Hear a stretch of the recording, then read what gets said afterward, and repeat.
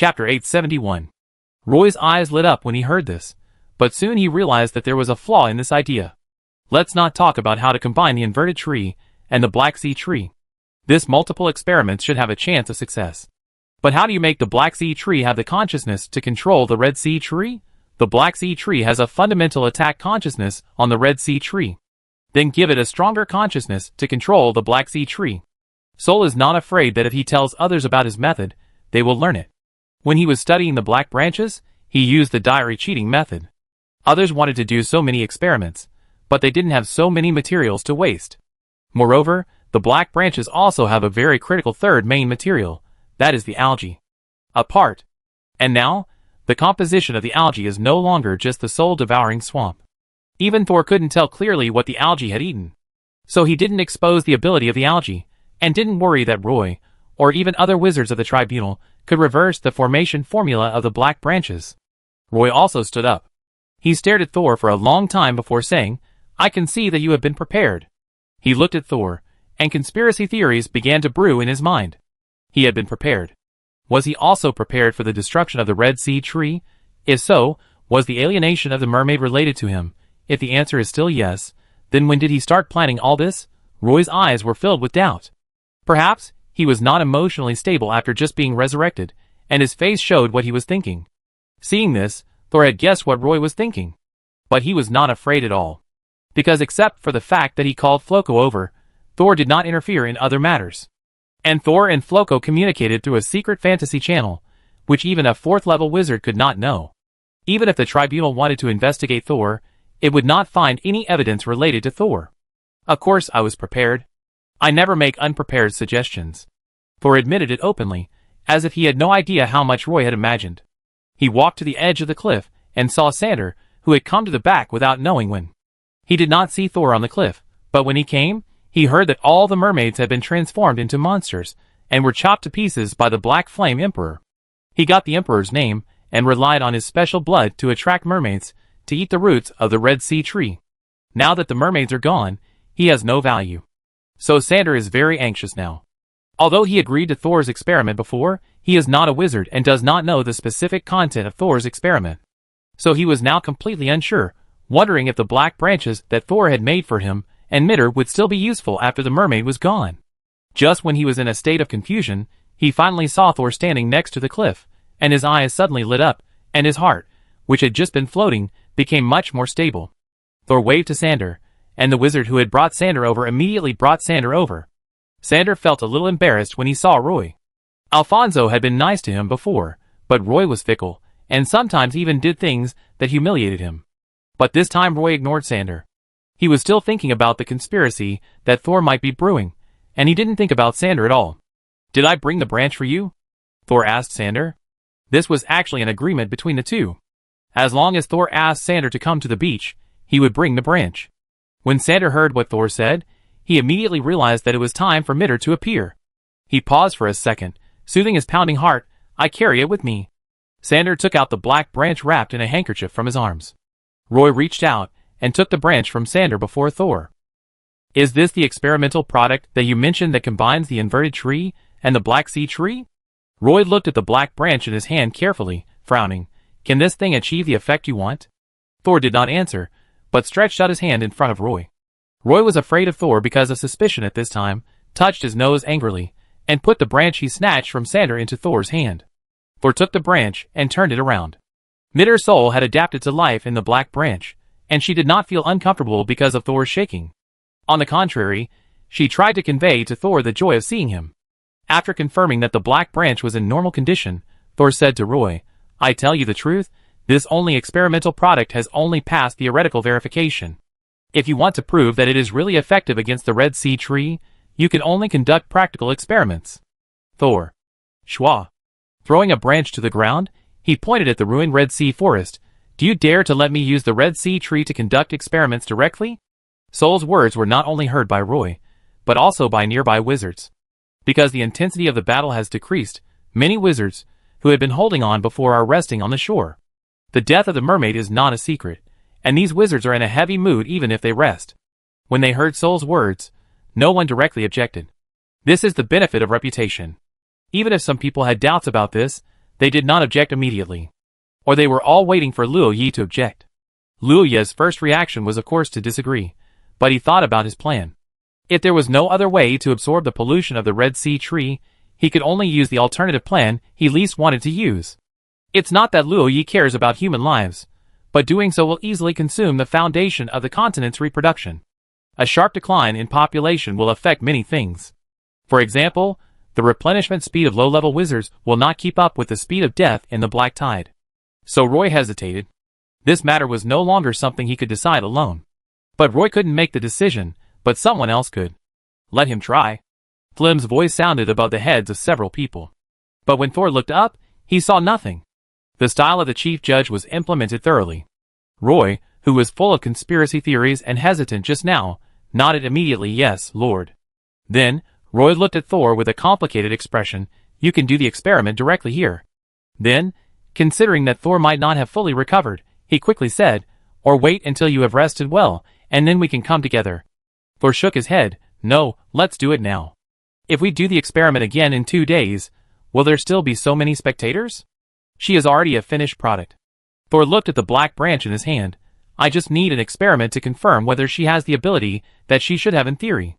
Afterwards, Thor did not delay any longer, and directly used his mental power to unlock the lock sealed on the black branch, and then aimed the branch at the center of the Red Sea forest and threw it out. Plop! The black branch did not touch any of the branches of the Red Sea tree. Or the Red Sea tree seemed to have its own consciousness, and took the initiative to avoid it.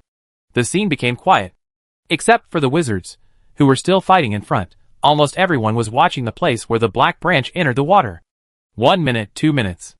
5 minutes, 10 minutes. Half an hour passed. Some wizard apprentices had secretly glanced at Thor on the cliff. Just when they were wondering if the experiment had failed from the beginning, a large number of bubbles suddenly emerged from the sea again. In the middle of the dense and boiling bubbles, a thick black branch with a diameter of 1 meter suddenly stretched out from under the sea and directly inserted into the trunk of an intact Red Sea tree. Chapter 872. A thick black branch stretched out from the deep sea and pierced directly into the trunk of a Red Sea tree.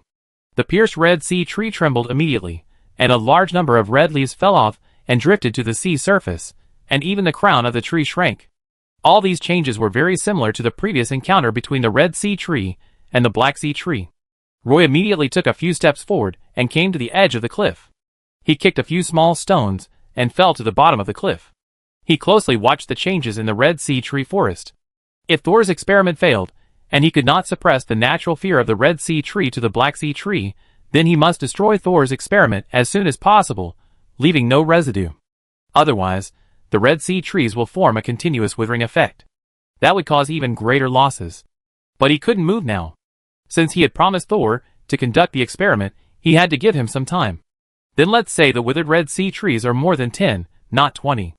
If the number exceeds this, destroy the Black Sea trees immediately. In his mind, Roy had redefined the black branches thrown by Thor as Black Sea trees.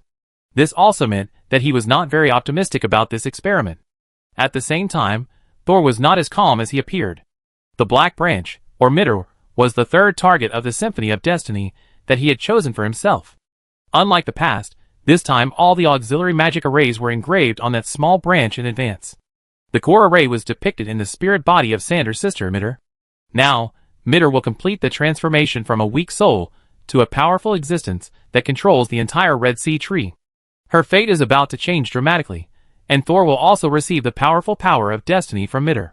Therefore, while Roy was staring at the Red Sea tree and preparing to humanely destroy Thor's experiment before the loss exceeded his bottom line, Thor also paid attention to Roy's movements. If this guy lost his temper, even if he turned hostile, Thor would suppress him first. As for the Lord of the Judgment Court, Thor could only hope that this guy would have more patience. After all, he couldn't beat the 4th level. In the tense and anxious atmosphere of everyone, the second black branch grew out of the water, and like the first one, it pierced the sharp end into the trunk of a complete Red Sea tree. Then more branches came out, and pierced more Red Sea trees. The number had already exceeded Roy's bottom line of 20, but Roy did not stop. He even carefully observed the Red Sea tree that was pierced at the beginning, walked to Thor with a serious face, and did not observe other Red Sea trees. How did you do it? Roy had discovered that although many Red Sea trees had lost a lot of leaves and looked much weaker after being pierced by black branches into the trunk, These Red Sea trees did not really begin to wither. It was like being beaten up, not having his neck cut. The vitality was still very strong, and he looked more honest. Thor did not answer Roy. Roy was not surprised, because he knew that Thor did not tell him the real secret of the black branches. But just because it cannot be seen for the time being does not mean that it will never be seen. Anyway, if Thor's Black Sea tree is successfully planted, it will stay in Nefert in the future. The Court of Arbitration has no shortage of high-level wizards, and even less of wizards, who can do research. If they choose a new thing, they will not be able to see the structure and formula for a while, but they will always make a breakthrough in the next few years, or even more than 10 years. As long as he leaves this thing in Nefert, and in the Court of Arbitration, he will always find a way to figure it out. Seeing that the Black Sea tree created by Thor did not make the Red Sea tree wither, Roy raised his hand to ask other wizards not to take action. More and more black branches appeared, spreading like vines to the surrounding Red Sea trees, more and more, and wider and wider. When the black branches had pierced the trunks of the Red Sea trees within a kilometer, a bulge appeared where the black branches fell into the sea. The bulge was also growing rapidly, and it seemed to be the crown of a large tree. New branches continued to grow from the crown, continuing to search for other nearby Red Sea trees that had not been touched. There were not many branches growing from the crown, and more branches grew from under the sea. From the sky, it seemed that there were a large number of fish swimming under the sea, and black shadows crisscrossed. In a place where no one was paying attention, a black branch that was spreading suddenly disappeared. The cross-section was clean and smooth, as if it had been cut directly with a knife. Flim played with a small piece of black branch in his hand. He had seen a lot of information from the cross-section of the branch, but there were still some key points that he could not see for the time being. Flim stood in the layered, dizzying dark corridor, looking at the image presented in the light ball in front of him. His eyes finally did not fall on the black branch that everyone was paying attention to, but on the face of the young wizard, who seemed to have a calm face. "Why do you know so much about the black tide?" Flim held his chin, his eyes dim and unclear, staring at Thor's face. "We can't let him go back, he has more value." Sol didn't know that the black branches he made were not as interesting as himself. At this time, Thor watched Mitter gradually gain a foothold in the sea, and his confidence in the success of this experiment became stronger and stronger. Suddenly, it seemed that some barrier was broken in the dark, and a large amount of destiny power surged from the world around him to himself. The third goal was accomplished, but at the same time, Thor felt that the power of destiny this time was more than he had expected before. He didn't care about others, and closed his eyes to feel the changes in his destiny line. This time, a lot of destiny power came not only from Mitter, but also from Floco, who also contributed a lot. Sol slowly opened his eyes, his expression calm. "Floco, this guy, has caused a lot of trouble this time, but it seems that he has gained a lot. At least the escape of the mermaid this time has also changed his destiny. I just don't know whether this change is good or bad for him." With the infusion of two forces of destiny, plus the long-term nourishment from Char, Thor feels that his spiritual body seems to be growing again. For wizards, the growth of magic power is easy, and there are many ways to do it. But it is very difficult to improve the spiritual body, and generally only when you are promoted will there be a qualitative change. And Thor's spiritual body is special because of the power of destiny, and the speed of strengthening is faster than magic. He raised his lips slightly, and was already thinking about the fourth goal. As Thor smiled, the Red Sea trees on the sea underwent new changes. They were no longer sluggish, but more energetic than before, and they also grew new red leaves. Roy could no longer hold back, and flew to a Red Sea tree to check the condition of the Red Sea tree. The tubers under the tree are getting smaller, and the stored pollution is transferred to the Black Sea tree along with the black branches?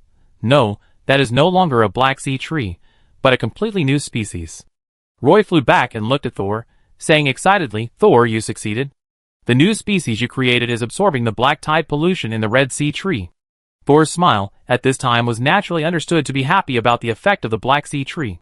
"Your black branches are already a new species, and it's time to give them a new number." "Ah, give them a name." Thor frowned. He was not good at this, but of course, he had to accept the naming rights himself, then call it Mitter. Chapter 873. Mitter? Roy thought of various names, such as Inverted Shadow and Black Sea Core, but Thor came up with a girl's name. "Well, this name comes from Alexandra's sister." Thor directly pulled out Sandra.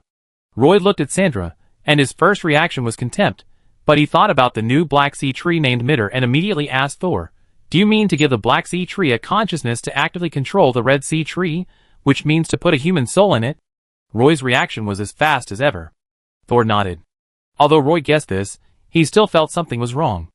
Even a wizard cannot stay in a non-human body for a long time, let alone a demonic creature similar to a plant. Are you sure that this Mitter will not change soon? Thor explained. Mitter died unexpectedly when she was a few years old, and her soul has been imprisoned at the bottom of Blue Water Bay. Under such circumstances, she can maintain her original will without confusion, which is enough to prove the specialness of her soul. Mitter's soul is similar to Kate's to a certain extent. And in terms of talent, Mitter is better than Kate, who is a second-level wizard. Because she has no knowledge of wizards, she survived purely by instinct. If she could have become a wizard, forget it, there is no need to think about what if. Roy was also thinking, and he immediately raised the next key question. Even if Mitter's soul will not be alienated in the new Black Sea tree, can the demonic creature with independent consciousness continue to absorb the black tide pollution as before? Ordinary souls definitely can't do that. But Mitter is different. Thor put his hand on Sander's shoulder again and pushed him forward, but Mitter and Sander are very close. They had already established a soul connection long before returning to the Nefert continent. So now Mitter only listens to Sander. Roy's eyes fell on Sander's slightly nervous face, and then shifted to Mitter's black branches that were still expanding on the sea. Now, Mitter. It has almost covered the defense zone where he is, and is consciously expanding to the left and right, but not to the deep sea. It is obvious that Mitter is controlling it autonomously. Roy is jealous. He is very clear about the efficiency of the Black Sea tree in dealing with Kuroshio pollution. If it weren't for that fatal flaw, he would never give up the Black Sea tree cultivation plan. But he didn't expect that after adding a soul, the combination of the Black Sea tree and the inverted tree could grow so big and cover such a wide area. If he could control Mitter. But Mitter is still in the growth stage, so other plans can be made after it stabilizes. Roy looked at Sander again, this time with less scrutiny and more attention. He suddenly smiled and took the initiative to talk to Sander. It seems that Her Majesty Alexandra has surprised us again. Sander suppressed his inner uneasiness. He knew that if he wanted to rely on Mitter to return to the power core of Yongya, he could not always rely on Thor. Whether he, who has a spiritual connection with Mitter, will get the real power of the Eternal Night royal family, or become a nominal puppet again, depends on his performance in the future. Although Roy was talking to Sander, the other wizards were still looking at Mitter in the sea. At this time, Mitter's expansion speed had slowed down. After emerging from the sea, its main trunk did not grow into a towering tree, and its height was even lower than the surrounding Red Sea trees. But its branches spread very widely, and from a distance it looked like a big net, covering all the nearby Red Sea trees. Other wizards have been monitoring Mitter. If anything unusual happens, they will immediately take action to control the new Black Sea tree and protect the remaining Red Sea trees. But until now, no problems have occurred, and their focus has become, can this Black Sea tree only grow this big? One of the wizards stared at Mitter's trunk crown for a long time, and suddenly said, "Why do I feel that this is not the crown?" The wizard next to him stared at the black branches in the sea without blinking. If it's not the crown, what is it? It looks more like a tree root. His. It does look like a tree, only with roots, no branches or leaves. The two wizards didn't know that the material of Mitter included the inverted tree, but they discovered the essence of some things through careful observation. Seeing that Mitter had stopped growing, Thor prepared to return to the temporary palace first. Cultivating Mitter is not a one-time thing. It may take her several years, or even decades to expand her influence on the Red Sea trees little by little. How to speed up this process, and how to deal with other Red Sea trees that have not had Mitter to absorb and treat pollution during this period, still need to be studied carefully. Of course, Thor could only provide a general idea, and the specific work to be done later would be handed over to the tribunal, and he could not stay in Nefert for a long time. Now the reason why the tribunal invited him here has disappeared, and the third goal of the Symphony of Fate that Thor wanted to create has been achieved. He needs to think carefully about how to say that he wants to return to the borderlands. As he thought about it, Thor yawned involuntarily. He went over to interrupt the conversation between Roy and Sander. "I'm going back first, and I leave the follow-up observation to you. And, Stuart, you should know what happened. I haven't found any trace of him. Stuart may have died as the diary warned, but with Roy's example, as long as Stuart's soul and consciousness are still there, he may be resurrected. And the Black Flame Emperor Alo may have asked Thor to find Stuart's soul. Roy did not refuse. I was fighting just now, and couldn't focus on the search. Now I will send people to the sea." Roy continued to look for Stuart, and Thor did not perfunctorily fulfill his promise to the Black Flame Emperor. After handing over the work in his hands, Thor did not care about other people's thoughts and teleported directly back to the Eternal Night Palace, the temporary palace where he had been living.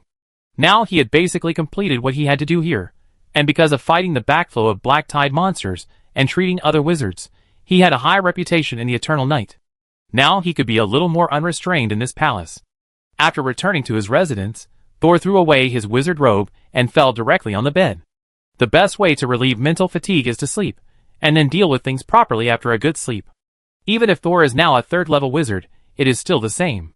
Maybe when he reaches the 4th level, his life form will be fundamentally different from that of humans, and he can completely give up normal sleep. Thor slept very deeply, and comfortably this time. Everyone tacitly did not disturb him. After an unknown amount of time, Thor opened his eyes, and was suddenly shocked. Why is he lying on the floor of a long corridor? Chapter 874. Thor got up from the ground and found that nothing was missing from his body. The storage device was still there, and no one had touched the things inside. It was as if he had just sleepwalked and came to this strange place. He walked to the wall and reached out to touch it. It felt cold and real. It looked like an ordinary, painted brick wall. But when Thor used his mental power to explore, he found that his mental power was bounced back. When he used magic power to test it, the magic power was absorbed by the wall and could not be returned. What a domineering wall! Thor did not attack the wall in front of him rashly, but looked for a way out along the corridor. The corridor here has a right-angle turn at the end, and then walks the same distance, and then another right-angle turn. After turning 4 corners, Thor actually returned to the original starting point. A square corridor, no entrance, no exit. The wall isolates the mental detection and magic power. Only the owner of this place can enter and exit at will. I should be brought in by teleportation witchcraft. It was Flem. Without thinking too much, Thor had already guessed the culprit who brought him here. Lord Flem, you brought me here on purpose. Is there something you want to tell me? The other party finally didn't play dumb with Thor. The voice echoed in the corridor. The source could not be distinguished, like an echo. You stay here first. Thor frowned. What's the difference between staying here and staying in the Eternal Night Palace? I won't wander around. Besides, I still have a lot of experiments to do. Over at the Red Sea, Midor has just been planted, and it will take care of it carefully in the future. You don't want to imprison me here, do you? However, Flem did not respond to Thor. Thor sighed. If the other party did not attack, he would not even have the chance to counter.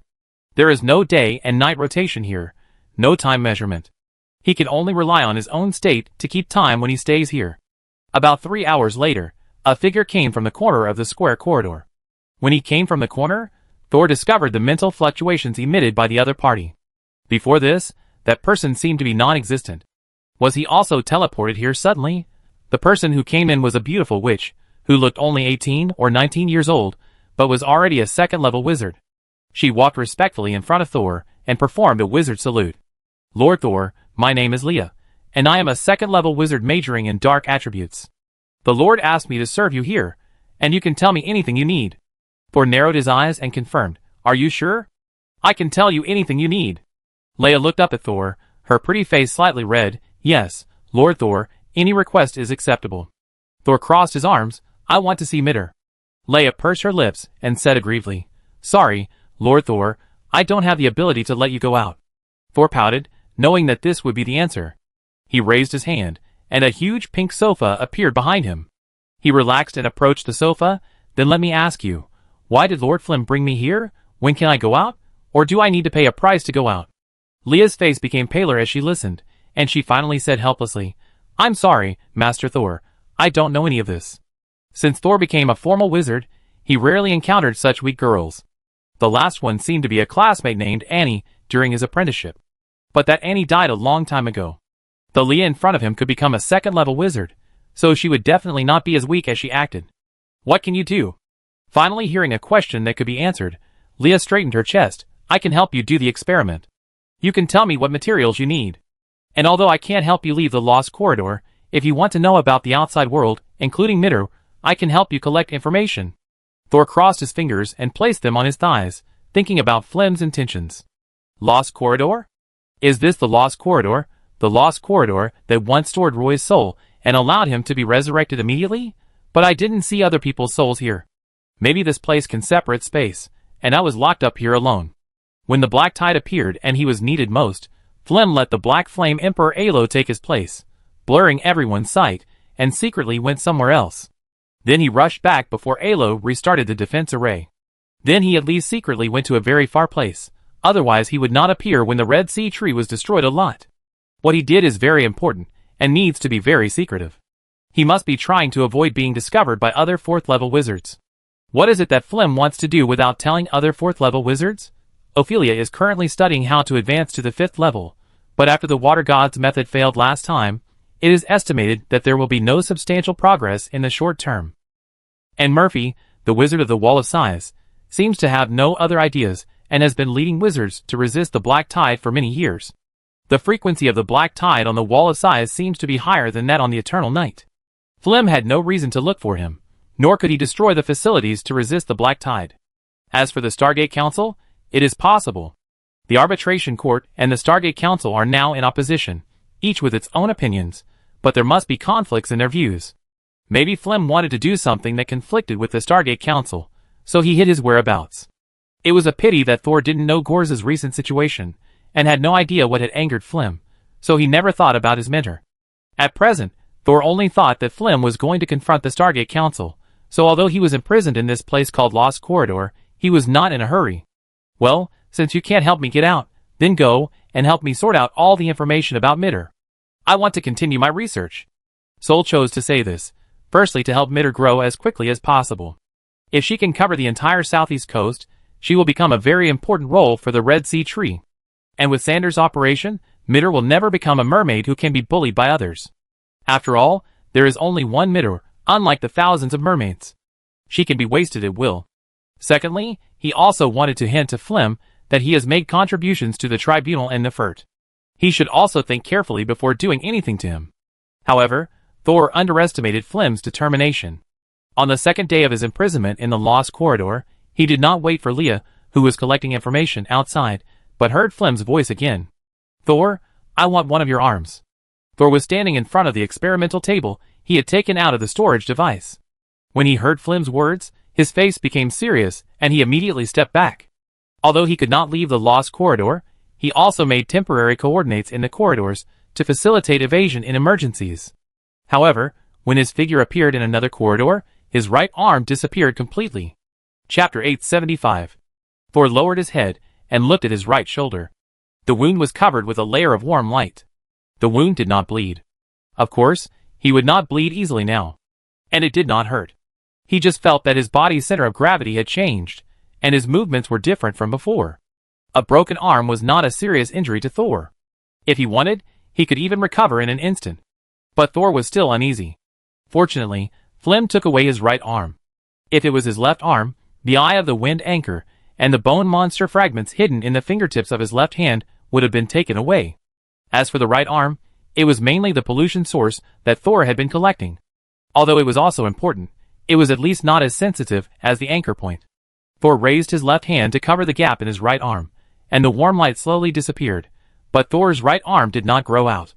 Thor put his hand down, and the wound was covered with a new layer of skin. There was no way to replenish magic here, so Thor simply gave up repairing his body. There was a calm attitude that since you bully me, I will keep the evidence of your bullying. Let everyone see how the Court of Arbitration treats its guests. When Leah turned the corner of the corridor again and saw Thor, she found that the wizard in front of her was missing an arm. Leah was shocked. Her eyes suddenly turned red, and she ran to Thor. Lord Thor, your arm you. Thor turned his head and said expressionlessly, Your Lord Flem borrowed it for use, and I guess he won't return it to me. After saying that, he turned back to his laboratory table, and looked at the scattered fragments of witchcraft circles on it and thought. Leah clenched her hands, but she couldn't influence Flem's decision. She was sent to the Lost Corridor to serve Thor because of her natural beauty and her own initiative. When Thor helped the wizards clean up the black tide pollution on the coastline, she was actually one of them. It was just that she was in a mess in the battle, and her face was completely destroyed after being polluted, and her body was festering.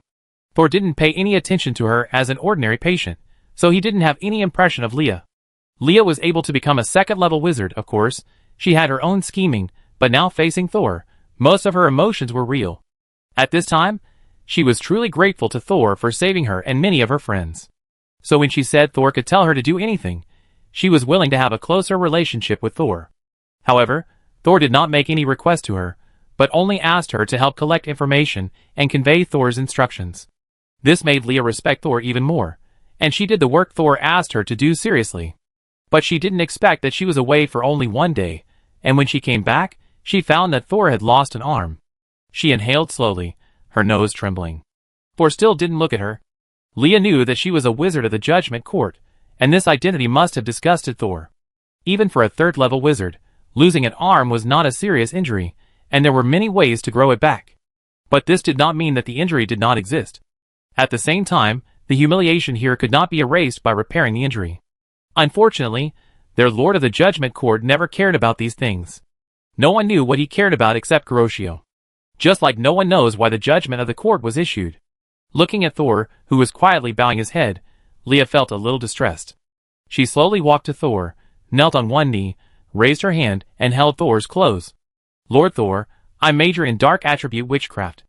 If you need to replenish magic power or other things, you can take it from me. Sol turned his head and glanced at Leah. Is it okay to borrow without returning? Leon nodded and said, I am here to serve you.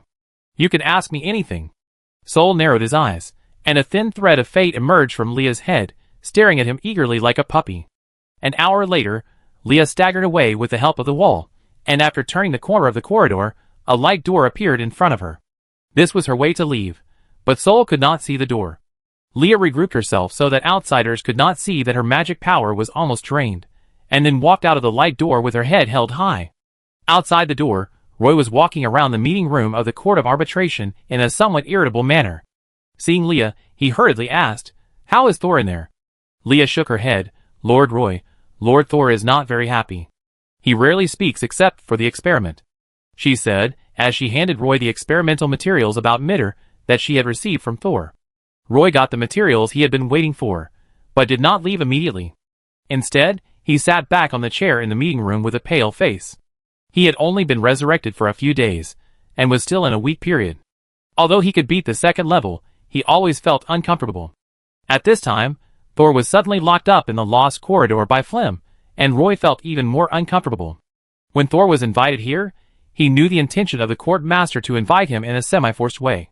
It was to prevent Dr. Thor, who was very good at treating pollution, from being called by Gorza to treat people and let them survive, ruining the court master's plan. But since Thor came to Eternal Night, he has been very obedient, cooperating with him and Alfonso in experiments, and even saved so many people when the black tide came. Of course, Thor's greatest achievement now is to plant a new Black Sea tree Mitter in the Red Sea. Although Roy was a little unhappy that Mitter's control fell into the hands of an ordinary person like Sander, he was more happy that the Red Sea tree he had cultivated for decades could continue to survive. After Thor came here, one thing after another, Roy gradually changed his superficial enthusiasm for him into recognition. In the end, he even regarded him as his own. But now? Roy sighed. Alfonso was his good friend, a real friend, but his behavior would endanger Nefert, so Roy reported it to Flem as soon as he found out. In the end, the two made a plan to let Alfonso gather all the atavistic mermaids to escape, and then they would catch them all in one fell swoop. Later, even though he knew that Alfonso died to atone for his sins, Roy felt sad but had no regrets. But now everything Thor did helped the tribunal to some extent. Although Roy suspected whether it was a conspiracy theory at the time, he soon realized that Thor, a third-level wizard, really did not have the ability to create a mermaid mutant. In the end, Roy could only regard the unknown fourth-level wizard who killed him as Alfonso's trump card to help the mermaid escape, and no longer thought about Thor. Therefore, Roy felt it was difficult. Leah saw that Roy obviously did not agree with Lord Flem's behavior of imprisoning Thor, and whispered, Lord Roy, if you always pass on information like this, there may be omissions in the process. Will it affect Mitter's growth? Roy stood up, holding the information that Leah had just handed over. I will persuade the Lord. In fact, even if you don't want to let people go back, there is no need to lock them up in the lost corridor. After speaking, Roy strode out of the conference room, while Leah stayed there thinking about how to help Thor leave the prison. Chapter 876. While the people outside were thinking about how to help Thor leave the lost corridor, Thor did not relax. After reading Mitter's growth report, he wandered around the lost corridor again. Hiding in the prison, waiting for Flem to release him, or waiting for others to save him was not Thor's character. Although Thor had walked around this square lost corridor several times on the first day he came in, and did not find anything. But today he planned to take a good look around. Since the Lost Corridor can absorb magic power and isolate spiritual power, it means that this is indeed a place to store souls. Roy's soul is here. So are there other people's souls here? Thor wants to look for some natives and collect more information here, so that he can make a plan to leave. Thor walked back and forth in the square corridor for more than 10 times, and did not find a gap for spiritual power to escape. Recalling that Leah always appeared at a corner, he also came to a corner. The walls of the two passages formed a right angle here. But even if this right angle is so sharp that there is no gap, it is the junction of the two walls. Maybe the way out is here. Thor narrowed his eyes, and a thin line invisible to others stretched out from his fingertips, and then touched the wall of the Lost Corridor. The material composition of the wall of the Lost Corridor could not be seen. It felt smooth to the touch, as if the powder was evenly applied on the masonry wall. But after Thor's extended destiny line touched the wall, it immediately sank into it without being blocked or rebounded at all. However, after the fate line entered the wall, it was also a void. The line segment could not detect anything, just like entering the ocean, with undercurrents surging. Even if you want to move forward straight, you can't do it, you can only go with the flow. The first day's attempt ended when Leah came in to deliver the experimental data. But Thor was not discouraged. After Leah told Thor about Mitter's situation outside, she did not leave in a hurry, but knelt on one knee on the ground, trying to provide Thor with magic again. But Thor waved his left hand, and asked her to get up. I don't need magic now. Thor waited until Leah stood up before saying, I can't stay here forever. Can you help me ask why I was locked up here? Leah actually got some information, but her position in the tribunal was not high, so she could not get access to more confidential information, and she could only rely on her own guesses for many things. Lord Thor, I heard that Lord Flem went to find the Black Flame Emperor immediately after the Black Tide passed, and the two seemed to have quarreled again. But no one knew why they quarreled. Could it be related to you? Thinking of the Black Flame Emperor, Thor's heart moved, as Wizard Stuart appeared. Stuart's disappearance was a secret among the top leaders of the Judgment Court. Until the Black Tide monster was completely eliminated, most people did not know that it was Stuart who disguised himself as the Black Flame Emperor at sea. However, if the other party is not dead and has been found, he should appear in front of people now. Even if he is dead, as long as the complete soul can be found, Wizard Alo, as a 4th level wizard, should be able to resurrect Stuart like Flem resurrected Roy. No, Wizard Stuart has not appeared since the Black Tide appeared. Leah shook her head. She didn't understand why Thor mentioned Stuart. Stuart hasn't appeared yet, which means he hasn't been found yet. The Black Flame Emperor and Flem should be arguing about this matter. After all, it was probably Flem's idea to let Stuart pretend to be Alo. So could he get some inside information from Emperor Alo? Sol glanced at Leah. It is too difficult and too conspicuous for Leah to contact Emperor Alo. After all, Leah is the only wizard who can contact Thor directly. Her every move will be monitored. Thor needs a more secretive way to find out about Flem. The fantasy channel cannot be connected because Thor is in a place where his mental power is blocked. Then we must create an opportunity to leave here, even if it is only a short opportunity. Thinking of this, Thor told Leah, Can you see Roy? Leah nodded. Lord Roy is often in the Red Sea. Most of the experimental data you asked for about Mitter were given to me by Lord Roy. Okay, go tell Roy that no matter what, please ask Lord Flem what he needs me to do before he lets me go. Leah nodded, looking at Thor's empty right arm, feeling a little distressed. Lord, why don't you just absorb the magic power in my body? There are no elemental particles here, so it will be troublesome for you to do some experiments. Thor still refused her. I just need to analyze some data for now, and my current magic reserve is enough. If possible, you can bring me some metal arrays and magic crystals next time. Leah nodded and left reluctantly. After Leah left, Thor took out a small metal nameplate. It was the magic array on the soul-fixing needle he got from Sander. Before, in order to deal with the Black Tide and transform the Black Branch that Mitter attached to, he had not continued to study the magic array on the soul-fixing needle for a long time. But now, he took out the nameplate with part of the magic circle engraved on it again, and spent most of his time and energy here. The next day, after enough rest, Thor started exploring again. The fate line entered the Lost Corridor, and once again, it was like a fish in the sea, not knowing where to go. However, this time, Thor controlled the fate line more freely, and tried to guide it to explore farther. Now the world perceived by the fate line has not changed, but Thor believes that as long as he looks more, he will definitely find something abnormal. That might be where Thor made his breakthrough. After all, This is just a lost corridor of a 4th level wizard, and it is not perfect. Finally, after exploring for an unknown period of time, Thor finally felt a trace of abnormal fluctuations. He quickly controlled the fate line to swim towards the abnormal movement. Just as Thor was trying to find a way to leave the lost corridor, Flem was in another identical corridor, listening to a report from a wizard subordinate. Gorza wizard failed to advance to the 4th level. There was joy in the voice of his subordinate. But Flem was still a warm-colored light ball without expression. It's normal to fail once, when you are promoted from level 3 to level 4. Flem's voice was also calm, but he was not angry at this time, which actually meant that he was in a good mood. Ever since Flem was forced to give up the plan to kill Gorza because of the backflow of the black tide monster attracted by the mermaid mutant, he has been in a bad mood. Now things are finally not developing in the worst direction.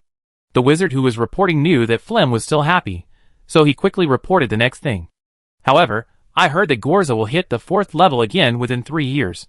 Because it is said that the next black tide from the Wall of Sighs will come in 3 years. Flem was silent for a moment, then said, "Tell Wizard Murphy that according to the last agreement, let Gorza leave the Wall of Sighs for a while." "Yes." The wizard in charge of reporting bowed his head deeply. Chapter 877. Is this Stuart's soul? Soul was shocked. Just now, he spent a lot of energy and finally made his fate line close to the place where the abnormal fluctuations were emitted. The front end of the fate line entered a new square corridor. Although there are no eyes, from the perception received, it is exactly the same as the lost corridor where Soul is now. Even the length of each corridor is no different. The fate line just stopped here for a moment, and then it felt a familiar soul, or a familiar force of fate approaching itself. He waited for a while, and found that the person who came was someone he knew. Stuart? Thor was a little surprised, and almost couldn't hold on to his already thin fate line. Why is Stuart's soul here? Thor crossed his fate line with the other party, and found that it was indeed a familiar smell. If Stuart is like Roy, leaving his soul here with Flem, then why hasn't Flem resurrected him yet?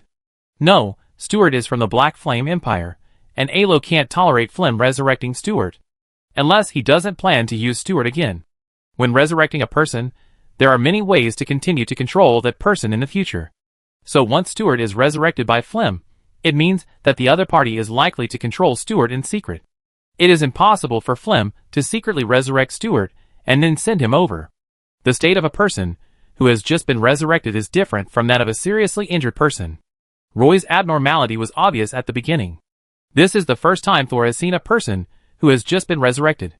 Next time, he will be able to recognize the state of a person who has just been resurrected. Flem had found Stuart's soul, but he didn't give it to Alo to revive him. He must be hiding something from Alo. The hidden dangers inside the tribunal can also be used. Such a huge organization can't be a solid block. Thor is now trapped in this iron cage, and can only look for cracks in it. Thor tried to attract Stuart's attention, but found that he didn't respond. He wandered in the square corridor, like a confused zombie. Stuart is not in a good state. When Soul discovered this, his fate line finally couldn't hold on, and he could only slowly retreat from the other side. He lay down on his soft pink sofa with some exhaustion, looking at the deep space above the corridor without a ceiling. Stuart seems to have been forcibly plundered of his consciousness. Why did Flem treat Stuart like this? Soul's hand kept knocking on the armrest of the sofa. Will Flem also plunder my consciousness? If this really happened, Soul could only use the diary to avoid Flem's exploration of his spiritual world for the time being. As for using the consciousness platform to fight back against Flem, he had never thought about it. Even Ophelia, the weakest of the 4 levels, could easily leave Thor's consciousness platform, so Flem would not be affected. That would make it easier for Thor to expose his secrets. However, Thor could use the diary to cover his secrets. Thinking of this, Thor immediately began to prepare. Although he found a useless Stuart, he also let Thor know where to guard against Flem, so it was not a complete loss. While Thor was still planning to leave the Lost Corridor, in the far north of the state continent, outside the Wall of Sighs, the 4th level wizard Murphy teleported to a remote and secluded wizard tower.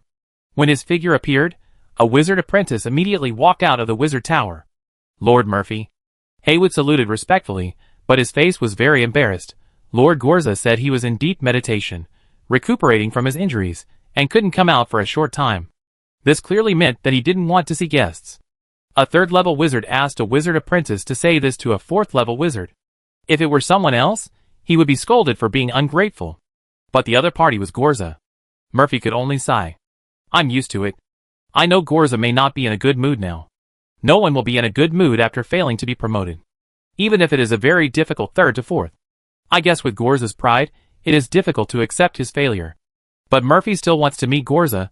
Tell your master that Thor is now imprisoned by the judgment court, and the other party is likely to come for him. Haywood looked up in astonishment, meeting Murphy's calm eyes with emotion. Thor.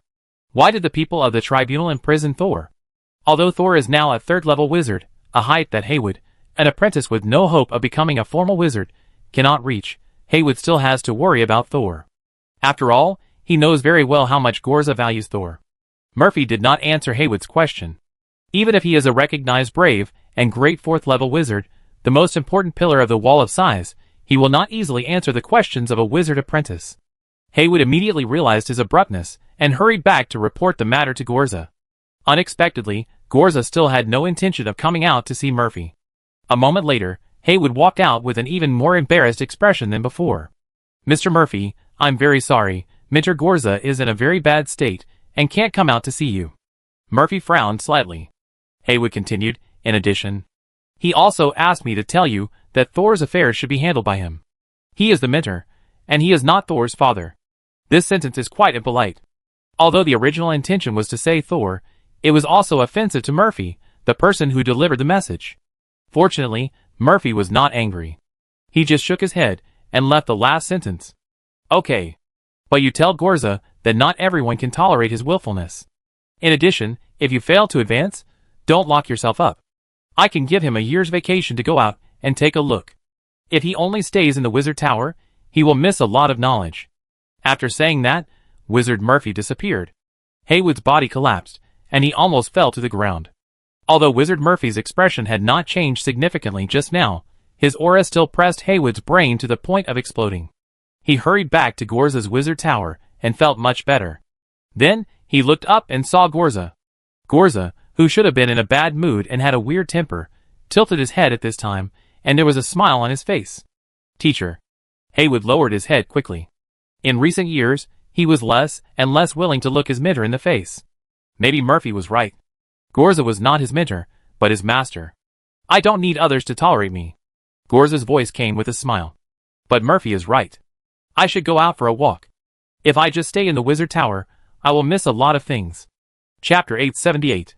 After leaving the Wizard Tower in Gorza, Wizard Murphy appeared at the top of the Wall of Size. Lord Murphy. Lord Murphy. The passing patrol wizards saluted Murphy respectfully. They saluted eagerly and sincerely, looking at this great wizard, who had selflessly dedicated hundreds of years to the state continent. Wizard Murphy did not establish a wizard force like Flem and Alec, but always led the wizards to resist the Black Tide. This is how the stability of the state continent has been protected for so many years. So no matter which faction the wizards belonged to, they were very respectful to Murphy. Murphy ignored these wizards, and just looked at the sea in the distance quietly. A round of Black Tide just passed, and many wizards died in the Wall of Size, but fortunately the intensity of this Black Tide was not high, and their losses were still within an acceptable range. The current low-level wizards grow too slowly. Some people were discussing in the distance. They did not see Murphy, but Murphy could hear their voices clearly. Another wizard tower has been vacated. But no new third-level wizards have come to report. In my opinion, we should implement the Ascending Channel Law again. Let those wizards, who have been unable to be promoted, stop wasting our resources. We should force those who have not been promoted to third-level apprentices before the age of 30, and those who have not been promoted to formal wizards before the age of 50, to become the cornerstones of the Wall of Size. The cornerstone is just a nicer name for cannon fodder. The person who said this was a first-level wizard. If he was a second-level wizard, he should have added a sentence like, if I can't become a second-level wizard before a certain age. Murphy chuckled and shook his head. They are all very willful guys. He looked at the sea, where a few ugly and weird birds were flying over the sea, ready to pick up some mincemeat for dinner. Why can't I be willful? Murphy murmured. Gorza didn't stay in the Wall of Size for long. After hearing Murphy's suggestion, he left alone. The only thing that was conscientious was probably to bring the Haywood siblings back to the interior of the Wall of Size, to prevent them from dying in the monster invasion. The wizards of the Wall of Size looked at Gorza's back, not knowing where he was going, but Gorza said before he left that he would come back within 3 years, and would participate in the next Black Tide attack as scheduled. It was also because of his promise that no one came forward to stop Gorza from leaving. The wizards of the Wall of Sighs didn't know where Gorza would go, but some people knew very well. Murphy is the insider. 2 days ago, Gorza received a letter. Although Murphy had not read the letter, he knew the content of the letter. Saul put away the parchment and looked at the metal nameplate on the laboratory table again. He had just analyzed part of the witchcraft array of the soul-fixing needle and had a certain understanding of the working mode of the soul-fixing needle. This method can indeed help people pull back from the edge of alienation. However, it is too overbearing to use, and it is estimated that it will make people crazy for a while. Whether he can be rescued later depends on the strength of his spiritual body. Suddenly, a wave of spiritual power came from the corner of the corridor without any cover. The wave was domineering, powerful, and extremely aggressive. Soul immediately put away all the metal nameplates in his hand and stood up. Master Flim? After half a month, Thor finally saw the culprit who locked him up. The other party was not a ball of warm yellow light at this time, but a middle-aged man with skin so white that he looked like a dead person. He was tall and expressionless, with long blonde hair softly plastered on his face. He looked like a rigid, serious noble lord. He walked up to Thor and said bluntly, "How did you seal the Eye of the Storm?" "The ice lock magic to seal the Eye of the Storm should have been submitted to you. The ice lock can seal the Eye of the Storm, but it cannot save those who have been infected by the black tide. You were overflowing with black tide at the beginning, and the Eye of the Storm must be in your body. How did you survive?" Many wizards at the scene did see this incident, but no one pursued it afterwards. After all, Thor had already become a third-level wizard by himself, and he didn't owe the other two forces any favors, and he even saved other wizards. And because the 3 third-level wizards, the Flame Lord, the Wind Demon, and the Dream Maker, disappeared one after another, Thor was the top strength in the land of no man, and no one dared to say anything. But this doesn't mean that Flem didn't pay attention to this matter. Thor also understood that the other party had locked him up here for such a long time to demonstrate, to ask the current question, and Thor would not think that he could just fool around. But today, Flem didn't even have the patience to listen to Thor's explanation. "You don't have to tell me, I see for myself." He grabbed Thor's left arm, which made Thor, who only had one arm left, feel nervous. But he didn't take Thor's arm away. Instead, his figure flashed, and the entire square corridor suddenly turned into a flat piece of paper, and then began to fold diagonally. Thor and Flem in the corridor seemed to have turned into paper people, and were folded in. Thor naturally couldn't see what the outside world had become. In his perception, the world seemed to lose its light in an instant. When he opened his eyes again, he and Flem were already standing in the air above the turbulent sea. At this time, Flem turned into a warm yellow light ball again, and Thor was in the middle of the light ball, like a small insect trapped in amber. The two appeared above the sea, and then continued to move southeast. The light ball looked round, but it was flying very fast. Empty islands and monsters, whose original forms could not be seen, flashed by Thor's feet. Thor had never been here, but the smell of the black tide in the seawater here was much stronger than that on the coast of Nephrite. The seawater was also dark blue, with a few shadows in the dark blue. Thor calculated the distance and time, and realized that he had already gone deep into the ocean. Thinking about what Flem had just said, he was afraid that the other party was looking for a black tide to test his ability. But even Thor couldn't help but feel panic in his heart with such a test. It would be fine if Flem threw him into an ordinary black tide. At worst, he would exhaust his mental strength and magic power, absorb the pollution around him, and then crawl out. But if Flem threw him into the eye of the abyss, Soul looked at the warm light ball that surrounded him, and tested the magic power on it. It was as vast as the sea. Thor's magic power penetrated into it, and it seemed to be bottomless. Soul sighed in his heart, and withdrew the magic power he was trying. "You are worthy of being a 4th-level wizard." Soul is only a 3rd-level wizard now. Although his mental strength has greatly increased, and his magic power has become purer because of the achievement of the goals of the 3 Fate Symphonies, he is still like a small sailboat on the sea compared to Flem, who has been a 4th-level wizard for hundreds of years. After all, Flem didn't throw Thor to the eye of the abyss. The situation there was complicated and dangerous, and even he rarely went there. And now he still felt that Thor was useful, but he had to make sure whether his ability could only protect himself or the entire continent. If he could find a way to eradicate the eye of the abyss. Flem looked down at Thor, even if this little guy had Gorza and Aura behind him. He didn't care. Chapter 879. Flem did not throw Thor directly into the eye of the abyss, but he did not intend to let Thor deal with this test easily. He took Thor to the depths of the sea where no one would normally approach, and even if he looked up, he could see the obvious depression on the horizon. That's the eye of the abyss, Flem told Thor. Thor laughed dryly. You are not going to throw me there. You are still useful now, if you are useless. I just throw you there. After Flem finished speaking, the warm yellow light ball exploded like a punctured balloon. Thor immediately began to fall freely. Before he could start to use his magic power, he felt as if his spirit body was burned by something. He had no time to resist at all, and the whole person fell into the sea with a plop. The sea here is close to the eye of the abyss. Although the actual distance is still far, the pollution concentration in the water is much higher than when the Red Sea was invaded by the black tide. It was even more terrifying than the black tide that came out of the eye of the storm that Thor had encountered before. The only good news was that there were no anchors in the seawater. So Thor's clothes were corroded almost instantly when they came into contact with the seawater. The defensive magic circle engraved on the robe before was like paper, and it quickly melted away. A large amount of pollution rushed up like a pack of wolves seeing a sheep, and then went into Thor's body along every pore of his skin, every inch of muscle, destroying, polluting, and alienating. Thor suddenly opened his eyes in the water, and his two eyeballs immediately dissolved. He closed his mouth tightly, but it was no use. His lips made of flesh and blood were also melting rapidly, revealing a row of creepy teeth. Soon, Thor's skin, flesh and internal organs disappeared, leaving only a dark skeleton, sinking to the bottom of the sea. Flem could still sense everything Thor had suffered through the seriously polluted seawater. He watched Thor turn into a skeleton without a right arm, falling down in silence, and still not making a move. If Thor could only do this, if he died here, Flem would not think it was a pity. Thor was originally prepared to deal with the pollution in the sea. But who knew that before Flem threw him in, he directly destroyed his preparation, determined to see how he would save himself after being polluted. Thor, who failed to defend himself in the first time, was naturally corroded by the terrible black tide pollution and turned into a skeleton. Fortunately, this was not the first time he turned into this form. Although his spirit body was shaking violently and magic power was running uncontrollably in his body, he could still feel that his consciousness was still awake. Just being conscious does not mean the pain has not been reduced at all. Thor endured the pain of his spirit body being pressed and rubbed on a nail board, and began to stabilize his mental power little by little.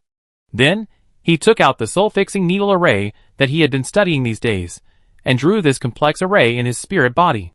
Thor has not yet fully analyzed this complex array, but he has peeled off a simple prototype from it. Although it is not as good as the original soul-fixing needle array, it is also somewhat effective. But now Thor's magic power cannot be directly exported. The magic crystal originally embedded on the metal nameplate melted as soon as it came into contact with the seawater. Thor's self-rescue plan was blocked, but he did not panic. He raised his hand and took out another thing from the storage device. It was the tears he got from the mermaid Pearl.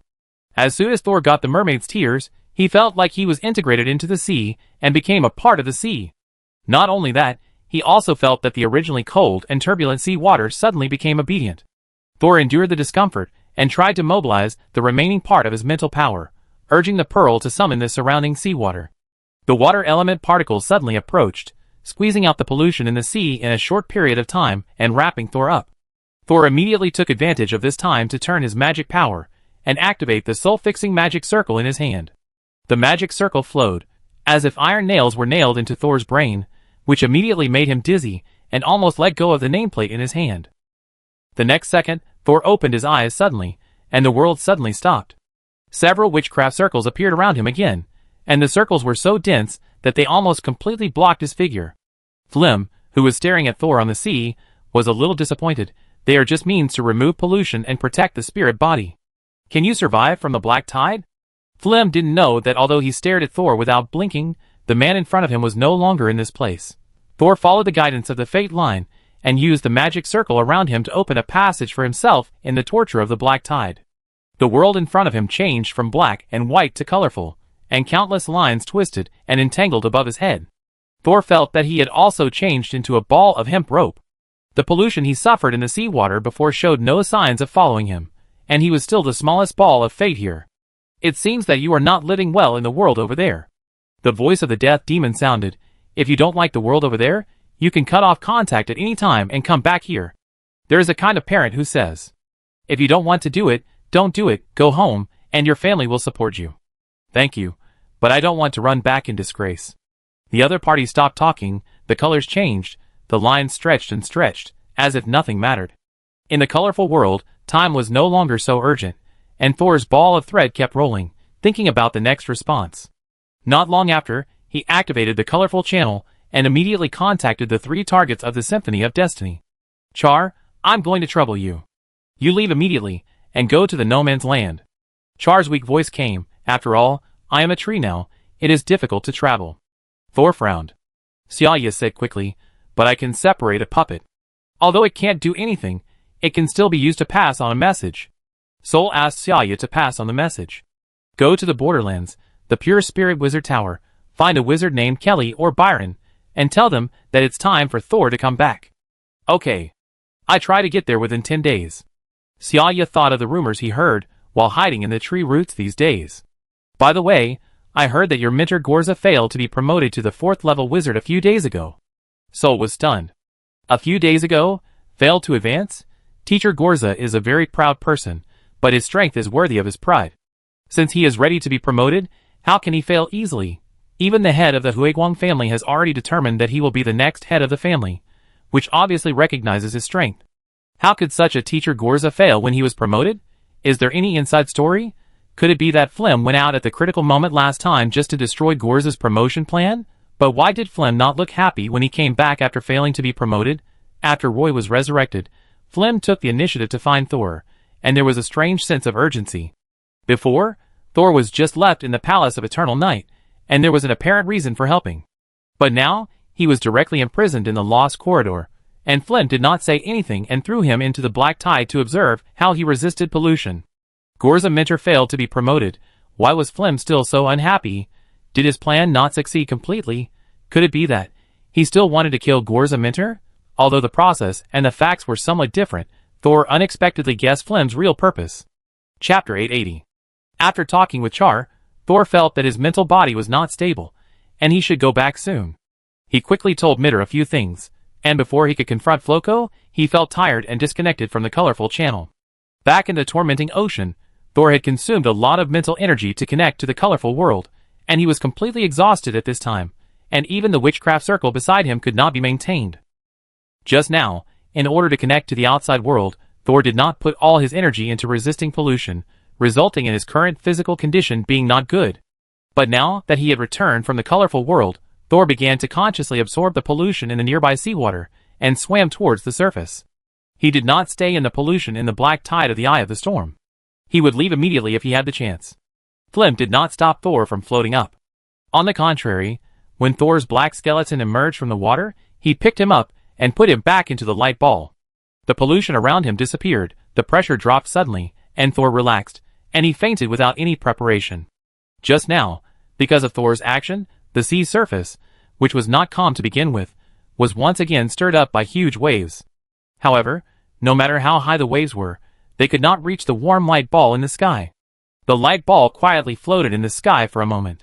The special transformation of the witch body can transfer pollution freely, relying on the spiritual body far superior to ordinary people to resist the spiritual influence brought by pollution.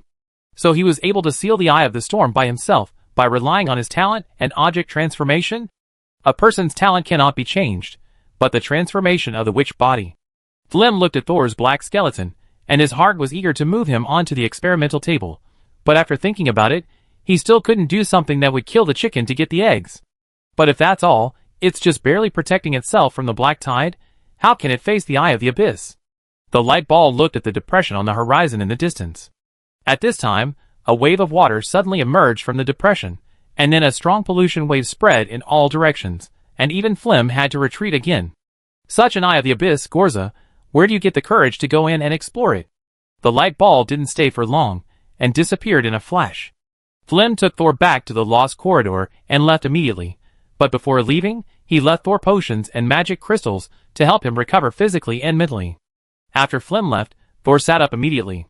He just fainted for a short while and woke up quickly, but he was still imprisoned by Flem, and was too lazy to wake up.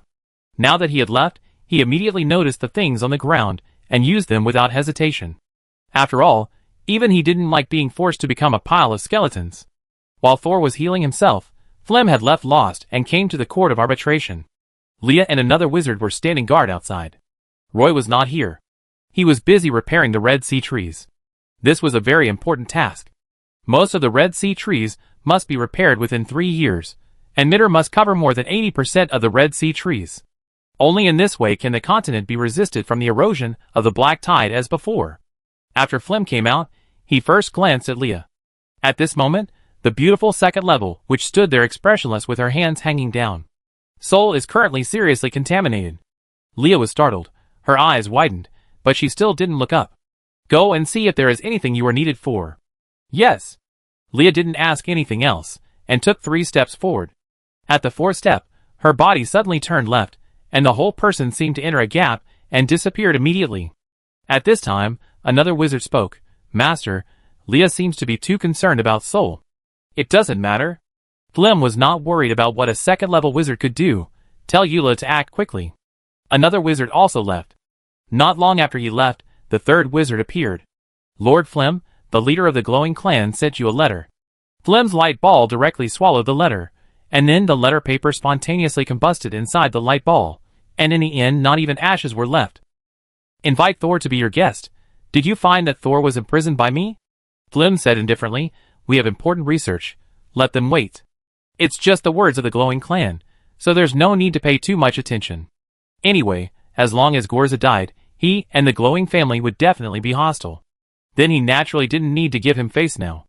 Of course, if Gorza didn't die, or even promoted to the 4th level later, Flem would have a headache.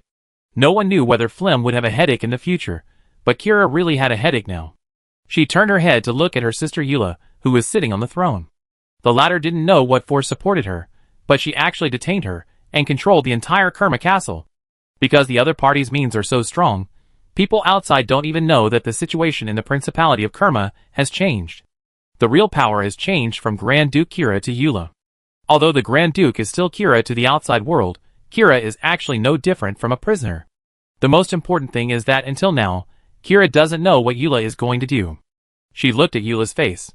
It was obviously a face she was very familiar with, but Kira didn't think that the other party was her sister. Although Gorza said she was, she also said she was. But Kira always felt something was wrong. Her sister Eula should have been keen on all kinds of knowledge, especially studying dark attributes and soul-related knowledge.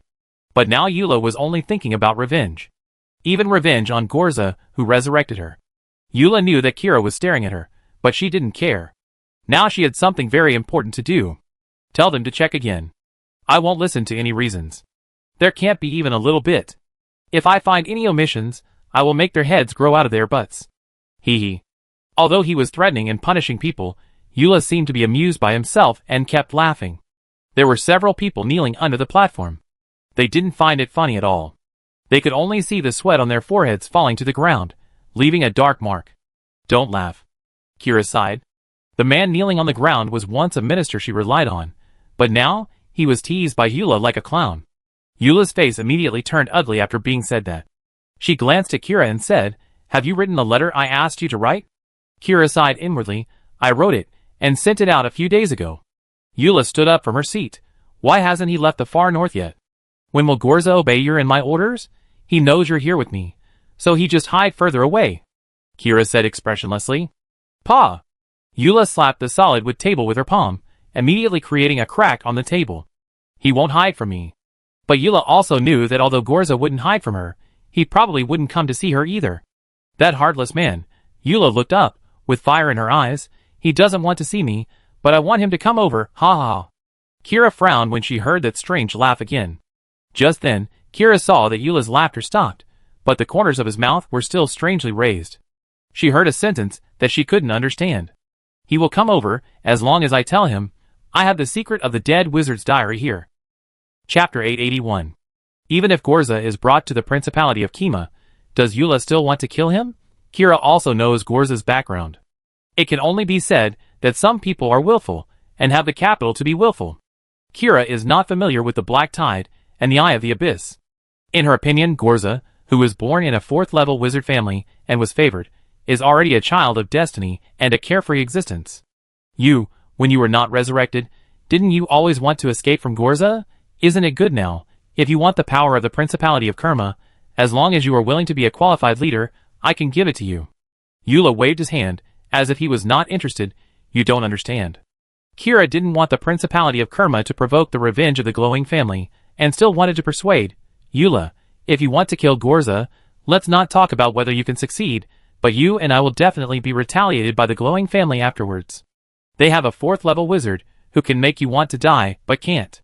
Eula glanced at Kira. You know nothing, you have no right to speak. She raised her hand to seal Kira's mouth, making her upper and lower lips grow together. Glow now has no energy to take care of Gorza. This is my only chance. As for Gorza, I won't kill him. I will make him my pet, and then he will live by my face forever. What do you say? Kira's eyes widened.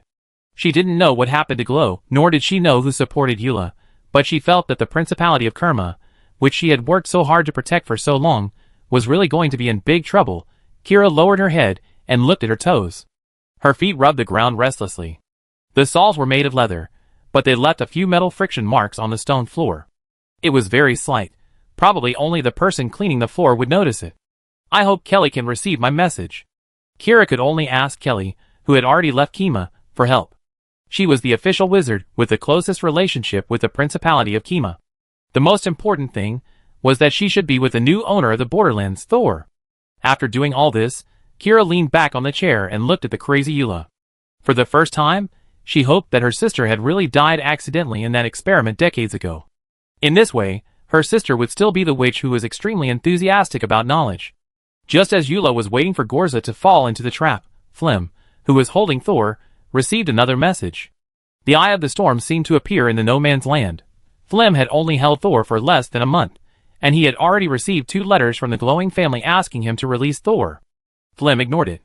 But now, the Eye of the Storm appeared in the borderless land. Even if it was just suspected, it was a serious problem. The borderless land is located in the inland of the state continent.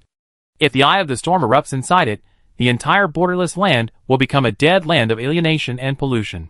The black tide erupting in the Eye of the Storm is not the black tide in the far north and the Red Sea.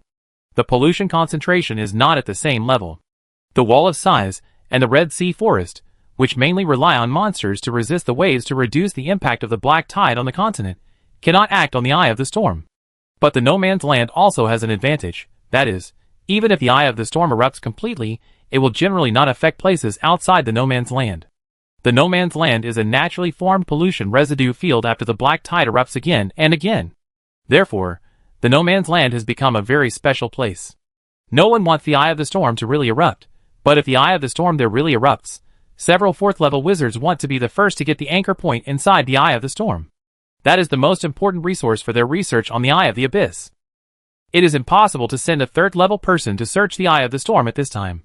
The experience and ability are not enough. But should we just let Thor go back like this? Flim was silent for a long time.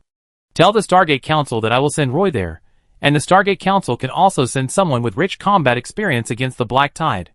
However, the Stargate Council did not consider such a proposal at all. They directly rejected Flim's proposal, and then told Flim to release Thor, and send him to the No Man's Land safely, otherwise they would no longer care about the Black Tide. After receiving the news, Flim destroyed a part of the Judgment Court's buildings. At this time, the Black Flame Emperor Alo came with the advice of the Wall of Size wizard Murphy. Since Stuart disappeared in the middle of the fight against the Black Tide in order to disguise him, Alo has never seen his confidant again. Flim explained that the other party's soul may have been alienated due to the high concentration of black tide pollution, so it cannot be found. But Alo was not satisfied with this answer at all.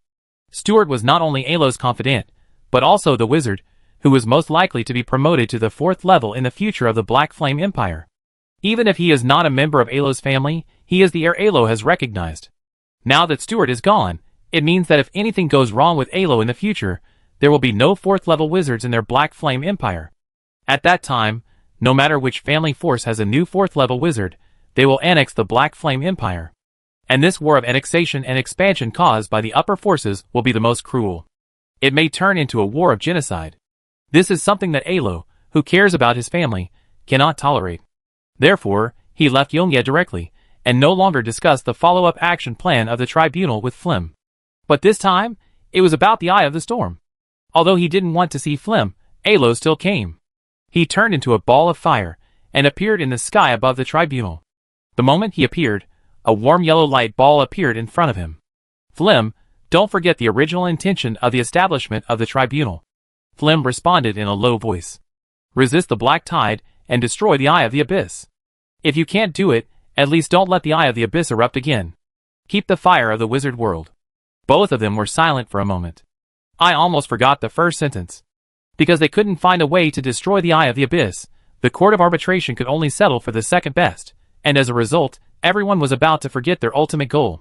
Finally, it was Alo who spoke first. No matter how powerful Nephrite is, there is no way to fight against the black tide monsters attacking from two sides at the same time, so nothing can happen to the state continent. If the Borderlands is polluted again, because of Thor, Murphy will definitely give it to the Stargate Council in the next battle for the anchor point. Flem still didn't agree immediately. Alo had to persuade him again. I know that because of the Stargate experiment, the Stargate Council has paid less attention to the black tide, but they won't mind having a few more anchors. Even if they can really move outside the Stargate, the pollution there won't be much better than the wizard world. Flem sighed. I understand. Give me some time to think about it. Alo knew that Flem was very conceited, so it was very difficult to persuade him to change his mind. If it weren't for the suspected Eye of the Storm, no other reason would have convinced Flem. He didn't force the other party to make a decision immediately, as that might backfire. Anyway, from the discovery of the suspected Eye of the Storm to the final appearance of the Eye of the Storm, there is usually a latent period of half a year to a year. He can still wait, and the No Man's Land can still wait. Chapter 882. After Ailua left, Flem returned to the Lost Corridor. But he did not go to the Lost Corridor where Thor was. Instead, he sank down from the hollow area of the corridor, and seemed to have come to the lowest level of the Lost Corridor. Here, there is no square right-angle corridor, only a small square room. In this room, there is a suspended golden thread. In this small room, Flem regained his human form, and came to the front of the suspended golden thread. He raised his hand, and pressed on one end of the thread. The suspended thread did not move because of his action, and remained there, as if it was not under any force. Flem's fingertips gently swept along the golden thread. Names made of golden dust suddenly popped up on the thread. One by one, familiar, unfamiliar. And when Flem's fingertips were about to move to the other end, the last name appeared. Gorzaglow. Then, Flem's fingertips slid from the other end of the golden thread. Until he let go, no new name appeared. Soul's name still hasn't appeared here. Then, since he still hasn't shown any tendency to destroy the world, let's let him go for now. The next day, Soul recovered from deep meditation and opened his eyes to find that he was back in his temporary residence in the Palace of Eternal Night. Soul stood up and walked around to make sure he was back. He sat up and looked down, and his right arm was back. And it was the arm that Flem had taken away for the experiment, not the arm that had grown back through healing magic. You're not going to let me cry out for injustice? Thor sneered in his heart. He kept his arm from being healed, just to show everyone in the tribunal how their lord repays kindness with enmity. It seems that even someone as conceited and proud as Flem cares about his superficial reputation. Thor didn't want to stay for long, so he quickly put away the experimental items in the room and walked out with a cold face. The door opened, and Leah and Sanders' guards were standing at the door. Lord Thor. Leah stepped forward happily. The other servant naturally didn't dare to compete with the wizard for the chance to speak. Leah, what happened? Why did he let me out? Soul pretended not to know. Leah seemed even more excited than Soul, who had just been released. Lord Soul, there is news from the Borderlands that seems to be the Eye of the Storm. You need to go back and deal with it as soon as possible. Then Leah used the secret language to tell Soul. But if the threat of the Eye of the Storm is over, Lord Frem may let you come back. Leah's words were more euphemistic. In fact, it should be bring you back. Thor understood what the other party meant in a second, and his expression remained unchanged. I will go to see Sander and Mitter, and then I will leave. Soul walked down the steps and said to the attendant standing beside him, Take me to see your emperor. After a month, when he saw Sander again, his demeanor had changed a lot. At least compared to the original punching bag, he was more like an emperor. There were many guards and ladies standing in his palace at this time, but from the fact that he still asked the previous attendants to find Thor, it can be seen that these new guards did not gain his trust. Although the people around him became lively, they were not his own people. This feeling was more like being watched. The false liveliness and the real loneliness, it depends on what Sander chooses. Lord Thor. Seeing Thor, Sander immediately stepped down from the high throne, and his white cloak swept the steps covered with golden carpets. Sander was followed by beautiful maids on both sides. He lowered his eyebrows and looked respectfully. Thor said directly, I want to go see Mitter, you come with me. Although Sander's status and position have changed dramatically in the past month, he still seems to be the same middle-aged man without airs when facing Thor. Okay. Sander waved his hand to let the maids on both sides withdraw. I just want to talk to you about Mitter's recent situation. Sol grabbed Sander's wrist, and the two figures disappeared in an instant. The people in the palace who were originally going to follow Thor and Sander were stunned and panicked until the heir of the court wizard got the news that Thor and Alexandra appeared together next to Mitter in the Red Sea, and everyone calmed down. They looked at each other in bewilderment.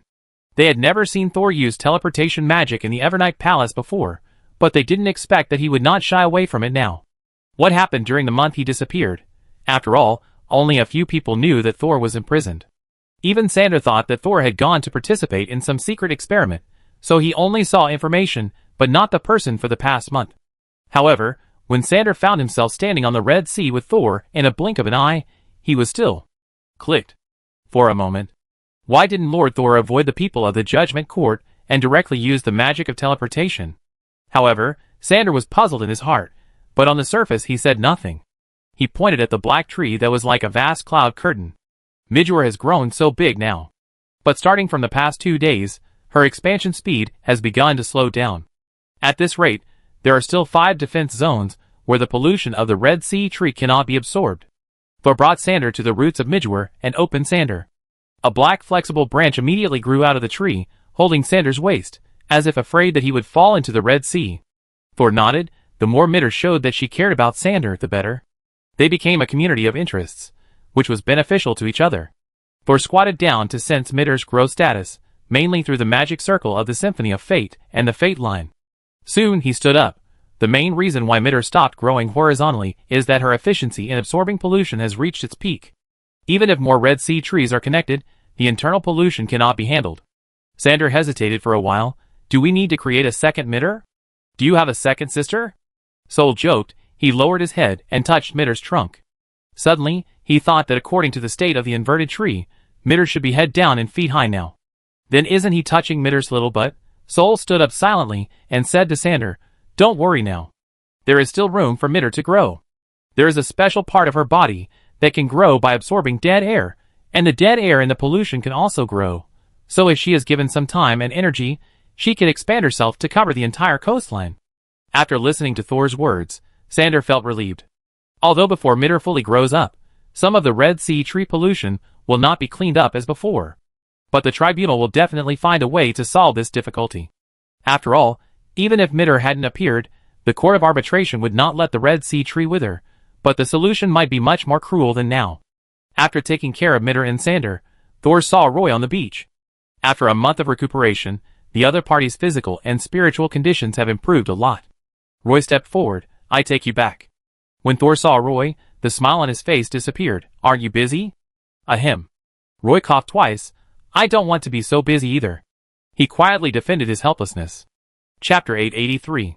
As soon as Thor came out of the Lost Corridor, he took a last look at the Mitter he had planted, and then followed Roy all the way to the ultra-long-distance teleportation array. Afterwards, Roy did not follow Thor back to the State Continent, but Leah drove Thor back. We have entered the State Continent, Lord Thor. Leah drove the car happily, but this is the Dwarf Valley, we can't. Thor suddenly got out of the carriage and put one hand on Leah's shoulder. Leah, be careful when you go back next time. Leah's face suddenly turned red, but it quickly faded. Lord Thor. You have done a lot for me, but you may lose the trust of the tribunal because of this. Leah pursed her lips, but she didn't seem to care. Sol held Leah, not letting her look back. If this is the case, are you still willing to continue working for me? Leah's heart jumped suddenly, and she felt the strength of Thor's arm, and her knuckles holding the reins turned white with tension. She didn't answer immediately, fearing that it would make her seem insincere. It wasn't until the carriage moved forward a few meters that Leah answered firmly. At your service at any time, sir. Thor kept squinting his eyes, and saw the fate line coming out of Leia's head nodding to him. Okay. Sol let go of Leia's shoulders. When you go back, apply for the job of taking care of Mitter as soon as possible. This job won't involve too many secrets, you should be able to apply for it. Leah nodded repeatedly. Then you have to pay attention to the whereabouts of the Black Flame Emperor Alo. If he visits Evernight again, immediately inform Mitter or Alexandra of this matter. Leah was stunned. She didn't expect Thor to ask her to pay attention to Emperor Alo. But she still nodded. Does the Lord need me to do anything else? She was a second-level wizard after all, and it seemed that she was not fully utilized if she was only used to monitor the movements of the Black Flame Emperor. Soul said, "Don't do anything extra. Your attitude towards me cannot be hidden from others, so the smaller the action, the better. After this sensitive period, I will give you other things to do. But if you attract too much attention, I will not let you show up." Leah nodded repeatedly. Because she had been taking care of Thor, she might be ignored and observed for a while after returning to Nefert. The less she moved, the sooner she could get rid of the situation of being monitored. "I understand, sir." "Then, goodbye, Leah." There was a sudden lightness behind her, and Leah turned back in surprise, only to find that Thor was no longer in the carriage. She subconsciously tightened the reins, and the Pegasus silently slowed down its pace. "Sir, can he teleport in Dwarf Valley?" Soul appeared in the Pure Spirit Wizard Tower. This time, he almost ended up on someone else's lab table. It must be said that although he had carefully concealed his strength, his rapid promotion speed still attracted too many people's attention. Ophelia in front, and Flim in the back. They were all interested in a certain part of Soul's body. Soul decided to change his strategy in the future. Since several fourth-level masters had more or less discovered his specialness, there was no need for him to keep hiding himself. It seems that anyone can bully him. Just now, he deliberately showed in front of Leah that he could teleport in the Dwarf Valley, which was the beginning of the change. Sometimes, showing a little muscle can also give people who follow you more confidence. Thor walked to the bedroom window and looked at the scenery outside. Outside the Rhine Lake, which is frozen all year round, there is a more vast mushroom forest. These mushrooms are also much taller than when the coachman Marsh planted them. Apparently Marsh has also improved the method of growing mushrooms. Further away is the still expanding Rhine City. Rhine City is to the east of the Pure Spirit Wizard Tower. Since the expansion began, it has been extending at a uniform speed in the northeast, south, and north directions, while bypassing the Pure Spirit Wizard Tower and Rhine Lake and slowly expanding to the west. This has led to the current Rhine City gradually becoming a moon shape, and a fat moon. Thor has not been in the Pure Spirit Wizard Tower for a long time, and has not paid much attention to Rhine City, but now, after coming out of the Lost Corridor, he feels that he should still develop his own Rhine City. At least when he needs it, Rhine City can't just rely on his existence. Soul teleported back to the Pure Spirit Wizard Tower without alarming anyone, but when he didn't hide his magic fluctuations, Kelly and Byron quickly came over. Kelly was the first to push open the door and rush in. As soon as she came in, she immediately pulled Soul's clothes to see if he was injured or had any signs of abuse. Swarren looked at Byron, who was standing at the door, and didn't come in immediately, and felt a little embarrassed for some reason. Ahem, what are you looking at? You also know my healing ability. Any wounds would have healed long ago. Kelly let go of Thor's tattered cloak and said angrily, "We got the news from the tree that you were locked up, and asked us to find a way to save you quickly, otherwise you might be skinned, your tendons cut off, your hands and feet broken, and thrown into various solutions to observe the allergic reaction." Thor's mouth twitched. Is this what Char said? Byron finally walked in. Yes, so we immediately forged the Eye of the Storm as agreed. But even so, you still came back later than we expected. Although Byron didn't do it, his mental power had already scanned Thor's body. Are you injured? I was used as an experimental material and rolled in the black tide, but there was no wound. Thor looked at his right arm. After all, he had stayed with someone else for a few days, and Thor carefully checked it for hidden dangers when he came back. However, no abnormality was found whether it was checked with the Dead Wizard's Diary or the Fate line. It should be that Flem was too proud, and didn't even bother to leave any secret means. However, such a proud Flem created a series of disguises to assassinate Gorza. Thor touched his chin, and could only say that his mentor was sometimes really hateful. Although Kelly and Byron saw the complete Thor, they were still very angry. Kelly crossed her chest and pouted, they invited you there in the first place, and they treated you like this. Byron thought of what would happen next. The fake Eye of the Storm we created can only last for a few months. If the risk alert is lifted next, will they take you back? Soul nodded. I got the news that if there is nothing wrong in the Borderlands, they will use tough methods to take me back. Why do they have to take you away? Kelly asked quickly, can we solve the root cause of the problem before that? Because I can treat the black tide pollution. And I performed too well when the black tide invaded Nefert before. Thor said helplessly. There is no way. In order to successfully plant Mitter, he must have a certain reputation in Nefert, let others trust him, and give him a chance to try. But the price is to show some of his trump cards, which leads to being secretly targeted by Flem, and then suddenly imprisoned.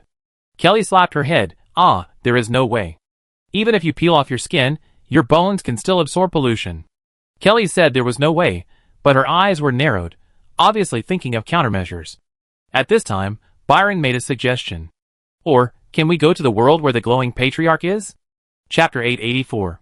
Go to the glowing family, which is the base camp of Minter Gorza, and there is also a 4th level clan leader there. But Thor didn't want to go. Go to the glowing family, let's not talk about whether they will protect me because of Minter Gorza, and fight Flim. If I go to the glowing family, I might become an experimental resource in the eyes of another 4th level. Moreover, on the world side, our research and experiments will fall under the surveillance of others. We can't stop making ourselves stronger for the sake of temporary safety. The room was quiet for a moment. Just now, Kelly and Byron both hoped that Thor could hide first. But Thor's words also made them clearly realize that danger cannot be avoided. But if we don't hide, we are no match for the tribunal or Flim. Kelly gritted her teeth and felt that although hiding was a bit uncomfortable, it was better than being caught and experimented on. The latter might really die. Right. Kelly remembered something. I heard before that Instructor Gorza is trying to reach the 4th level. If he is promoted to the 4th level, we should not have to hide from Flim. The Minter is trying to reach the 4th level. Sol held his chin, realizing that this was a very critical piece of information. Something flashed through his mind, but he couldn't form a complete idea for the time being. There was an idea in his mind that was about to come out, but he just couldn't think of it, which made him feel uncomfortable. Sol simply changed the subject. Let's not talk about this for now. Anyway, we still have a few months to think about countermeasures. How is your bone experiment going? Before leaving the Borderlands, Sol arranged experiments on bone monsters for both of them. Byron mainly communicated with the bone monsters to see if he could make them obey his orders. Even if they could only obey the simplest orders. Byron had learned how to communicate from Floco, and now facing the bone fish that Thor had left behind, it really worked. Real consciousness communication is not possible yet, but I can make it follow some simple instructions. Thor was very surprised. He still relied on force to persuade the other party to control the bone-flying lizard, but if he wanted it to do something for him, it would be very difficult. Then let's go and have a look now. Sol couldn't wait to see Byron's research results. But Byron pushed Kelly out. Before that, I think you should be more interested in Kelly's research results. Kelly's main research is on the pollution of the bone monster. But Sol never expected Kelly to get any results in a short time. However, he didn't expect that the genius which Kelly really gave him a surprise. Let's go underground first, Kelly said cautiously. Although the Pure Spirit Wizard Tower also has various anti-peeping and anti-monitoring magic arrays, the most secret place is the 2 underground floors of the Wizard Tower. The underground floor is their laboratory, and the second lower floor is the residence of the Black Sea Tree Source and Xiao Zhao. Thor teleported directly and brought Kelly and Byron to the underground floor. He and Byron each pulled a chair and sat down, facing Kelly, like students preparing for class. And Kelly was not polite, she clapped her hands directly, and began to share and introduce her experimental results. Okay, everyone look here. As everyone knows, although I major in metallic element particles, my major is more biased, which is the research on metal radiation. I have 2 phase research results. One is alpha, and the other is beta. But over the years, I certainly won't stop where I am. In fact, when I was in the Principality of Kerma, I was already trying to improve alpha metal and study the principle of its radiation causing damage. Kelly threw a witchcraft scroll to Thor. Thor took the scroll and unfolded it. It was filled with dense formulas and several hand-drawn magic circles. After several rounds of testing, I found that radiation is actually very similar to our mental power and magic power. Both are a kind of fluctuation. It's just that this kind of fluctuation is very stable and can pass through most materials. Kelly spread her legs slightly and pinched her waist. Fortunately, I am not an evil wizard, otherwise I can use alpha metal to kill many people silently. Not only that, I found that when the strength of alpha metal is strengthened, I can also directly affect the magic effect of wizards by changing the fluctuation ripples of radiation. Kelly's performance has exceeded Thor's expectations.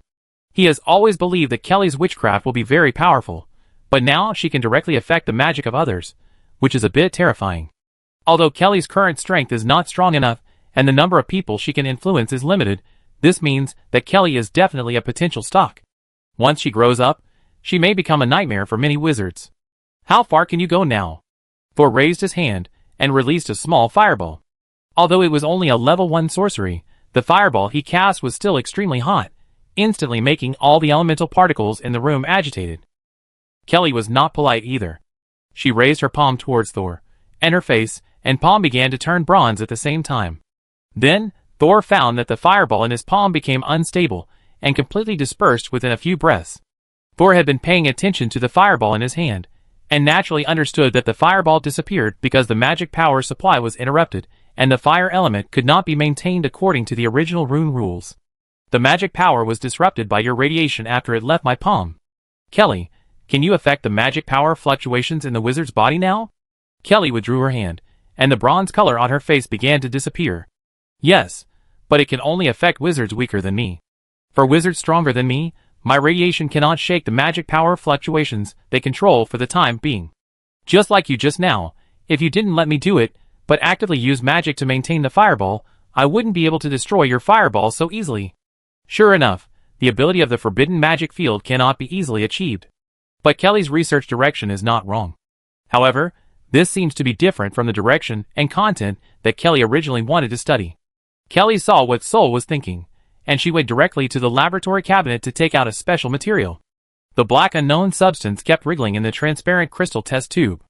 If the test tube was not engraved with a micromagic array, it would be impossible to preserve the contents for a long time.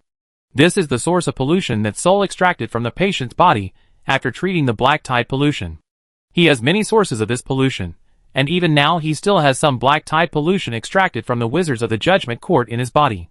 Kelly held the test tube in front of her eyes. When I was studying radiation and black tide pollution, I found that black tide seems to be a kind of fluctuation. And I am trying to use the power of radiation directly to make black tide pollution active or lazy. At present, it has begun to show results. Sol stood up immediately. Chapter 885. Sol had never thought that he had only been away for a year, and Kelly had already turned radiation witchcraft into a means to fight against Kuroshio pollution. Kuroshio pollution is not limited to the way of contacting the pollution source. It seems that pollution is indeed very likely a kind of wave.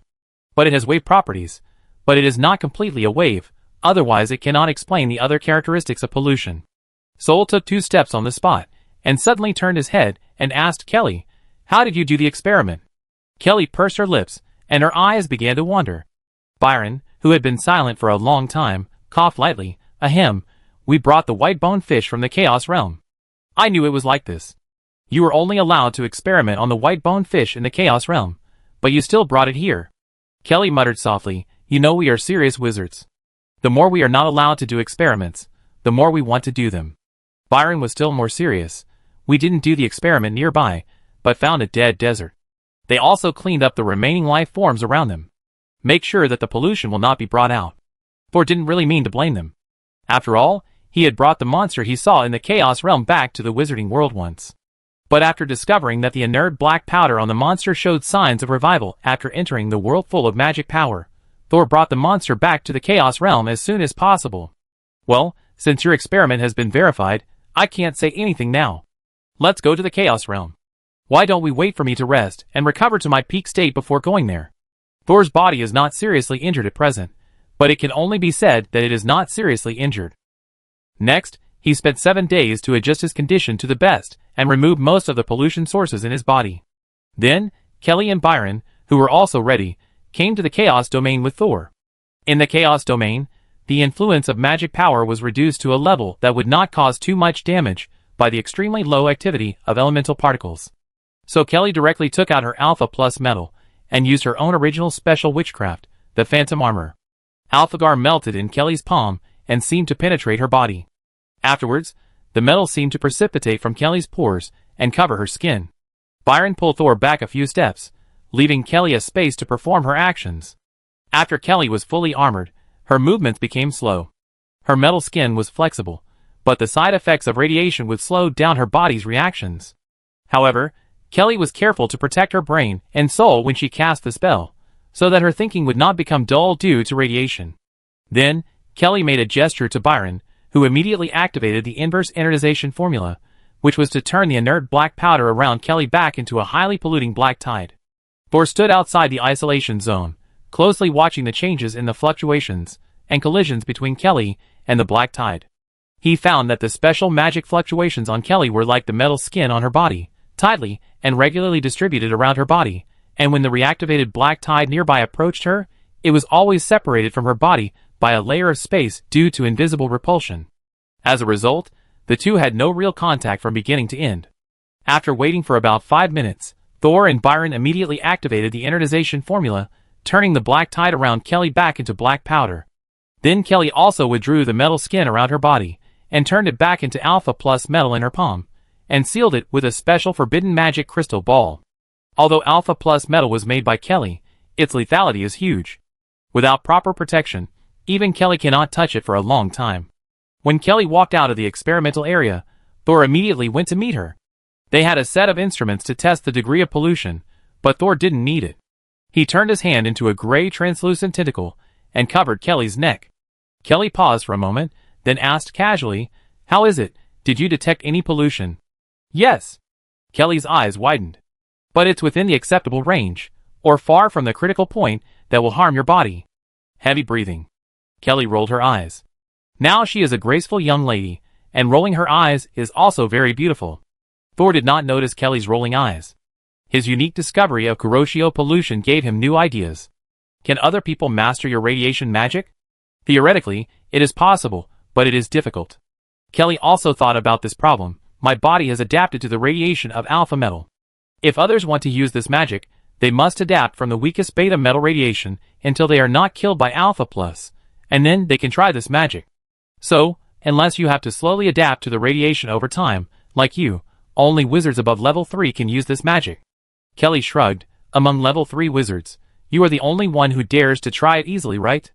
The black slender tentacles stretched out from the back of Thor's neck, and Thor raised his hand to push them back. It has nothing to do with you, Shuzo. Holding down the little guy who thought he heard his name, Thor said to Kelly, "My bath is not comfortable at all. I also want your phantom armor." However, the concentration of black tide pollution tested so far is not very high. It cannot be compared with the black tide gushing out of the eye of the storm, and it is much worse than the black tide near the eye of the abyss. Byron had just finished packing up the experimental equipment and approached the two people. "We have never done experiments with high concentration black tides." The most daring thing these two people did was to think too much. The three did not leave the test site. They just conducted the first phase of the experiment, and there is still a second phase. The second phase of the experiment was Thor's fantasy of using the bone monster.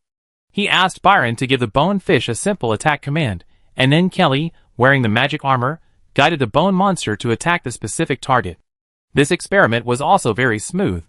But the main reason was that this was a chaotic area, and the bone monster fish only had some physical killing power left. Even if it was not Kelly, even if she did not wear the magic armor, the person who controlled the bone monster fish would not be contaminated and harmed. Kelly jumped off the fish. This strange fish crawls like a snake in the desert of Chaos Domain, but it looks much more clumsy. If it can move in water, it should be very agile. The white bone fish has no lethality in Chaos Domain. Kelly's eyes sparkled, looking at Thor, and asked excitedly, "You asked us to do this experiment. Do you want to bring the white bone fish to the wizard world to deal with other people?" Soul smiled. "You are very smart. Isn't it obvious?" Kelly was not modest at all. She approached Thor and asked as if asking a secret, "Tell me, you are taking the risk to bring the white bone fish to the wizard world. Who are you going to deal with?" Soul did not hide it from his two friends, and directly said a name. Flim. Kelly and Byron beside him all looked at Thor in surprise. Just now they gave Thor a surprise, and now Thor gave them a shock without any hesitation. Chapter 886.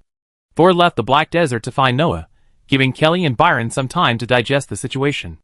After all, not everyone can calm down quickly when they hear that they are going to deal with a 4th-level wizard with one of the world's largest forces. Thor had not just thought of fighting against Flim. As early as when he heard that the rebellion of the Gorza Wizard Tower was vaguely behind the shadow of the tribunal, he thought about how he would fight if the tribunal issued a death sentence against him one day. But he was too weak at the time, so it was useless to think about it, and this idea has been suppressed in his heart. Until he was half forced to go to the Eternal Night, Thor had always honestly hidden this idea. Until Flim suddenly imprisoned him, and took away one of his arms without any warning. That day, Thor's long-hidden desire to fight against the Court of Arbitration was rekindled. Flim could easily take away one of his arms when he wanted to study his talent, and he could also kill Thor directly for experiments when the other party thought it necessary. And Thor's ability to absorb and treat the pollution of the black tide is one of the abilities that Flim needs most. It's okay that the other party has never seen Thor's ability at first, and Thor is not the only one who can treat pollution. But when Flem discovered the high efficiency and uniqueness of Thor's absorption of pollution, and Thor himself showed no signs of being polluted, Flem was moved. Thor's talent and Flem's arrogance made it impossible for the two to reconcile. Of course, Thor couldn't be so stupid as to rush in with Kelly and Byron. He is very good at finding a backer for himself. Just like he found Byron at the beginning to help him deal with Sid. The first helper, needless to say, is Mentor Gorza. Flem is planning to assassinate the Mentor. As for the second one, I think the Emperor of Black Flame would like to know the whereabouts of Stuart. When Thor was thinking about what forces to unite to fight against Flem, the white bone flying lizard had already carried him to the sky above Blackwater City. When he came back half a year later, it seemed that some changes had taken place here. The population outside the city has increased, but most of them are slaves in chains. It seems that Noah has begun to fight outside and has achieved some results. Thor let the bone stay in the sky, where people can't notice, and teleported to Noah's side. God can't always appear in front of people, so this time it's enough for Noah to know that he is coming. Thor appeared beside Noah invisibly, and saw him standing behind Scorpion, watching Scorpion handle things. At this time, Noah was wearing a black robe, with a white half-skeleton on the robe and a scale under the skull. This seems to be the emblem designed by Noah. The emblem is printed with witchcraft. The productivity here is not enough to produce such a fine and delicate pattern. Out of curiosity, Thor also stood behind Scorpio and listened for a while, and found that Scorpio was just handling government affairs. But he could see that although Scorpio had been trained for several years, he was not a qualified ruler. His will was not firm enough, and he always wavered. Sometimes he thought that this person was right, and sometimes he thought that that person also made sense. So he discussed a matter, but he could not make a decision. Noah frowned slightly as he watched, but he didn't make any suggestions. When Scorpio finally decided on a plan and asked another person to report the results and make corrections at any time, an hour had passed. If what they just discussed was a very important matter, it would be fine, but Thor sounded like it was just a small matter about the resettlement of residents. After everyone left, Scorpio turned back with a proud look on his face and said to Noah, "How about it? Did I just act like a king?" Noah was about to speak, but he heard a voice in his ears. His expression did not change, but what he said became, "Think about it again, I have something to do here, so I'm going back first." At first, Scorpion thought that Noah didn't scold him and thought he did a good job, but then he found that Noah seemed to want to drive him away, as if he was impatient with him. Scorpion muttered something, but the sound was vague and completely inaudible. Noah couldn't bear to see Scorpion like this, so he turned around and left. After Noah left Scorpion's room, he turned a corner and returned to where he lived. After entering the door, Noah closed the door and then respectfully shouted, "Teacher." Thor appeared, smiling, and said, "You were just handling government affairs. It seems that the development of Blackwater City is on the right track." Noah smiled somewhat complacently, but his smile turned bitter again. "But I found that I had thought many things too simply. Although I can use witchcraft to build a powerful force, it is still too difficult to make this force run according to my instructions. There will be many obstacles that I never thought of." Noah sighed, and Scorpion is not a qualified leader. At the beginning, I was the first one to meet him, and he also met you. In order to better integrate into the tribe here, I acted closer to Scorpion, which led them to think that Scorpion had a high status with me, and gradually pushed him to the position of leader. But after a long time, I found that Scorpio is not suitable to be a leader. Soul didn't care about these. If it's not suitable, change it. I put a lot of effort in pushing Scorpio to the stage. Now it will cost more to change it. After all, Scorpio has accumulated a high reputation. Don't worry about the sunk cost, change it when necessary. You don't use many resources here. As a result, Noah thought about it, but still didn't mean to change people. He just looked at Thor hopefully. "Teacher, is there any way to directly transform Scorpio's body?" Thor looked at Noah. "How do you want to transform him?" Noah's eyes were burning. "I want Scorpion to become very powerful, and not to be invincible on ordinary battlefields. Conquer all hostile tribes in the known areas as soon as possible." Thor reminded Noah, "The price of super strong transformation of ordinary people's bodies is often life." Noah smiled. Thor suddenly understood Noah's idea. "Do you want Scorpion to die at the peak, leaving behind a spiritual leader, and then replace him with a successor who is more capable but not as prestigious?" Noah's smile suddenly froze, and he asked in astonishment, "How did you know?" "Maybe. I read too many books." Soul said casually, "You don't even need to ask me this." Didn't I leave him here to help you? And is proficient in flesh and blood witchcraft. You can just ask her directly.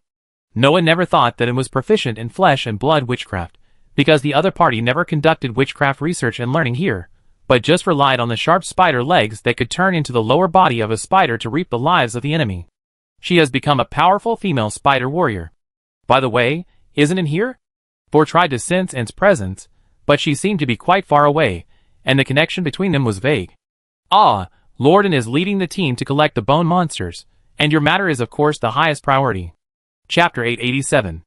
After mentioning and collecting white monsters, Noah realized belatedly that he had delayed Thor's work because of his own little thing. He hurriedly said, "Teacher, do you have any new instructions?" Thor then said slowly, "How many white bone monsters have you collected now?" "At present, there is only one complete fish bone that has been handed over to you. The others are incomplete limbs, and most of them are broken bones, and it is even impossible to tell what creature they belong to." Noah felt a little ashamed because the process of finding the white bone monster was not smooth.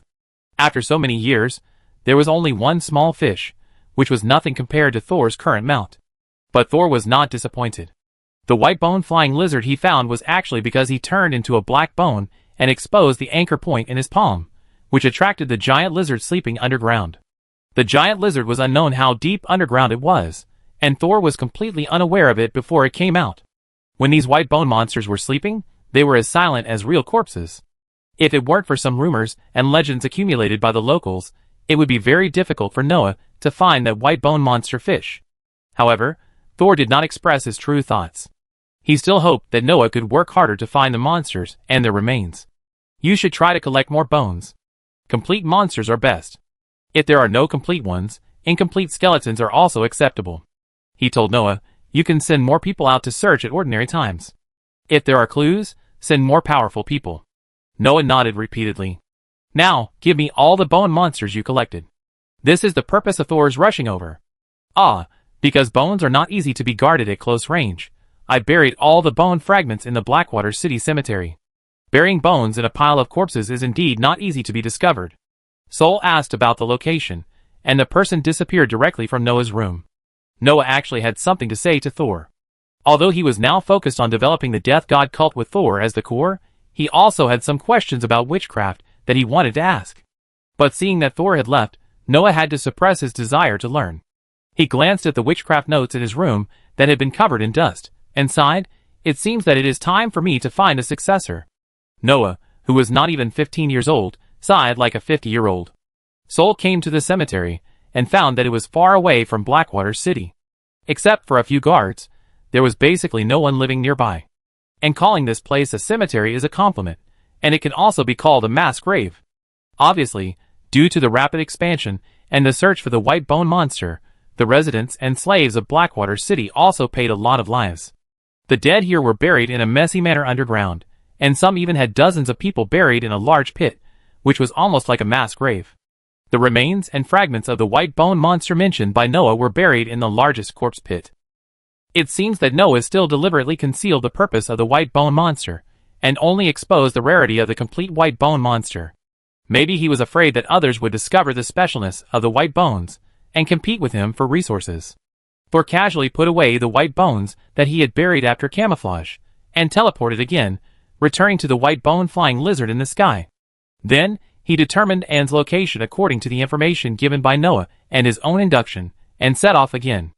Anne's location was some distance away from Blackwater City. If he traveled normally, it might take more than 10 days, or even dozens of days. Thor had more time this time, and he did not teleport there in a hurry. Instead, he observed the terrain of the chaotic area while flying. In order to complete the tasks assigned by Thor, and develop the power of Blackwater City, Noah almost never asked Thor for help during this period. But the fact that the apprentice didn't speak didn't mean that the master wouldn't help. As he flew, Thor memorized the terrain and tribes in the nearby area, and used his powerful memory to help Noah draw a very accurate map. With this map, Noah was more convenient when making expansion plans and urban construction. In the sky, Thor found that there were not many tribes near Blackwater City, and it seemed that most of them were incorporated by Noah. But after moving forward for a while, Thor saw a dead land, with no grass growing nearby, and there was a faint strange gas evaporating. Thor asked the flying lizard to go down and explore, and found a dark fire vein underground. Dark fire is a resource that low-level wizards often use when making witchcraft props. It is not rare in the wizard world, but it is widely used. Even in the chaotic domain, it can be used in some weapons and energy. The discovery of the dark fire vein gave Thor a little surprise, but more of a surprise. This is the chaotic domain where magic element particles are rare, not the wizard world. How can there be a dark fire vein? Is this world recovering? Thinking of the large amount of inert black powder and bone remains in the underground, Thor frowned. If the activity of magic element particles in this chaotic domain is restored, it may not be a good thing.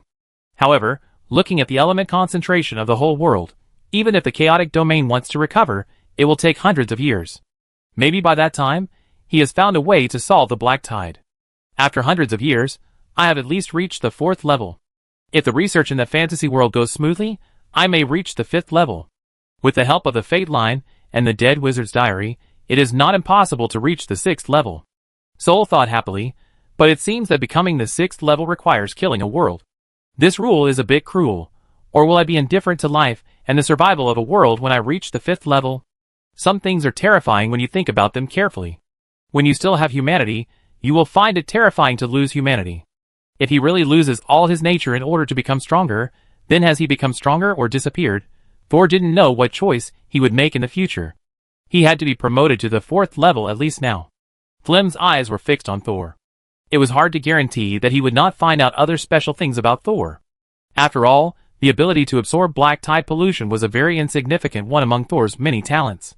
Thor asked the white-boned flying lizard to increase its altitude again, but before leaving, he used the soul blade to directly open a hole in the dark fire vein below. A large amount of steam with poisonous smoke suddenly erupted from the ground. Gray smoke rushed into the sky. This way, Noah's men will definitely find the abnormality here. Thor casually cast a purification spell, so that when Noah set people to mine, the whole army would not be destroyed. Of course, it can't be fed directly to Noah's mouth. It's too easy to get benefits, which is not conducive to Noah's prestige in the hearts of the people. After doing all this, Thor continued on his way and prepared to see the progress of it. If I can get a few more complete white bone monsters, I may be able to reorganize them into a more powerful existence, so that it will be more threatening when released against Flem. Chapter 888. Even riding on the flying lizard, it took Thor a day to reach Anne's location. Of course, he also helped the apprentice deal with some troubles along the way. For example, some dangerous monsters lurking under the ground. In fact, if Thor did not need Noah to quickly build a huge force so as to collect the scattered white bone monsters in the chaotic area as soon as possible, it would be better for Noah to face these dangers by himself. It is better to let him grow smoothly now.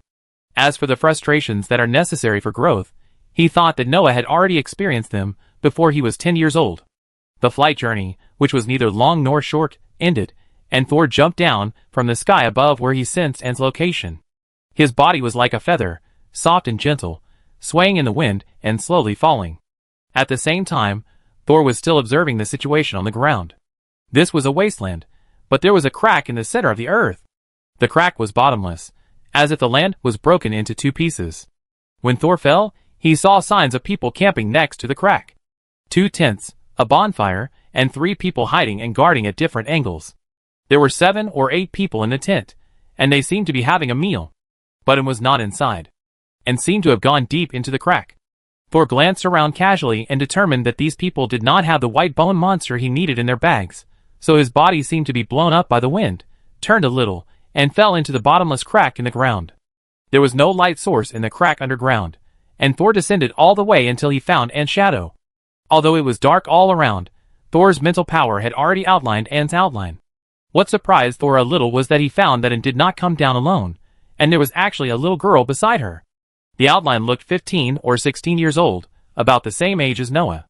Thor came down silently, so Anne was still talking to the girl. This is already the 13th block. Did you see anything? First came Anne's voice, which sounded gentler than before. The little girl's voice came, Teacher, I can't see anything. Then did you find anything? 5 of the 13 pieces may come from the same white bone monster. Yes, which means we may find the 3rd complete white bone monster here. It may also be half, Teacher, you said so last time. Lucia? Hee. Soul listened to their conversation and smiled. And actually accepted an apprentice in the chaos domain. People here have no ability to cast witchcraft, but their mental strength is generally stronger than that of ordinary people in the wizard world. If they have the opportunity to enter the wizard world, perhaps many people can become wizard apprentices. But Thor didn't expect that and would find so many remains of white bone monsters here. If the number is enough, it is indeed possible to piece together a complete white bone monster. But Thor was not sure now. The complete skeleton monsters he had obtained before all showed certain characteristics of the undead. He did not know whether the skeleton monsters that were assembled later could also prepare a certain degree of sober consciousness. And Thor's voice sounded in Anne's mind, and was startled, and Lucia on his back was suddenly thrown down by her straight back, falling directly into a deeper crack.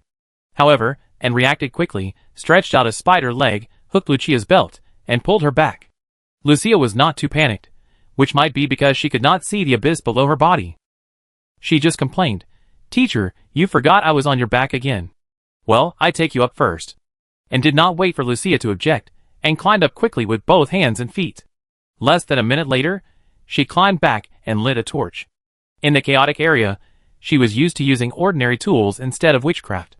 After all, here, her magic power can only be replenished with magic crystals smuggled from the wizard world. Even a 4th-level wizard must use his magic power carefully. "Master!" And Qingli's face appeared next to the torch, and she looked more lively than before. So sometimes, physical fatigue can relieve mental stress, because mental stress is often caused by thinking too much. Seeing Anne's current state, Thor felt that it was the right decision to leave her in the chaos domain. "You have gained a lot here." And nodded, "We found that many white bone monsters are buried deep underground, so I think this crack is bottomless. Even if I use my mental power to explore, I can't find the end. Such a deep place may hide the complete white bone monster we are looking for." And opened a backpack he had just taken off and showed it to Thor. "Look, we have only been here for a few days, and we have gained more than the previous few months." Thor looked down and confirmed that there were many remains of white bone monsters inside. Some of the debris is quite large. Just like Anne said before, they may be able to piece together a complete white bone monster. This is a good thing to refresh the research progress. Most of these debris were found in the walls around. And added softly, "There are so many in the walls, are there more underneath?" And hesitated and shook his head. "I don't know, I didn't dare to go down." Thor was stunned, and was not a person who lacked courage. "Did you find something wrong?" "I have tried to go deeper, but the deeper I go, the more panicked I feel and the more pressure I feel. I always feel that if I keep going down, I will never reach the end." "Will never reach the end?" Thor looked down at his feet. It was pitch black. In his mental scan, he has not yet found how deep the bottom is. "Yes, I always feel that there is no bottom here. If I fall down, I will keep falling." "Then why did you bring your apprentice down with you? She said that you have thrown him down several times?" And Luyu blushed a little. "I can catch up with her falling speed. Besides, I am always uneasy when I look at the ground alone. Lucia is very nervous. When I talk to her, I will temporarily forget that there is a bottomless world under my feet." So Anne's apprentice was brought by her to give him courage. And Anne also deliberately indulged Lucia to say some offensive words, which would make the relationship between the two closer and convenient for more words. "However, the deeper I go, the more white bones and debris I find below. So I will try my best to go down later." And tried hard to prove that she would still complete the task assigned by Soul. "Don't worry, safety comes first." Soul waved his hand, and didn't need to risk his life now. "I will go down and see it myself." Chapter 889. Soul let Anne continue her collection journey, then turned into a feather and floated underground. He did not take a faster sinking method, because the concept of the bottomless pit mentioned by Anne, and the large amount of inert black powder in the soil, made Soul act cautiously. A feathering spell consumes almost no magic power to maintain. After falling about 100 meters, Soul found that the crack did not narrow, and the width of the crack he saw when he just fell to the ground was about the same. After falling another 100 meters, he found the remains of half a white bone monster in the soil nearby, and then commanded Xiaozao to gnaw out the bones embedded in the cracks. Xiaozao liked this job very much and found the fun of finding treasure in it, so he searched carefully in the cliffs on both sides without Thor's instructions. Because Thor was not descending fast and Xiaozao's mouth was very sharp, he soon gnawed out a few more pieces of the skeleton monster's remains. But Thor soon lost the energy to pay attention to Xiaozao's movements. After descending another 500 meters, a palpitation suddenly rushed into his brain. He lowered his head slightly and looked at his feet. It was still pitch black below, and the sunlight above his head could not reach here at all. And Thor's mental power still couldn't find the end. Just as Anne said, this place seemed to be a crack without a bottom, and the only thing he could get by continuing to fall was still continuing to fall. How could such a deep crack suddenly appear here? Was it attacked by a 4th level wizard, or was there another reason? As for what kind of world the Chaos Domain was, and what continent it belonged to, Thor had already guessed in his mind. He suspected that this might be the unlucky continent that was directly swallowed by the Eye of the Abyss. Otherwise, there is no way to explain the black tide pollution that fills the continent, even though it has been inertized into black powder. If the Chaos Domain is just a continent, then its area is limited, and its depth should also be limited. If this bottomless crack really runs through the entire continent, what is under the continent, and what does this new space represent? Why did Sandor's ancestors have the key to this place? Out of caution about the black tide, Thor has never deliberately explored the truth of the entire Chaos Domain. But now, he needed more bone monsters to fight against Flem's strength. Now that he had found this crack, he naturally wanted to try to explore it. Thor continued to descend, and he didn't know how far he had descended. Because of the darkness and the lack of contrast around him, the concept of time and space began to blur. Thor didn't know how long he had descended, and suddenly he seemed to step on something. But in his mental perception, there should be nothing here. His body felt that he had reached the bottom, but his mental power didn't think so. Should we continue to descend? Soul did not hesitate, he chose to continue. Because there was nothing here, only some white bones, which were not that important compared to the secret of this rift. He stepped on the bottom of his foot a little harder, and then, it didn't move. He used magic to try to explore the bottom. Just like in the Lost Corridor, the magic was absorbed and disappeared without a trace. The materials in the Lost Corridor are the same as here, or are they from the same source? Soul stopped and sat cross-legged on the ground casually. Although it is dark here, and has descended very deep, it is still a chaotic area. There are no enemies around, and elemental particles are floating lazily in the air. Instead, it forms a quiet and safe dark room. This kind of dark room is very suitable for meditation and for calm thinking. Magic power will be absorbed, and mental power can penetrate. Then if you use the method of soul leaving the body, theoretically you should be able to pass through this layer. But Thor was not in a hurry to try. After all, this place is full of black tide pollution. Even if it is inert, it cannot be treated casually. It's not appropriate to leave the soul here rashly. Let's try it first. Soul thought of how he had used the fate line to pass through the right-angle gap between 2 corridors in the Lost Corridor, and found Stuart, who was secretly imprisoned by Flem. Maybe there is a gap here that the fate line can pass through. This time, Soul carefully considered the feasibility of the plan, and thought it was worth a try. Besides, the fate line runs faster than the soul body, so it can be evacuated in time when encountering danger. Thor reached out his hand in the darkness, and gently pressed the ground where he sat cross-legged. This ground was smooth and flat, not like land, and even bricks could not be so smooth. It was like a layer of glass, or a layer of plastic film. Thor tried to knock the film with his fate line. Then he felt as if he was knocking glass with his fingers. He exerted a little force, but the fate line did not penetrate. If it was a complete partition, I am afraid that my current fate line would not be able to break through. Is there no gap? Thor extended countless destiny lines from his palms, spreading around the crack, and soon covered the space within a radius of 10 meters. The black powder here will more or less block the range of spiritual power detection. If we explore further, the consumption will be relatively large. Thor stood up, and decided to measure the bottom of the crack with his feet. The bottom of the crack was not a cone, but a long crack, and even the width was the same as the upper surface. This made Thor more certain of his initial idea. This was a completely broken cookie, a gap left when trying to get close together. Compared to the width of the entire continent, this crack, which is less than 5 meters wide, is really like the gap left in the middle when 2 halves of a cookie are put together again. And the membrane under the land is a bit like the glue used to stick cookies together. It's better to be cautious, and not tear the glue apart, otherwise there will be any problems in the Chaos Domain. Considering the stability of the Chaos Domain continent, Thor did not try to break the membrane under his feet violently, but walked forward in one direction, while constantly probing the bottom with a fate line to find possible gaps. After walking underground for nearly an hour, just as Soul was thinking about whether to go up to tell him that he was safe before continuing to search, a section of his destiny line suddenly disappeared. Soul quickly sensed the location of that section of his destiny line, which turned out to be about 1 meter inside the mountain beside him. There was a small crack in the diaphragm. It was very small, probably only the size of a needle tip, and only by scanning and probing the destiny line almost without blind spots could this crack be discovered by luck. This is as difficult as threading a needle with your eyes closed. Xiao Zhao, bite through it. The crack was pressed by the mountain, but fortunately it was not too far from Thor, so Xiao Zhao could easily open up a passage. After opening up a fist-thick passage, Thor's mental power could scan the state of the crack more clearly. Just like the smooth membrane under his feet, there is also a smooth layer under the mountain, or the continent. This layer may even be spread all over the Chaos continent. Thor took a deep breath and carefully followed his perception along the disappearing line of fate to explore the world under the membrane. Then, he suddenly opened his eyes. After passing through the crack under the crack, he seemed to have come to an endless universe. It was quiet and vast, and the distance around him could not be distinguished. The stars were shining. Chapter 890. Thor was shocked by the starry sky outside the membrane. Many speculations flashed through his mind, and the first thought was whether the chaos domain was floating in the universe.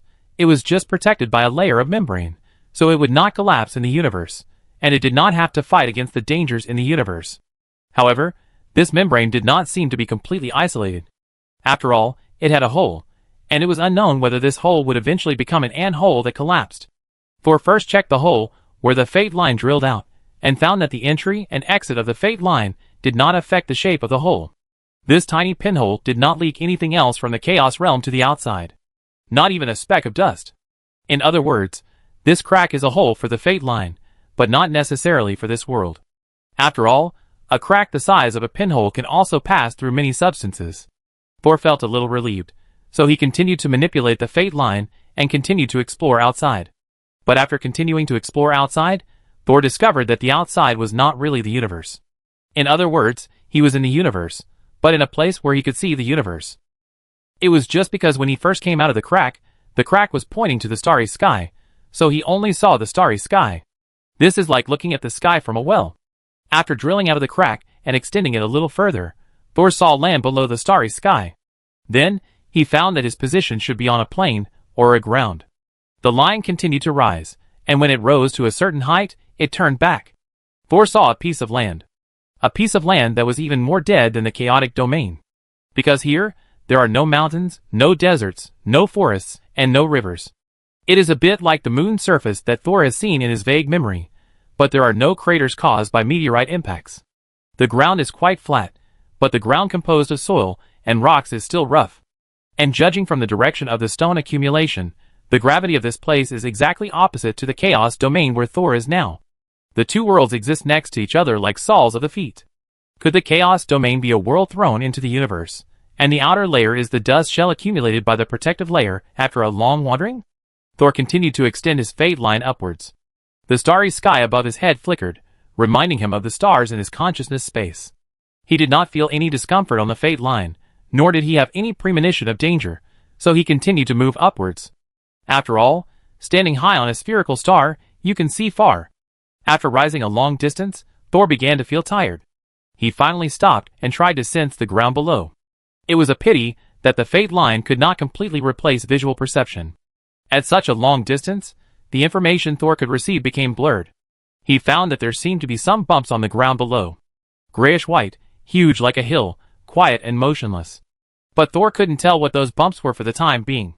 At this time, Thor's mental strength began to be unstable, and fatigue surged into his heart. It's time to go back. The fate line began to shrink rapidly. But I don't know if the arrival of the fate line finally touched some power.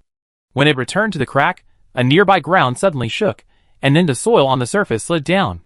Something grayish-white appeared. Thor accelerated his return speed. His spiritual body was no longer stable, and he did not want to face the creatures here directly. But he was still a step slow. When the fate line was about to retract into the crack, the grayish-white thing suddenly emerged from under the dust. Thor paused as he was about to retract, and then faced the newly appeared grayish-white witch body. Then, after a moment, he commanded the fate line again and drilled back into the ground completely. The fate line returned to Thor's body, and Thor immediately ordered Xiao to spit out the soil mixed with black powder that he had just swallowed, and restore the mountain wall to its original state. That thing did not chase after him, and did not even have any mental power fluctuations to explore this side. Thor stood there for a long time until a voice sounded in his mind. "Herbert, Master, are you okay?" The consciousness in the diary did not see everything Thor saw through the fate line. In their cognition, Thor had been standing there, stunned for more than 10 minutes. "It's okay." Thor first calmed the somewhat uneasy consciousness, then tilted his head and said in confusion, "I was just outside the chaotic area, let's call it outside, and saw a human skeleton there." Soon after, Thor returned to the crack, and saw an who had been waiting beside the crack of the cliff. "Master, are you okay?" and came up. "Are you anxious?" Thor asked with a smile. "A little worried," and said calmly, "I have never been to the bottom of the cliff. In fact, I have never found the bottom layer.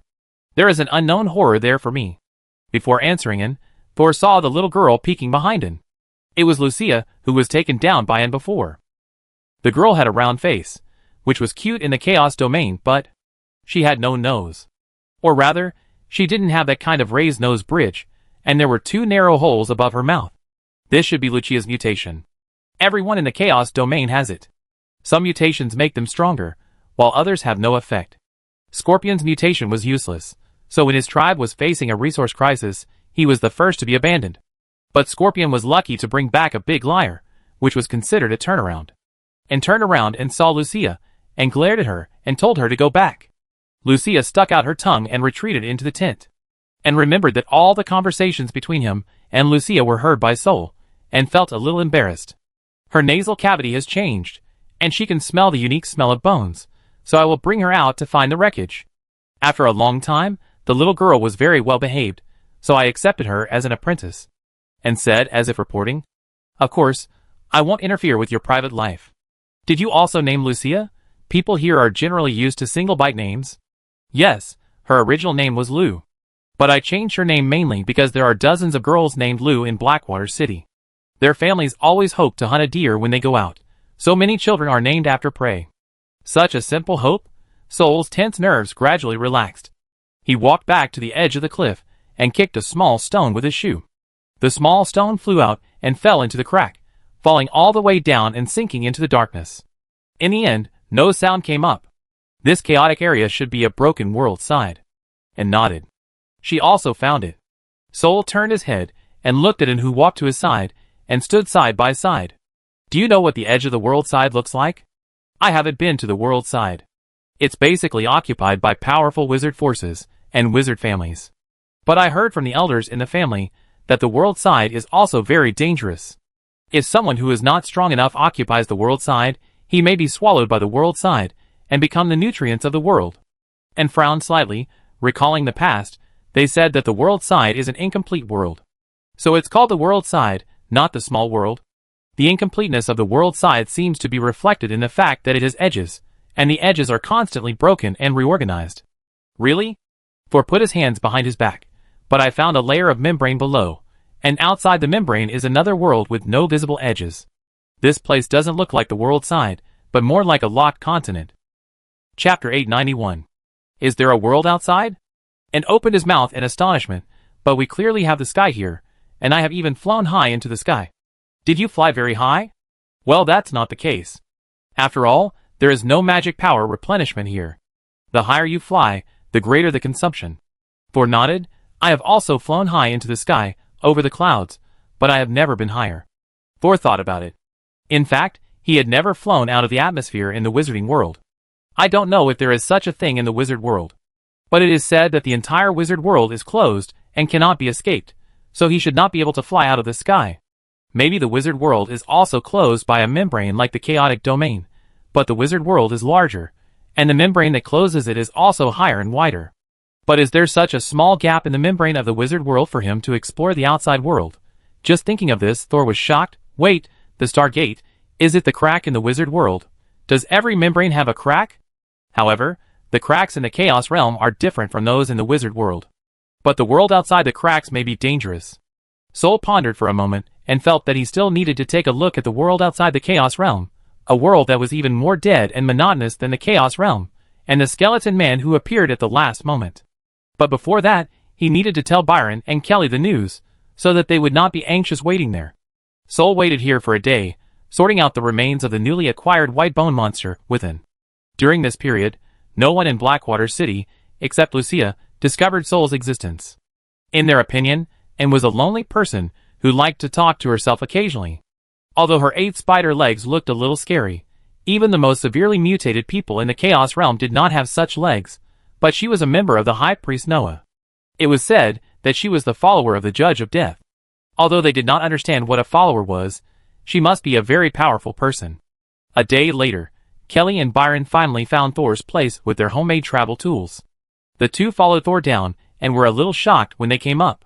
They were all second-level wizards, especially Byron, whose mental power was the best among the second-level wizards. They had found a large number of skeleton monster remains inside the rift, and there were probably complete remains among them. The three of them discussed and decided to change the landing point of the world shuttle to here. After all, compared with the black desert containing a lot of black powder, they needed skeleton monsters more now. There are quite a few bones exposed on the surface of the crack. We decided to mine separately. Kelly took out a newly drawn crack map and said, Senior Byron, Missin, and I will each be responsible for a section. Kelly did not assign tasks to Thor. She knew that Thor would not stay in the Chaos Domain for a long time. If it were not for Flem's threat, Thor would have planned to go to the Wall of Sighs in the far north. Now they are pretending to look for the Eye of the Storm to delay time, and this time limit is likely to be only 1 year, and more likely only half a year. The bone monster will be their trump card against Flem, so the more the better. But even so, for Thor, the first priority is still not to stay here. Archaeology.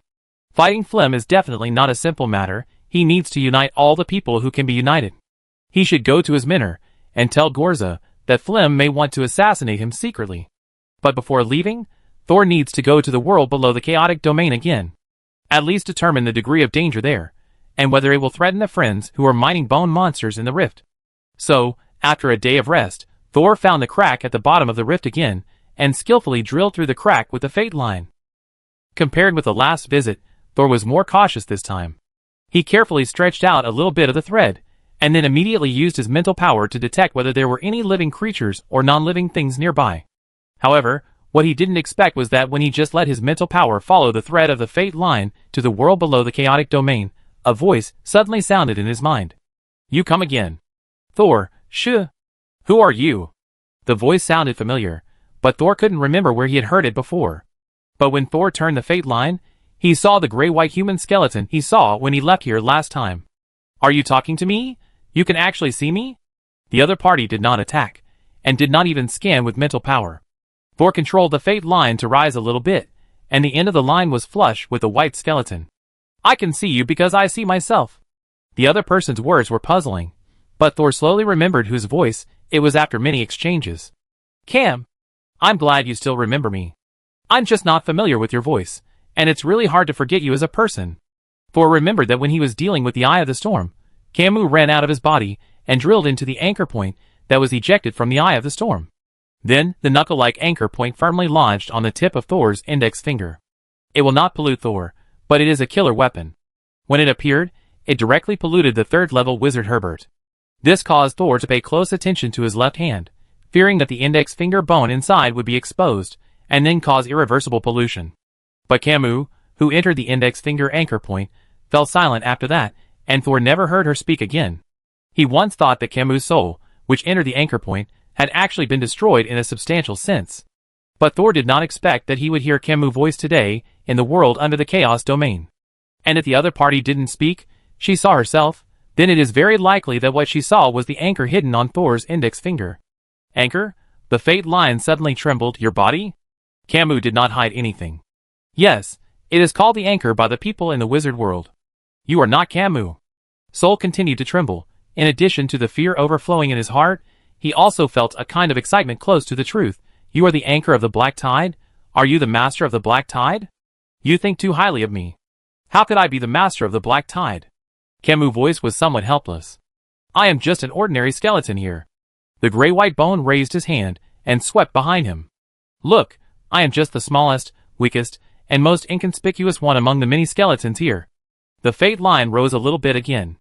It could not clearly perceive such a far place, but like last time, Thor still saw a motionless, gray-white giant like a hill. Chapter 892. Thor knew that Camus could not be the master of the black tide. He just used an exaggerated statement to provoke Camus to reveal a little truth. But he did not expect that the truth revealed by Camus made him somewhat unacceptable. The anchor point is a skeleton in a dead world. And there are thousands of such skeletons in this dead world. Even the skeleton of the person who appeared in front of Thor was just the smallest one among them. Did you see it? The voice of Camus continued to ring in Thor's mind. The black tide anchor points that are feared by the wizard world are actually everywhere. As long as the Eye of the Abyss completely opens the exit to the wizard world, the black tide will instantly pollute the entire wizard world, and even a 4th level wizard cannot resist it. And the opening of the Eye of the Abyss is inevitable. Since you think so, why bother telling me? Or do you think I can stop it? You can't stop it. But you are stalling for time. There is no need, Thor. There is really no need. The demise and birth of the world are the most basic natural rules. If you stand in the way, you will only be crushed to pieces by the rules. But Thor just found it funny. You said that the birth and destruction of the world are natural laws. Then isn't human resistance also part of the natural law? It is human instinct to want to survive. You can't just emphasize the laws of nature and make me forget my instinct. But your struggle is doomed to fail. Sol no longer wants to listen to Camus' sermon. Such an argument is meaningless. Do you have anything else to say? For example, where is this place? When asked about the main topic, Camus stopped talking. Sol found that Camus had no intention of attacking her. It seemed that in this place, she, a local, could not do anything. And there was no warning in the diary of the dead wizard. After all, what Thor had explored here was only a section of the fate line. In this case, why not play it bigger? Since you don't want to say it, let me guess. There are anchor points everywhere here, and the anchor points come from the black tide, and the black tide comes from the Eye of the Abyss. Could this be the inner space of the Eye of the Abyss? If this is the inner space of the Eye of the Abyss, then it makes sense that the chaos domain appears here. After all, the Eye of the Abyss did swallow a continent. Camus was silent for a moment. You can think so. You can guess whatever you want, but it's meaningless. Some things are not meaningless just because you say they are meaningless. You have long been a corpse. Survival and extinction are the same for you, but very different from mine.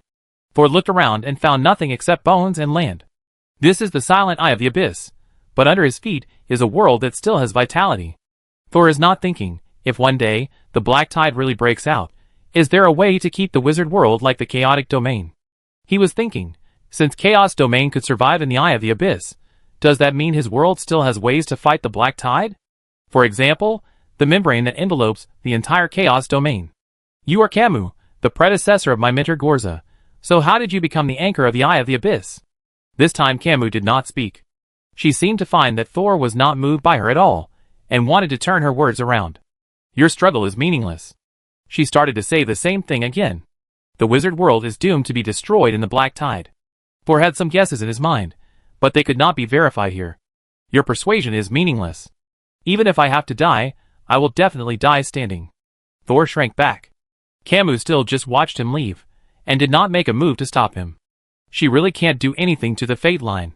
She can sense the existence of my fate line, probably because the anchor point on her index finger and her current body may be the same source.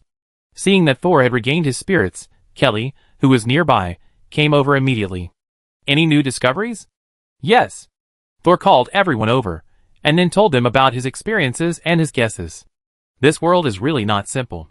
Kelly shook her head, gently tossing the remains of the bones she had just found in her hand. It's not completely certain yet, Byron said. Thor said, it's still unclear whether they can't or don't want to, but they won't affect us for the time being. Thor pointed at the mountain wall. I haven't been to other places close to the underground, and I don't know if there are gaps leading to the outside world in every place. At the same time, we also need to figure out whether the reason why there are so many white bone monsters here is related to the gaps in the ground. Byron nodded as he listened. I'm afraid these will take some time to verify. Unfortunately, Thor didn't have much time to spare. After deciding on the next action plan, the three of them temporarily returned to the no man's land. After all, they were still under the guise of the Eye of the Storm, so they always needed to take time to act. Thor also pretended to look for the Eye of the Storm, but he would always find something else to do on the way. For example, on this day, Thor activated the fantasy channel on the road and let the driver continue to drive forward. Now, he would enter the fantasy channel at regular intervals to monitor the dynamics of several Destiny Symphony targets. In addition to communicating with each other, he could also get some information. Today, as soon as he entered the fantasy channel, Thor heard Mitter's call for help. Mitter, Lord Thor, my growth has reached a bottleneck. Sol, of course, cares about the life trajectories of his targets, and he directly shared Mitter's words with everyone. What kind of bottleneck? Mitter, I really can't grow up in a short period of time. Her voice sounded a little aggrieved. I have been trying hard to eat, grow taller, and get fatter, but now no matter how much or what I eat, my body is fixed in its current form. Growth limit? Thor thought back to the upside-down tree he saw at Bidong College. It shouldn't be the limit yet. Considering the time when Mitter entered the new body, Thor could only attribute it to the plateau period of growth. Just as you said, Mitter, you have reached the bottleneck of growth. It may take time to adjust a little bit before you can grow again. Midgewer, but at this speed, I can't completely cover the Red Sea trees when the next black tide comes. It may even be less than half. Those wizards of the tribunal are about to find that I have reached a bottleneck. If they find that I can't take care of all the Red Sea trees, will they give up cultivating me?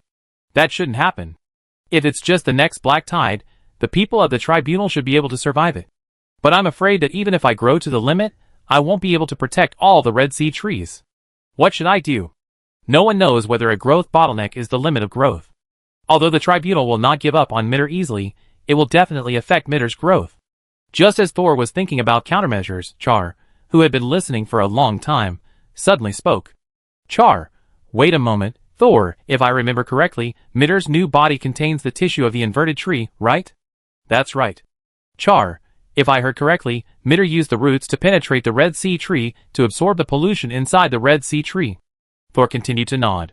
Char, but when the inverted tree absorbs nutrients, it never uses the roots to take root in any place. Mitter didn't understand what it meant, but Thor suddenly realized. The inverted tree controls the puppets through thin threads that are usually invisible. Could it be that it also absorbs nutrients in this way? Char, you guessed right. Chapter 893. Hearing Char's joking approval, Thor shook his head helplessly. Can the new body transformed with the inverted tree as raw material still retain the greatest function of the inverted tree? The strange thread that can control the soul is somewhat similar to the shape of Thor's fate line, but the function is not quite the same. Char means that the thread of the inverted tree can be used to control the Red Sea tree.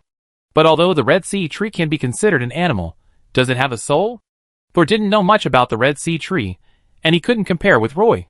Midgewer, you can ask Sander to find Roy directly, and tell him that you've found that you have a new ability, but you don't know what it is.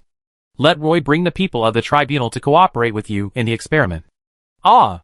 The young girl may not have learned to ask for candy actively, and she agreed hesitantly. I know, I will tell my brother. At this moment, Thor felt a new force of destiny coming from Mitter again. Obviously, this decision will change Mitter's fate, and initially, it will develop in a good direction. Xiaya made a good suggestion, and Thor decided to reward him. Xiaya, are you still near the borderlands? I left a clone nearby, and I went to Bidong College myself. Sol thought for a while. Although you are a tree, there is no need to take root in Bidong College. It is already deserted. A large number of residents were absorbed as early as when Beth was in control, and most of the rest moved away. If you stay there for a long time, you will lack nutrition. Actually, I still haven't figured out what is needed to make the inverted tree grow. I still have some soul fragments here, but the recovery and growth of the inverted tree does not seem to be necessarily related to the soul fragments. It has nothing to do with soul fragments. Sol plans to go back and ask Beth in the diary to see what suggestions she, the original owner who raised the inverted tree, has. I will also help you find a solution for this matter. Thank you. Sol did not plan to let Char join his action against Flim for the time being. The other party was barely a second-level one, and he still needed to be trained. It was better to keep a low profile as a backup force. After talking with Mitter and Char, Sol finally had time to look at the third target. Floco, the former 5th-level water god, who almost caused him a big trouble. In order to prevent the communication with Floco from affecting Mitter, who was still in the judgment court, Sol simply opened a private chat room and talked to Floco alone. We haven't had a good chat since the black tide hit. I don't know how you view this somewhat vague mutual assistance relationship between us now. One thing I can guarantee is that I have absolutely no ill will towards you. Although Floco has escaped now, he can completely develop and restore his strength on his own without relying on Thor's power. It can be said that Thor can't actually help Floco at his current level of strength. But Floco was once a 5th level, and he had seen a powerful existence called a death demon while traveling through the multiverse. In Floco's eyes, Thor was a terrifying death-telling demon. Although he was still growing, he had never heard of a young death-telling demon being killed. Floco's understanding of death-telling demons was actually limited. Even the name of death-telling demon was just a nickname given by those who feared them. But he had heard people mention that even ordinary 6th-level beings would not easily provoke a death-telling demon. Probably only those top-level and selfless beings at the 7th level were not afraid of the death-telling demon group. He could vaguely understand Floko's fear of him, but now that things had come to this point, Thor didn't want to pursue his mentality when he did this. Then tell me what you did that day and afterwards. Flem was silent for a moment, and finally told everything he had done after coming to the Nephilit continent. The so-called mermaid princess is already a useless shell. Instead of letting her stay in the mermaid city and become a spiritual leader, it is better to open up an escape channel for the mermaids with real potential. Thor thought of the mermaid's tear left in his palm after Pearl died. That tear condensed part of the Pearl's ability. It can control the ocean to a certain extent, and can even isolate the pollution in the seawater for a short time. It is hard to imagine what a mermaid princess with complete control over the ocean can do. However, the mermaid clan, or the blue scale clan to which Floko belongs, migrated long before the wizard world was targeted by the Eye of the Abyss. Otherwise, perhaps they would have more ways to fight the black tide. So, Alfonso's idea is partially correct. Mermaids are actually a race that is very suitable for surviving in the black tide pollution. Yes, if the black tide comes one day, I'm afraid that no one from the human race or other races will survive, and it's hard to say how many wizards will be left, but I bet that some mermaids will survive, even in a completely new and mutated form. But this speculation is based on the fact that there are no other monsters in the black tide. Sol was referring to the monsters in the black tide, but he was thinking more about the skeleton-like anchors represented by Camus. The danger is definitely there. But this world is so big that there are always gaps for mermaids to survive. So you have arranged a temporary habitat for mermaids? Yes. They need time and space to recuperate. We need to expand the population to a bottom line before the end of the black tide, otherwise the base number is not enough, and we cannot gain a normal survival probability. Sol did not speak, he quietly sensed the power of destiny in Floko. The other party did not lie to me, but there was something hidden in his words. Floko's power of destiny changed again after the mermaid successfully escaped, becoming stronger than when he just escaped from the deep sea. This should be the feedback of destiny after he saved the mermaids and gave them living space. After all, even if Floko was once a powerful 5th-level existence, he was essentially a blue-scaled tribe and the ancestor of the mermaids. The strength of the tribe is also beneficial to his own destiny. Thor did not ask where the mermaids are now. The fewer people who know the secret, the better. It seemed that Thor's silence made Floko feel a little uneasy. After hesitating for a while, he suddenly changed the subject. I am now in the far north of the state continent. The far north? Isn't that near the Wall of Sighs? Thor's 4th target is in the far north, but there is no candidate yet. He actually has a candidate, but at the moment, a him. He is not sure. I accidentally learned a piece of news. Your mentor, Gorza, has left the Wall of Sighs after failing to be promoted. Thor was startled. The target ran away. Ahem, no it's... Where did the mentor go after leaving the far north? I'm not sure. But he did go to the south. Sol narrowed his eyes. What's the difference between saying this and not saying it? For people in the far north, as long as they don't run into the black tide, anywhere they go is the south. Chapter 894. After leaving the fantasy channel, Thor sat in the wizard tower and thought quietly. He was wondering if he should go secretly to find his mentor, but he was worried that Flem would send someone to keep an eye on him. Once he left the borderless land, the other party would be able to confirm that the Eye of the Storm was just a false alarm, and would probably immediately send someone to invite Thor back to Nephilit. Thor couldn't leave, so he was thinking about who to send to find Mentor Gorza. If he could join forces with Mentor Gorza and convince the glowing clan leader, then the Lord of the Judgment Tribunal, Flem, would not seem to be such a fearful existence. Besides, Thor also knows Flem's secret. The other party secretly imprisoned Stuart's soul, but concealed it from the Black Flame Emperor Alo. If Alo knew about this, he would definitely understand that Flem also had a backup plan for him. Regardless of what Flem's ultimate goal is, such a backup plan and defense is ultimately disturbing. Perhaps Emperor Alo is willing to start a small cooperation with Brilliance for the safety of him and the Black Flame Empire. These methods need to be rolled out slowly. The premise is that Thor can find a way to suppress Flem, the biggest threat. Otherwise, others, even the closest forces, will not be willing to openly confront Flem. I don't know if half a year is enough. At this moment, Thor's door was suddenly pushed open, and Kelly rushed in holding a letter. Thor, I received a letter from Kira for help. Kira? Thor quickly stood up, walked to Kelly, and took the letter from her. The content of the letter was very simple, with only 2 sentences. One sentence was, the resurrected soul controlled Kima.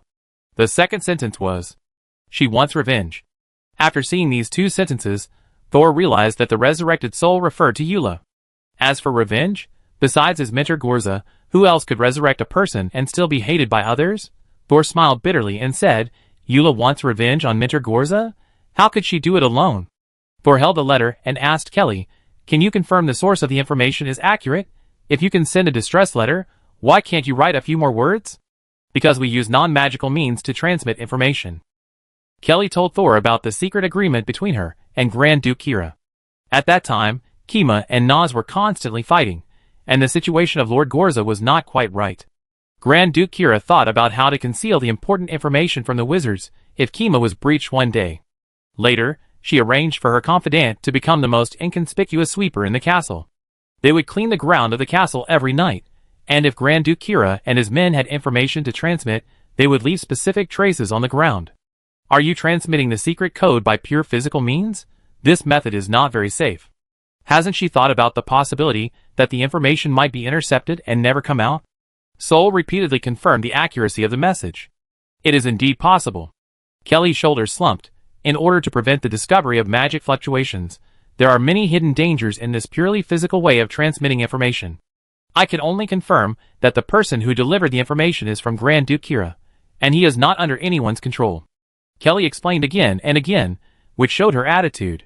Sol looked into Kelly's eyes. You are going, right? Kelly bit her lip. At this time, she should have continued the radiation experiment in the chaotic area. Grand Duke Kira was in trouble, and so was Sol. The only difference between the two was that Sol could still delay time, but Grand Duke Kira was in a state of confusion. You know, Grand Duke Kira would not ask her for help unless there were other ways. Kelly made a decision. I go and see. If it's a problem I can help with, I solve it as soon as possible and come back. If I can't help, I come back as soon as possible. Sol suddenly smiled. Since you want to go, then go. He stood up and returned to the experimental table. But before you go, I have to plan who will accompany you and see who can help. Kelly rushed to Thor and said, you need help here too. I can go back by myself. Thor raised his hand and rubbed Kelly's long hair with a metallic luster. Whenever I need you for something, you always come to help me without hesitation, regardless of the reason or the consequences. Now you want to save Kima and Kira, so of course I will try my best to help you. Kelly was stunned this time. She raised her hand to touch the top of her head and unnaturally tidied up the hair that was messed up by Thor. Thor took out a pen and paper, sorted out the information he had obtained so far, and said to Kelly without raising his head, I can't accompany you in person. If I go there, I won't help you, but I'm afraid it will bring more trouble. He drew a simple map of the state continent on paper, and drew a few special patterns, which were located in the Wall of Sighs in the far north, the land of no man, and the capital of the Principality of Kerma. Finally, Thor drew a line on the paper with a pen. Let Char go with you. Huh? Kelly thought for a moment before remembering who Char was. Can he go? Doesn't he need to rest? Thor tapped his fingertips on the table. He and I have a special encrypted communication method, and he can help you pass the message. Moreover, he has many clones and is resistant to death. If there is danger, let him go. Letting the worried Kelly go back to prepare the luggage for departure, Thor opened the fantasy channel again and contacted Char. Char was helpless, but he had to agree. Thor promised Char, if Eula wants to take power, she can't do it alone. After this incident is resolved, there will be a lot of rebels to be cleaned up. You can deal with these people. Char's breathing became rapid. Oh, there is one more thing I want to give you. The importance of this matter is second only to protecting Kelly. As long as you don't want me to die. Do you think your value is too low, that you can be easily abandoned? That's not the case. Thor rolled his eyes in his heart, and then told him what he needed to do. Char was extremely surprised, but he didn't refuse Thor in the end. Okay, I do it. After cutting off contact with Char, Thor called Mitter again. Hey, Master Thor, didn't you just leave? Thor, the plan has changed. Have you told Roy the method of the new experiment? We have already said it. It's okay, proceed as planned, but you don't have to let the experiment progress too fast. Do you understand what I mean? There was silence for a moment on the other side of Mitter. You want me to play dumb, right? Sol laughed, almost. Anyway, don't let the experiment succeed immediately, and drag them down. I will go back in a few days. You want to come back? But won't you be locked up again when you come back? Not now. So you need to delay time. Give them some sweetness, but don't solve the problem completely. Okay, Lord Sol. Although Mitter was still confused, she knew that she just had to listen to Sol, and didn't have to think too much. Chapter 895. Kelly set off, carrying the various props given to her by Thor, and went to the Principality of Kerma in secret. Thor and Byron, who stayed behind, would help Kelly conceal her absence. Now the two were very busy. On the one hand, they had to mine the white bone monsters in the Chaos Domain Rift as soon as possible, and on the other hand, they had to send people to look for possible Eye of the Storm. At the same time, Thor also served as a transfer station for information, constantly passing information to Char and others. Time passed little by little. When Kelly successfully met with Char and changed her appearance to enter the Principality of Kerma, someone in the distant Nephrite continent found the Black Flame Emperor Alo, who had returned to the capital. Ailuo was sitting in the palace at this time. His wife had just left to accompany their 46th child to learn to read. This was a warm scene, but Ailuo still frowned. When he heard the guards come to report that there were wizards from the Court of Arbitration coming to see him, he still stood up with a frown. Did they bring any news about Stuart? The guard immediately replied, Your Majesty, it should have nothing to do with Lord Stuart. The one who came was a wizard who had never been seen before. The guards around Emperor Alo were also first-class wizards. Ordinary people, let alone serving Alo, would suffer from various health problems, and even death due to the influence of magic radiation even if they stayed close to him for a long time. When Alo heard this, he had no interest in meeting the envoy of the Judgment Court. Recently, he had a quarrel with Flem again. It was just a simple quarrel, and there was no conflict or confrontation. The other party lost his most trusted minister, who was also the heir he chose for himself in Black Flame, so Flem was not as strong as before when facing him. However, although the guy lowered his head slightly in momentum, the decision he made could not be changed at all. This was not the first time that Alo had clashed with Flem in terms of concepts and actions. Because they both wanted to protect their homes and their people, Alo and Flem came together and jointly established the Judgment Court. But Alo, who was entangled in everything, spent more time dealing with the internal affairs of the continent. When he came to his senses one day, he found that the Judgment Court had extended its reach to the other two continents, and even had many cross-continental pursuits. For this reason, their relationship with the Stargate Council was once extremely tense. Alo looked down on the Stargate Council's approach. Regardless of whether the Stargate was safe or not, only a few top-level wizards could eventually leave through the Stargate. As for going outside to get reinforcements, Alo was even more dismissive. But gradually, Alo found that he could no longer see through Flem's style of doing things. The reasons for Flem's rulings became increasingly unclear. Perhaps one morning, Flem said that someone was a sinner in the wizarding world and must be eliminated. There are even several third-level wizards among them. The most recent one is naturally the famous Gorza. Alo once told himself that he had not been involved in the core affairs of the tribunal for a long time, so he didn't know whether Flem had hidden reasons.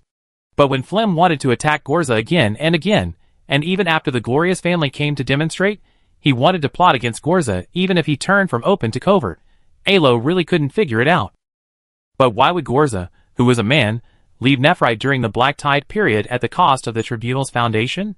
In the end, something unexpected happened, and he was unable to leave Nefert. The Red Sea tree was destroyed, and even Alo's confidant was killed in the originally small-scale Black Tide attack. He paid such a huge price, but Flem still refused to tell Alo what he did all these for. This made Alo feel more and more uneasy and confusion. As Stuart's soul has not been found, this uneasiness is also increasing day by day. Why is there no news about Stuart? He disappeared right in front of everyone. Even if he was only a third-level wizard, his mental power and soul were very strong. How could he be destroyed by a mermaid mutant without even a little soul fragment left? In this anxious mood, Ailuo finally waved his hand. If there is anything, let them go to the ministers to discuss it. The guard immediately agreed, Yes, Your Majesty. However, not long after the guard left, he came back with a tangled look on his face. Your Majesty, they said. That it was Lord Flem's request, and Your Majesty needs to cooperate. After saying that, the guard lowered his head. Facing the tough Judgment Court, even their emperor often had to compromise. Ailuo snorted coldly. He would not compromise today, but before Ailuo sent the guards back again, a figure had already stepped into the garden in front of the bedroom. Although Ailuo was in the room, he still discovered the intruder at the first time. Now even a wizard of the Judgment Court dared to ignore His Majesty like this? Then send them a few bodies back, so that Flem's men can wake up. Thinking of this, Alo narrowed his eyes, and the whole person suddenly turned into a ball of black flame and disappeared from the room. The next second, his figure appeared at the gate of the garden, and he lifted up a first-level wizard who was looking at the door. The black flame rose from the wizard, and the captured wizard immediately screamed. Black flame is Alo's symbolic magic, and it is also the origin of the name of the entire Black Flame Empire. Alo can use black flames to burn this ignorant first-level wizard to ashes in an instant, but what deterrent effect can burning to ashes have? It is better to steam him into a mummy bit by bit, sprinkle some spices on it, and then send it back in bread. I believe it will definitely leave a deep impression on the wizards of the Judgment Court. The black flames are like Alo's limbs, controlled by him at will, and will soon evaporate all the moisture in the wizard's body. At this moment, another witch standing outside the garden gate raised her 2 arms to indicate that she was harmless. Your Majesty Alo, after you burn this reckless guy to ashes, can you allow me to report a few things to you? I promise it won't delay your lunch. Leah was a little nervous, but in order to achieve her goal, she still gritted her teeth and spoke in front of the obviously angry Emperor Alo. Alo glanced at Leah, and Leah immediately put her hands together, looking like a request, and lowered her posture very low. Such a respectful attitude made Alo's nameless anger less, so he decided not to torture the reckless wizard in his hand, but to burn him directly into ashes and sprinkle them as fertilizer in the garden. After the flames went out, he clapped his hands and said in a still unfriendly tone, "What do you want to say? I only give you 3 chances to say something." 3? Leah's mouth was bitter. She thought quickly, knowing that she was given 3 sentences, but if the first sentence did not satisfy His Majesty Alo, then she would probably not have the chance to say the second sentence. I think some things cannot be hidden and said at the right time. Your Majesty Alo. Leah lowered her voice. What you are looking for has always been here. Chapter 896. Iroh immediately looked over, the inquiry in his eyes almost pierced through Leah like a knife. Leah clenched her fists nervously, looking at Iroh like a little rabbit. Iroh looked at Leah for a few seconds, his face regained its composure. Let's go inside and talk. Then the 2 figures disappeared in the firelight together. When they appeared again, they were back in the bedroom. Iroh sat on the throne, one hand on his chin, looking at Leah standing below. This is my palace. You don't need to be so hesitant and unclear when you speak. In Leah's perception, there were only the 2 of them in the room. Although Leah had no way of knowing whether there was someone watching in the dark, she believed that the Black Flame Emperor would be responsible for the secrets here. If the other party still chose to convey the information she told to other members of the Judgment Court under such circumstances, then Leah could only accept it. So Leah took a deep breath and told everything she knew. Mr. Stewart is in the deepest part of the Judgment Court. You know where that place is, but please forgive me, I can't tell you. Iroh was not angry because Leah had almost exposed the answer to him. Lost Corridor. The information that Leah couldn't point out, he could say it directly. Iroh had already thought that Stewart was trapped in the Lost Corridor.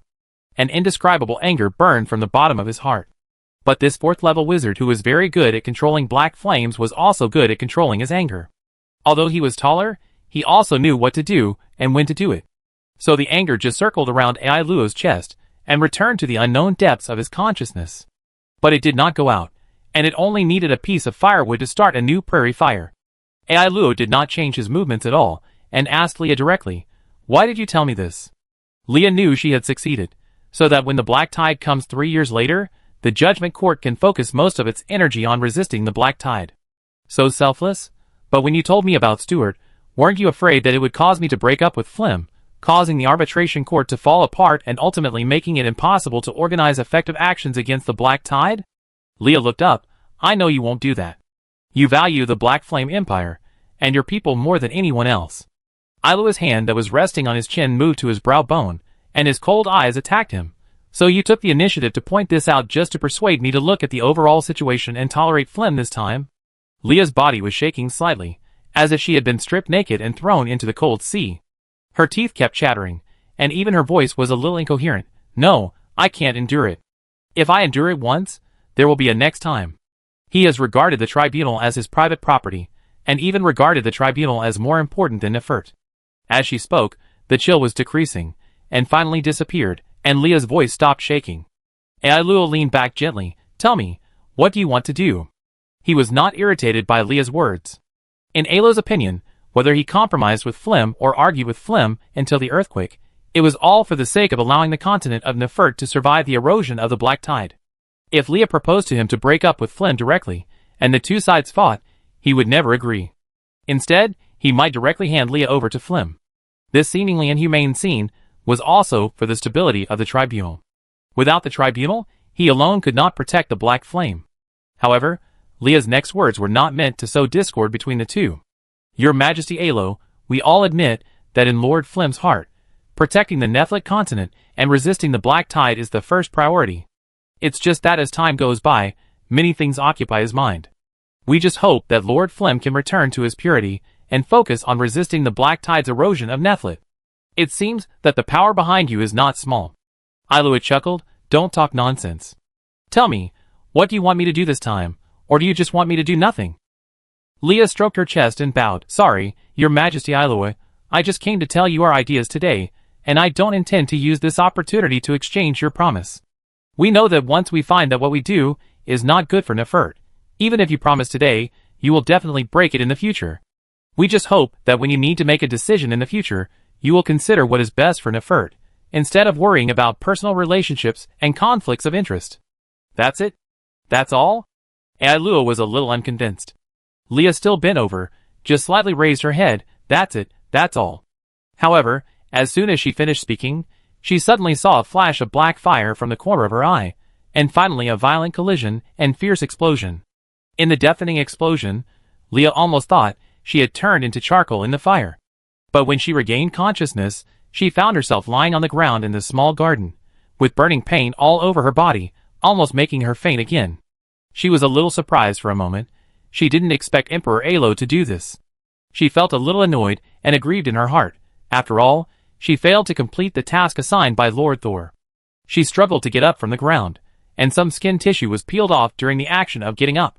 It was painful, but Leah didn't dare to cast witchcraft in Emperor Alo's small garden, which might anger him again. She limped out, the flesh and blood on her body stuck to her clothes, and cast the second punishment. In order to avoid fainting again, she walked while reflecting on what she did wrong.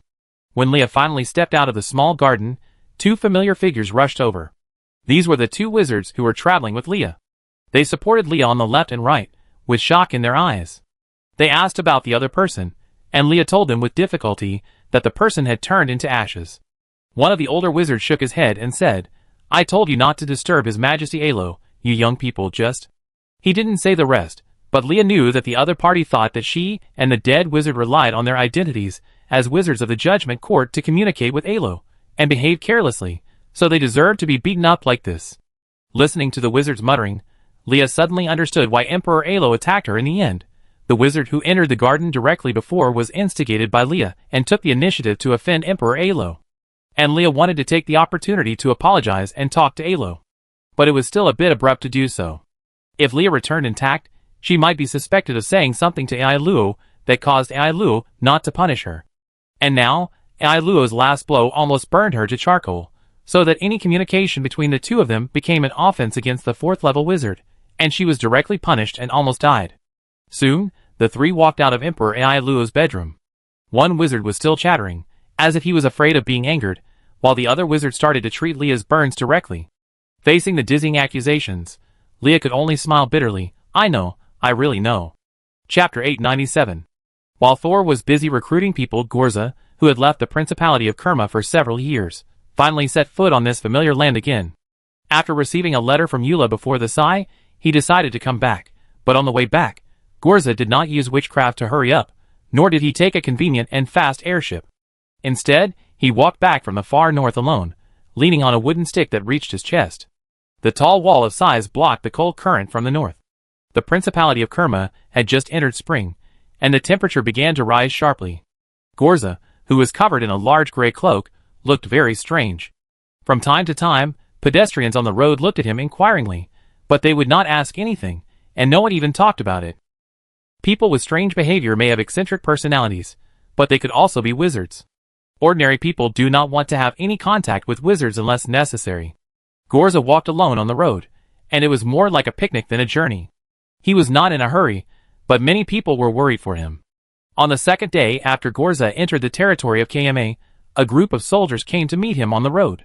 The leader was a first-level official wizard, and behind him was a gorgeous carriage pulled by 4 horses. Lord Gorza, Grand Duke Kira sent us to pick you up. Gorza glanced at the wizard who greeted him and smiled. Kira will not send a carriage to pick me up. Don't you know that I am good at traveling? The wizard who greeted him hurriedly said attentively, "Lord Kira knows that you are not in a good mood now. You will be more comfortable in our carriage. Those who fail to be promoted will have a period of weakness, and some people will even enter a state of severe injury on the verge of alienation. This period of weakness may last for several months, and some people may last for several years." In the wizard's opinion, although Gorza did not look abnormal on the surface, his body must have been injured. So he said that the other party was in a bad mood, still taking care of Gorza's dignity. "No need." Gorza waved his hand casually, and continued to walk forward with his wooden stick. "You are not as fast as me." The wizard on the other side twitched his lips and thought, if you didn't have magic, you would have to walk and walk for 2 months to reach the border of Kima. Would we have gone through so much trouble to pick him up? But this must not be said openly. The wizard remembered what someone told him before he set out, so he straightened his chest and said, "Lord Gorza, Grand Duke Kira asked me to remind you that some things are time-limited." Gorza suddenly raised his hand and pressed it on the other person's face, and the latter was immediately scared and dared not even move. Gorza pressed down with a little force, and the latter's knees softened, and he squatted down and finally sat on the ground. At this time, Gorza had withdrawn his hand and wiped his palm on the cloak, as if he had touched something dirty. He lowered his eyes. "Tell Eula that I will go, don't worry. If her news is really time-sensitive, she will come to me in person without waiting for me to come up. So, don't disturb me while I'm walking." The wizard sitting on the ground was shaking. Gorza had been restraining his magic and mental power, and from the outside, he looked like an ordinary person. This made him, who had never faced a third-level wizard, a little too proud, and he unconsciously began to imitate the expression of his boss, who told him this. But he didn't dare to let his mission end in failure. Therefore, although he couldn't get up from the ground, he still asked with a trembling voice, "Sir Gorza, when will you go to the capital?" Gorza stopped and asked a question half-turned. "Do you know why there is only one wizard in your team?" The wizard lying on the ground was stunned. "Because they are afraid of wasting, huh?" Gorza left a light laugh and continued to move forward. The wizard who was left behind thought blankly for a long time, until the soldiers behind him could not see Gorza's figure and came to support him. They still didn't understand what fear of waste meant. It was still a soldier who whispered to remind him, "Maybe when Grand Duke Kira sent us out, he didn't think we could go back alive." The wizard who was helped up immediately glared at him. The wizard couldn't understand. If ordinary soldiers were pushed out as cannon fodder, it would be normal, but he was an official wizard. There were not many official wizards in the entire Principality of Kerma. How could Grand Duke Kira treat him as cannon fodder? Gorza ignored the wizards and soldiers left behind and continued to move forward. He just kept walking. When he felt tired, he sat on a big rock by the roadside to rest. When he felt sleepy, he jumped on a small tree with new green buds and had a good sleep. Along the way, he ate whatever he wanted. If he wanted to eat, he ate. If he didn't want to eat, he just absorbed the magic power around him to replenish his energy. In this way, Gorza wandered to a small village outside the king's city of Kima. As long as he crossed the moat, he would enter the king's city. Most of the people in this small village were farmers, who were turning the soil. There were not many people in the village. Just as Gorza was about to go straight through the small village, a small brown branch suddenly emerged from the muddy country road. It was like a new bud sprouting in response to spring, but the growth speed was a bit frightening.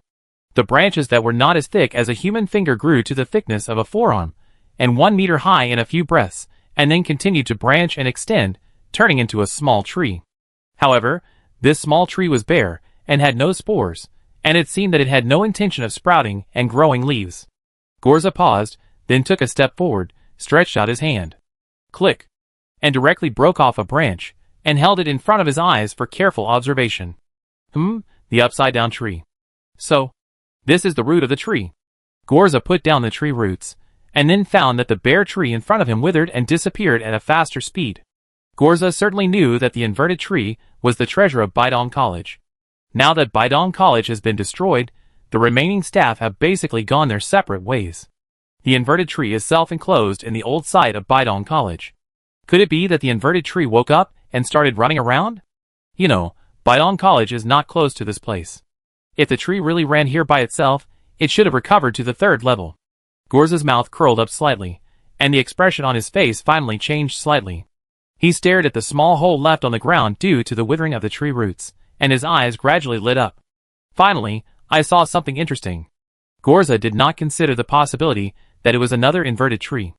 The probability was even lower than the probability that the inverted tree would pull up its roots and run away. Now, he had forgotten the invitation from Kira, or rather, Eula, and wanted to see this inverted tree that could recover to the 3rd level without a breeder. It must have interesting secrets. Just as Gorza was about to put his hand into the hole in the ground, a piece of parchment cut to the size of a thumb suddenly jumped out of the hole. Gorza immediately changed from exploring to grabbing, and then he saw the words on the parchment clearly. Kira was imprisoned by Eula. Chapter 898. Kelly, why don't we just go over and tell Gorza about this? Will he believe it if we just pass a small note? Xiaoya, who was leaning against the tree, asked Kelly in confusion. Xiaoya's state was very strange now. He was surrounded by brown branches, extending to the tree behind him, and to the soil below. Xiaoya now looked like a puppet with 100 strings on his body. But in fact, these roots were not controlling Char, but were even controlled by Char in return. Kelly hid behind a rock. In fact, they couldn't see Gorza from their position, and the other party couldn't see them in the dense forest, but she still avoided him cautiously. Now there is more than one force eyeing Lord Gorza. If we appear in front of him directly, it will easily expose our purpose. So we can't show up. We can only think of a way to remind him with a vision, and then rescue Grand Duke Kira in the chaos. This is the most important task of our trip. Kelly explained in detail and seriously, even a little redundantly. But for some reason, Char felt that Kelly's explanation was just to cover up her fear of Golsa. Is it necessary to do this? Char observed Golsa in the distance through the treetops of the big tree he was connected to. When he was still a living first-level wizard, he had heard of Golsa's name, but he had never really seen him. Today, he watched from afar. I always feel that he is not as powerful as the rumors say.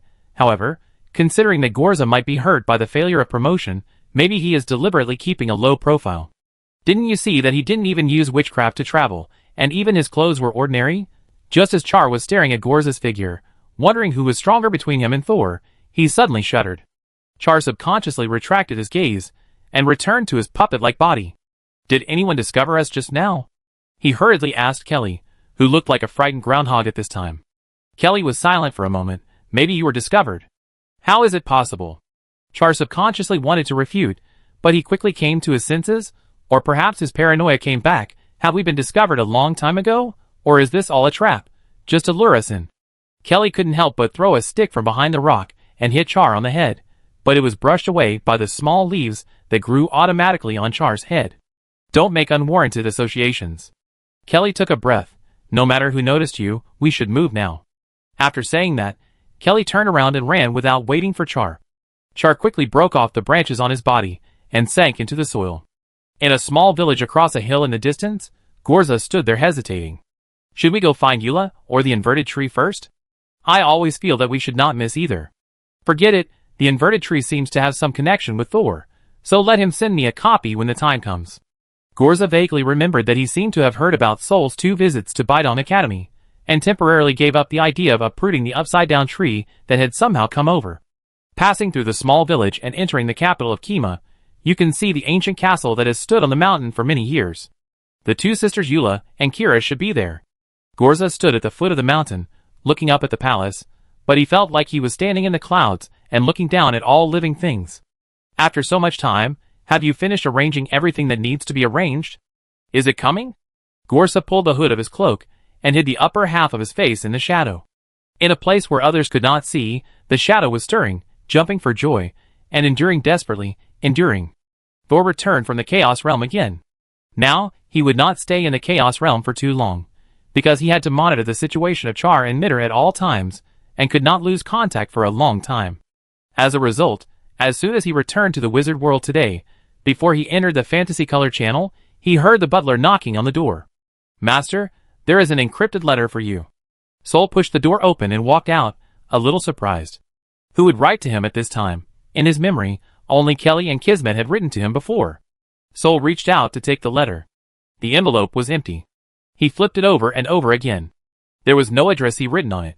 The messenger dictated to give it to you. Hope, the butler, bowed and explained. Where is the person? As soon as I took the letter, the other party turned to ashes in the sun. Hope's expression did not change, as if he had received such a letter before. Who do you think sent you the letter? Foresaw the calmness of the butler. If you want me to guess, it should be someone from the glorious family. Hope leaned forward slightly, then took a step back, indicating that he would not peek. Thor immediately opened the letter, and it was indeed from someone from the glorious family. To Thor's surprise, the person who wrote the letter was actually Norton, the patriarch of the glorious family. Thor had just finished reading the contents, and his heart was filled with surprise, but when he wanted to read it a second time, the letter paper turned into ashes. Thor narrowed his eyes slightly, thinking about the contents of the letter, and gently rubbed his fingertips to let the dust on his fingers fall off. After a moment, Thor opened his eyes, and directly called the butler over. "Pack up, Byron and I are going to the Principality of Kerma." After Thor finished speaking, he turned back and entered the room, slamming the door shut. The butler didn't know what happened, but he was still a little anxious when he heard that Thor was leaving the no man's land. As the chief steward of the Wizard Tower, he had a general understanding of everything up and down. If Thor openly left the land of no man and went to Kerma at this time, the people of the Court of Arbitration would definitely come to take Thor away after they found out. Could it be that the people of the Radiant family promised to help Thor get rid of the entanglement of the Court of Arbitration? But is the Court of Arbitration such an easy force to get rid of? But no matter what Hope thought in his heart, he could not go against the opinion of the Tower Master. And Thor returned to the room immediately after making a decision, not giving him a chance to make suggestions. He went downstairs with a lot of thoughts in his mind, and then grabbed a passing wizard. "Mince, go and prepare the carriage for the Tower Master to go to the capital of Kerma tomorrow." Mince staggered and said in surprise, "Hasn't the Tower Master just returned less than 2 months ago? Why is he going out again?" "This is not what you should ask." Hope successfully passed on his entanglement to the next person, and then clapped his hands and left contentedly. Mince was very efficient, and prepared a carriage for Thor and Byron that night. According to the detailed requirements he later learned, he carefully added a concealing magic circle to the car. After learning that the luggage was ready, Thor took Byron out of the Pure Spirit Wizard Tower that night. This time, they did not take the exit originally located in Chueshu Valley, but chose another exit farther away from the Principality of Kerma. There was no sign of the Pure Spirit Wizard Tower on the carriage, and the appearance was also very low-key. The night was deep, the moonlight was hazy, and the insects were sparse. It was a good time to travel quietly.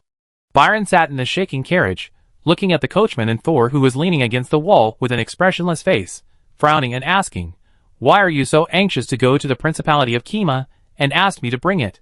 Sol raised his hand to stop Byron from continuing. "The things are already ready, but we just need an opportunity.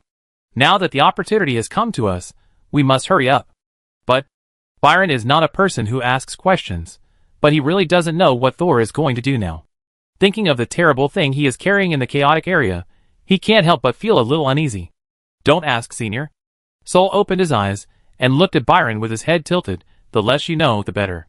Chapter 899. Golsa was stopped when he entered the city. Or rather, he was recognized by someone, and the person who recognized him was the young first-level wizard who went to the border of Kerma to pick up Golsa nearly a month ago. The young wizard was stunned at this moment, and then turned bitter. When the mission failed, the leading court wizard was quite surprised that Golsa didn't kill him when he returned. The young wizard felt cold in his heart, but he was also glad that he had saved his life. The leading wizard seemed quite happy, as if he felt that Golsa's strength had declined, so he let the young wizard go to avoid being noticed by others. The leader hurried back to report, but left the young wizard at the gate of the capital to continue to welcome Gorza. The excuse was still, "You have already met Gorza, so you are more suitable than anyone else to meet him at the gate." The young wizard rushed back to the capital and waited for nearly a month, but Gorza still hadn't arrived. He secretly hoped that the other party would not come at all. As a result, this wish was just born, and it was still warm. He looked up and saw Gorza wrapped in a gray cloak. Although half of the other party's face was covered by shadows, Gorza did not completely hide his identity at this moment. The strange temperament around him made the young wizard never forget it after seeing it once. So the young wizard, although he was nervous, still went to meet him and brought out Gorza, who was queuing obediently at the city gate. "Lord Gorza, we have been waiting for you for a long time." "Now?" The young wizard looked up at the man whose face was half covered by the hat, and swallowed his saliva.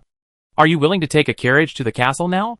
Gorza knocked the ground outside the city gate with a wooden stick in his hand, making a small sound of dong dong dong. "Get in the car." There was a smile in his voice, and it was unclear whether he was laughing at the young wizard or at others. Seeing that Gorza was willing to cooperate this time, both the young wizard and the other 10 soldiers behind the city gate breathed a sigh of relief. Especially the soldiers, watching Gorza and the young wizard's carriage leave, they were as happy as if they had been reborn. However, Just as they were about to continue guarding the city gate, the leader suddenly received a message from the court wizard. Close the city gate. No one is allowed to enter or leave today. The leading soldier was more shocked when he saw the news than when he was asked to receive a third-level wizard at the city gate. Boss, what should we do? There are still many people outside who want to enter the city. A soldier asked anxiously. The leader slapped the other's head. What are you doing? Close the city gate.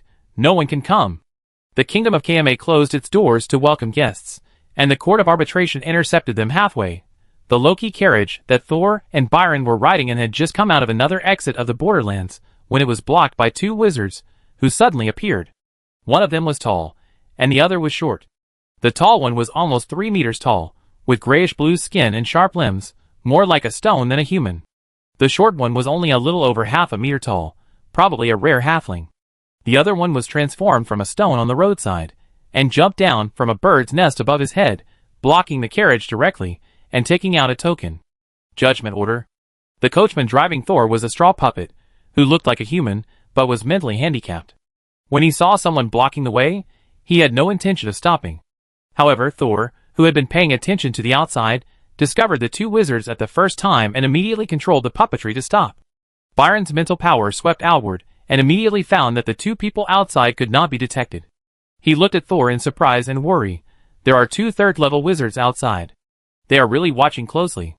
Thor snorted coldly, no longer hiding, and got out of the carriage directly. He looked at the two third-level wizards, who stopped the carriage, frowned and asked, "You two are wizards of the Judgment Court. I didn't see them last time in the Eternal Night." His eyes swept over the pitch-black Judgment Order. "You want to kill me with the Judgment Order?" When it came to the word kill, Thor's face turned cold as blood, his hands became slightly transparent, and the shape began to change. The two third-level wizards looked at each other, without changing their expressions. They wanted to compete with Thor, a third-level wizard who was famous at a young age, but now was not the time, and no one dared to touch Flem's guests. "You misunderstood." The short wizard spoke first. His voice was as strange as a parrot repeating, "The Judgment Order is only used to prove our identity. This time, we came here in the hope that you can go back to Yunya again. The eye of the storm in the Borderlands has not been cleared yet, and it is not convenient for me to go so far now." Thor remained calm. The tall, rock-like third-level wizard immediately retorted, "You have left the Borderlands. My friend is in danger. I want to save him. And it is not far from the Borderlands.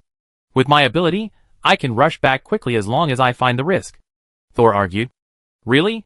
The dwarf wizard suddenly turned his eyes to Byron, who had not yet come out of the car. "Then let's ask your companion to go to the Judgment Court first." Thor frowned, but didn't show too much panic. "Lord Frem is looking for me. What's the point of asking him to go? He's just one of my subordinates." No, although we haven't entered the Borderlands, we still know the people around you. For example, this wizard Byron and a witch named Kelly should be good friends of you, Lord Thor, when you were young. Now you go out to help the witch Kelly in the Principality of Kerma, right? Thor's interpersonal relationships are not a secret. With the power of the Tribunal, it is easy to find out. Thor was just wondering what these people meant by bringing this up at this time. "Since you know I'm going to help a friend, the Tribunal can ensure the safety of Witch Kelly. I believe you will be able to see her soon after you go to Eternal Night." What does this mean is to take Kelly with you? Was this Flem's original intention, or did the two wizards come up with this idea to threaten him? If it's the latter, it's fine. If it's the former, Thor has to consider whether Flem has known about their innertization experiments, although they are very secretive every time they do experiments, and even some experiments that only require the function of magic crystals have been moved to the chaotic domain. It is possible to find out what kind of experiments they are doing through the witchcraft resources they bought and the waste they produced. Also, they seem to have a clear understanding of Kelly's information. So do they know what Kelly is doing in the Principality of Kema? If they are very clear about this matter, then Thor is basically certain that the affairs of the Principality of Kema are also related to the Court of Arbitration. Eula, has he already joined Flem? But didn't Flem oppose the low-level wizard resurrection plan? Why would he cooperate with Eula? Soul's mind raced, and his face became stiff. "Humph, you two third-level wizards came to invite me specially, and you don't allow me to refuse at all." The dwarf wizard grinned. "Which wizard can refuse the tribunal? Then I can go alone. Byron stays in the no man's land. He still needs to continue to investigate the Eye of the Storm." Thor was testing. The two wizards hesitated for a moment, and then they looked at each other. The giant rock-like wizard suddenly said in a hard voice, "No." The dwarf wizard smiled with an ugly face. Since I can go out with you, I think I am quite strong. Let's go to Nephrite together. Don't worry, Nephrite is also fast. Even if the eye of the storm really occurs later, we will send you back before the eye of the storm erupts completely. Thor looked back at Byron, whose expression did not change. When he looked at Thor, he said, I will hit you wherever you point. After Thor turned around, he looked into the distance again, which was the direction of the capital of Kima. Okay, Byron and I will go back with you. But you have to send someone to protect Kelly. Thor's voice was tinged with bitterness. However, Byron, who was sitting behind Thor, was a little confused. He lowered his head to hide his gaze and expression. For some reason, he always felt that Thor was not surprised. Chapter 900. Thor was eventually taken away by 2 third-level wizards, one tall and one short. By the way, Byron was also taken along. After agreeing to this rigid request, the 2 third-level wizards became much easier to talk to. They immediately took out a carriage that was more luxurious than the one Thor was riding in now, and even the horses pulling the carriage were of the highest standard for receiving guests in the judgment court. But Thor sat in the carriage and looked at the 2 third-level wizards guarding outside the carriage, knowing that this carriage was just a cage provided by them. Because Thor and Byron came out of another exit of the Borderlands, they did not pass through the Dwarf Valley when they went to the ultra-long-distance teleportation array of Nephilit. Although the distance was farther, it took about the same amount of time. 3 days later, Thor arrived at Nephilit in a Pegasus carriage. He and Byron walked out of the carriage, and there was no one outside. It seemed that they had already torn their faces apart, and there was no fake event of the nobles welcoming them this time. As soon as Thor and Byron got off the car, they were sent to a small castle on a cliff by the sea. The walls of this castle are covered with green vines. If it were not on the Red Sea, it would attract many seabirds to inhabit. It's a pity that there are no animals or people here. Even the lush branches and leaves outside seem to be painted by humans. There is no vitality, only a stiff silence. After sending Thor and Byron into the castle, the 2 wizards, one tall and one short, stood guard at the door and did not follow them in. Thor and Byron walked in the corridor without any lights, and lit a fire to illuminate the surroundings. In this castle that has been uninhabited for many years, the lights suddenly lit up, but did not scare away any mosquitoes, snakes or ants. There is really no life here. Thor retracted his gaze, looked down at his feet, and suddenly stopped. Byron immediately noticed Thor's movements, and lowered his head with him, only to find that after lighting the torch, neither he nor Thor had a shadow. There is light, how can there be no shadow? Byron whispered. Maybe the light is fake, maybe the shadow is fake, maybe the darkness is fake, Thor said casually. The 2 walked through a short corridor, and saw a black wooden double door in front of them. There were many places on the door that had been rotten, and the exposed fractures were also black. Thor looked inside from the gap, and found a dark shadow swaying. However, Thor's mental scan did not find any living creatures or spirits. He stepped forward and kicked the black door open. The rotten wooden bolt on the door made a fragile cracking sound and slammed inward along the door axis, bang. The door hit the wall inside, and then under the rebound force, the door hinge broke completely and fell to the ground crookedly. A lot of dust suddenly rose in the room. Byron looked at the door on the ground, lowered his head and remained silent. Saul put one hand on his shoulder. It's okay, Senior, they have imprisoned us here. Do we still need to care about protecting the environment of the cage? Then Byron suddenly said, You crushed a person to death. Saul turned around quickly, and there was nothing under the door panel, no dead people, and no blood. But Thor did not refute Byron immediately. You can see a person. Byron still stared at the door. My spirit told me there was nothing there, but my eyes told me there was a woman with a broken head. But Thor's eyes and spirit told him there was nothing there. Senior, in your eyes, is there anyone else here? Byron shook his head. It's strange, I didn't see anyone at first, but after the door collapsed, a body immediately appeared under the door, and judging from the wound, it was killed by the door just now. Thor waved his hand and pointed forward. Do you see anyone here now? Byron shook his head slowly. No. Thor raised his hand, and a soul blade flew out immediately. The black broken blade flew from Thor's fingertips, and sank into the opposite wall, leaving a hole, but no sound was made. But Byron's eyes slowly widened, as if he saw something incredible. Your witchcraft just shot through a man's head. Where is it? Thor asked immediately. Byron immediately used the marking technique to mark a bright spot about 5 meters in front of the 2 of them. Right there, I marked it on the man's forehead. But when Thor looked over, it was still empty, with only a gray-black square stone slab covered with dust. Who of us is hallucinating? Thinking of the swaying black shadow he saw through the crack in the door before entering the house, Thor crossed his arms. It should be me. Byron rubbed his eyes. I can still only see with my eyes. At this moment, a voice suddenly sounded in this spacious hall with nothing but walls and floors, and it echoed. I'm also curious, why can't you see, Thor? It was Flem's voice. He was waiting for them here. Thor's eyes wandered in the hall. This hall had no windows, and the only light source was the fireball in front of Byron and Thor. The fire flickered, flickering alternately, but there was still no shadow in the room. Mr. Flem, won't you come out? I'd like to discuss this with you. What do you need me to see? I'm already standing here. The voice came from the front. Ah! Byron also looked forward, and it seemed as if he had really seen someone. Sol narrowed his eyes, and tried to observe the front with a semi-immersive meditation method, but there was still no shadow of anyone. You can't see the previous scene, so naturally you can't see me. Flem's voice came again. Thor slowly put down his hand, and he controlled his fingertips to extend a line of destiny, slowly sweeping across the front. Still nothing. I know. Thor suddenly said, You don't exist in this room, you exist in the eyes of Senior Byron. Byron's first reaction was to touch his eyeballs, but he clearly didn't feel anything foreign. Thor saw Byron's action and shook his head. I just described it inaccurately. The only thing that exists in your eyes is the image of Lord Flem. So only your eyes can see it, and the rest of your body, and your spirit body will not feel it. Light, normally you can't touch it. But you can feel it in other ways. But Thor was not in a hurry to see the other person. Anyway, he could hear Flem's voice. And he couldn't see Flem's appearance. Maybe it was a good thing. I don't know why I can't see you. Do you want to take my eyes and study them?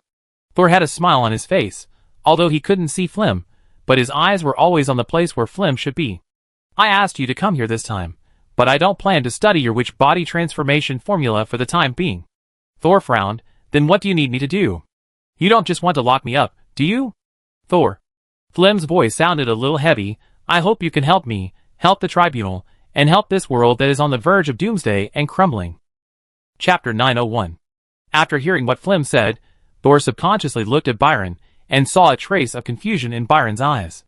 If Thor realized from Camus' words several times that the influence of the black tide on the wizard world was indeed terrible, and that the wizard world was likely to be destroyed in the black tide, then Byron's understanding of the black tide was limited to the no man's land, and the chaos domain.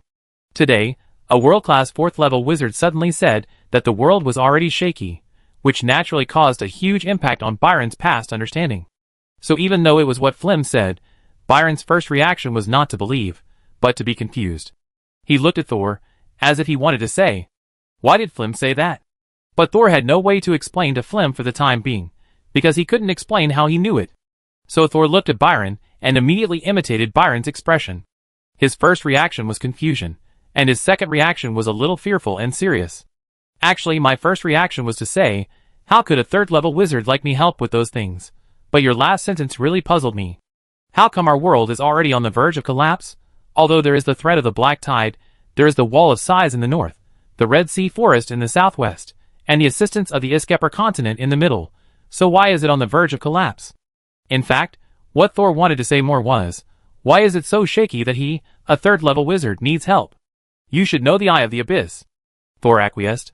The current state of the Eye of the Abyss is like an ordinary person falling asleep, or us entering a deep state of meditation. The black tide is actually equivalent to a breath of the Eye of the Abyss. It is the weakest activity of the Eye of the Abyss. But once the Eye of the Abyss wakes up, even if it just turns over, it will bring disasters more terrible than the Eye of the Abyss. Those disasters are enough to destroy the world. And now, because of the activities of some people, and the development of certain things, the Eye of the Abyss is about to wake up. Byron is now confused, but now Flem will definitely not take him. A 2nd-level wizard, seriously. He wanted to ask the half-elf in his head, but the half-elf didn't respond to his call at the critical moment. It's useless. Sol was better than Byron, but he didn't quite understand either. Master Flem, can you explain what it means that the Eye of the Abyss will awaken because of certain people and certain things? Now Thor wanted to see Flem's expression, and see what kind of expression he had when he said these words. Since I called you here today, I will tell you that the Eye of the Abyss is about to awaken. Flem was surprisingly easy to talk to today. Do you know why the black tide in the Borderlands is more terrible than the black tide in the Red Sea?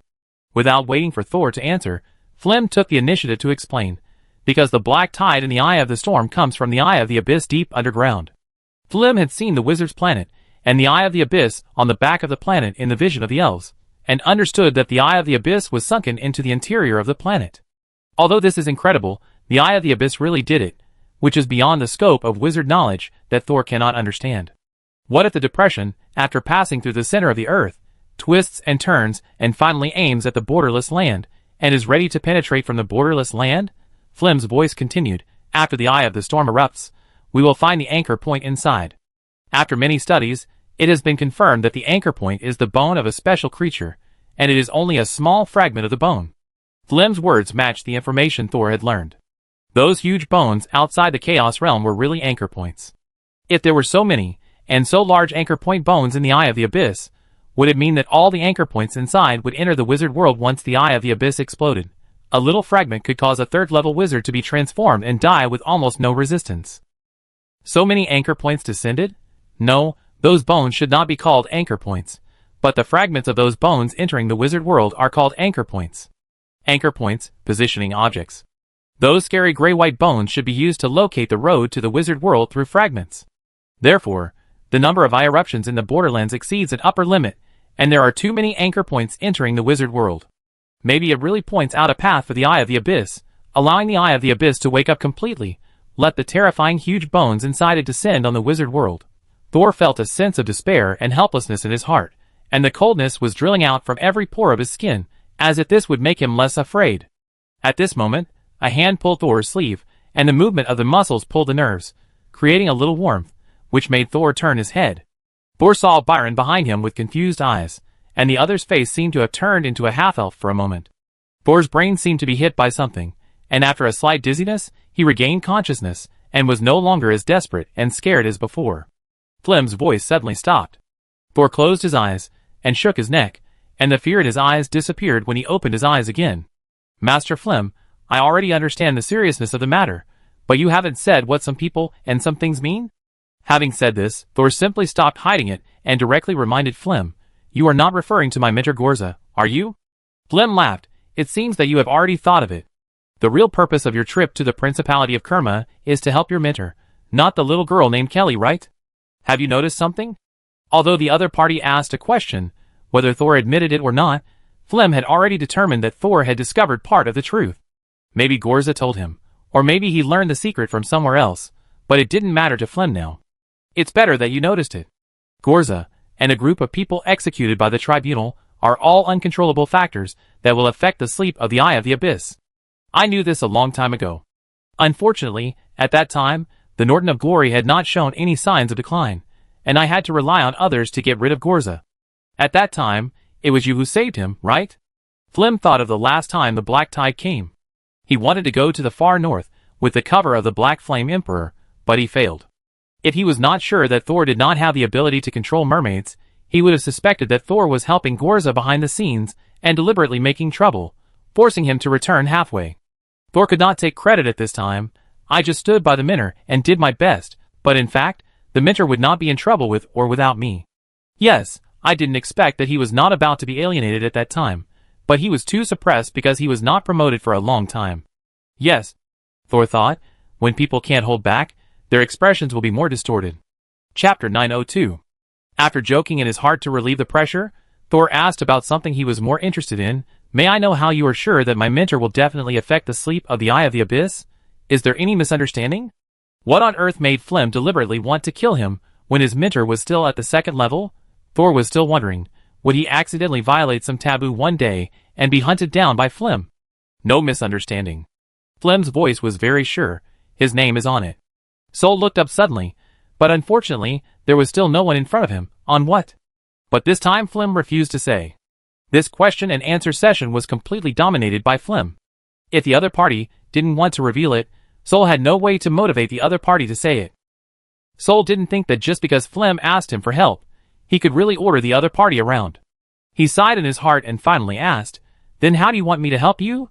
First of all, I don't think I can, save the world. I know you have a witchcraft item called the Diary of a Dead Wizard. Boom! It was as if an explosion sounded in Thor's head, but he used amazing perseverance to cover up all his overreactions. He quickly raised his head to a proper angle, spoke faster, and had the right amount of surprise and solemnity in his eyes. I do have this item, but I want to know, how did you know? As soon as he asked this question, a name came to Thor's mind. And the next second, Flim also said the name. Kismet. He told me that you could become a third-level wizard so quickly without his help.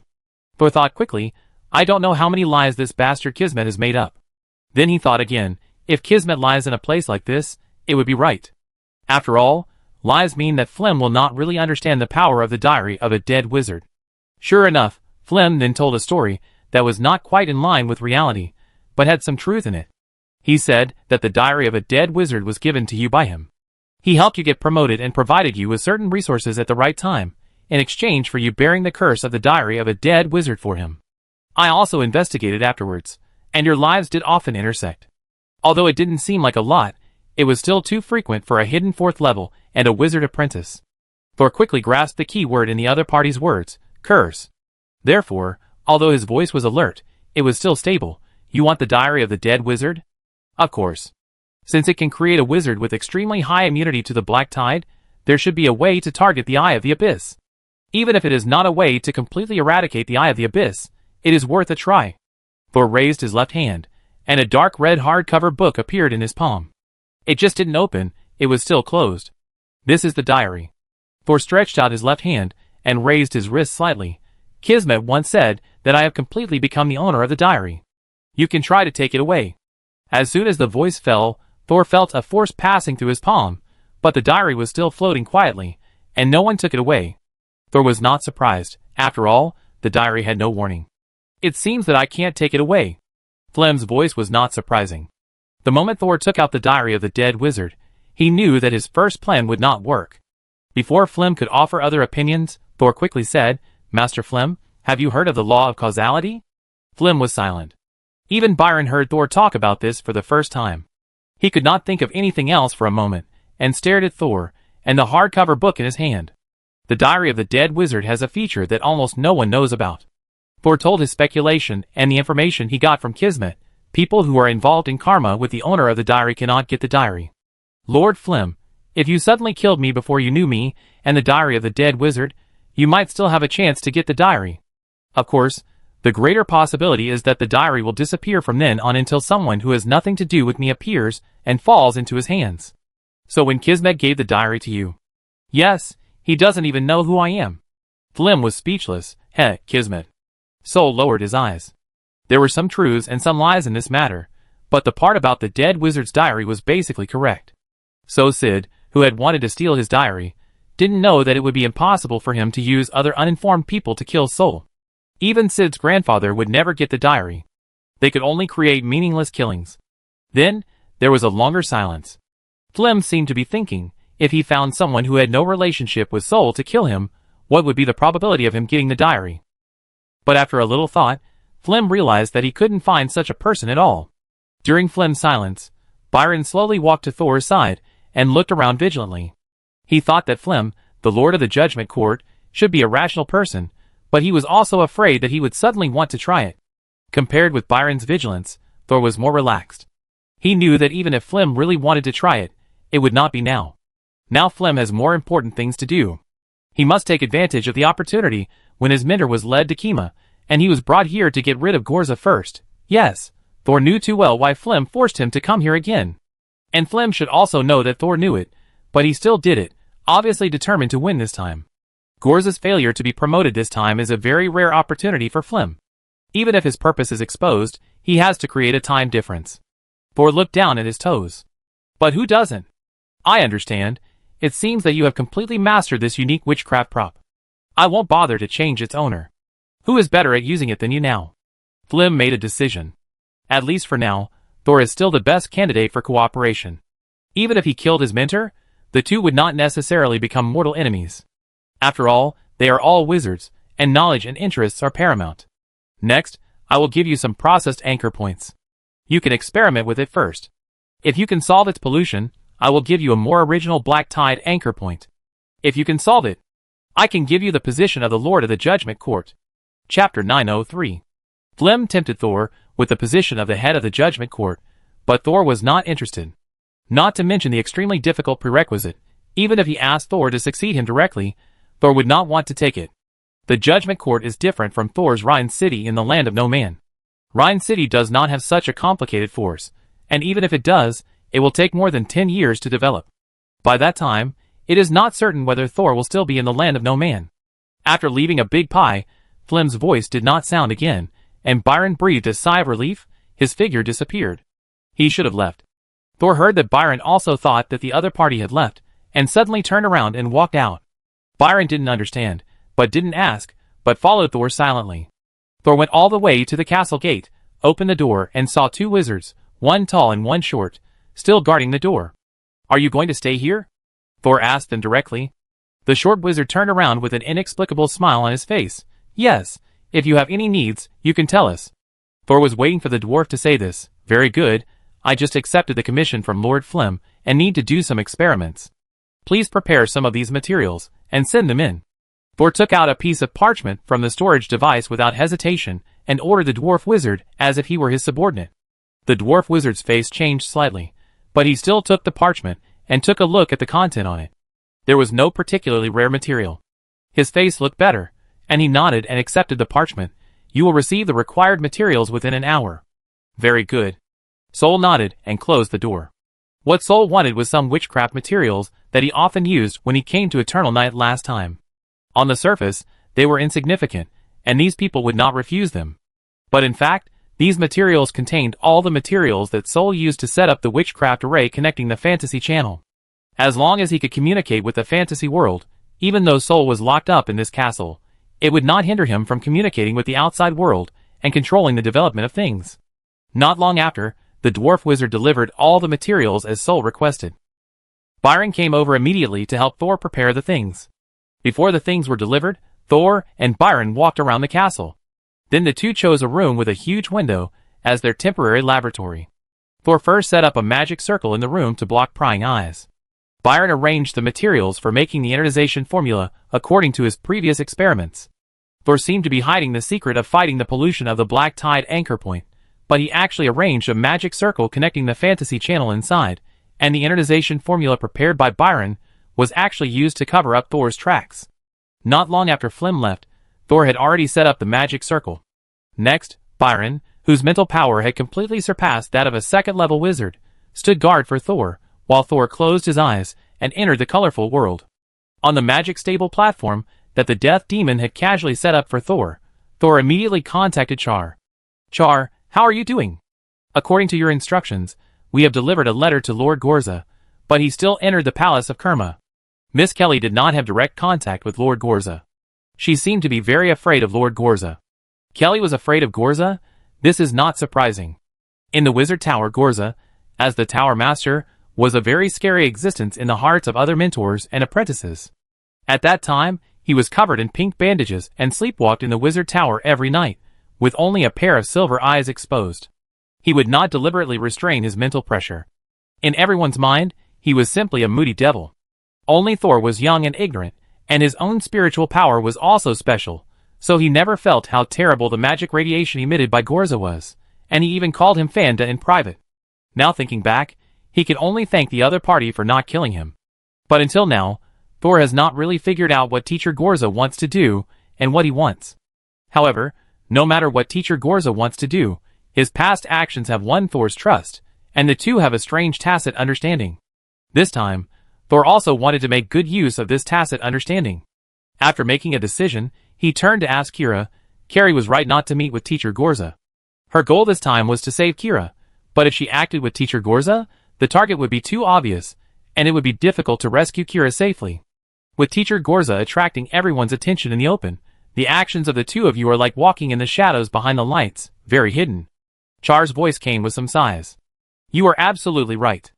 In fact, we have found the location where Lady Kira is under house arrest. It is just strange that she is not in the palace of Kima, but in a farming manor on the outskirts of the royal city. Kelly and I are waiting outside the manor, planning to find a chance to enter. Kira is not in the palace? Not even in the royal city? Hearing this news, Thor frowned. If Yura wants to use Kira to threaten Gorza, of course I doubt that his threat will fail, then he should keep Kira by his side, or in a secret place that is easy to control. But she sent him out of the city? Sending him out of the city does not mean that Kira's life and death cannot be controlled. But there are too many variables, and it is unnecessary. There are obviously better options. Soul's heart moved. Is Yura moving Kira away to protect her? Char was confused. How can kidnapping someone and using him to threaten Gorza be for the purpose of protecting him?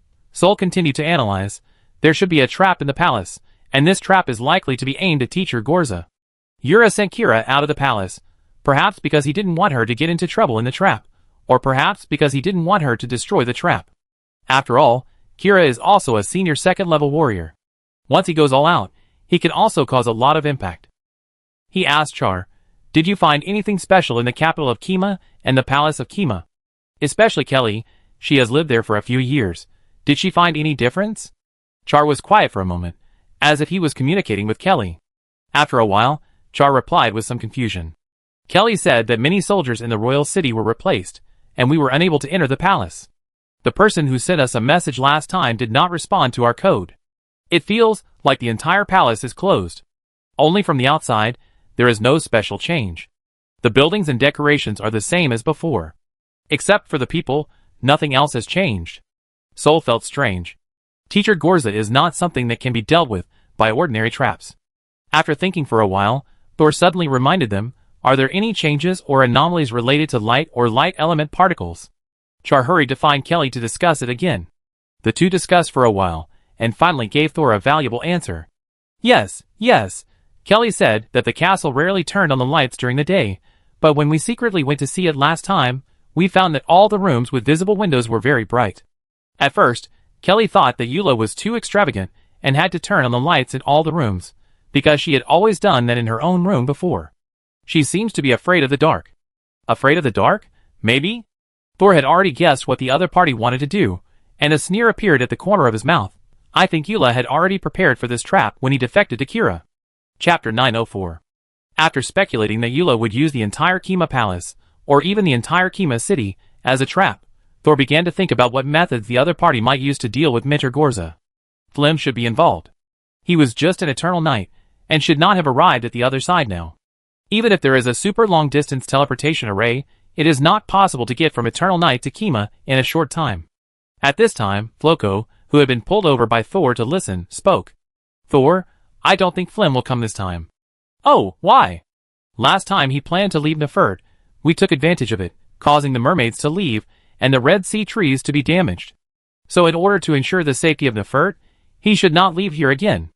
I suspect that he might use witchcraft such as Advent to let his soul pass through the coordinated witchcraft circle of Eula, and directly descend to Kima. But I have seen Flem in a lantern before, and it doesn't seem to require such cumbersome preparations. That's different. If he splits his attention in a lamp, he can at most communicate with you or crush some low-level wizards. But if he wants to kill Gorza, he must divide at least a quarter of his mental power or more, which is not something a lantern can bear. It must use a powerful wizard and a special carrier. After listening to Floco's analysis, Thor fell into deep thought again. He took Byron and secretly left the Borderlands, deliberately doing it for Flem to see, and followed them to the Judgment Court. In order to take advantage of the critical moment when Flem was about to leave the tribunal again to kill Mentor Gorza, he could participate and destroy the other party's plan. Now, it is clear that Flem will not leave, so the plan needs to be slightly changed. I understand. Mr. Floco, are you still in the Wall of Size now? Thor wanted to see if Floco could participate in this plan. I am in the sea. It is also some distance away from the coast of State Continent. It seems that Floco can't participate. Thor was not discouraged. Although he did not have the help of the pseudo-fifth level, he had received the support of another powerful helper. After exchanging information with Char and Floco, Thor's consciousness returned to the castle. At this time, Byron had already started to do experiments on the side. Although his attention had been on the white bone monster recently, Byron still did not completely give up his black tide energization experiment. Now with Flem's commission, he could also restart the experiment. Moreover, the black tide energization experiment was originally his subject. Thor could take this opportunity to arrange his own plan. Thor looked up at Senior Byron and did not disturb his experiment. Instead, he walked to a corner, closed his eyes and meditated, and then entered the consciousness platform in his brain. Although the existence of the Death Wizard Diary has been exposed and more than 3 people know about it, there is no need to continue to hide it. However, the real method of using the Death Wizard Diary has not been known to others. Only Kismet knows this, so Thor cannot expose it to others. Standing on the consciousness platform, with the stars blinking above his head, Thor took out the diary again.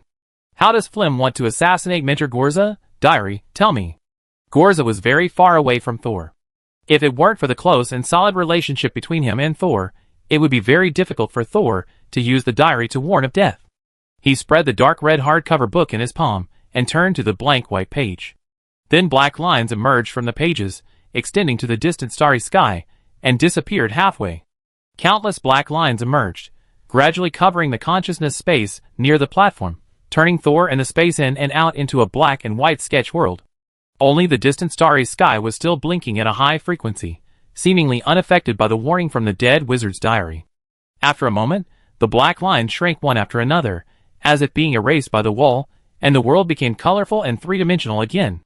Thor opened his eyes. His expression was a little serious, and there was a puzzled look in his eyes. Why? Can't I see the death warning of Mentor Gorza at all?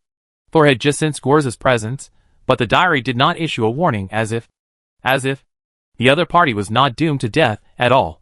Thor exited the consciousness platform. There was nothing in the room of the castle. He could only sit in the corner, leaning against the wall. Thinking about it, he suddenly laughed. No, haha, there is nothing at all, haha, it is not at all. Hearing Thor's laughter, Byron, who was doing the experiment, couldn't help but raise his head. He saw that Thor didn't seem to have a mental problem, but was happy from the bottom of his heart.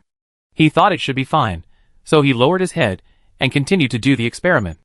Anyway, if Thor needed him to do something, he could just tell him directly. After Thor had laughed enough, he got up from the ground and walked to Byron. Byron did not stop working, but just glanced at Thor to indicate that he was listening. I'm going to call Kelly over. Some experimental steps can only be completed by her. Hearing this, Byron finally stopped what he was doing, looked up at Thor, and said seriously, Are you sure you want Kelly to do the experiment here? What experiment must Kelly come over? Byron knew without even guessing. He just needed to confirm with Thor. After all, in this place, in the court of arbitration, many things need to be carefully considered. Yes. Thor also answered Byron seriously. In fact, this experiment is prepared for today. Byron looked at Thor for a while, then nodded. I understand. Then he continued to do the experiment with his head down, as if he had just heard a daily greeting, not a dangerous decision that was shocking enough. In the following days, Flim would come and talk to Thor almost every day. He would learn about Thor's current experimental progress, Thor's ideas, and share some of the Tribune's experience in fighting the Black Tide. If someone who didn't know the inside story came, they might think that the two were doing academic research in a very congenial way. But Thor knew that everything was just Flim's play and perfunctory. Flim also knew that Thor had not yet started the real Black Tide experiment. But he was not in a hurry. Before Gorza died, Thor would not give up on cooperating with him. 3 days later, Kelly pretended to be discovered by the people of the Judgment Court, and then, like Thor, she came from the capital of Kerma to the Eternal Night Empire, and, escorted by the dwarf wizard, walked into the abandoned castle where Thor was imprisoned. Char, the hidden chess piece, stayed in the royal city and continued to wait. Thor greeted Kelly in the dim corridor as soon as he entered the castle, and watched Kelly trot in. The dwarf wizard still stayed outside and did not enter. Kelly kicked the door shut and pulled Thor inside. Is it convenient to talk here? Kelly asked. Let's go upstairs. Thor pulled Kelly back, and the two walked quickly to the laboratory on the second floor. As soon as Kelly entered the laboratory, she saw that the witchcraft circle in the middle was isolated from prying eyes. She pulled Thor in and shook off his hand. Do you want to kill Flim? Kelly stared at Thor. Her eyes seemed to be burning with fire. Like angry, like unbelievable, and like a little bit excited? No, that would be a waste of resources. Thor smiled. Chapter 905. Kelly joined Thor's small army to resist the court of arbitration, worried and trembling with excitement. If she had not been trained by Grand Duke Kira in the past 2 years, she would have probably learned to curse like Thor. Several people carefully arranged the next plan in the anti-peeping magic circle, but both Byron and Kelly only knew what they needed to do. Thor did not tell them about other arrangements. Although they knew that Thor had many arrangements in secret, Byron and Kelly did not ask more. Kelly was very curious, but after Sol made it clear that it was not appropriate for them to know at the moment, and that he would tell them everything later, she stopped asking. She just rolled her eyes a few more times in dissatisfaction. On the 4th day after Kelly came, Flim communicated with Sol about the progress of the experiment as usual. But after Flim's voice disappeared, Byron immediately patted Soul's left shoulder. This means that today's film is different from before. Byron, who has a special spirit power, is very sensitive to the fluctuations of spirit power. Although the figure of phlegm that appeared in his eyes today was not much different, he still keenly noticed that the other party's figure was a little blurry. So Byron immediately used some of the elf's abilities to observe Phlegm's image again. Through the elf's vision, he was more certain that Phlegm's projection had indeed become a little blurry. This had never happened in the past few days. So Byron immediately warned him according to the previous agreement with Thor. Thor only felt his shoulders sink, and his heart began to beat wildly. He's gone, his spirit has left. The phlegm that remains in the judgment court is not the complete phlegm. His strength has dropped by at least 1/3, or even half. When you do two things at once, your strength does not drop in proportion. Thor took a deep breath and calmed himself down. Then he said to Kelly and Byron, "It's time." The three of them looked at each other, and then took their belongings. Thor stood in front of the window. When he chose this place as a laboratory, he was attracted by the huge window. Thor put his hand on the glass, and immediately felt the power of the seal. The seemingly fragile glass actually had another seal on the outside. Thor gently applied force with his palm, and the magic power began to vibrate violently. The glass began to vibrate slightly, and then, with a bang, the entire glass was covered with fine and dense cracks in an instant. The broken glass immediately emitted a dazzling light like the scorching sun at noon, but it did not last for a breath, and when Thor slapped it hard, it scattered outward like snowflakes. This castle, this house, certainly couldn't trap Thor. Otherwise, the two third-level wizards, one short and one tall, wouldn't have been guarding outside all the time. The huge light emitted when the glass shattered immediately attracted the attention of the two third-level wizards below. Apparently, the seal of the castle was more of a warning. The two wizards were furious when they saw the broken glass that was shaken out of the room. A piece of glass was certainly nothing, but what made them angry was that Thor's breaking of the glass meant breaking the rules. Especially at this sensitive moment, the wizard as tall as a giant was about to fly over with his teeth bared, but was stopped by the dwarf wizard. "I go ask first." The dwarf wizard was more rational. Although he was angry, he decided to see the situation first. What if the glass shattered due to an explosion during the experiment? After the glass shattered, no one rushed out from inside, which made the dwarf wizard feel a little relieved. Maybe they were really too sensitive. However, as soon as he flew to the broken window on the second floor, he saw Thor and the other two second-level wizards standing in front of the window. The magic circle under the feet of the three people was emitting a faint light, but he did not feel any magic fluctuations. "It's a hidden magic circle. I knew you were not honest." The dwarf wizard was furious again. But before he could respond, he saw Thor standing at the edge of the window suddenly stretched out his left hand towards him. Afterwards, countless black blades appeared between the two of them. The number was so large, and the arrangement was so dense, that a 3-meter-thick black wall was almost formed between them. Defense? Seeing that the other party used a powerful attack magic without saying a word, the dwarf wizard did not hesitate, and immediately activated his most powerful defense magic. In an instant, his entire body turned into a translucent shadow. Although the sorcery was not the highest level defensive sorcery he mastered, it had the terrible ability to refract damage, and was almost immune to most offensive sorcery. Almost at the same time, Thor shot out tens of thousands of black blades, instantly passing through the body of the dwarf wizard, as if he had fired a black laser, which slowly extinguished after flying a very long distance. At this time, the tall wizard reacted and had no time to think about whether his companions were still alive. "Asshole!" The tall wizard punched the castle wall beside him. The wall immediately disappeared by half, and the tall wizard's figure rose half a meter again. He kicked his feet, and his fists, which were almost as big as door panels, rushed directly towards the torrent of black blades. He wanted to save the dwarf wizard first. When the tall wizard's fists hit the group of black blades, an invisible wave immediately spread out, causing the uniform black blades to lose their direction and scatter in all directions. The transparent figure of the dwarf wizard finally revealed part of his body. The tall wizard immediately stretched out his arm, trying to help the dwarf wizard block part of the black blade. The two of them attacked and defended, and as long as he helped the dwarf wizard block the attack, the latter could launch a fatal counterattack. But just when his hand was halfway extended, his mental power suddenly emitted a chaotic wave, as if something was affecting his brain. The tall wizard's peripheral vision faded, and he vaguely saw a white object rushing towards him. The tall wizard's expression remained unchanged, and he immediately raised his foot and swept towards the opponent. A sound of strong wind breaking through the air was heard.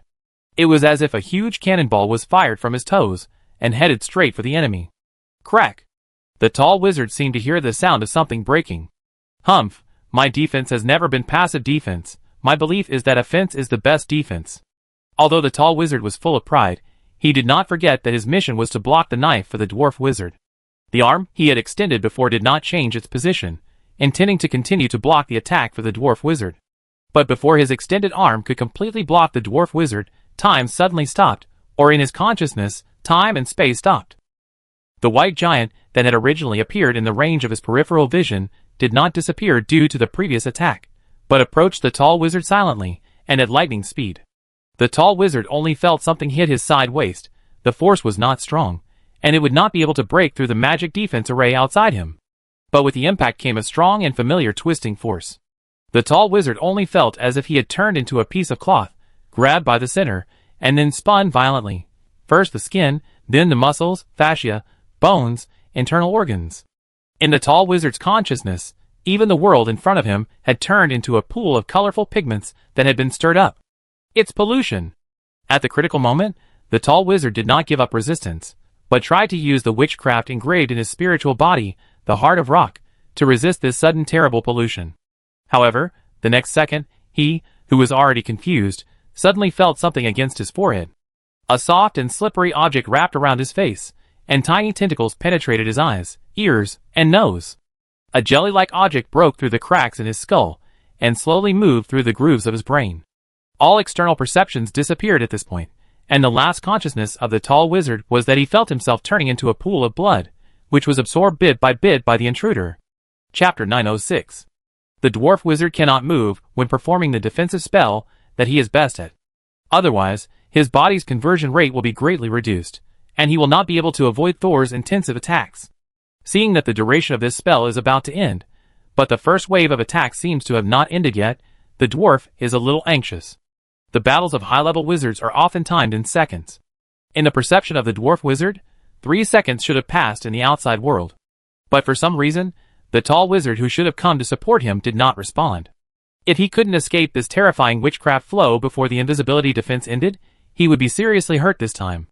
Just as the dwarf wizard was thinking about what witchcraft props to take out to block the black torrent in front of him, a little white suddenly appeared in front of him.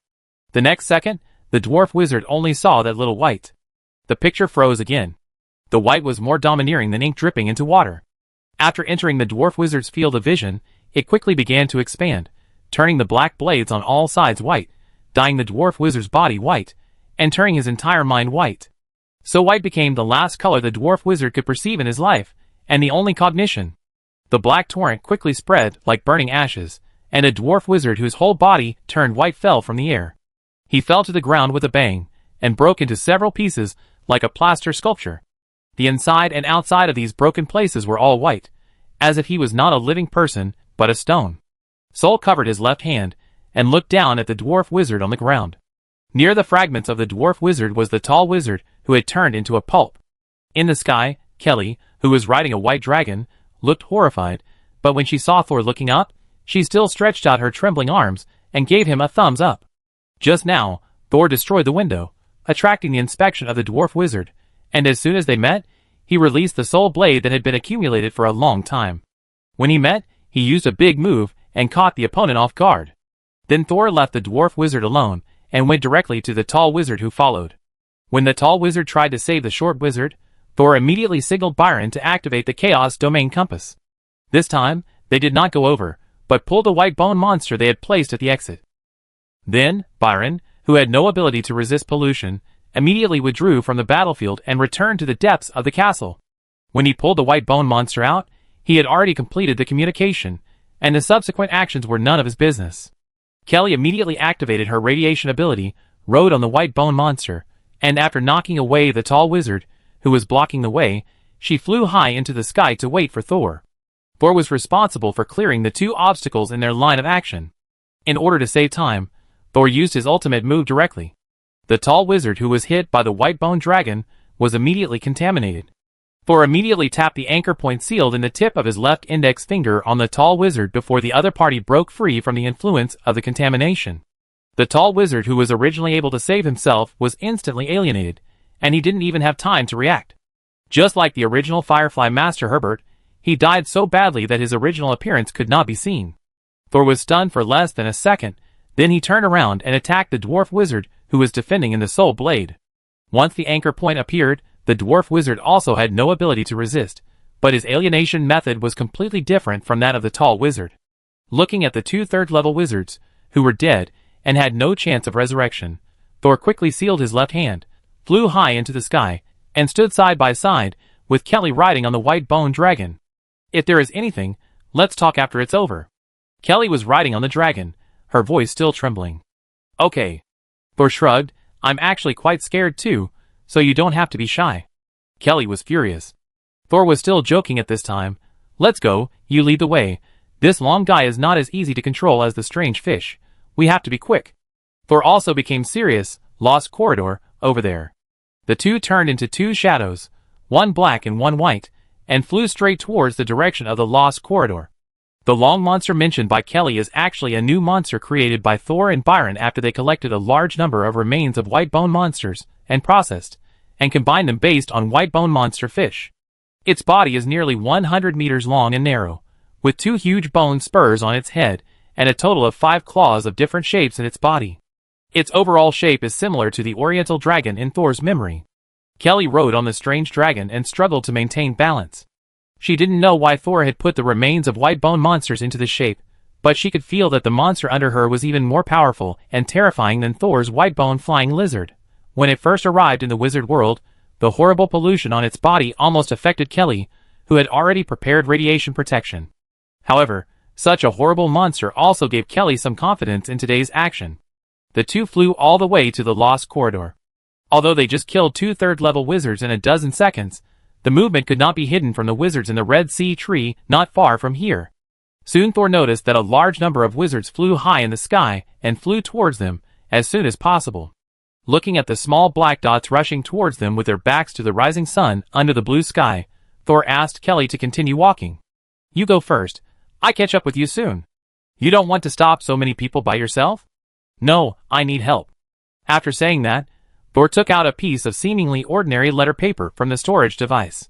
He held the letter paper between 2 fingers and snapped his fingers. The whole piece of letter paper immediately began to burn, releasing golden flames. This letter was the nameless letter Thor received in the Pure Spirit Wizard Tower.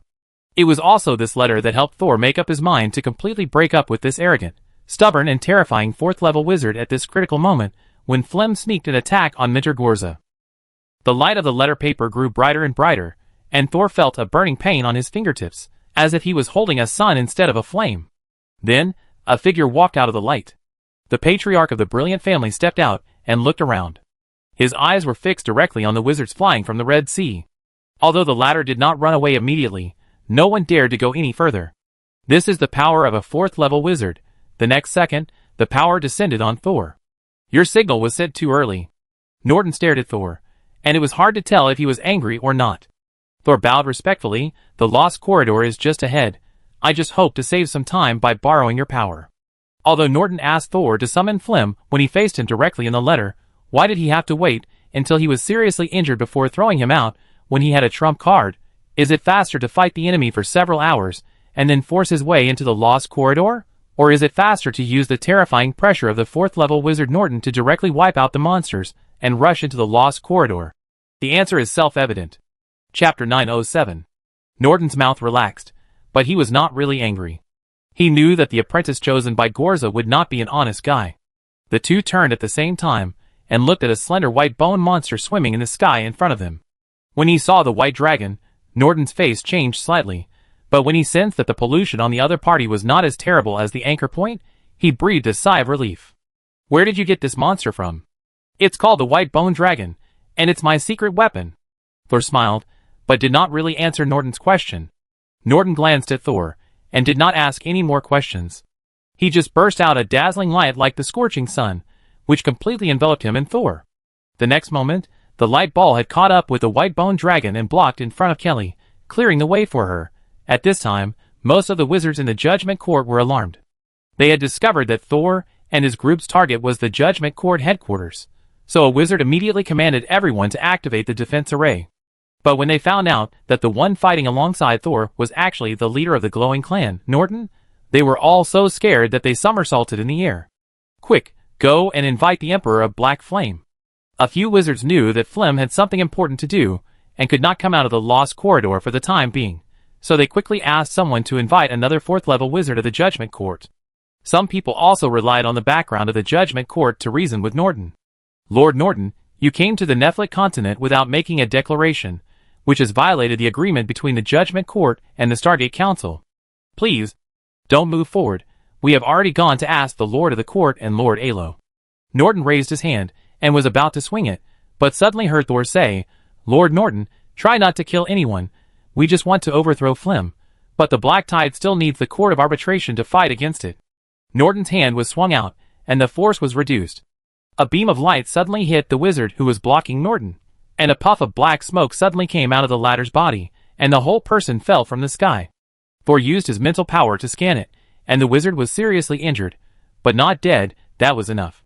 The 3rd-level wizard, who was burned into a coal ball by Norton, was also a 3rd-level wizard. After he was shot down, others dared not to move forward. However, these wizards of the Judgment Court were not completely scared away. They still blocked Thor and Norton, trying to prevent the two from approaching the Judgment Court headquarters. Another 3rd-level wizard appeared and stood in front of Thor. It was Roy.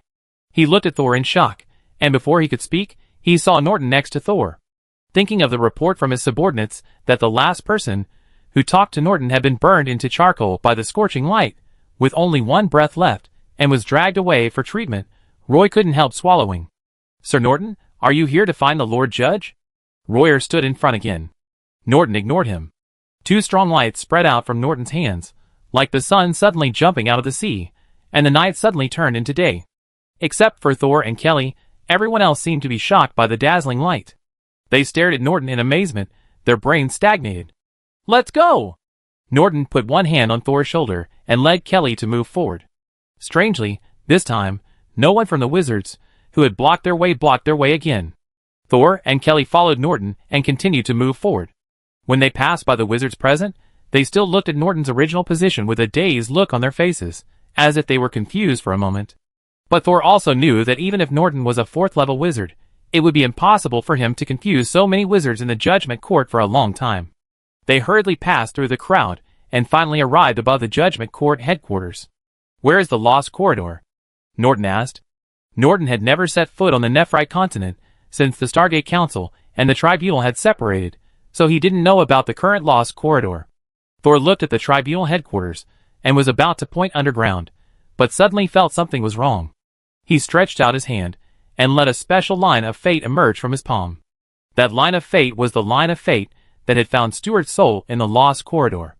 At this time, the line of fate did not extend downwards, but began to climb up. Above, Soul immediately flew up and quickly found the positioning point in the air. He made a mark in the air, then turned back and said to Kelly, Kelly, crash into it. Kelly gritted her teeth and controlled the white bone dragon, which had already begun to get a little irritable, to crash into the air with a bang. Bang!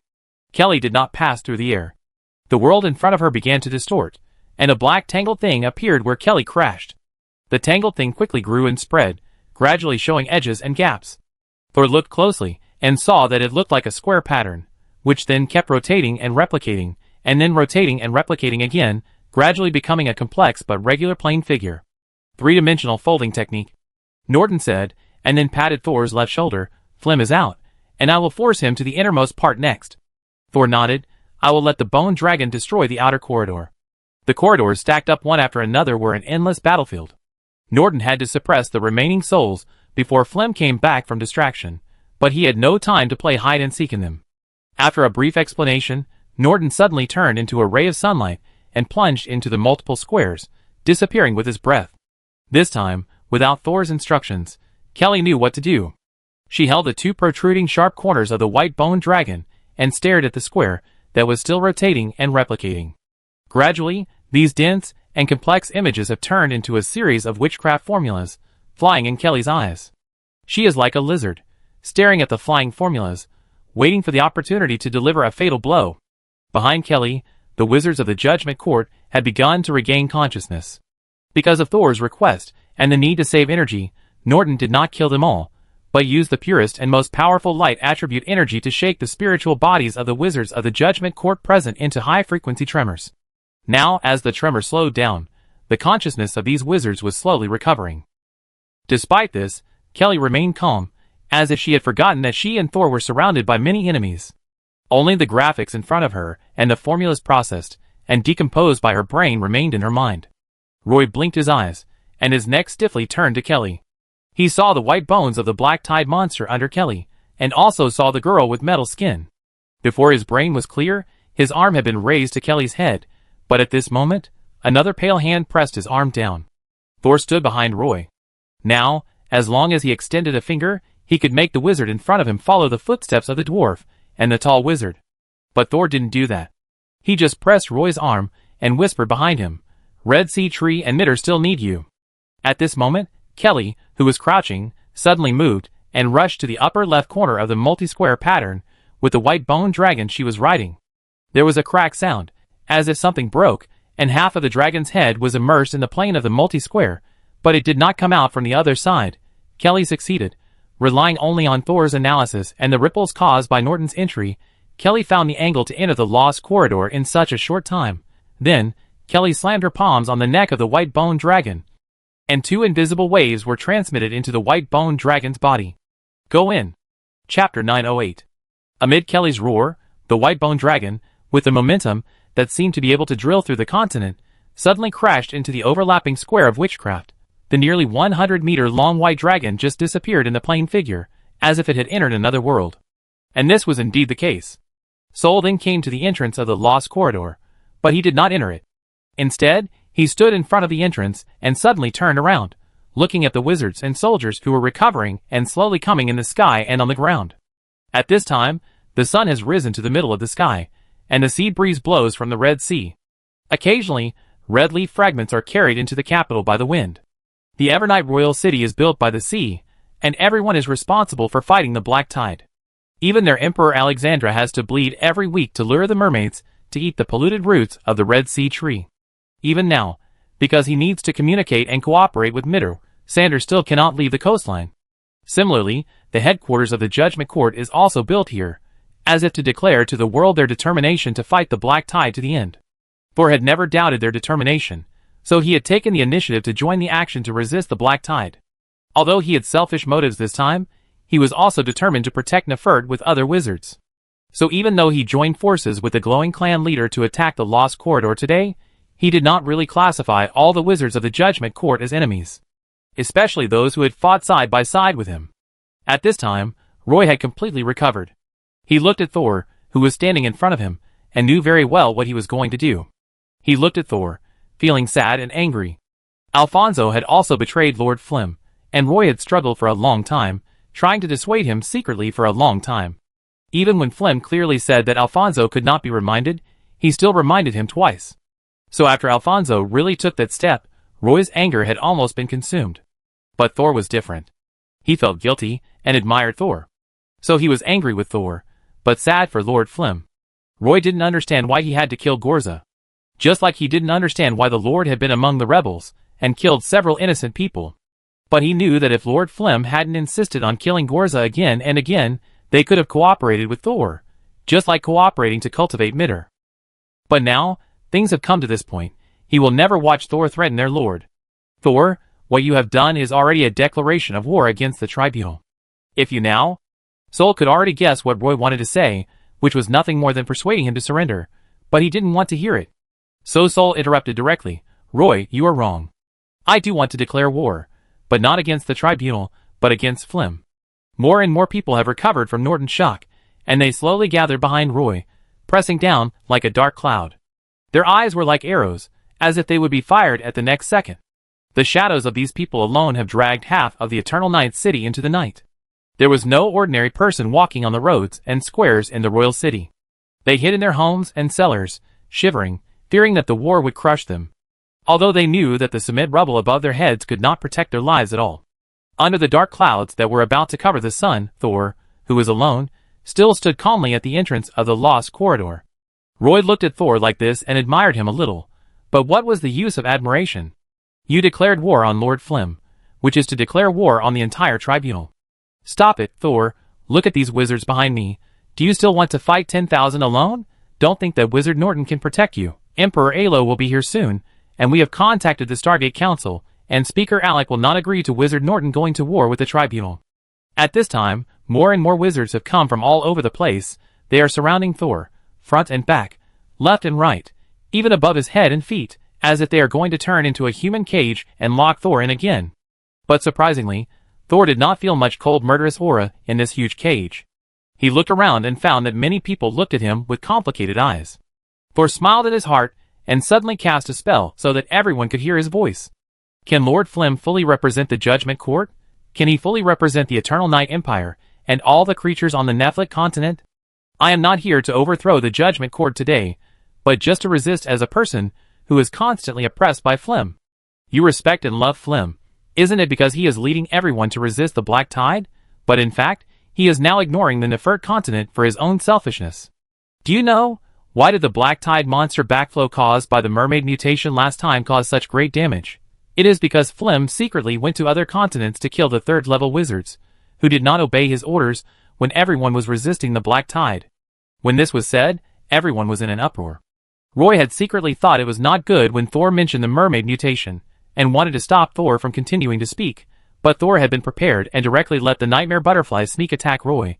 Then he suddenly got tongue-tied and brain cramped, and he couldn't stop Thor from telling the truth. Now that Thor has spoken, there is no point in stopping him. Roy was about to check his condition, when he vaguely saw a silver butterfly flying into Thor's brow. This treacherous bastard. Roy cursed in his heart. He couldn't help but look around and found that many wizards were shocked by Thor's words. Although the encirclement was still there, it was loose, and a few rays of sunlight leaked in. He hurriedly said loudly, "The Lord of Flim left to kill the rebels on the Judgment Order. Their existence will only bring harm to the Nephert continent. In the final analysis, it's all about fighting the Black Tide and protecting Nephert." "Ha, you said so? Why, whoever doesn't submit to Flim will be killed by him." Soul laughed loudly, and quietly changed the concept. At the critical moment, you can't lose the verbal battle. At this moment, the outermost outline of the rotating overlapping square behind Soul suddenly exploded, and then broke into several pieces, like broken glass, and disappeared into the air. Soul heard the sound, turned back suddenly, and was excited.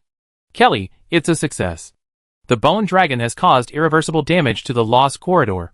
When Flim senses that his lair has been attacked, he will return in a hurry, and he will find that not only the Tribunal is waiting for him, but also his old rival, Norton Glow.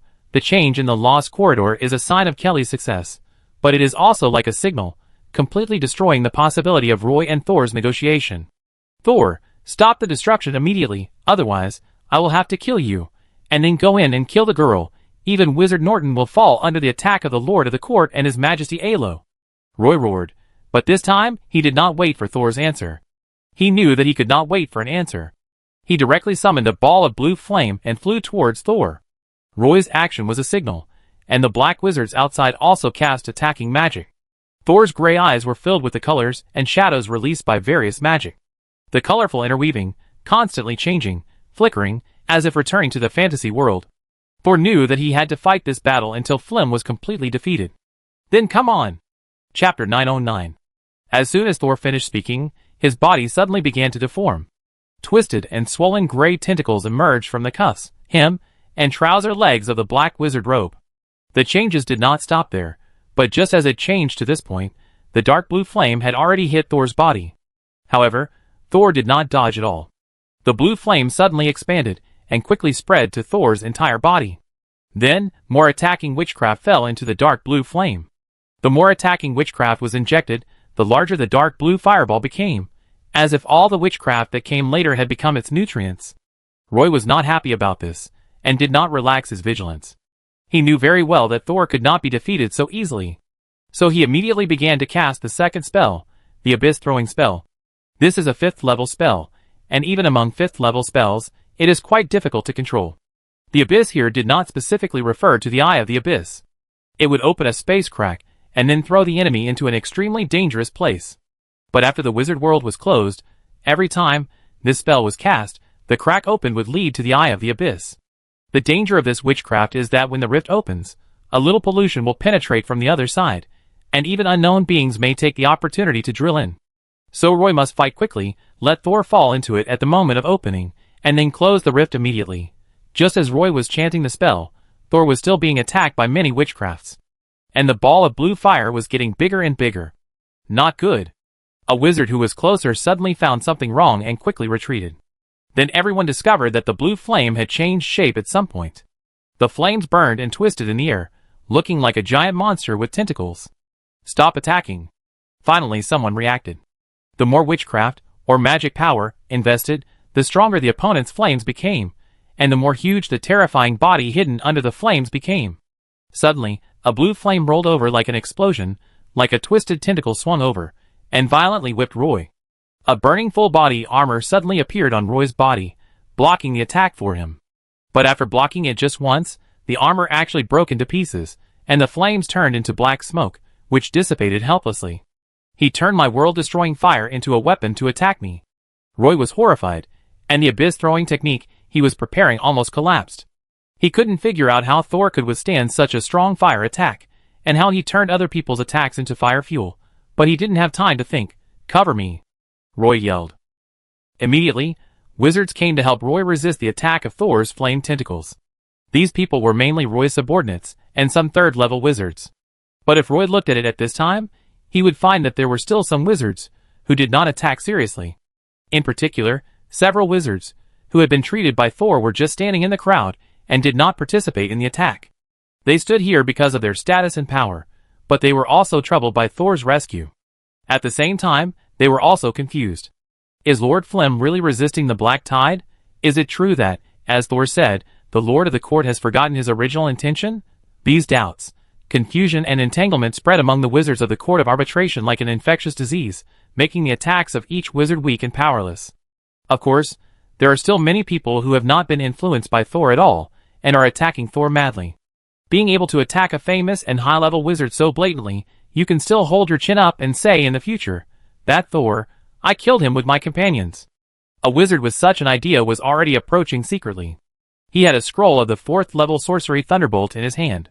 At this time, Thor, who was on fire and his body was mutated, could not hold on for much longer in his eyes. If he could use this powerful scroll to complete the final kill, he would immediately become the most famous 2nd-level wizard in the Nephilim continent. However, his fingers just touched the scroll, and before he could activate it, he suddenly found that his eyes were black. Lightning attribute, no approach, Shizel bites him. This became the last words heard by this 2nd-level wizard, who had a beautiful dream for the future. Thor naturally noticed the movements of the nightmare butterfly and the algae, but did not stop him. At this time, most of his body turned into translucent gray tentacles. The outside was ignited by Roy's flames, but such a powerful flame also helped Thor block the attacks of others. Those low-level attack magic spells were destroyed by the flames on Thor's body before they touched Thor. Once the structure was messed up, the magic spells turned into scattered magic element particles. Thor made up his mind and simply absorbed these scattered elemental particles, using them to replenish his magic power and repair the body burned by the blue flame. The burning power and the healing power confronted each other and unexpectedly reached a delicate balance. However, this balance normally cannot last for long, because directly absorbing the scattered elemental particles puts a lot of pressure on the spirit body. If you are not careful, it is possible to turn from a spiritual body shot to a spiritual body alienation. It can be said to be a self-rescue behavior that seeks death. Even if Thor's spirit body was abnormally strong and his locator was extremely terrifying, he couldn't hold out for long in this situation. But he had to hold out. If the plan to counter Flem this time failed, he and all those who helped him would suffer from Flem's terrifying counterattack in the future. So, he had to hold out and block all the attacks of the tribunal. Thor suddenly opened his eyes. He suddenly opened hundreds of eyes. The blue flame tentacle body, as huge as a hill, suddenly opened tens of thousands of eyes. What? Roy, who had just finished preparing the abyss-throwing technique, raised his head involuntarily and looked into the eyes of the blue flame. He knew something was wrong when he looked into the eyes, but he couldn't look away. The crack in the abyss had opened, but no one was chosen as a target, so the crack gradually expanded, trying to find a target on its own. Roy was still forced to look into the eyes in the blue flame, but he also noticed the expanding crack with his peripheral vision. He was immediately frightened and sweaty, his face twitched, but he still couldn't move, as if looking into the eyes in front of him was more important than his life. But the first target of the abyss rift without a target was naturally Roy, who was closest to him. The sweat on Roy's forehead had gathered into several streams and flowed down. One of the drops fell on the edge of the abyss rift and actually cried like a baby, then was torn into the rift, and the cry stopped abruptly. The rift seemed to have found its target, and suddenly accelerated its speed to extend towards Roy's clothes. However, at this moment, a hand with only black bones left, suddenly pressed on the edge of the rift, then touched the rift, and squeezed the 5 fingers hard, and the rift was like a balloon. Bang! Explosion. The magic power that maintained the rift collapsed instantly, and the rift was directly closed, and the breath of the abyss was interrupted. Roy felt that he could move again. His whole body was wet, and he seemed to hear those sweat beads crying loudly, thanking for surviving the disaster. He couldn't even tell whether it was an illusion or he really heard it. He twisted his neck stiffly like a rusty machine, and then he realized that everyone except him fell to the ground. But no matter what posture or state they fell into, as long as they still had eyes, they all stared at the eyes in the huge blue flame. It was as if that was more important than anything else. Chapter 9:10. Roy was the only person who could still move normally. He lowered his head, not daring to look at the monster that Thor had transformed into. What are those eyes? Why are they more terrifying than the shock of a 4th-level wizard? No, a 4th-level wizard only shocks and disturbs our spiritual bodies, but those eyes are not. Roy found that there was nothing abnormal about his spiritual body, and he did not understand the principle of how those eyes affected himself. He seemed to have returned to his apprenticeship, and could only give the most terrifying emotional feedback to those witchcraft knowledge that he did not understand or know. Why is Thor so terrifying? He could no longer describe Thor as powerful. At this time, Thor had even replaced Lord Flem and became the most shocking existence in Roy's heart. Suddenly, a black flame lit up beside Roy, which made Roy, who was already nervous, move 30 meters horizontally. Then, he saw the Black Flame Emperor Alo, with several wizards from the Judgment Court. "Don't look," Roy reminded him hurriedly. But it was too late. Alo and several other wizards saw a large number of eyes hidden in the burning blue flames. Then, several wizards of the Judgment Court fell down. Only Alo, who was a 4th-level wizard, was still holding on. But Roy could see that the other party was also greatly affected. His eyes were instantly ignited, and black flame shot out. Alo quickly turned his head away and flew to Roy's side. "What is that?" Roy hesitated for a moment, and finally said it in an unknown mood. "That's Thor." Behind Thor was the entrance to the Lost Corridor, and now it was unknown what it looked like after being destroyed by the girl riding the white bone monster. But Roy couldn't care about anything else now. If he wanted to force his way into the Lost Corridor and catch the destroyer, he had to get through Thor. But he didn't even dare to look at Thor now. How could he protect the Lost Corridor? After hearing what Roy said, Ailua was also shocked. He looked down at the wizards, who were covering the ground like fallen leaves, and found that most of them were still alive. So he remembered what Leah said when she came to him just now. Please consider the entire Nephrite continent, not just the opinion of one person. He looked at Leah, who had also fallen to the ground after him, and found that although she was also staring at the monster's eyes in the air, she was lying quite comfortably because there were several pads of flesh under her body. Now Alo knew who was behind Leah. So Alo took a deep breath. "Thor, if you can stop this state, I can assure you that no one will attack you next."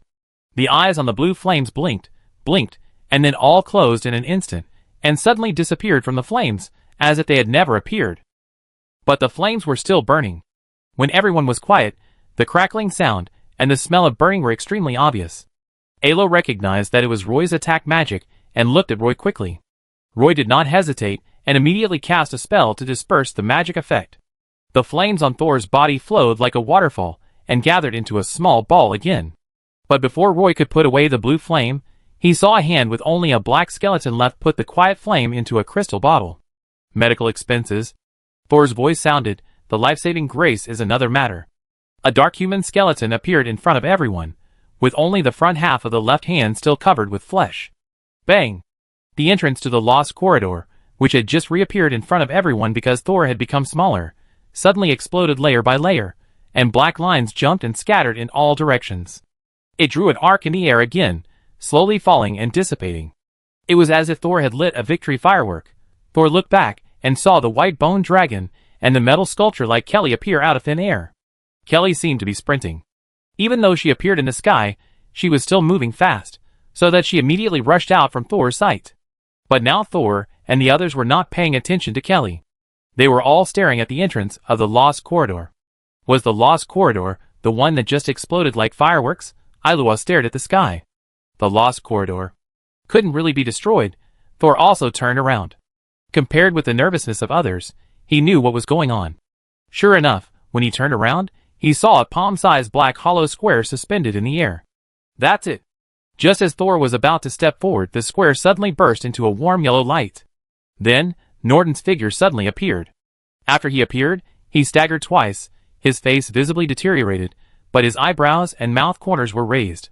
Obviously very excited. Norton turned around and saw a black skeleton. He was stunned at first, but soon recognized Thor from the other party's mental fluctuations. Is it so tragic? And Kelly, who was ejected before, finally controlled the white bone dragon and turned around to fly back to Thor. She was also shocked by Thor's current appearance. Were you roasted? But now was not the time to explain. Thor's only intact left hand swung and took out a robe from the storage in his arm and put it on himself. No big problem. Thor asked Chief Norton, how is your side? Norton was the core of this operation. The problem has been solved. But, Norton coughed twice, I'm not the one who contributed the most. At this time, Alo, Roy and other conscious wizards on the periphery didn't know what happened, but when they saw the lonely square pattern in the air, they knew that something might have gone wrong in the lost corridor, but at this time, only Alo dared to step forward. The eyes that Thor had just transformed directly stunned the wizards of the Judgment Court. Thor, what did you do? Alo was still afraid that Thor's mental state was unstable, so he asked Norton with a serious face, Chief Norton, you entered Nephilit without notification and attacked Flim. Are you willing to give us an explanation for all the above? Norton laughed, not caring about Ailua's questioning. It's all done, you can explain whatever you want, but before that, you can go see Flim and hear what he says. Ailua was startled, he's back? Norton looked at Thor again, he wants to see you too. Cully carefully pulled Thor's sleeve, fearing that he would break his arm. Thor turned his head, and comforted Cully with his eye sockets without eyes. It's okay, go back to find the senior. Kelly has controlled the bone dragon for too long, so she should find Byron to send it back. Normally, the Chaos Domain compass can only be opened once a day. This time, in order to send the bone dragon back, Thor must consume cryptocrystalline and magic crystals. Fortunately, the magic crystals were provided by the Court of Arbitration. Kelly was a little worried, but she knew that she could not help Thor now. Once the bone dragon was out of control, it would cause trouble for Thor. So she didn't care that it was the first time she met Norton, and hurriedly said, Lord Norton, Thor is in your hands. After that, she turned the bone dragon around and flew towards the abandoned castle regardless of whether Norton agreed or not. Seeing Kelly leave with the bone dragon, Thor was relieved. Then let's go see Lord Flim. Chapter 9:11. Wizard Norton was right. He was not the one who did the most to deal with Flim. Time goes back to when Thor and Byron found that Flim's figure in the castle was fading. At this time, Flim had completed the distraction spell, and was just waiting for Eula to complete the last teleportation array. And Eula was enjoying the dinner of the Principality of Kerma with Gorza. The two sat opposite each other, and the servant left the room after serving the last dish. Once the door was closed, there were only the two of them in the room. Gorza looked at the food on the table, and the golden amber wine in the glass, and gradually lost interest. He leaned back on the high-back chair, put his hands on the white tablecloth, crossed his fingers, and only a faint smile on his face. This is the 7th dinner we have enjoyed together, right? I'm tired of playing the game of warmth. So should I talk about the diary of a dead wizard? Eula was wearing a red slim fishtail skirt. The style seemed to have come from Nefert. She had a straight back, a slender neck, and white arms. She was elegantly cutting the food on the plate with a knife and fork. She looked intelligent and beautiful. But from the messy debris on the floor, it was clear that her condition was not as stable as she appeared to be. Hearing Gorza's question, Eula did not stop her movements. She put a piece of bloody meat into her mouth, wiped her mouth gently, and then slowly answered, I don't know what the diary of a dead wizard is. But I heard that your apprentice was able to become a high-level wizard so quickly despite his lack of innate magic talent, because of this witchcraft prop. Gorza shrugged, I taught him well. Eula could no longer maintain her graceful movements. She slammed her knife and fork on the table, even breaking a plate. You taught him well? What did you teach him? Gorza had no shame at all. I taught him how to survive in the wizarding world. He narrowed his eyes again. By the way, I also protected him in secret, and you were his bodyguard. Eula stood up suddenly, and her suddenly straight legs knocked the high-back chair to the ground. I'm not kidding you. Gorza tilted his head, but you're wasting my time. He saw that Eula was about to refute, But suddenly he touched her lips and said, "You used the name of a diary to attract me to the Principality of Kerma. Every time I asked you about the diary, you used it as a condition to ask me to play house with you. Eula, have you forgotten that you are still a wizard?" Eula's eyes widened, and anger seemed to burst out of his eyes. "And you like acting? From the first day, you asked me to come here every day to eat with you, and every day you would throw plates all over the floor. Are you trying to cover up some traces, or are you trying to set up some magic array?" Golsa turned his head and looked at the carpet under his feet, which was covered with broken plates and food residues. The lines on the carpet were messy, which would be very convenient if you wanted to hide some secret magic array. "You are so hesitant and evasive. Your behavior reminds me of someone. I want to kill you." Eula finally released the spell of silence on his mouth and threw all the plates at Golsa. The plates flew into the air with meat and fat, and suddenly froze, and black shadows moved on the table and the ground. These black shadows turned into tiny fragments and flowed towards Eula, while the light from the overhead lamp suddenly focused on Golsa. It was as if the light and shadow brushed against each other, each running towards the designated enemy, and then the room was divided into two. Golsa was in the light, and Eula was in the dark. But suddenly, the light became brighter and swallowed up all the shadows in an instant. Those tiny, active black shadows all disappeared into smoke with a cheese sound, and even the smoke was white. Gorza felt that it was only a blink of an eye, and the world in front of him turned into a ball of light. He smiled slightly, and instead of retreating, he rushed directly to the place where the light was brightest. Dark element particles continued to accumulate on his body, as if he wanted to collect all the shadows in the room to fight against the light in front of him. But suddenly, there was a violent fluctuation of magic power under his feet, as if a huge hole appeared, and a strong suction came from the hole, pulling the black shadow on Gorza's body over. Gorza's figure rushing towards the light paused. "Aurora Realm?" He looked down, and although he couldn't see the shadow of Eula in front of him, he still spoke in the direction where Eula stood before. "You activated this witchcraft array. Do you want everyone in the Kerma Palace to be buried with you? Golsa, can't you see the situation clearly? You are buried with me now." Eula's voice came from the top of his head, where the light was brightest. The light in the room had distorted people's vision. The concentrated light generated heat, and at the same time, Golsa felt a burning pain on his skin. The light was like tiny nematodes, desperately drilling into Golsa's pores. It forced Golsa to use magic to offset the damage they caused to him. But the dark attribute magic around him was still disappearing. Golsa knew that if this continued, there might be no dark attribute magic around him that could be mobilized. So that's how it is. He was not in a hurry. You want to use the Aurora Realm to influence the magic power around, making this a space without dark attributes, causing the imbalance of light and dark in my body, and wanting me to be alienated. You guessed it right away. Your voice became calm again, as if he thought Gorza was dead today. "You were so smart back then, always knowing what I wanted to do. I chose to abandon my body back then. Was it you who did it? Actually, you killed me, right? Actually, you killed me. You killed me." Eula's voice became more and more excited, and the tone began to distort. Golsa remained silent, as if he didn't even bother to explain. He looked around, remembering where the door and window were in the room. Although he had moved a lot in the short battle just now, he could still grasp the direction. But just as Golsa was about to turn around, he suddenly felt a strong attraction in his body, forcing him to turn back.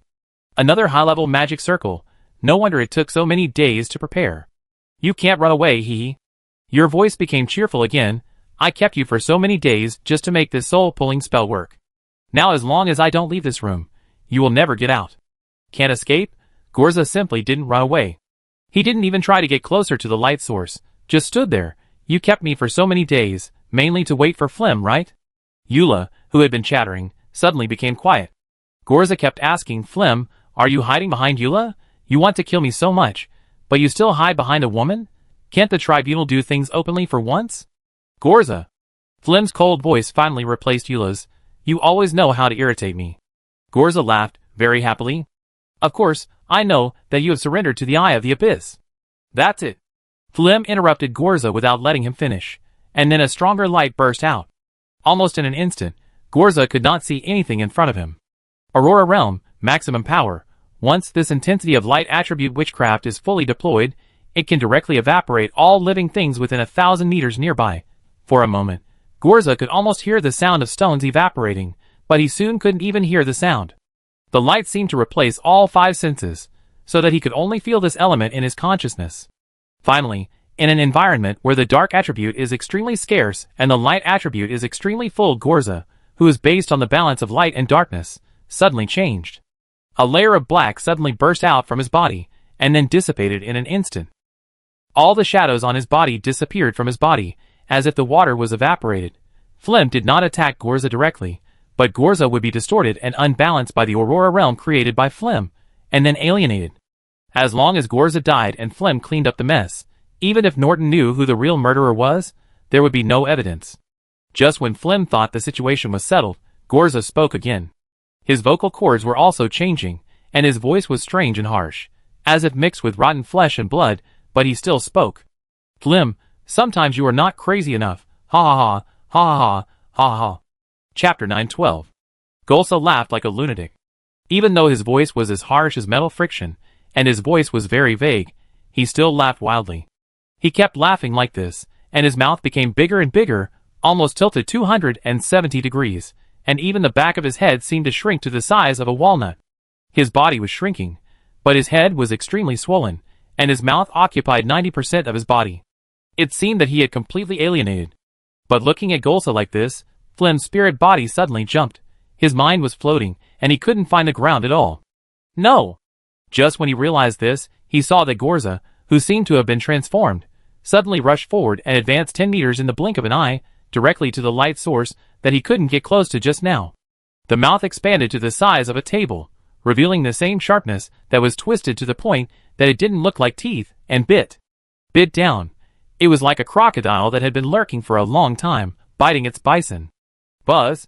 The soul that Phlegm landed here twitched violently.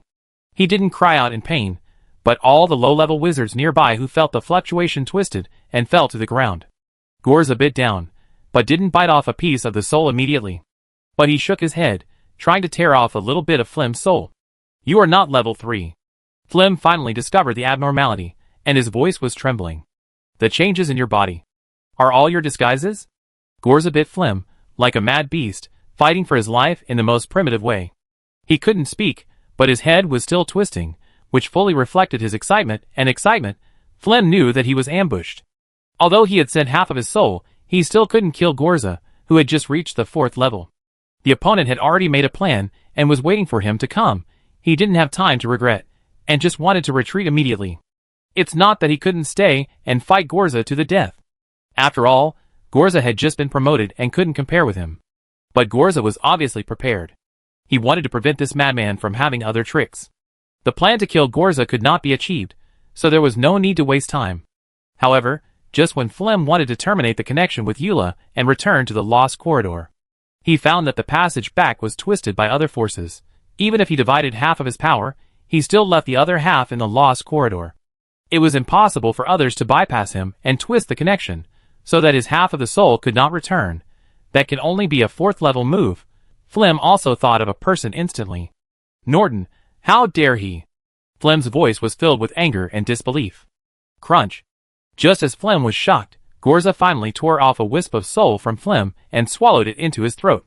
The soul, which contained extremely pure light attribute energy, was as hot as a piece of red-hot charcoal, but Gorza still swallowed it without changing his expression. Then his hoarse voice sounded. So you are not crazy enough. You can secretly violate the agreement between the 2 continents for your own goals, but I am different. I will do it openly. Golsa kindly explained, and then he opened his mouth, which was even bigger, and bit again. When Thor and Alo entered the Lost Corridor with only 1 floor left, they were both shocked when they saw Phlegm.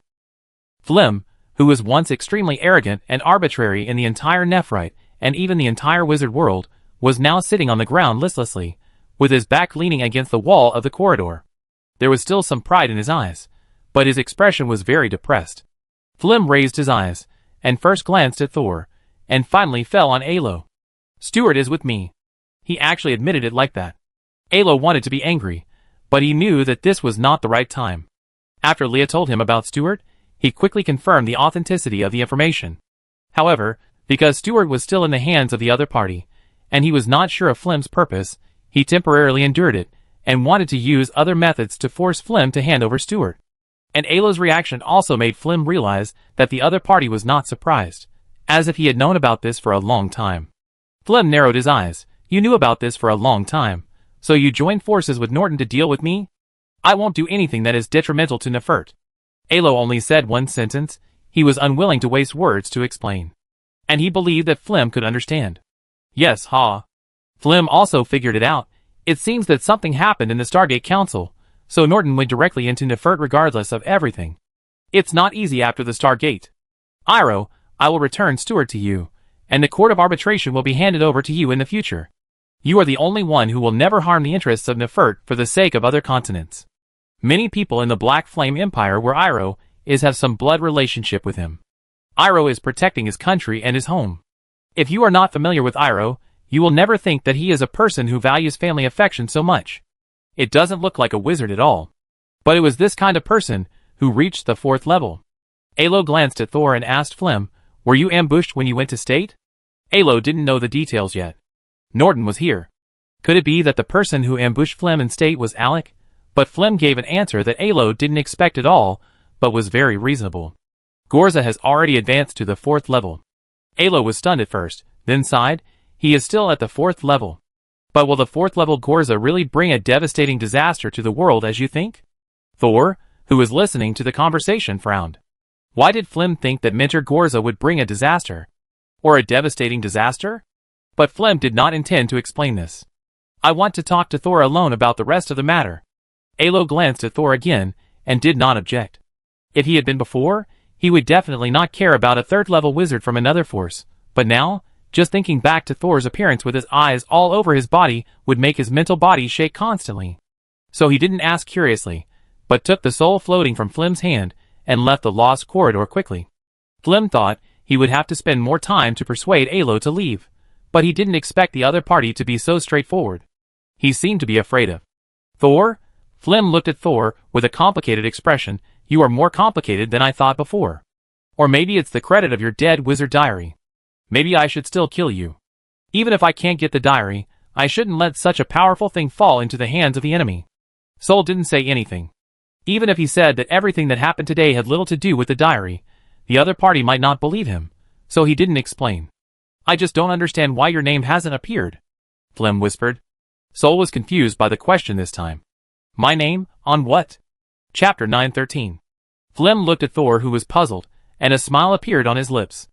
Is it you and Gorza who jointly planned my ambush this time? The mentor did not tell me the specific plan, but Lord Norton contacted me and asked me to cooperate, but I changed the plan slightly. From a collaborator, he became the mastermind, directly destroying most of the Lost Corridor, making Flem completely lose the basis for notifying the tribunal. Thor had long guessed that the Lost Corridor was the foundation for Flem to become a 4th level person and the basis for his resurrection. But Thor did not intend to completely destroy the Lost Corridor, because the Court of Arbitration needed Flem, and Nefert also needed Flem. But even if Flem didn't have to die, he couldn't be free. Before Thor came in, he had reached an agreement with Alo that Flem would be trapped in this small square, but Alo would take him to the coast of the Red Sea, and whenever the black tide came, Flem would use his own power to open the defense array. Didn't Flem want to protect Nefert? Then let him concentrate on protecting it, and don't think about doing other things. For the sake of the Nefert continent, even if Flem is upset and angry, he will contribute all his strength when the black tide comes. This is Thor's revenge. Didn't Flem force others to protect Nefert? Then he should be forced once. Flem knew very well what Thor's plan was. After all, half of his soul was almost in Gorza's stomach. Only a small number of them escaped back to their original bodies, after Norton stopped blocking the return channel. Even if he was a 4th level wizard, he would be severely injured and almost alienated after losing nearly half of his soul. At this time, Flem didn't know what his mood was. He looked up at Thor slightly. It seems that you are the only suitable candidate. Riddler again. Thor frowned in his heart. Norton originally could not live for more than a few decades. In today's situation, I'm afraid he only has less than 10 years left. Thor frowned when he heard this. He didn't expect that Patriarch Norton would waste his life for Teacher Gorza. But it made sense. Teacher Gorza was the future hope of the entire glowing family. Patriarch Norton would not allow others to hurt Teacher Gorza even if he risked his life. Flem was evasive when he attacked, but Glow fought back without caring. If Patriarch Norton hadn't violated the covenant and personally logged into Nephlit, Thor would not have seized this opportunity to overthrow Flem. Flem knew what Thor was thinking, but he didn't say anything. Now he has recovered from the frustration of losing everything, he said slowly. The Stargate Council's mind is not in the Stargate at all. Ilo is obsessed with human emotions. Murphy can't leave the wall of size. Gorza. I hope he can come back alive in the future. What? Thor asked. Where is the mentor going? Flem's eyes flashed with mockery, but soon returned to calm. He is going to the Eye of the Abyss. Thor's eyes widened. The Eye of the Abyss, he felt terrified just by looking at it from a distance, and when Flem threw it into the black tide nearby, he almost became alienated. Why would Mentor Gorza choose to go there? But soon, Thor figured it out himself. Teacher Gorza wants to personally experience the horror of the Eye of the Abyss. After all, the Eye of the Abyss is a sharp arrow hanging over all of our heads. But if we don't even understand the essence of the Eye of the Abyss, how can we solve this source of doomsday? You think too simply. Do you know that once the Eye of the Abyss erupts, it will at least engulf another continent, or even two? Thor was silent. He had thought about this, but if he did nothing, would the Eye of the Abyss not erupt? The Eye of the Storm has been erupting more and more frequently in the borderlands over the years. Doesn't that mean that the Eye of the Abyss is becoming more and more active? And Camus, she obviously knows that one day, the Eye of the Abyss will erupt completely. If nothing is done, everything is just a matter of time. I believe in the mentor. Sol only said one sentence, but Flem didn't believe it, and he was too lazy to explain. Humph. Flem snorted coldly, then you take a look at this thing. He suddenly raised his hand, and the whole corridor suddenly dimmed, and then a little golden light lit up above his head. It was a thin golden thread, which slowly descended under Flem's command. This is why I cannot tolerate Golsa. The names that appear on this golden thread will bring a near-destructive disaster to the wizarding world. Flem pointed to each name and told Thor what they had done and what harm they had brought, and how he began to clear the people on the list after figuring out the function of the golden thread. When Thor came to the last name, he saw it said Golsa Glow. Golsa's action of entering the Eye of the Abyss will only bring disaster to the wizard world. Now I can't stop him, and I know you won't allow me to leave the lost corridor, so I give it to you now. When you understand that everything I said is true, you will also take action against Golsa. Flem looked confident, and pushed the golden thread with several names written on it to Thor. Thor took the golden thread and just wanted to look at it, and put it away, but found that the thread suddenly disappeared. He paused and immediately began to look for the whereabouts of the thread. He used his mental power to check his body, and unexpectedly found it in the diary of the dead wizard. The golden thread suddenly turned into a golden page. This was the first golden page Thor had ever gotten, not from Kismet. After making sure that the page was in the diary without any abnormality, Thor pretended to put the thing into the storage device, and then said to Flem, who had been staring at him, I take this thing, but I need to carefully confirm whether what you said is true. Moreover, even if it is true, I may not follow your previous style of doing things. Flem leaned against the wall, but his back was still straight, as if his pride was not broken. That is not something that a prisoner like me can control. But I believe that when you become a 4th-level wizard, you will be the one who is most likely to make the right choice. Sol was silent for a moment. His Majesty Alo has agreed to imprison you in the Red Sea. Flem closed his eyes. Oh, I understand. And you can rest assured that even for Nefert, I will not let the black tide invade the southeast coast. You should pay more attention to the far north. Flem opened his eyes a little.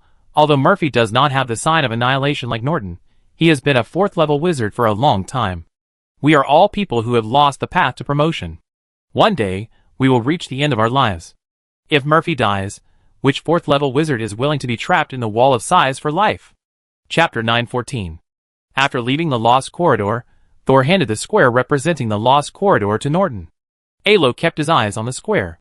He didn't know Norton's physical condition, but when there were still 2 4th-level wizards in the Stargate Council, Flem couldn't die. Norton didn't do anything extra. The 3 of them came to the coast of the Red Sea and embedded the square that sealed Flem into the defense array. In a short period of time, Flem couldn't leave here and could only transmit power to the defense array through the seal. After making sure that Flem would not be able to come out within a few decades, Norton withdrew and handed the control of this place back to Alo.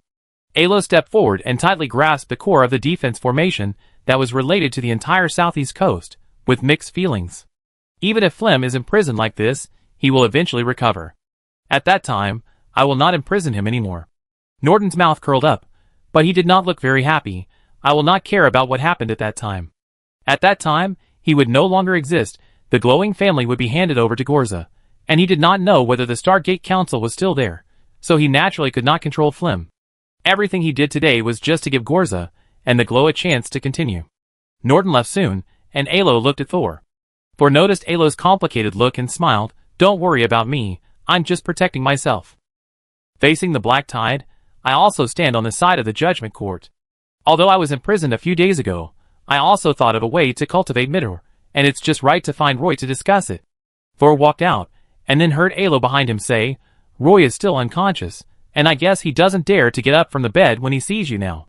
Thor stumbled and walked out pretending nothing happened. He had just forgotten that he had to release his star eyes to delay time, and the effect was so strong that even he was shocked. Fortunately, these stars still listened to his command, and went back when he was told to. Thor thought so, and teleported to Roy's side. He had placed temporary displacement coordinates on Roy before. Then Thor saw Roy, who was resting with his eyes closed, with an eye with a colorful pupil in the middle of his forehead, looking around.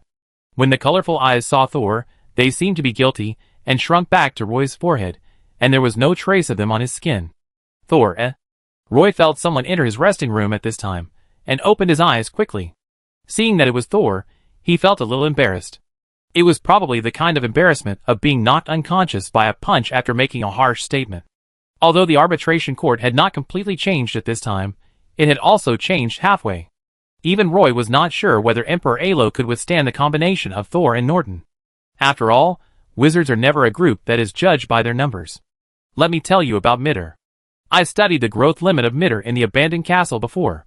Suddenly I realized that I seemed to have fallen into a misconception before. She is clearly an inverted tree.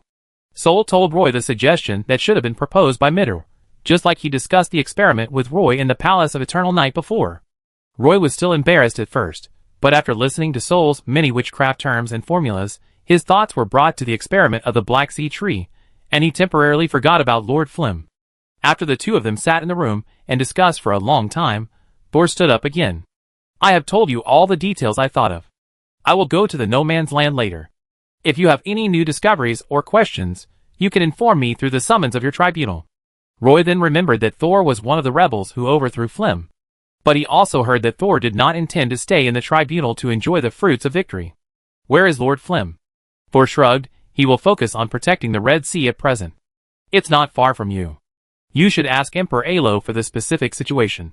I guess you will be very busy during this period." After explaining the matter about Midor, Thor finally had time to return to the abandoned castle where he was originally imprisoned.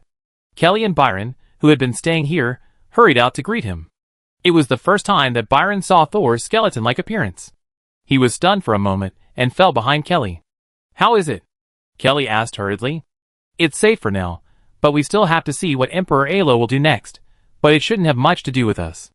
Byron listened quietly, and when he saw that Kelly wanted to ask more questions, he looked at her. Although he was also very curious, he always felt that Thor's current condition was not very good. Kelly changed the subject. "Should we go back first, or rest first?"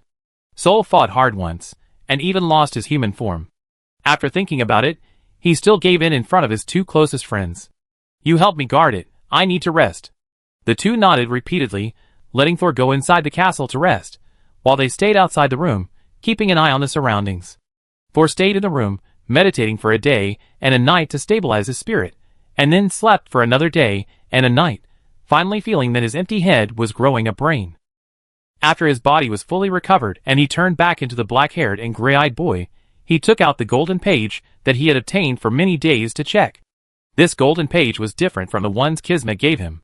The other pages were just as thin as normal paper, but the page from Flim was as thick as cardboard. When Thor's finger slid across it, the page would glow and look very beautiful. Why did this golden page appear in Flim's hands? And why is it in the form of golden threads? What is the relationship between this golden thread and the black thread extending from the white page? Thor looked at the well-behaved hardcover book in his hand. Whenever he felt that he had mastered the diary of the dead wizard, he seemed to discover that there were more secrets hidden in it. Thor tried to activate the golden pages like he activated the white pages, but there was no response. It seemed that it could only work the same as before. When Thor encountered a death crisis, he rehearsed the situation. "With such a thick page, if I encounter a crisis related to a 4th level wizard again, can I get more warnings?" He could only make such a guess for the time being. "Kismet, this guy, does he always give me a broken golden page? That's not right. The first golden page I got was not given to me by him, but the diary was snatched from him. Then, there must be other reasons to form such thick golden pages. What is the difference?" Sol tried several methods to activate the other functions of the golden pages, but he could only watch the pages glow. Flem can see several names, but I can't even see my name. Should I ask Flem how he did it? But after thinking about it, Sol gave up. If Flem knew how to make the pages change, he wouldn't hide the golden thread at the bottom of the lost corridor and prevent anyone from seeing it. Forget it. Let's go back and study it. Or find a chance to ask Kismet. This guy knows a lot. Chapter 9:15. Eula sat in the room with her head down. This room is located on a tower of the Kerma Palace Castle. It is a new residence opened for Kira after she took back control of the entire palace. The room is gorgeously decorated, and the scenery outside can be seen from the windows on all four sides. But Eula can't get out. Kira has completely sealed the entire room with witchcraft, and only some small food supplies can be sent in. Therefore, although this room is gorgeous and has beautiful scenery, it is actually a prison cell. Even if he felt sorry for Eula's situation, Kira would never let her go free. Because Eula cooperated with Flem to set up an ambush on Gorza, the ordinary people who stayed in the castle that day were exposed to strong light radiation. Half of them died directly in the disaster, and the remaining ordinary people were also suffering from illness. They were all Kira's people. Eula didn't feel sorry for them, but Kira did. Kira sent court wizards to treat these ordinary people, and also sent people into the royal city to check if there were other people who were hurt. Fortunately, Gorza quickly counterattacked that day, and the Aurora realm did not spread too much, otherwise the entire royal city might have become a dead city. This made Kira, who knew the inside story later, feel a little scared. After she imprisoned Eula, she met him once. At that time, Eula kept her head down and didn't say a word. Today, Gorza finally left the Principality of Kerma, so Kira came to visit Eula again. Noticing the figure outside the window, Eula slowly raised her head. She looked pale and numb, looking at Kira, as if asking, "When will you kill me?" Although Gorza devoured most of Flem's soul that day, he did not harm Eula, but directly sealed all her abilities, and handed them over to Kira, who was rescued by Char and Carrie. Kira didn't know how Gorza wanted to deal with Eula, and Gorza had been meditating deeply after the battle to digest the extremely pure light attribute magic power obtained from Flem's soul. Until just now, he came out of the secluded room, talked briefly with Kira, and left as if nothing had happened. Kira came over and told Yura about Gorza's decision. He said, "Don't kill you. So from now on, I will lock you up here." Yura, who had no emotions at first, slowly raised her head. "He won't kill me. Why?" "I don't know why. Maybe you are still useful, maybe. Maybe he still loves me?" Yura's eyes suddenly began to shine. Kira pursed her lips. She thought Yura was very stupid. How could Gorza have feelings? Even the fact of his promotion to the 4th level was concealed from most people around him. So what else can he trust? But Eula would not listen to these. So Kira just said, "Think whatever you want. Anyway, Gorza has left. He may not come to Kima in the future." Eula was stunned and asked, "Why?" Kira pursed his lips. "I think it's because you are useless." Kira thought Eula would be disappointed and crazy, but Eula just sneered and didn't believe Kira's words at all. "I wanted to kill him, and I did. But he didn't kill me, and he didn't even hurt me." Eula sat back, still smiling. "He loves me." Kira looked at Eula, who was deceiving herself, and had nothing to say. She always felt that Eula was not the sister who was extremely enthusiastic about witchcraft, but everyone else told her that she was. "If you say so, then it is." Kira turned around and looked at the quiet city in the sunset. "Anyway, I'm probably useless. Do you want me to take you back?" When leaving Eternal Night, Norton asked Thor. "No, no one should dare to stop us now." Thor respectfully said goodbye to Norton. The other party was the elder of Minter Gorza, and also his elder. This time, he helped Thor escape from Flem's confinement. Norton looked at Thor and felt emotional. Although he asked Thor to stay outside, he actually wanted Thor to take him to the Lost Corridor and then evacuate immediately. After all, in Norton's mind, how could a 3rd-level wizard resist the attack of the Tribunal? He wanted to use his remaining time to cooperate with Gorza to ambush Flem and prevent him from escaping back, and at the same time, take advantage of the terrain inside the Lost Corridor to resist the attacks of other wizards of the Tribunal, including Alo. In this way, he was sure to succeed, but the price was that he might only have 3 or 4 years left to live. But Thor changed his plan. He wanted to help Norton block the attack from outside, and at the same time destroy most of Flem's foundation, again extending the time it took for Flem to recover his strength. This way, Alo is the only free 4th-level wizard left, and the other party is very protective of their shortcomings, so they will not attack the glowing family afterwards, and Norton's consumption can be much less. Therefore, Norton can live for another 10 or 8 years. No matter what, I still want to thank you. This is the glowing family emblem. If you need anything one day, you can activate the family emblem, and my people will rush to you as quickly as possible. Thor carefully took the family emblem, which was a bright ball of light. When Thor took it, it turned into a light ball pattern and fell into Thor's palm. Thor checked it carefully, and there was only pure energy on it, and no mental reaction. Thank you very much. There is one more thing I need to remind you. Unless this world is about to be destroyed, don't go through the Stargate unless it is absolutely necessary. Thor was secretly shocked. Isn't the Stargate Council planning to go through the Stargate to leave this closed wizard world? Why did the leader of the glowing clan persuade him like this? Did he find something wrong with the Stargate Council? However, Norton did not reveal more about the Stargate Council. He watched Thor, Kelly, and Byron step into the ultra-long distance teleportation array, and his face gradually showed a worried expression. Gorza, I can't stop you. But can you really come back from the eye of the abyss before I disappear? If you die there, do I really have to give the radiance to Thor? Norton closed his eyes to cover up the pain in his heart. Although Thor is a very good wizard, he is only the 3rd level now. How can such a person resist the final doomsday? I don't see any hope. Maybe this is why I can't live anymore. Alas, when the turmoil in the tribunal was settled, Kismet had just woken up from a coma. He supported himself on the ground, felt the sticky feeling of blood in his palms, and then slowly sat up. He looked down, and saw that everything below his chest had melted into blood plasma. When he sat up, the wound fractured directly against the ground, and the pain seemed to want to be transmitted to the brain along the nerves, but was forcibly interrupted by some mysterious force. Kismet laughed instead. He used his hand to comb his long silver hair, not caring at all about the disgusting blood plasma sticking to his hair. Soon, his body was lifted up by the newly grown silver bones, and then the bones were covered with flesh and blood. He became a complete person again. Kismet snapped his fingers and instantly put on a gorgeous silver dress. But the blood plasma on the ground did not decrease, and red blood was still dripping from his hair. Kismet looked around and did not see Ophelia, who should have been beside him. She was probably the blood under his feet now, and it might take some time to recover. Kismet ignored Ophelia and walked forward a few steps to a dark circle of light. This circle of light was very strange.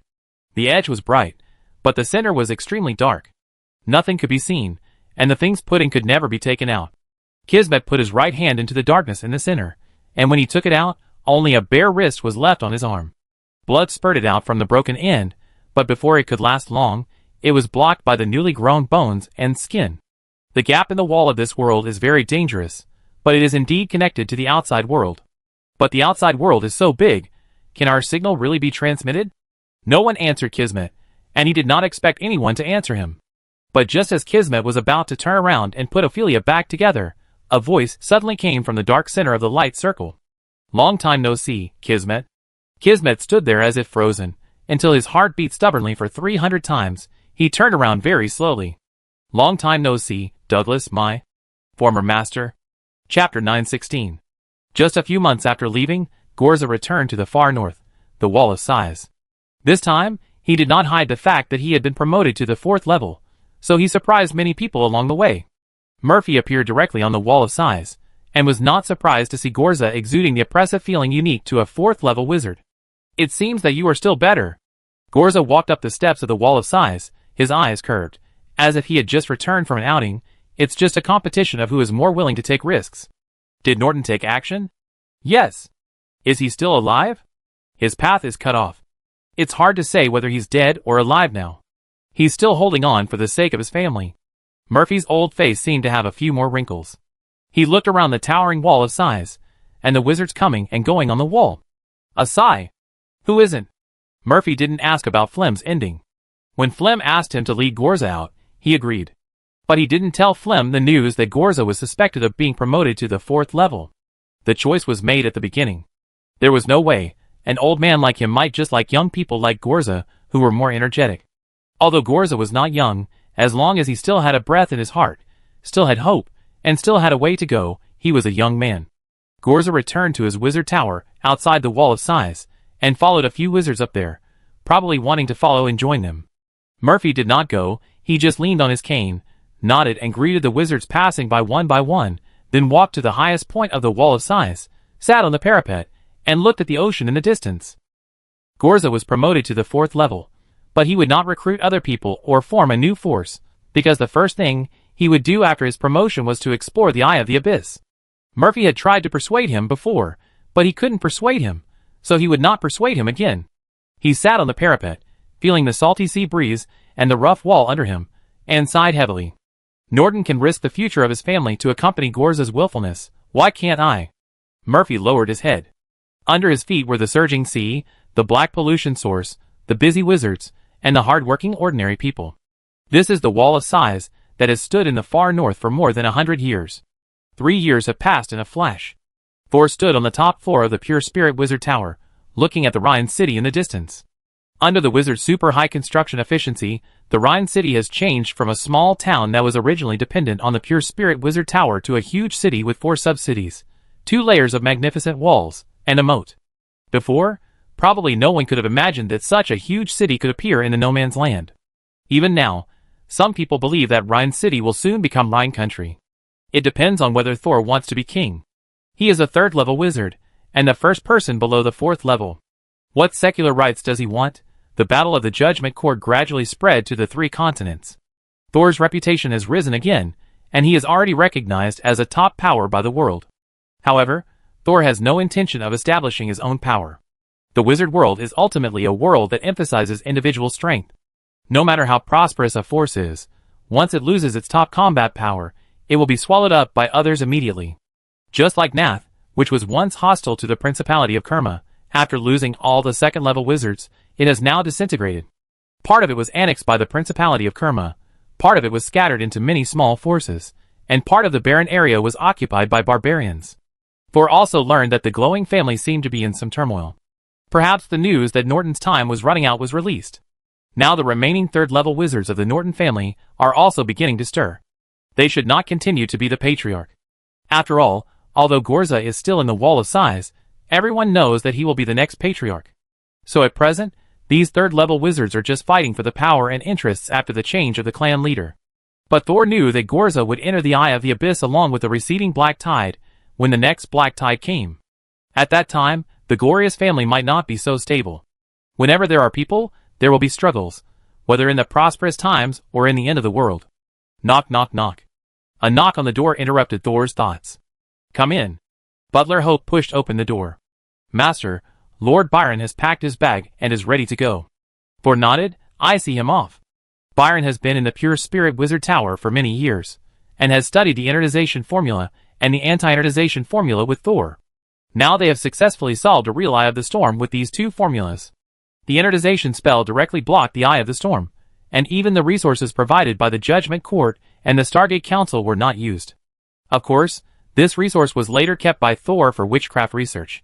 Although the innertization formula cannot cope with large-scale black tides, it can still be used to deal with small-scale pollution crises. The Eye of the Storm was resolved in a relatively short period of time, which made several wizard forces see the value of the innertization formula, and they all wanted to buy it.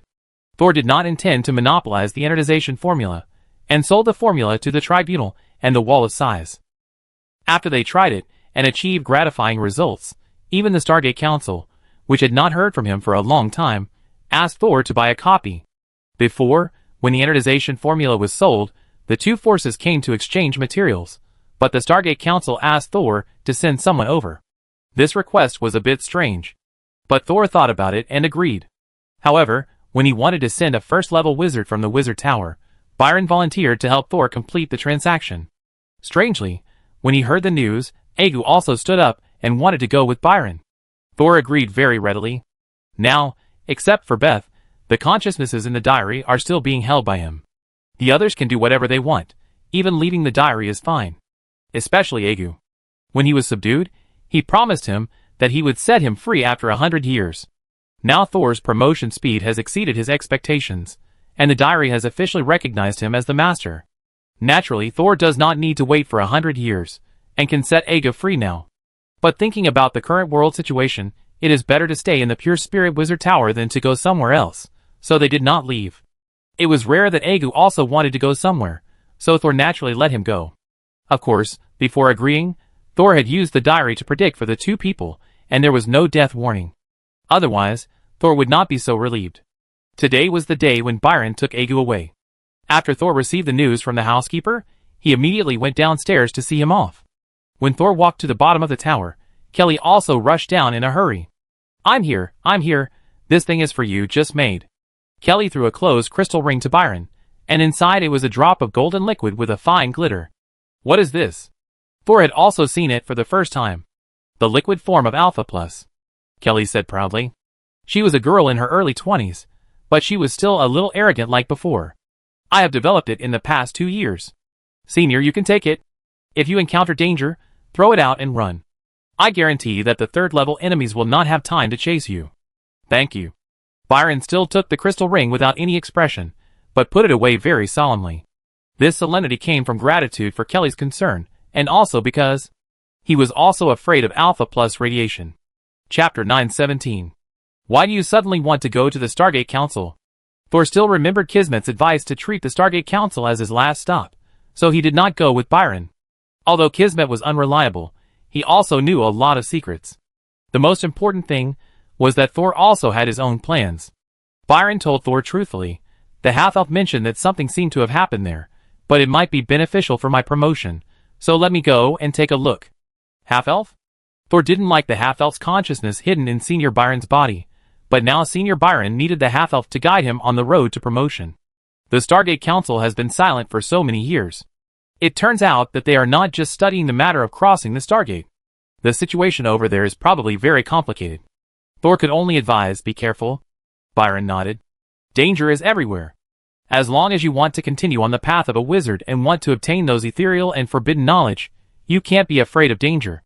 They are the same in this respect. After seeing off Senior Byron, Thor received an expedited letter. The letter read, "The black tide will arrive in a month." Thor pinched the letter with 2 fingers, and the letter turned into fine gray dust and fell into the soil. He turned to look at Kelly, who was still waiting for him, and whispered, "The black tide is coming soon." Kelly nodded. "I go with you." Thor nodded, and the two immediately prepared to set off. This time, they were not going to the Eternal Night Empire, but to the Wall of Sighs. That is also the location of the 4th target of the Symphony of Destiny chosen by Thor. There is no ultra-long-distance teleportation array that can connect to the Wall of Sighs. This kind of teleportation array consumes a lot of energy, and only the Stargate Council and the Court of Arbitration can afford it. Although the Wizard Murphy of the Wall of Sighs is also a 4th level, he does not manage the Wall of Sighs as a force, so there is no extra resources. This is also the reason why others respect the Wizard Murphy. After the Eye of the Abyss appeared, he almost put all his energy into fighting the Black Tide. But because of this, life at the Wall of Sighs is actually very hard. Some wizards, who want to do experiments there need to buy resources from outside. Thor and Kelly directly chartered an airship to rush to the Wall of Sighs. Otherwise, it would take several months to walk slowly. The captain of the airship is an acquaintance. When Thor was still an apprentice, he met Captain Harry. But Captain Harry dared to chat with Thor, an apprentice, but now he lowered his head and dared not say anything. On the airship, Kelly was still a little nervous. This was her first time to participate in the battle against the Black Tide, and once the war became tense, she would still activate the Bone Dragon. Now Kelly could communicate with the Bone Monster like Byron, and after 3 years of continuous running in, she no longer had to worry about the Bone Dragon getting out of control like she did in the Judgment Court. In order to prepare for the battle, Kelly had been shutting herself in the cabin to study tactics, while Thor stood on the deck and discussed the 4th target with Beth in the diary. The mentor also said in the message before that he would leave with the monsters in the Black Tide when the tide receded. I haven't made up my mind yet whether to make the mentor my 4th target. Haven't you tried it twice before? I don't think Gorza really cares. He's going to the Eye of the Abyss. Beth was a little surprised. Thor shouldn't distrust Gorza so much. Do you think he can't come back? Thor looked down. The airship was moving quickly through the clouds. From time to time, he could see the dark yellow and dark green ground under his feet through the gaps in the clouds. I once thought about entering the Eye of the Abyss with my mentor. He was a man with a lot of trump cards, and was best at dealing with the pollution of the Black Tide, but the only outcome of doing so was death. This was the 3rd time that the diary had only one warning of death. The first 2 times he got through because of accidents and prior preparation, but this time, Thor had no clue. Because he knew almost nothing about the Eye of the Abyss. Every time he thought of this word, there was still an inexplicable fear lingering in his heart. Just like when you don't think about it, you don't feel anything, but if you think about it carefully, you will tremble. The most terrifying thing is that Thor doesn't even know why he is trembling. It's still because of ignorance. Thor lay on the side of the ship. He has not been to the Wall of Sighs for 3 years, but has been digesting the power of destiny brought by the first 3 Symphony of Destiny targets. Now his strength has gone a step further than before. Not to mention the magic power, his spiritual body has also become more stable. Now if Flim throws him into the black tide near the Eye of the Abyss again, Thor probably won't need the mermaid's tears to cast magic normally. This alone surpasses all 3rd level wizards. At the same time, he also used such a strong mental power to upgrade several of his trump card magics. The Soul Blade was completely upgraded to a 5th level magic, and with Thor's strength, it can almost kill ordinary 3rd level wizards in seconds. He also integrated all the Touch of Ashes magic he had learned since he was an apprentice into his soul fishing, and with his current form and ability, transformed it into a body form that can be transformed into a body with hundreds of tentacles, the Ash Tentacles. The improved tentacles can not only absorb the pollution in other people's bodies, but also can inject the pollution stored in the body into other people's bodies, like venom. In this way, whoever wants to fight him in the future will have to consider how many rounds of pollution he can survive without alienation. Finally, Thor also combined the Star Eyes to design a final killer move, which he named Deep Space Gaze. This move is an indiscriminate attack, and every time it is performed, it is a 100% explosion. The weird eyes grow all over Thor's body until he becomes a collection of eyes. Even Thor couldn't control this killer move perfectly. Once it is used for a long time, the existence around him will begin to be alienated without distinction. Even an ordinary stone is not immune. In order to study this witchcraft, Thor designed many experimental scenes. These test sites were finally sealed tightly, and some places were even cleaned by Thor with ash tentacles, and then burned directly with fire to avoid future troubles. Finally, Thor found a deserted place in the chaotic area and conducted a simple experiment. The membrane that envelopes the chaos domain seems to have isolated most of the pollution.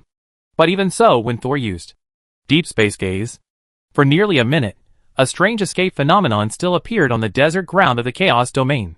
The sand was sunken into human figures, and each figure was in a running posture. It was as if someone was lying on the ground and running away. Finally, Thor cleaned up the nearby area and burned the desert here directly into crystals, which eliminated this escape phenomenon. In addition to these 3 most powerful trump cards, Thor also learned some high-level witchcraft. With the bonus of the power of destiny, Thor can quickly grasp the key points even if the witchcraft is so complicated that it requires at least a room of books to record. This is the hidden bonus brought by the power of destiny. However, even though Thor has become so powerful and terrifying, when he planned to go to the Eye of the Abyss, he was still only marked with the word death in the diary. This made him extremely worried about the situation of Mentor Gorza. Can the other party really come back alive? Or will it be Gorza who comes back alive? Chapter 918. Thor hurried to the far north within 3 days of receiving the news. This place is covered with ice and snow all year round, and even the wizard's robe has a fur collar. It looks very local. Thor and Kelly got off the airship and agreed with Captain Harry to pick them up in 45 days. Whether it can be done or not, the relevant expenses will be paid. Captain Harry bowed repeatedly and said, No, we will come to pick you up even if you don't have money. After bidding farewell to the cautious Captain Harry, Thor and Kelly walked side by side into the far north city in the far north. Passing through the wall of the far north city, you can see the gray high wall standing on the northern coastline. The high wall looks hundreds of meters high. For ordinary people, it is like a huge barrier, separating them from the North Sea, giving them endless warmth and comfort. Therefore, the far north city is like the Evernight Empire. Although it is invaded by the black tide every few years, ordinary people here can still live a relatively peaceful life. However, there are many wizards here, and ordinary people still live very cautiously, and must be careful not to offend wizards. But because there are still many jobs in Far North City that need ordinary people, and the wizards here have no unified power, a strange way of getting along is finally formed. Hello, welcome. How can I help you? A beautiful ordinary girl is wearing a fitted blue fur coat and a dress made of thick fabric. The hem of the skirt hangs down to her ankles, revealing a pair of brown cowhide boots. She stood at the door of the hotel, looking at Thor and Kelly with a smile on her face, bright and generous. It reminded Thor of the receptionist at the entrance of a mid to high-end store. But there was still a hint of caution in the smile. We want to stay here for about a month. Do you have accommodation for wizards? Yes. Please follow me, sirs. We have villa-style single-family courtyards and simple wizard towers of less than 4 floors. Wizard tower? Kelly asked with interest. Can you build a wizard tower? The receptionist answered with a smile on her face. Yes, sir. The owner of our hotel is also a wizard. The wizard tower he built is also equipped with simple isolation and defense arrays, and there are accommodation rooms and laboratories inside. Basic instruments and props are prepared. If you have special needs, you can also entrust the hotel to purchase them, ensuring that you can purchase all the publicly sold goods in Far North City without leaving home. Then let's book a wizard tower. Kelly is obviously used to living in a wizard tower. She turned her head to ask Thor's opinion. Sol certainly has no problem. So the two of them came to the back of the hotel and chose a wizard tower on the hill behind. This wizard tower has 4 floors in total, and the functions of each floor can be arranged according to the needs of the guests. In the end, it was Kelly who took care of it.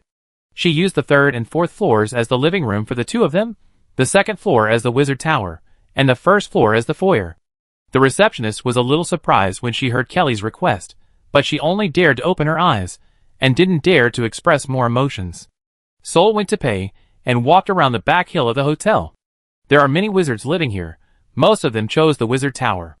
When wandering in the back mountain, because Thor restrained his magic fluctuations, other people didn't know that he was a 3rd-level wizard when they saw him, and basically just nodded and greeted each other. Most wizards are polite and distant. Without some time or common experience, it is difficult to warm up. Of course there are exceptions, but Thor has not encountered them yet. When he returned to the wizard tower where he was staying temporarily, he saw the reception girl coming out of the wizard tower, holding tightly in her hand the notebook that recorded Kelly's requests. You seemed a little surprised just now? Do you think something is strange? Sol stopped the girl. The girl was startled, then her face turned slightly red, and then pale. She looked a little uneasy, but seeing that Sol was still waiting for her answer, she said honestly, You and Miss Kelly chose 2 bedrooms, but shared a laboratory, so I was just a little surprised. Seeing that Sol didn't look angry at all, she took a deep breath and continued, I have seen many wizards come together. They all share a bedroom, but the laboratories must be separated. Some people also install protective arrays and shielding arrays in the 2 laboratories. Thor originally thought that there were some special customs here, or that people had some special way of life, but he didn't expect it to be this reason. He nodded and let go of the receptionist, who was looking at him cautiously. So most other wizards can sleep in the same bed, but cannot share the same laboratory. Because there can be no secrets in the body, but you must be on guard against each other in witchcraft research? Thinking of this, Thor shook his head and walked into the wizard tower. Why are you shaking your head? What happened? Just then, Kelly came down from the upstairs. She actually changed into a local costume, a white fur coat. The coat had a white hem, which looked like a skirt, and inside it were loose and thick trousers, and a pair of leather boots on her feet. She also wore a white long velvet round hat, looking like a pretty noble lady. No, Kelly was originally a noble lady, and she almost became a female marquis. Nothing, I just think the atmosphere here is quite interesting. Thor stood by the stairs, waiting for Kelly to come down. There is a clothing array in the room. The clothing drawings prepared are all the special costumes here. They can be automatically generated after selection. It's quite interesting. Would you like to try one on? No, I'm not very sensitive to cold and heat. Sol smiled and shook his head. He had no original organs from the inside to the outside of his body.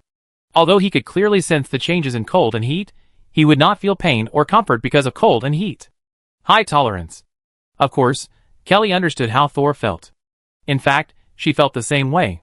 After years of exposure to alpha radiation, her tolerance to pain had also increased a lot. In the far north, wearing a summer skirt and a winter fur coat felt the same.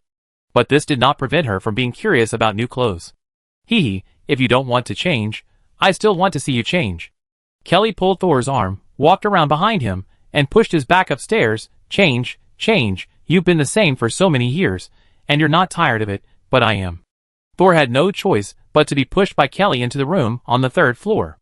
After entering the room, Thor saw the clothing-changing magic circle that Kelly mentioned. He shook his head helplessly, and walked into the magic circle. In front of Thor, there appeared instructions for changing clothes and a 3-dimensional image operation platform. He soon saw the style of clothes Kelly chose. There were also men's clothes of the same style next to it, but the tops were not that long, just to the thighs, and there was also a fur collar at the neckline. So Thor didn't spend time choosing, and directly chose the corresponding men's clothes, but the color was changed to black. After changing his clothes, Thor walked down the stairs, and saw Kelly leaning against the handrail with a smile on her face. It's really beautiful. Thor suddenly remembered the name of this suit and stopped abruptly.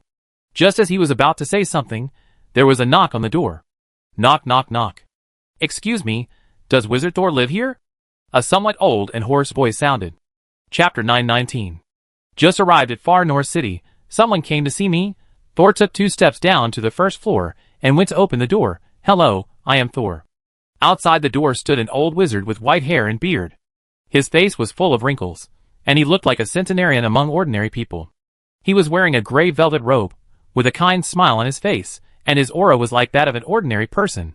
Thor frowned slightly, looked at him, and asked hesitantly, Murphy. Sir? The other party smiled a little brighter. How did you see that? Guess based on the context. Thor thought so in his heart.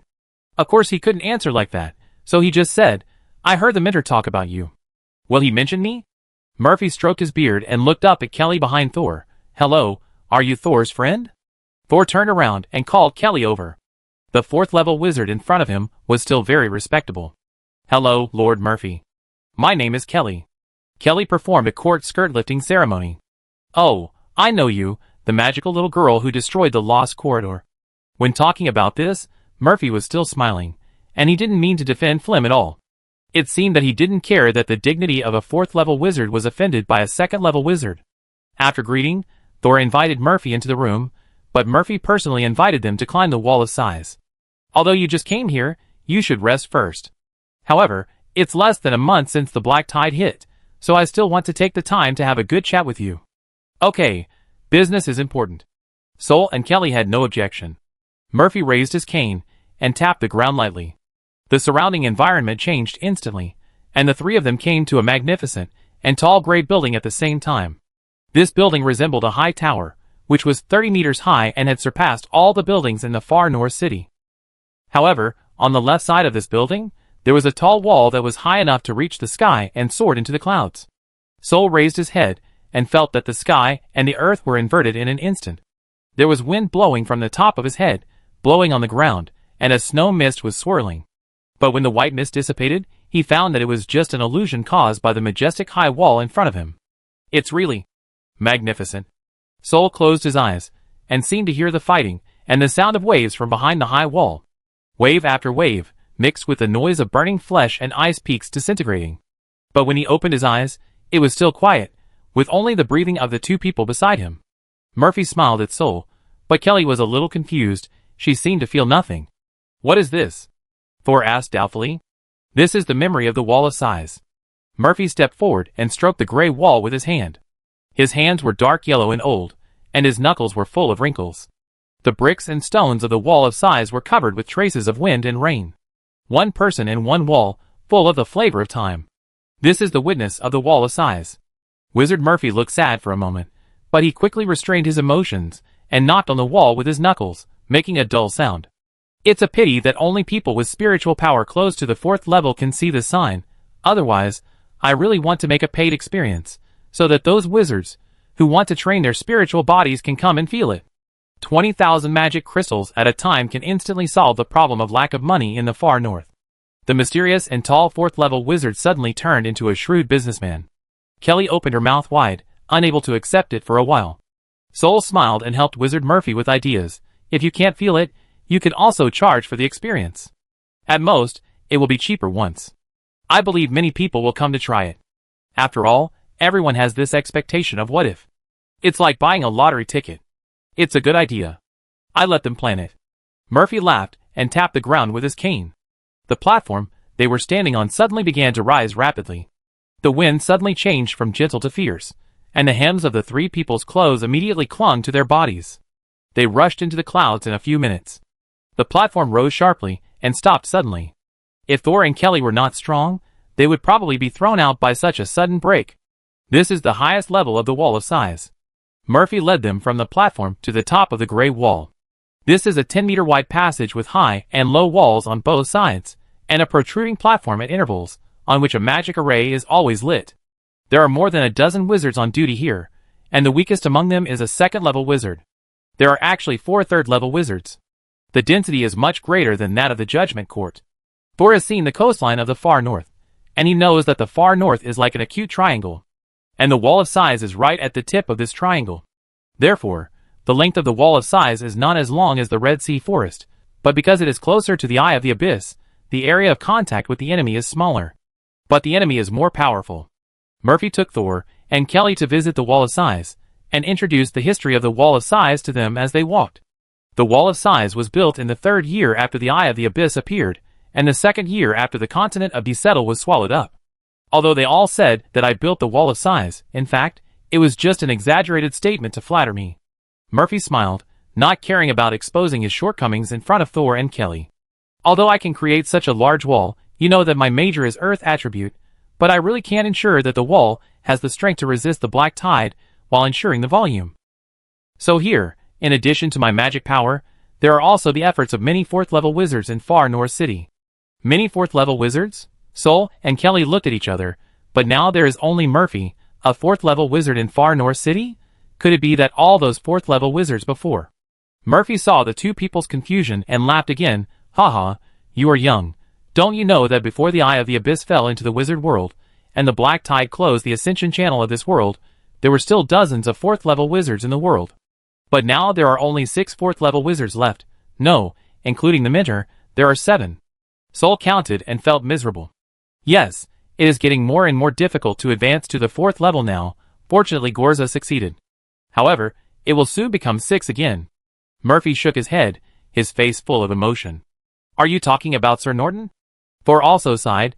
4th level wizards are normally immortal. They all have their own life foundation. As long as the foundation is not destroyed, even if they die, they can be resurrected. Thor's life foundation will be built on the powerful force of destiny woven by the Symphony of Destiny. And this will be a secret known only to him. Even the consciousness in the diary does not know the real purpose of his arrangement of the Symphony of Destiny.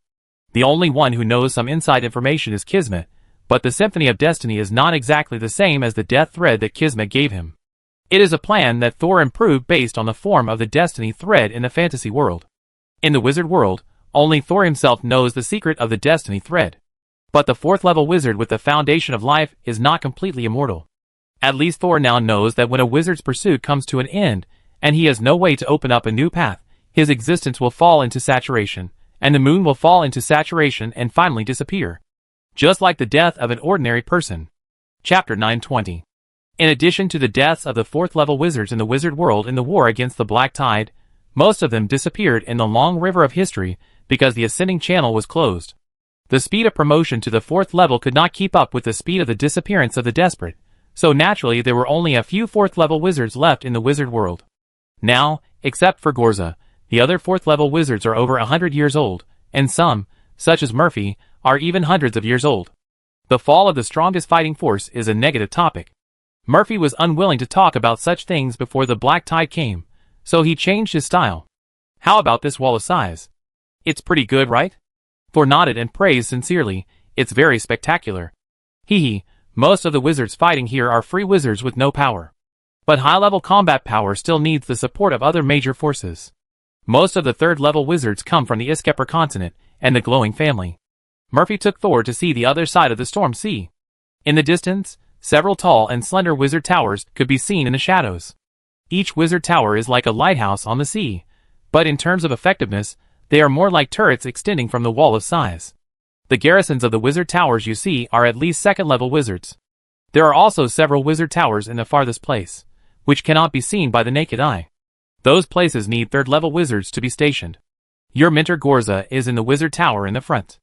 With him, many black tide monsters were destroyed before they got close to the black tide in the previous few attacks. To be honest, I really don't want to let him go. Murphy was a little absent-minded, not knowing what he was thinking. Although we need to fight the black tide monsters here, we can also obtain a lot of rare resources that are not available anywhere else. Thor, do you have any idea of borrowing people from the borderlands to garrison here? I didn't force the wizards in Rhine City to do anything. I can tell them about this, but I can't be sure what choice they will make in the end. That's okay. You can tell them that they don't need to hand in the resources they get outside the wall of size. They can just keep them. Wall of size doesn't take a cut? Thor didn't expect that. The wall is just a wall. Everyone helps each other in battle. No one has to hand in the profits to anyone else. And we will also provide resources to wizards, who stay here for a long time. The longer they stay, the more they will get. Murphy turned into a salesman and kept introducing the benefits of working here. Thor held back his laughter and nodded. Okay, I think there will still be a lot of people who want to come. Murphy patted Thor's shoulder. You don't have to worry about them not coming back after they come out. After all, everyone knows that you are the black-tied doctor, and your life is in your hands. Haha. Seeing that Thor agreed to his proposal, Murphy also completed the purpose of chatting with Thor today. He asked Thor, do you want to continue shopping, or go back and rest? Since Thor had come out, he didn't plan to go back like this. I want to go directly to the mentor. Ah? Kelly tilted her head and thought for a while, then I stay here. Kelly still had a shadow on the mentor Gorza. Although she came with Thor this time, it was also to cooperate with him in the battle. When she heard that Thor was going to find Gorza, she immediately became timid. Haha, I understand. Even many of our third-level itinerant wizards dare not go to Gorza. His temper is a bit strange. Murphy was not surprised that Kelly was afraid of Gorza. He told Kelly where to go, where she would be stopped by patrolling wizards, and how to leave the Wall of Sighs. Then, he personally took Thor to find Gorza. This time, Murphy did not teleport Thor with him. When the black tide was approaching, even he himself would avoid teleporting. The atmosphere outside the Wall of Sighs was obviously different from that of the far north city. No one could be seen around, but there were still magical fluctuations coming from different locations. The sound of the sea occupied the sky and the earth. The clouds above were very thick, rolling and swimming rapidly in the air with the wind. The dark tones had a sense of urgency that a great war was about to come. Murphy's voice rang out in the sea breeze. Thor, would you consider staying at the Wall of Sighs for a while? Thor did not answer immediately. Murphy turned his head, and unlike his previous sales pitch, his expression was more serious now. You are very strong now, and you will hardly fail against the eye of the storm. In fact, you don't need to stay in the no man's land all year round like the third-level wizards before. If you want to go further, I still suggest that you stay in the Storm Sea for a while, fight the black tide monsters here in person, and experience the world under the changing rules. You may be able to rely on these to find the way to the future. Station in the Storm Sea? Thor thought about it. He came here to visit Master Gorza, and to decide on the fourth goal of the Symphony of Destiny. If he's stationed in the Storm Sea, it would mean spending the black tide attack in the Wizard Tower, outside the Wall of Sighs. This way, he would not be able to find a suitable target in the far north. But what Murphy said made sense, and Thor was tempted. The black tide defense battle in the Eternal Night brought Thor a lot of benefits, so it might not be impossible to do it again in the Wall of Sighs. As for the fourth goal, we can talk about it after meeting with Mentor Gorza. Okay, then I will fight with the Wall of Sighs and the wizards here. Murphy smiled with relief, but he said something strange. Very good, I will find someone to cooperate with you. But after this black tide passes, you should leave as soon as possible. Soul was a little surprised. Why did Wizard Murphy suddenly say something to drive people away? Even if the black tide recedes, he can stay for a while, right? Being watched by Thor, Murphy just looked straight ahead. After this black tide, the Stargate Council and Norton may look for you. This sentence also seemed to make up for the sudden expulsion before. Otherwise, wouldn't he be able to receive news from Norton Wizard and others at the Wall of Sighs? Although he was confused, Thor just nodded and agreed, and did not continue to ask. Wizard Murphy may have other secrets that he didn't say. Master Murphy. Suddenly, a figure approached quickly, and called out to Wizard Murphy loudly. The two stopped immediately, and saw a witch coming from the Wall of Sighs. Oh, it's Maria. Murphy asked, what's wrong? The witch named Maria glanced at Thor, then quickly said, Lord Murphy, the wizard Lysel has returned from the Iskepper continent, and is looking for you. Oh! Murphy frowned, obviously attaching great importance to this wizard named Lysel. He said to Thor apologetically, Thor, I have something to do here, so I won't take you there, but Maria is the itinerant wizard here. She has worked in the Wall of Sighs for decades, and is very familiar with this place. Let her take you to find Gorza. Of course, there is no problem. Thor said quickly, Lord Murphy, go and do your work. Murphy nodded again apologetically, then turned and flew away, obviously faster than when he came. Maria was relieved to see Murphy go back. Then she looked at Thor and smiled. Wizard Thor, I will take you to find Lord Gorza. Thor was about to agree when he suddenly felt something coming out of the sea under his feet. Maria was a step slower, but she also lowered her head quickly. Then, the two saw a half-rotten, goat-like giant monster coming up from under the sea, creating huge waves. Looking at the rotten goat rushing towards the two, Thor was not nervous, but a little surprised. Black tide monster? The black tide hasn't come yet. How can there be a black tide monster in the sea? Chapter 921. Maria stepped forward and stood in front of Thor. Before the black tide officially arrives, there will indeed be sporadic black tide monsters. This is different from the Red Sea. As she spoke, the rotten goat monster had already rushed in front of Maria. Maria crossed her hands in front of her chest and uttered an unclear scale. Then a huge cross-shaped flame suddenly burned from in front of her arms. The rotten goat hit the flame head-on, but the flame was not dispersed by the collision. Instead, it actively bent the flame and tied up the monster. For fire ropes suddenly wrapped the rotten goat into a ball, and then tightened again, squeezing into the flesh. Maria raised her hand and released a witchcraft scroll, which burned in the air and turned into a sharp arrow, piercing the rotten goat wrapped in flames from the center of the head to the base of the tail. Then the rotten goat, which was still roaring silently just now, withered directly, and then turned into ashes in the flames. Ashes fell from the gaps in the flames, and among them was a gray-white bone the size of a palm. Maria's eyes lit up, and she rushed down immediately. She caught the bone near the sea surface, but at this moment, a huge circular shadow suddenly appeared under the sea surface. The shadow appeared silently, and Maria's attention was all on her spoils, and she didn't pay attention to her feet at all. When Maria was close to the sea surface, the shadow suddenly poked out from under the sea surface, and it turned out to be a big mouth with a circle of sharp teeth. Maria only reacted when the monster jumped out of the sea surface, and immediately prepared to escape upwards while releasing the protective shield. However, when she was so nervous that she had no time to think about Thor above, a lot of black objects suddenly fell from her body. It was as if a black rainstorm had fallen. "Hey!" The big mouth on the sea surface immediately wailed, and the fishy gas sprayed out of its throat, which directly made Maria stagger.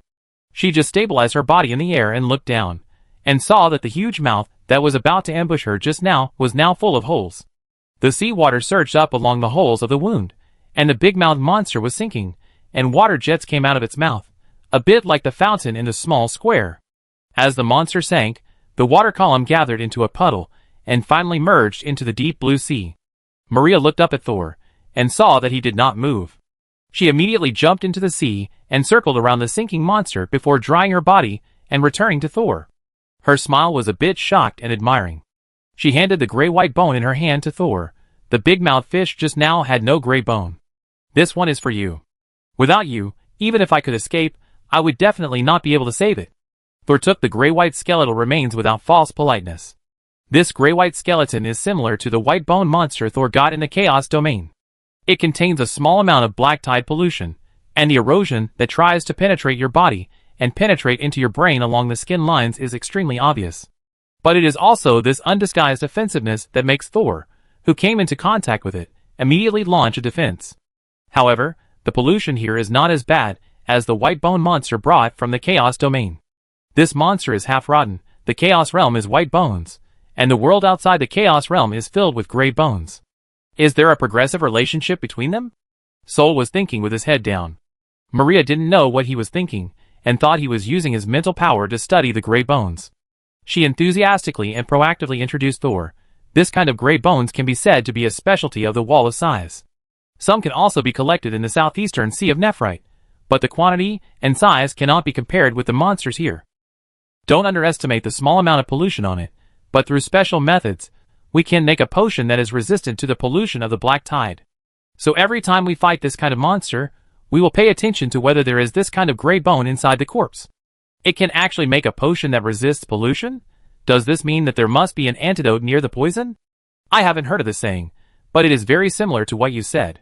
There was a wizard who tried to transform his body into a form similar to gray bones to fight against the pollution of the black tide, but in the end, he failed, and the whole person was transformed into a monster. Maria paused. I killed him myself. Looking at the gray bones in his hand, Thor actually thought of his own bones turning black due to the black tide. Is this a kind of alienation of the gray bones? When the gray bones are defeated by the black tide, they will completely rot and turn into white bone monsters. If they are affected by the eye of the abyss, will they become anchor points? But if the gray bones withstand the pollution and have resistance, will they eventually become Thor's black skeleton? No wonder he wanted to take my arm. Sol murmured in a low voice, I'm afraid Flem's real target was not my second transformed soul-eating Esther, but my bones.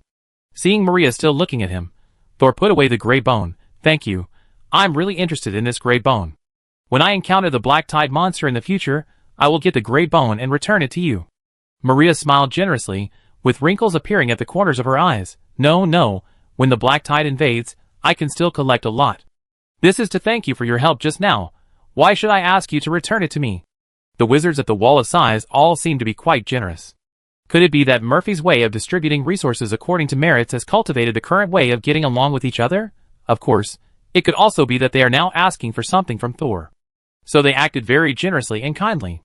No matter where this kindness came from, it didn't have much impact on Thor. He advocated equal exchange, and once the theory of causality came out, he didn't believe that there were a few people who dared to break their promise to him. After dealing with the monster, the two prepared to continue on their way, but before leaving, Thor found that Maria had also made a mark on the location where the big-headed fish had just sunk. Will you salvage the monster's corpse? Maria shook her head. Normally not. But the monster just now was very powerful. Normally, such a powerful monster will not appear before the black tide hits. Even if they appear, they will be intercepted by several wizard towers in front. I just don't understand why it can sneak in here. After sending you there, I will investigate again. There are many second-level wizards in the back. If they encounter a big-headed monster fish, it will be too dangerous. It seems that this itinerant wizard is very dedicated. Thor didn't waste any more time. The two flew quickly over the storm sea. After more than 10 minutes, they finally saw the wizard tower belonging to Master Gorza. It's over there. The farthest one is Master Gorza's wizard tower. Maria pointed to the front and said. She stopped here, obviously not wanting to send Thor to the door. Thor looked over and found that there were almost no other wizard towers near that wizard tower. It was an isolated tower deep in the storm sea. When he came over just now, he only vaguely saw another wizard tower behind him. Thor also stopped and turned to ask Maria, "Do you need to ask Mr. Gorza if he noticed the big-headed fish?" No need. I'd better investigate first. When I understand clearly, I will ask Mr. Gorza if necessary. Maria waved her hand quickly. It's not good to disturb Mr. Gorza without knowing anything. Chapter 922. Knock, knock, knock. Sol stood on the top floor of the wizard tower standing alone on the stormy sea, and knocked gently on the door. Before he knocked for the second time, the door was opened silently. The door hinge was well maintained, and did not rust in such a humid environment. Behind the door stood a black silhouette of a human body. From the enchanting body curves, it can be seen that it is a woman. Sol was stunned for a moment, as if he had returned to the dark wizard tower, and saw Mrs. Eula standing in front of him. But he soon laughed at himself. Mrs. Euler never opens the door. You're right, so I'm Heidi. I wonder if you still remember me. The black shadow made a sharp female voice, very much like the voice of the old witch in the story. But Thor quickly recognized the voice. Heidi? Haywood's sister? You turned into this? Thor remembered, wasn't Heidi the ugly face that parasitized on the back of Haywood's head? Unexpectedly, she was transformed into the shadow form of Lady Euler. I'm honored that you still remember me. Heidi bowed, no longer as crazy as before, and seemed much more polite and rational. But I can't delay your time to see Lord Gorza. Please follow me. Heidi didn't dare to tell Soldo, because Gorza was already waiting for Sol in the room on the bottom floor. Following Heidi down the stairs, I saw Haywood waiting on the middle floor halfway. The other party seemed embarrassed to talk to Sol, just standing at the entrance of the corridor and bowing respectfully to Sol. Thor nodded in return, and then watched the other party disappear from sight. After so many years, Haywood and Heidi are still third-level wizard apprentices. Although they have been following Master Gorza, the latter does not seem to have the intention of forcing them to advance. Perhaps in Master Gorza's mind, there is no difference between a third-level apprentice and a first-level formal wizard. While thinking, Thor has come to the bottom floor, and Heidi can't go any further. Please go in, Master Gorza said you don't need to knock on the door. Thor nodded, thanked his old friend, and then pushed the door open. The door opened, and a dim light shone out. It was strange. The light in the corridor was brighter than in the room, but it was the light in the room that was projected outside. Near the door, the brightness was obviously much darker than other places. Thor looked at the ground and stepped into the room. Then, he felt something touching his hand, but there was no one nearby. It was the feeling of being touched again. This time it was the arm. Thor looked down and saw a few more small black dots next to his own shadow on the ground. These black shadows bounced and touched Thor's shadow, which made him aware of it. Come in, they have no ill intentions, they are just curious about strangers. Gorza's voice came from the depths of the room. Thor walked in and closed the door. At the moment the door closed, he suddenly saw his shadow turned into countless small black dots, and then was attracted away by the small dots that touched it before. Watching his shadow split and disappear, Thor felt like his own child was kidnapped. He chased the lively shadow around 2 full shelves, and saw Golsa standing at the end of the room. He still had his back to him, and was conducting experiments. It was the first time Thor saw Golsa doing experiments. In the past, in the Wizard Tower, he was either sleepwalking in the middle of the night or sitting on the huge pink sofa reading a book. He didn't look like a wizard at all. Today he was unusually diligent. Thor didn't avoid suspicion and walked directly to Golsa. He turned his head, and saw him throwing a black ball into a beaker half filled with liquid. The black ball was like a piece of amber, slightly transparent and elastic. It quickly began to shrink after being immersed in the liquid. In just a dozen seconds, the black ball disappeared and completely dissolved into the liquid. Do you know what this is? Golsa picked up a similar black ball from the laboratory table, and threw it to Thor, then leaned sideways on the laboratory table. Thor grabbed the black ball and observed it, then tested it with magic. Black sea tree source? But there should be something else added. Well, I was added. Golsa pointed at his nose and said with a smile. Sol was startled. Do you want to transform your witch body? It's already done. Now we are testing to see if there are other ways to improve it. Golsa looked at the beaker where the black ball could no longer be seen, but improvement is not that easy. The transformation of witch bodies is usually a very private witchcraft. The other party did not take the initiative to talk about it, so Thor could not ask for the specific transformation formula. Gorza did not seem to have any intention of asking Thor for help. After showing Thor his transformation results, he put away everything on the experimental table. While Gorza was performing witchcraft, Thor suddenly felt a familiar breath. He quickly turned his head to look at Gorza, teacher. Gorza did not hide anything and smiled calmly. Did you feel it? Yes, it is your soul fragment after all. When did teacher Gorza get my soul fragment? Sol remembered that Kismet once asked him for a soul fragment. Could it be that teacher Gorza snatched it from Kismet? Do you remember that you just learned to leave your body and were bitten by the mouse in the mezzanine? Gorza reminded Thor. What? It was at that time. Sol suddenly realized, that's right, the ghosts in the mezzanine are also controlled by you. He looked at Gorza with resentment. Was it Gorza who commanded those evil spirits to attack him? Gorza was not embarrassed at all. It's none of my business. Your soul is very delicious to those evil spirits. I just took out the soul fragments that they couldn't digest afterwards. Oh. Anyway, it's been so long now, what Mentor Gorza said is what it is. Soul no longer entangled in these things, you merge the soul fragments into the spirit body? Won't this cause the spirit body to mutate? Pure soul fragments can be used to replenish spiritual power, but the soul fragments that Thor gave to Gorza were not purified. It would be very dangerous to absorb them rashly. If Thor didn't have the diary to help remove the impurities in the spirit fragments, he wouldn't dare to absorb so many soul fragments directly. And Gorza merged with Thor's soul fragments. Thor is not bragging, his soul fragments have the power of star eyes. If he is not careful, Thor can imagine Gorza being swallowed by the eyeball. It's okay. Gorza was not afraid at all, and seemed to have a way to deal with it. Perhaps the separated soul fragments could no longer use the power of the star eyes. This would not be so dangerous. Thor nodded and chose to trust the mentor. Suddenly, he found that Gorza's shadow on the ground was twisting and deforming, like a cake, expanding and twisting little by little in the oven, with huge bubbles coming out. Mentor! Thor was startled and quickly turned his head to look at Gorza's body. In a trance, the opponent's body turned into a shadow. His handsome face and slender neck swelled up in an instant, and irregular flesh bubbles appeared. His bloodless lips cracked little by little until the back of his head. When his mouth opened, there was endless darkness inside, as if it could swallow everything. Look! His voice did not change at all, as if his vocal cords had been transferred to other parts of his body. I just swallowed a little bit of your soul fragments and became like this. If I could eat you whole. Gorza still maintained his human form with his upper body slightly leaning forward. The two were originally standing not far from each other, and at this moment, his abnormally huge mouth was almost about to swallow Thor's head. Unexpectedly, Thor did not dodge at all, and said calmly, Then you are not you. Gorza, Gorza, that makes sense. The swollen skin shrank, and the deformed face returned to its original state. He turned back into the original Gorza with a faint smile. Chapter 923.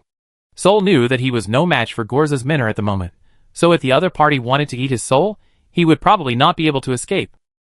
But the diary did not respond, and Sol believed in his own judgment. Or rather, he believed in himself. A living soul wizard was more valuable than a dead soul's soul.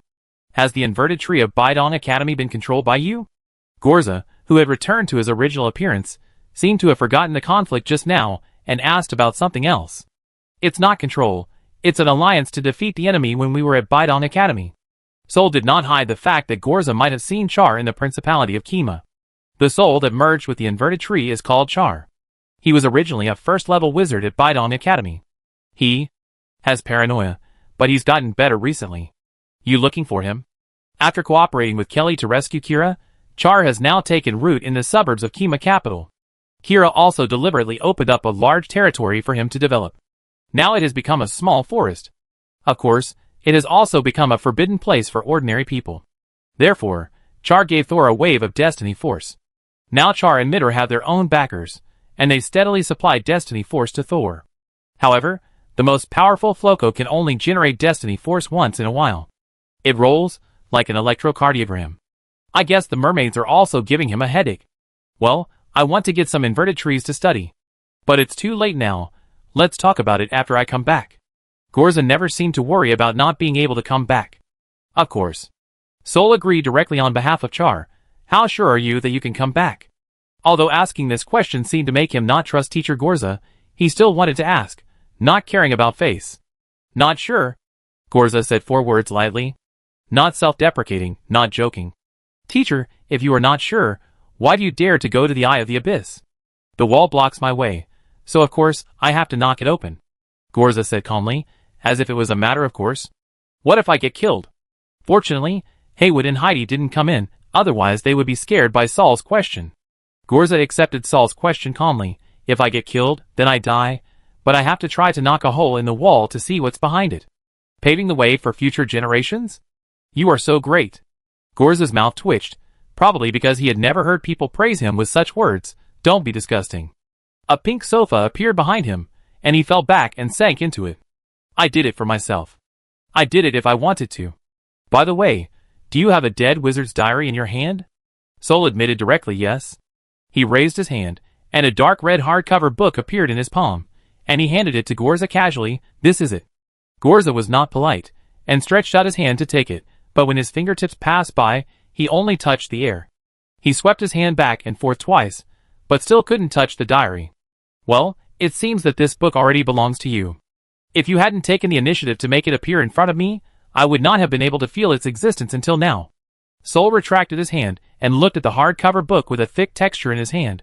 I got it a long time ago, but I haven't fully uncovered the secrets on it yet. But it played an indispensable role in my rapid promotion to the 3rd level. Its power is indeed very special, and it is also a form of power that I have never seen before. So if we really talk about talent, I can't compare to Kelly. If it weren't for the diary, I might have died long ago. Golsa rested his arms on the armrests of the sofa and sank back into the backrest. Many people have owned this book, but they are all dead. Soul didn't have time to tell whether the other party was comforting him, and asked in surprise, have you seen this diary? Do you know its previous owner? Yes. Golsa stared at Soul's hand. What he saw in Soul's palm was a twisted shadow, with terrifying ghost faces appearing from time to time on it, roaring and wailing, but it should not look like this in Soul's eyes. There is a lot of resentment in your diary. It will bring disaster. Perhaps only in your hands can it bloom into a bunch of flowers. Is the quantifier a flower lump? After complaining in his heart, Thor smiled again. Thank you. He took a deep breath and finally made up his mind. Teacher, I have a special method that may help you a little. I can establish a connection between us. When you enter the Eye of the Abyss, it can provide you with strength and help you mark the way back to state. Gorza stared at Thor, not joking, thinking seriously. After 5 minutes, he shook his head slowly. Not good. We know too little about the Eye of the Abyss. No one can guarantee that the power and pollution of the Eye of the Abyss will not find you through the connection. Thor was about to explain the special nature of the fate line, but Gorza raised his hand to stop him. I understand you want to help me, but I'm not really going to the Eye of the Abyss to die without thinking. Gorza smiled slightly, narrowed his eyes. I also left a way out for myself. As if he didn't want Thor to persuade him anymore, Gorza stood up and knocked on the wall of the wizard tower. I wanted to use the dark attribute to advance to the 3rd level before, just because I didn't want to be trapped here and waste time after the 3rd level. But when I really came to the wall of size, I found that it was right to come here. It helped me correct my path. He turned around and suggested to Thor, If you don't have other urgent matters to deal with, then stay here for a while. The black tide battle here is different from the one on the southeast coast of Nephrite. Well, Lord Murphy also suggested this to me. I have already agreed to it. Thor talked about the two black tide monsters he saw on the way here. I found that the black tide monsters here are stronger individually. There are many black tide monsters in Nephrite, but their individual strength is not as good as here. And the monsters over there don't seem to drop-ish bones. Yes, there are not many monsters here, but each one is not weak, and some can even rival third-level wizards. And, never mind, you see then. Thor, Teacher, shouldn't you describe the enemy clearly before the battle? Or do you trust your apprentice too much?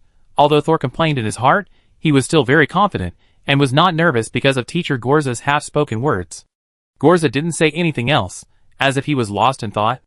After a moment, he suddenly came to his senses, and started to drive people away. Okay, go find a wizard tower to guard. With your current strength, you can choose anyone. Don't disturb me while I'm doing experiments. Chapter 924. Thor was ruthlessly driven out of the wizard tower by Gorza. He stood alone on the sea, thinking, do I have to go back to the Wall of Sighs to choose a wizard tower to garrison? He tried it, and found that he could still teleport to Kelly's side. Others were worried about the pollution of the black tide, but he was not afraid. Just as Thor was about to teleport, he suddenly saw a figure flying hurriedly. It was Maria, the itinerant wizard who had just separated from him. Sir Thor, have you seen Wizard Gorza? Maria looked a little anxious. Well, I just came out, and the instructor was doing an experiment. Are you going to look for him? Maria breathed a sigh of relief. Ah, then there's no need. Thor, You're not going to look for him after asking? Maria hurriedly explained. When I was investigating the invasion of the black tide monsters, I found that a third-level wizard was missing. What? Although he was not from the Wall of Sighs, Thor could understand Maria's nervousness. That was a third-level wizard. How could he disappear so easily? At this time, 3 more wizards flew over from afar. They looked calm, which made the nervous Maria feel a little relieved. Ms. Maria. A female wizard came to Maria. No other wizards are missing at the moment. Maria had guessed it just by looking at their expressions. So she turned around and said to Thor, we are going to check out the wizard tower of the missing wizard. Thor, do you want to go back to the Wall of Sighs first and choose a wizard tower to guard, or go with us to check it out? I go with you, Sol said immediately. He followed Maria and found that the direction they were heading to was the one closest to Mentor Gorza's wizard tower. Although it was close, it was still far away from Mentor Gorza's wizard tower. Accommodating the speed of the second-level wizard, they came to the wizard tower.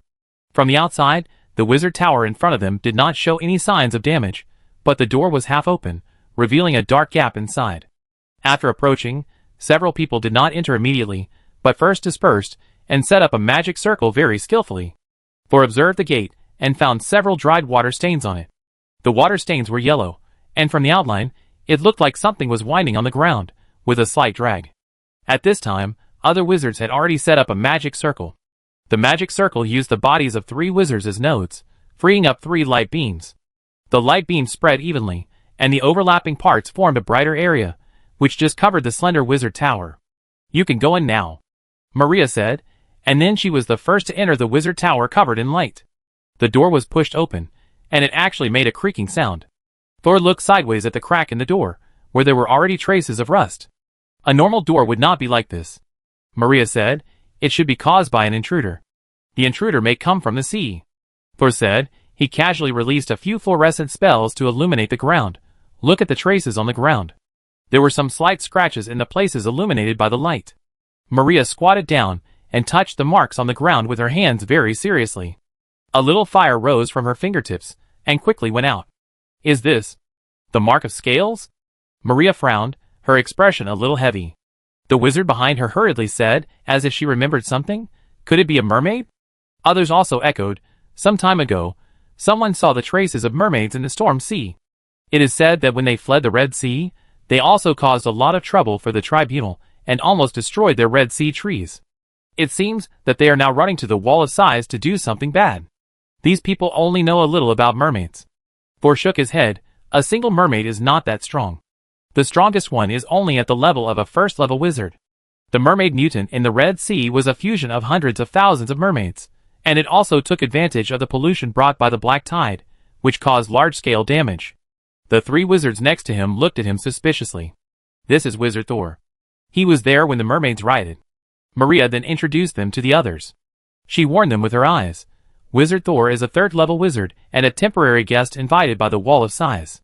Several wizards were shocked. They didn't expect that the wizard in front of them was a third-level wizard. The other party did not release spiritual power and looked very young. They didn't expect that he was already a third-level wizard.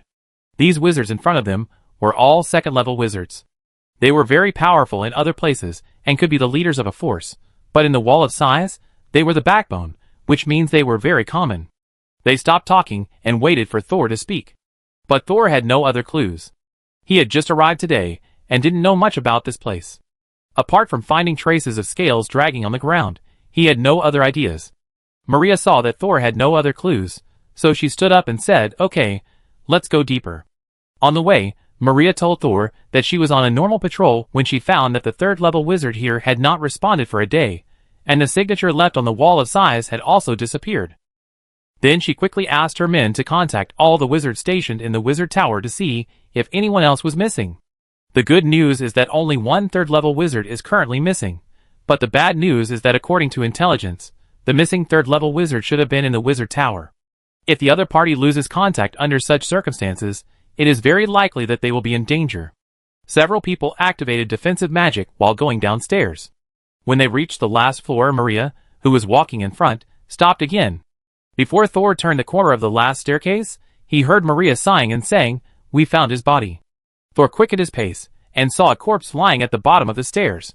The corpse seemed to have been eaten by wild beasts, with bones exposed in many places. The places eaten were mostly those with more blood, flesh and fat, and the internal organs were gone.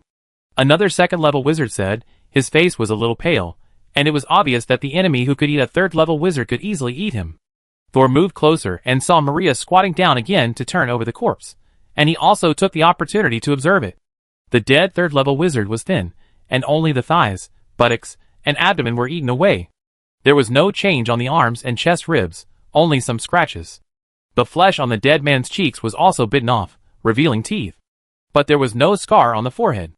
Looking down the empty abdomen, the internal organs protected by the ribs were hollowed out, leaving only an empty bloody hole. Maria stood up and cleaned the blood off her hands, frowning even more tightly, her too thin eyebrows almost tangled together, judging from the bite marks on the edge. "It's a human tooth." The other wizards in the room fell silent for a moment. "People? Is it a wizard who has become alienated?" Maria's facial skin was tight. The black tide is about to strike. I hope it's not a wizard who is causing trouble at this time. Maria sealed the body, and then put it away. "Let's take the body to the Wall of Sighs first. I remember someone is good at backtracking witchcraft, and can deduce the death scene. In addition, we need to find another wizard to guard this wizard tower. This is almost the front line, and only third-level wizards can be stationed here.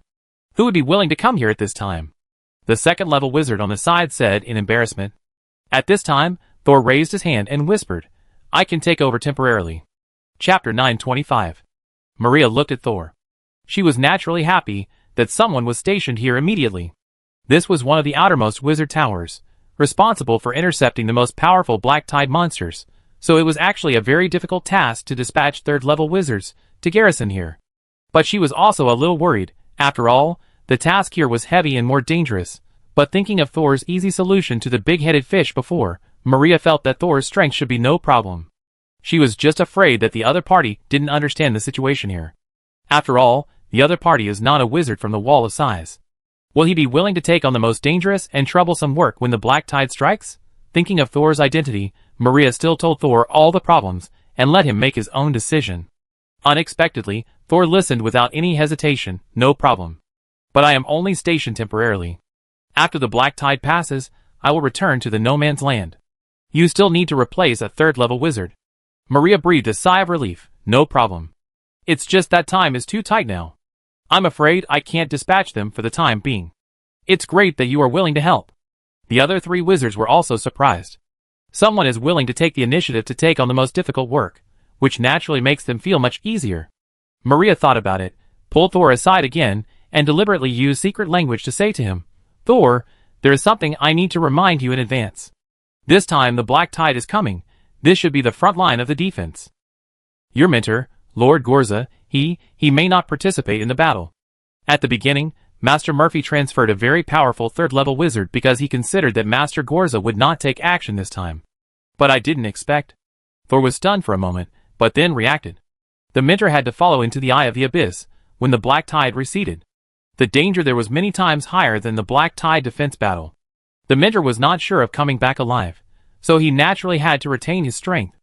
But Thor was silent for a moment, and still did not change his mind. I know. I will defend this place. Maria looked at Thor, her heart warmed, and she wanted to hug this young but brave little wizard. If she really counted the age, she could be his great-grandmother. But Maria also had important work and could not replace Thor. I will send you a wizard apprentice, who is most familiar with this place. If you have any needs, you can come to me. Thor agreed immediately. Okay. Also, I want to bring my friend Kelly to guard together. She is a very powerful second-level wizard. Is it okay? Of course, no problem. Maria naturally agreed. If it weren't for the shortage of high-level wizards, she would have wanted to send another garrison to Thor.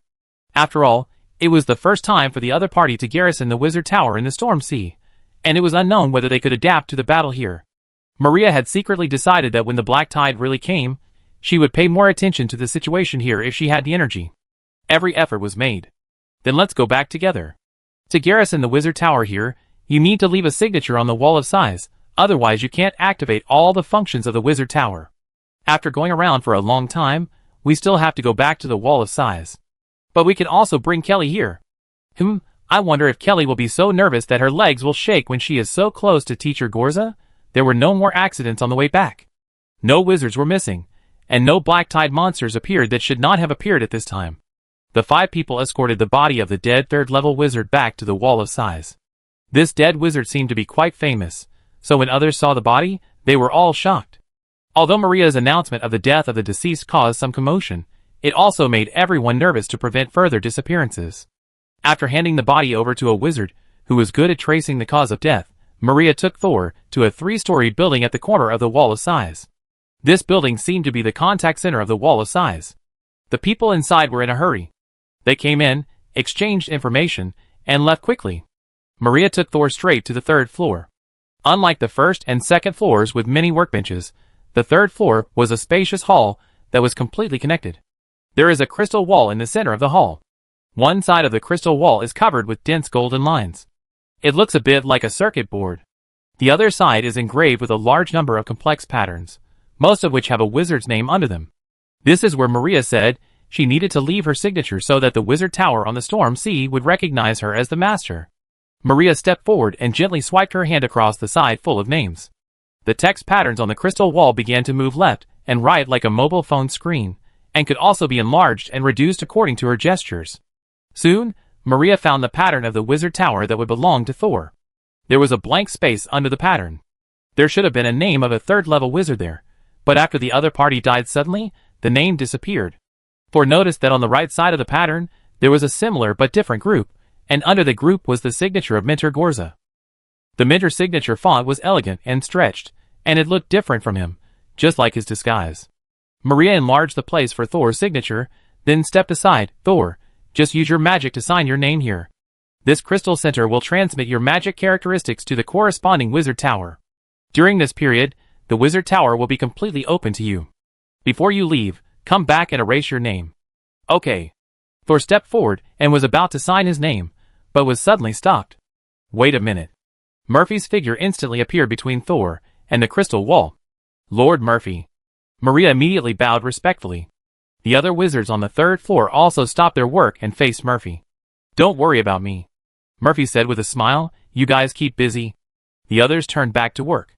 Murphy patted Thor's shoulder. You are only temporarily stationed for a month. You don't need to sign your name. Thor didn't say anything. He didn't think it was such a simple reason. Okay. Murphy shrugged like an old naughty boy. In fact, your mental power and magic power are too domineering. If you sign your name, no one here will be able to enter the wizard tower in a short time. Well, as long as I can get in, I can also try to make the wizard tower obey me. Soul didn't care. Maria said that if you don't sign, you can't use the full function of the wizard tower, probably referring to the defense array that comes with the wizard tower. Anyway, Soul doesn't really need it. As for Kelly, if there is really danger, let her go to the chaotic area to hide. That's no problem. I will definitely not let you down. I will let Hailey cooperate with you to guard the second wizard tower. Although he is only a third-level wizard apprentice, he has lived in the Wall of Sighs since he was a child and has been an assistant to many wizards. He is a very good child. It's a pity that his talent is not good enough and he has never been promoted to a formal wizard. Thor nodded, and he saw Maria's mouth open wide, as if she heard something incredible. Why are you so surprised? Does Hailey have any special identity? Murphy smiled. No, they are all wizards and apprentices of the Wall of Sighs. What's so special about them? Chapter 926. Thor soon met the third-level wizard apprentice Hailey. He didn't look very old, probably less than 30 years old. Such talent is pretty good among ordinary wizards. Why did Wizard Murphy say that he didn't have enough talent and couldn't become a formal wizard? Hello, Lord Thor. I will cooperate with you in the next few days to do a good job of defense. Hailey's face was expressionless and looked a little old-fashioned. Thor secretly compared the appearance of Murphy and Hailey. The two people were not similar, and they should not be blood relatives. Okay. I trouble you next, Sol said politely. Hailey saluted Maria and Wizard Murphy, and then said to Thor, if you have nothing else to do, let's go directly to the second wizard tower. He is an impatient guy. I'm going to bring a friend with me. This wizard apprentice seems to have some arrogance. Sol was really curious about his identity. And he also noticed that Hailey did not sign at the bottom of the second wizard tower. Can the other party use the facilities in the second wizard tower without signing? With the help of Maria, Thor quickly found Kelly, who was still helping at the Wall of Sighs. Kelly was naturally willing to stay with Thor at the wizard tower on the Storm Sea, even if it would be very dangerous there when the battle began. Kelly had changed back to a black wizard robe, but with a layer of fluff on the edge, which was very similar to the wizard robes of the locals. Kelly passed through the Wall of Sighs for the first time and came to the Storm Sea. Although there were no waves on the sea, the wind was blowing and the clouds were rolling overhead, and the sky was dark, as if an enemy would appear in the next second. It's like two different worlds here and inside the wall. Kelly followed Thor and looked at the sea. It seems like a fight could break out here at any time. It's also different from the situation in the Borderlands. There are still some ordinary people in the Borderlands, but not here. Thor told Kelly about the monsters he encountered on the sea before. If we act separately on the stormy sea during this period, you must pay attention to your safety. Bone dragons can't be brought here. The bone dragons will activate their own pollution properties when they come to the wizard world. It's okay on land, but in this stormy sea full of black tide pollution, it's like holding a candle into a gunpowder depot. It will explode if you are not careful.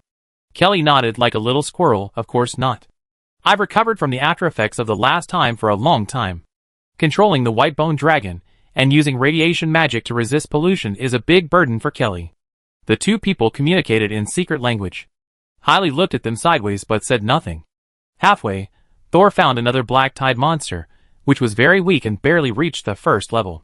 The monster seemed to see that there were three of them, and did not actively attack, but Thor sensed the other party's breath and directly solved the other party with a soul blade. Then Foresaw appeared, fished in the water for a long time, came back wet, sighed, and shook his head. Thor smiled and said, I said that gray bones are very rare drops. It's normal that there are none. Hailey's attention was immediately attracted by Foresaw, and a rare look of surprise appeared on his face. Master Thor, isn't your pet afraid of Kuroshio pollution? Thor bent his fingers and scratched Fioza's chin. Foresaw is much thinner now, and can only scratch accurately. It's not afraid, it grew up in the Kuroshio pollution. Hailey's eyes widened, and his gaze towards Thor changed. He was a wizard born in the Wall of Sighs, and he had seen battles between high-level wizards since he was a child. Even though he knew that Thor was a third-level wizard from the Borderlands, he didn't think it was that special. He even thought that the third-level wizards in the Borderlands were all fed by the Stargate Council and the Judgment Court, and they were not comparable to the third-level wizards in the Wall of Sighs. But he didn't expect that the pets around Thor were not afraid of the pollution of the black tide. You know, the black tide is coming, and the sea is highly polluted. Even some second-level wizards are unwilling to enter the seabed, but Thor's pet dares to do so, and says that it grew up in the black tide pollution. Even if this is a bit exaggerated, it must be partly true. Thor didn't know that Hailey looked at him with a new eye because of Foresaw, and he didn't care about the opinion of an apprentice. It's just that this apprentice's identity seems to be a little special. The two will fight in the same wizard tower in the future, so he is relatively gentle to him. By the way, Hailey, before, Maria, the wizard, has always said that only by signing can the wizard towers in the Storm Sea be tamed. Are these wizard towers alive? Thor asked. Not alive, but dead. Hailey replied, the wizard towers here are different from those of the glowing family. They use the heart of a giant as the core of the wizard tower, but the wizard tower here is built with the corpse of a sea monster, and its core is the wizard who died in the black tide. The core of the wizard tower you are going to now is still a 4th level wizard. Wow! Kelly exclaimed in a low voice. Yes, the cores of the first few wizard towers in the Storm Sea are all corpses of 4th level wizards. Only they can stand in the black tide for 100 years. Although Hailey didn't have any expression, it can be seen that he was in a heavy mood. Lord Thor, you may not know the history of the Wall of Sighs. After the continent of the Settle was swallowed by the Eye of the Abyss, people from other continents panicked. It was the first time facing the black tide. In order to prevent the continent of State from being corroded and swallowed, the far north city temporarily established a defense camp. However, even though so many wizards participated in the fight against the black tide, State still almost fell. Hailey raised his hand and gestured a range. You see, before the black tide appeared, the continent of State actually extended all the way here. But after that black tide, the continent disappeared until it was blocked by Lord Murphy's Wall of Sighs, and the black tide stopped corroding. No wonder the far north finally became an acute angle. Thor shook his head. He couldn't imagine how the wizards felt when they first saw the black tide. It's hard to imagine that so many 4th level wizards died in this place. Kelly was also full of sighs. Now when she looked at the slender wizard towers around, she had a completely different mood. Such straight towers, aren't they the warriors who have been standing here for 100 years? Yes, sacrifice yourself for others. It's hard to imagine that wizards known for their selfishness would do this. Sol also thought silently in his heart. Yes, Hailey said softly, why did such a powerful wizard die in the front? At this time, the second wizard tower that Thor was going to was already in front of him, and the first wizard tower where Minter Gorza was located also showed a vague outline on the horizon. Suddenly, the two wizard towers seemed to have turned into two tall giants, with their backs to Stat and facing the Eye of the Abyss. Hailey's voice sounded, Lord Thor, the wizards who died here left part of their souls in the Wall of Sighs, so when you sign in the Crystal Center, you will get temporary control of the wizard tower. Wizard Murphy didn't let me sign. Sol remembered that he suddenly appeared in front of him and the crystal core, and that move was simply to prevent him from signing. Sol realized it at the time, and now he heard Hailey talk about the history of the wizard tower, and the relationship between the wizard tower and the Wall of Sighs. He felt even more strange. Murphy didn't want him to sign the crystal core. Why? Chapter 927. The three of them came to the second wizard tower. The defensive magic circle that Maria had set up still covered the wizard tower. The half-open door had been closed. Lord Thor, Lady Kelly, please wait here for a moment while I go in and activate the wizard tower.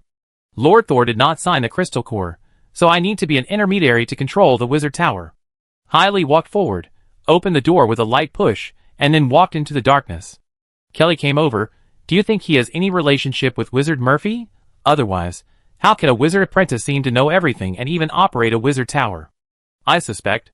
Thor looked at the tall and slender wizard tower in front of him. He may be the descendant of the 4th level wizard who died here. Thor noticed that when Hailey talked about the 4th level wizard who died here, he did not speak in the tone of a bystander. Inside the wizard tower, Hailey seriously released a fluorescent spell, so that almost any apprentice can do 0-level witchcraft. But his witchcraft had a different effect in this wizard tower. The light suddenly left his palm and floated forward like a firefly. Hailey quickly went downstairs and came to the bottom floor where the 3rd-level wizard died. The fluorescence floated here for a while, and Hailey smiled bitterly. Are you trying to tell me the cause of death of the last 3rd-level wizard? But I don't understand it either. The fluorescence gave up and continued to float forward.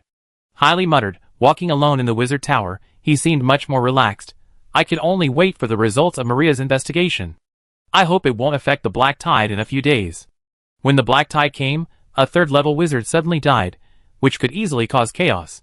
Fortunately, there are now 2 4th-level wizards in the Wall of Sighs, otherwise the wizard stationed in the wizard tower in the back would be panicked.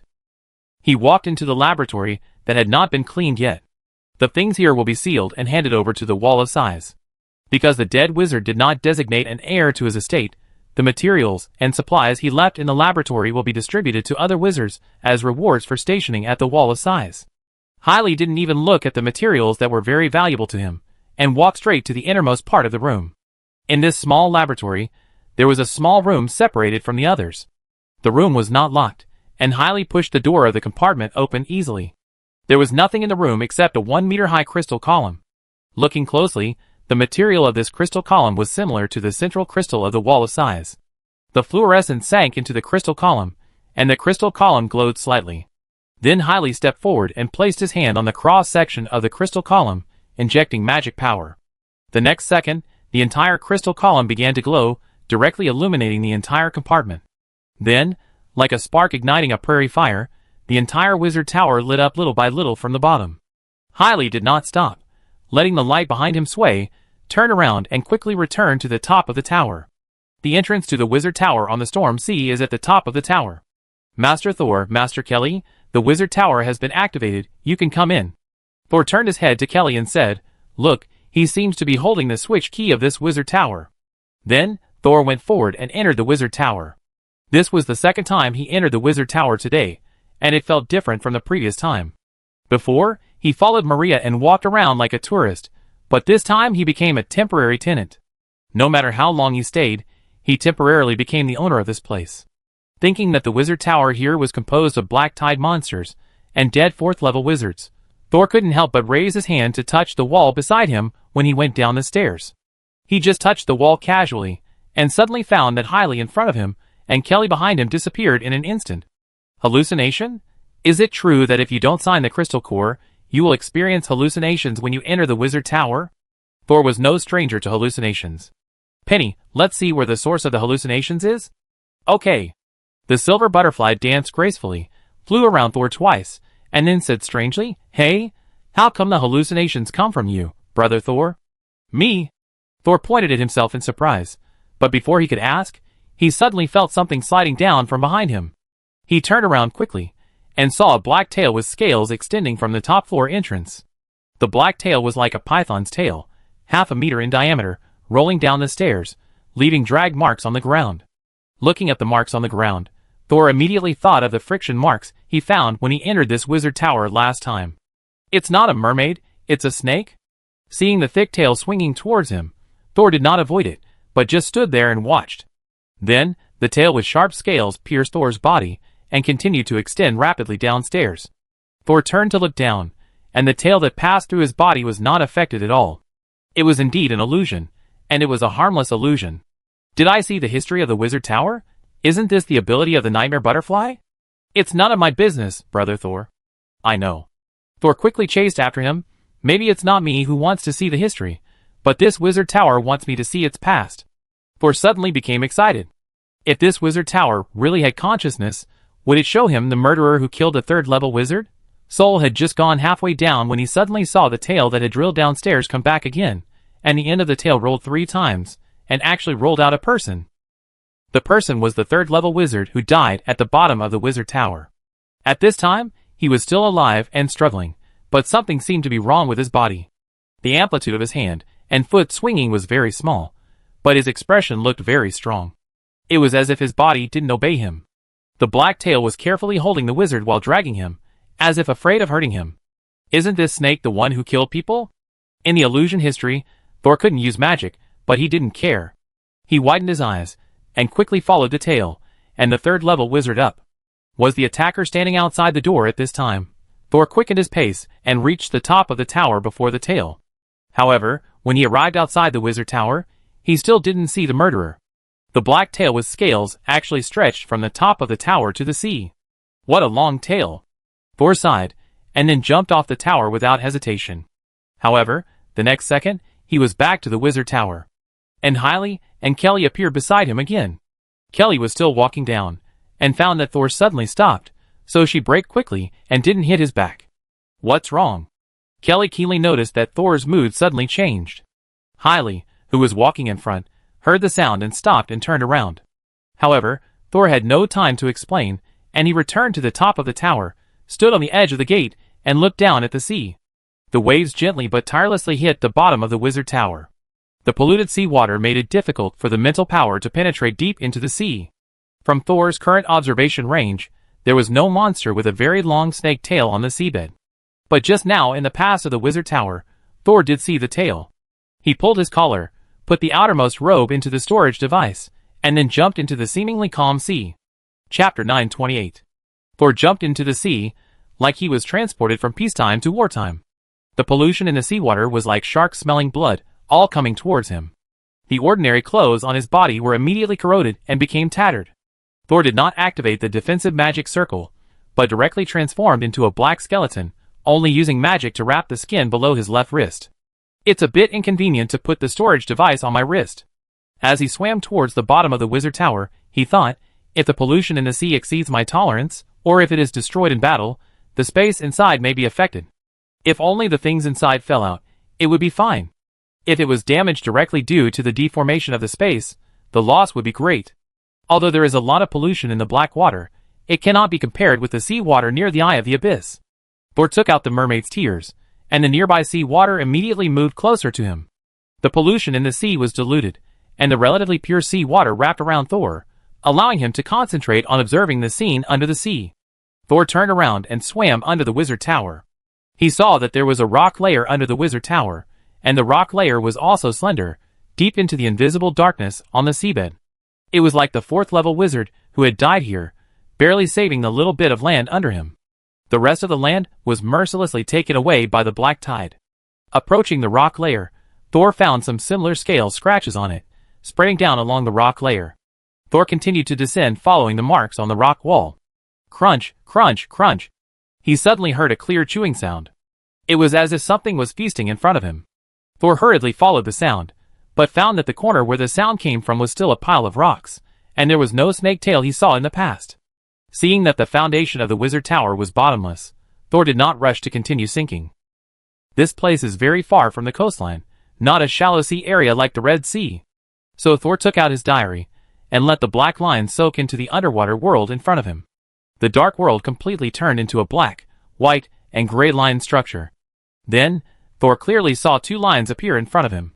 One line winds downward, and the other comes from the wizard tower above. That is not the line of Kelly or Hailey. It is intermittent, but as strong and powerful as a steel cable. That is the line of the wizard tower above. Do the wizards, who died here, still have their own consciousness left? So he guided me to see the scene of the third-level wizard being attacked? The scene only shows the third-level wizard being dragged away by the snake's tail, but there is no picture of how his body returned to the wizard tower. Is it because I left the range of the past that the wizard tower could perceive, so I left on my own? Just as Thor was thinking about the autonomous consciousness contained in the wizard tower, he found that the other line that had just appeared in front of him had disappeared. Thor went deeper and used the diary again, but still found nothing. Deciding to give up the search for the time being, Thor put away the diary and began to float up. On the sea, Kelly was stepping on the ups and downs of the waves, waiting for Thor to come up. Just now, Thor jumped into the sea without explaining to her, which made Kelly confused. She didn't know what to do, so she could only stay here and wait. Fortunately, Thor came back soon. His body began to grow muscles and skin the moment he surfaced, so Hailey, who was waiting for Thor on the wizard tower, didn't see any changes in Thor at all. Only Kelly, who was standing on the sea, could vaguely see that there were only slender black bones under the seawater. Kelly quickly put on the robe that Thor gave her. Although Thor seemed to be wearing clothes, the clothes that were transformed directly from the black bones might just be an illusion. Thor put on his clothes. Let's go up and talk. Kelly tried to keep a straight face and flew back to the wizard tower with Thor. Hailey was also confused. How could this third-level wizard suddenly run out and jump into the sea halfway down the stairs? This made him doubt a little more. Is this wizard tower conscious? You said the core is the fourth-level wizards who died here in battle. Are their souls still in the tower? Hailey was stunned for a moment. He didn't know how Thor found out. Many third-level wizards gradually realized that the wizard tower in Storm Sea actually had some consciousness after settling there for a few years. Yes, Lord Thor. How did you find out? Thor pointed to the spire behind Hailey. It told me. And it's trying to tell me who killed the third-level wizard. Because of Thor's discovery, Maria brought people here again. After learning that Thor had passed by the wizard tower and saw a strange creature with a long snake-like tail hiding on the seabed, she personally checked the seabed.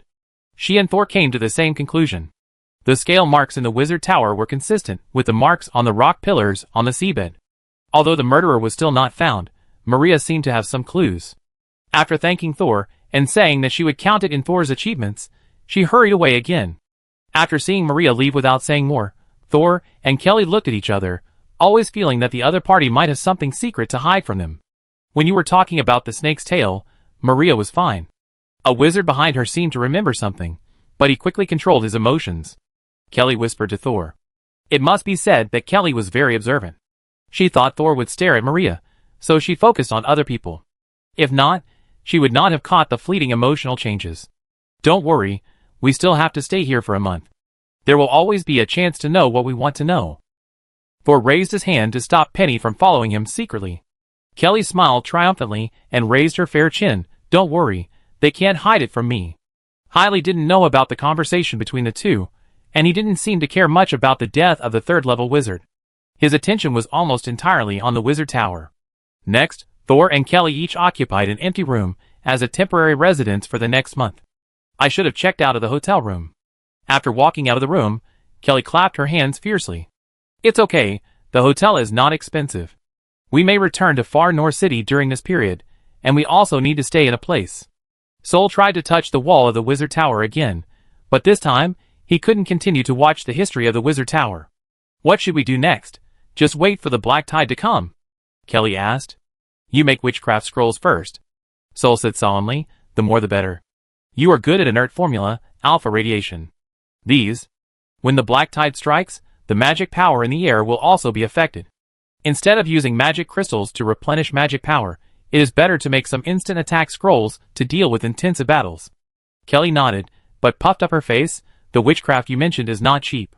A piece of gray bone fragment suddenly appeared in Thor's palm. He threw the gray bone twice. This thing seems to be very valuable here. I get some more to try to balance income and expenditure. Chapter 929. There are still about 20 days before the black tide officially appears in the far north. The atmosphere at the Wall of Sighs has gradually become tense, but after the Wall of Sighs, Far North City is still the bustling Far North City. Ordinary people here seem to be unaware of the black tide. Sol changed into ordinary people's clothes, walked on the street, and randomly found a store selling food. The black tide is coming, aren't you leaving? Although Sol restrained his magic power, and did not reveal his identity, the middle-aged man who had lived in Far North City for many years still recognized Sol's identity based on his experience. Sir, we have always lived here, and made our living here. If we have to move away every time the black tide comes, then the shop will not be able to operate. The merchant smiled carefully and eagerly. Besides, with the wizard guarding the far north, we are not worried at all. Really? Has the Wall of Sighs never been breached? This is my first time here, and you all seem very confident. Not confident. Mr. Murphy has always been in charge of the Wall of Sighs. He is the longest-lived fourth-level wizard. As long as he is here, no enemy can break through the Wall of Sighs. The merchant held the scale in his hand. Besides, if the Wall of Sighs is really breached, it doesn't matter where we flee to. The merchant finally put down the scale in his hand. If the Wall of Sighs can't stop the black tide, wizards like you can still escape to other continents, but we can only disappear with the far north. It seems that the merchants in the far north are not completely unconcerned. It's just that whether they are worried or not can't affect the arrival of danger. Just like if the end of the world really comes, most people can only lie down and wait for death. Fortunately, Thor now has a certain ability to fight against fate. Even if the continents of State and Nephrite are swallowed by the Eye of the Abyss, in the most extreme case, he is determined to survive in the Black Tide Ocean. What's the point of living alone? He still needs a wizard world with a rich spiritual world and ill-fated fate as a cornerstone. Otherwise, how can he be promoted to the 4th level? How can I advance to the 5th level in the future? A lot of knowledge cannot be studied by a single person. So, the Wall of Sighs cannot fall, and the State continent cannot disappear. Sol looked back at the gray giant wall that towered into the clouds, and blocked the sea breeze and pollution. He was moved slightly. The wizard tower on the storm sea is made of the corpses of high-level wizards and black tide monsters. So what about the Wall of Sighs? What is its material? Its core? Well, needless to say, it must be Wizard Murphy. The 4th level wizard guards the Wall of Sighs. If Thor still cannot find a suitable 4th target during this period, he may consider Wizard Murphy or Wizard Maria. Wizard Murphy is related to the entire Wall of Sighs, and he may not be willing to cooperate with me. If the target is repelled, the Symphony of Destiny cannot absorb the power of destiny generated by the other party. However, Wizard Maria is possible.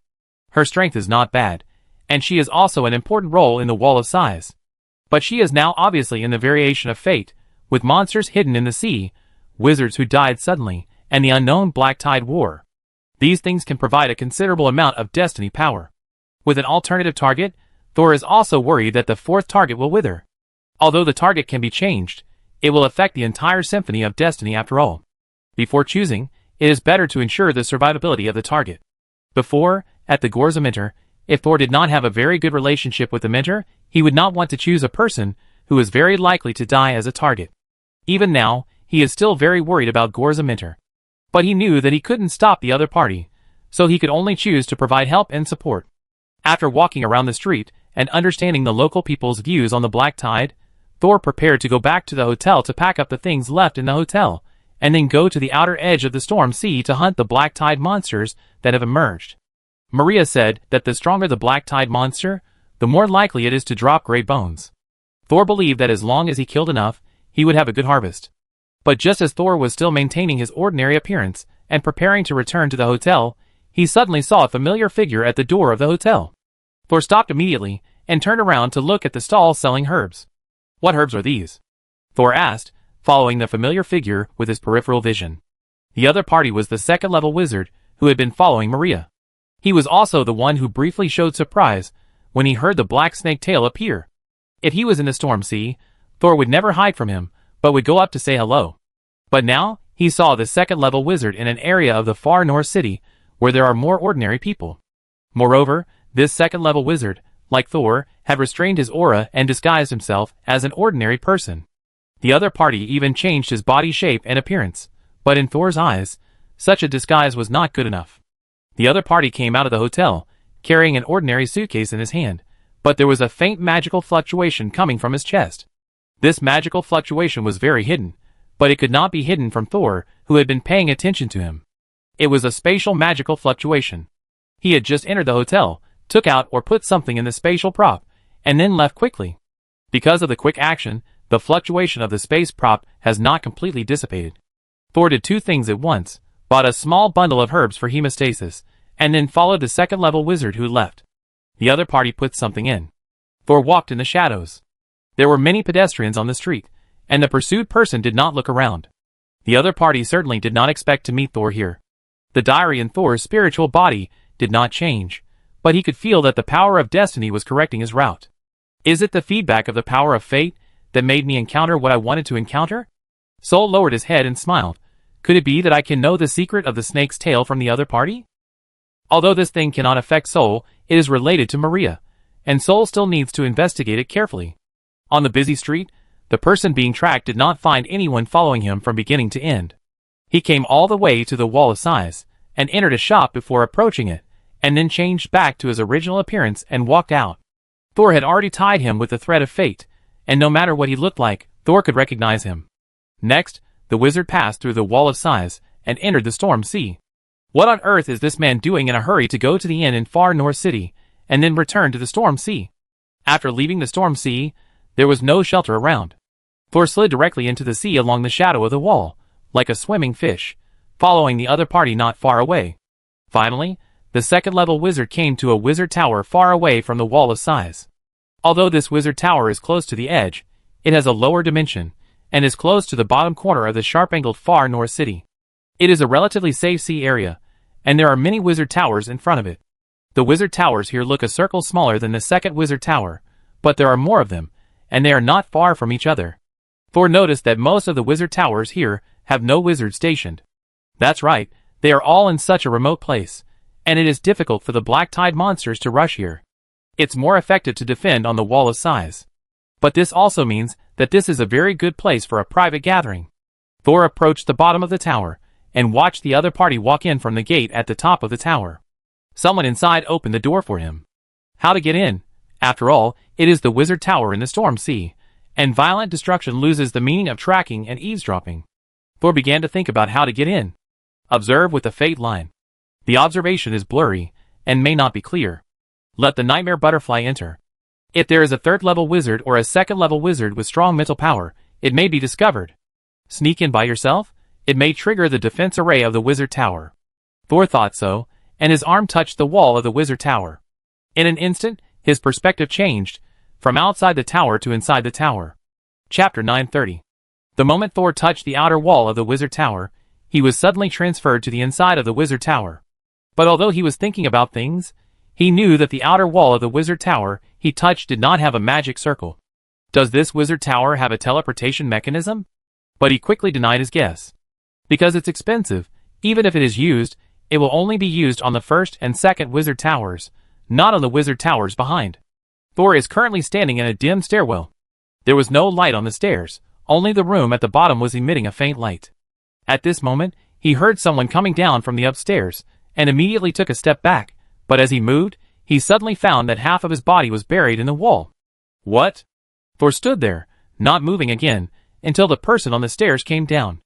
The person who came down was the second-level wizard that Thor had just followed. But he walked right past Thor, as if he hadn't seen him at all. Sure enough, I discovered when I moved just now that it was the consciousness that moved, not the body. So what I am looking at now is the interior of this wizard tower. There was obviously a wizard's body standing in this wizard tower, and it also showed Thor everything that it saw. Forget it, let's follow it and see. Thor came out of the wall and swaggered down to the bottom floor with the second-level wizard. Darren, why did you come here suddenly?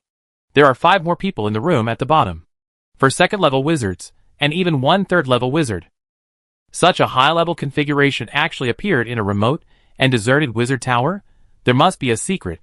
Thor came closer, as if he was originally a part of this place. We just got the news that the monster who killed Abby is likely Robin. Darren had been patient all the way, and only showed a little panic in front of his own people. The third-level wizard on the opposite side widened his eyes. Robin? How is it possible? Maria clearly killed him with her own hands. Did Maria not do it? Darren said quickly, Impossible, Sir Benjamin. I was there at the time. I saw with my own eyes that Sir Maria burned Robin's body until only half of his body was left, and after making sure he was dead, she threw it into the sea. Benjamin narrowed his eyes slowly. Only half of the body? The upper body, or the lower body? The head was burned, it must be. Darren opened his mouth wide, and after a few seconds he continued his words, the lower body. So it was a tail that killed Robin? Benjamin walked around twice with his hands behind his back, and his face was clearly uneasiness. The third-level wizards were all uneasy, and the other second-level wizards were even more panicked, and even showed a trace of fear. Benjamin finally stopped and took a deep breath. The real monster is the tail, which we modified, and grew from the tail vertebrae. He slapped a metal laboratory table, and the entire table was immediately destroyed. The glass instruments and metal brackets fell to the ground and shattered into pieces. Benjamin looked at the mess on the ground, and suddenly raised his head. Go and bring all the tails here. Darren immediately took out a triangular accessory from his chest, and poked his finger directly into the accessory. Then a brass box suddenly appeared in front of Darren. The brass box was wrapped in a sheepskin coat. The sheepskin was engraved with dense miniature witchcraft arrays. All of them were forbidden arrays. After Darren took out the brass box, he immediately said, Master Benjamin, Master Maria asked me to bring these tails here. Benjamin nodded in satisfaction, swept the debris on the ground to the corner, and twisted the right ear off. A metal carving knife appeared inside the ear, and there were also dense witchcraft circles on it. Then when he squatted down and was about to open the box, he heard Darren's next words. Please destroy them all. Benjamin stopped immediately. He raised his head, his eyes full of disbelief. Is Maria crazy? She actually asked me to destroy the tail? Darren was immediately shocked by the opponent's intimidation and took 2 steps back, but he still tried to persuade him. Master Benjamin, these tails are beyond our control. Its mature form even killed Master Lawrence. Benjamin's hand shrank slightly when he was about to touch the brass box, but after hesitating for a moment, he still took the carving knife in his hand and forcefully cut the parchment on the brass box. What if its mature form killed Lawrence? The parchment melted like butter meeting the fire tongs, dripping onto the ground. Do you know how much material and magic crystals we spent to make such a small box of coccyx? Without the restraint of parchment, the brass box suddenly shook violently, and then again. Darren and other second-level wizards immediately retreated and left the 2-meter range of the brass box.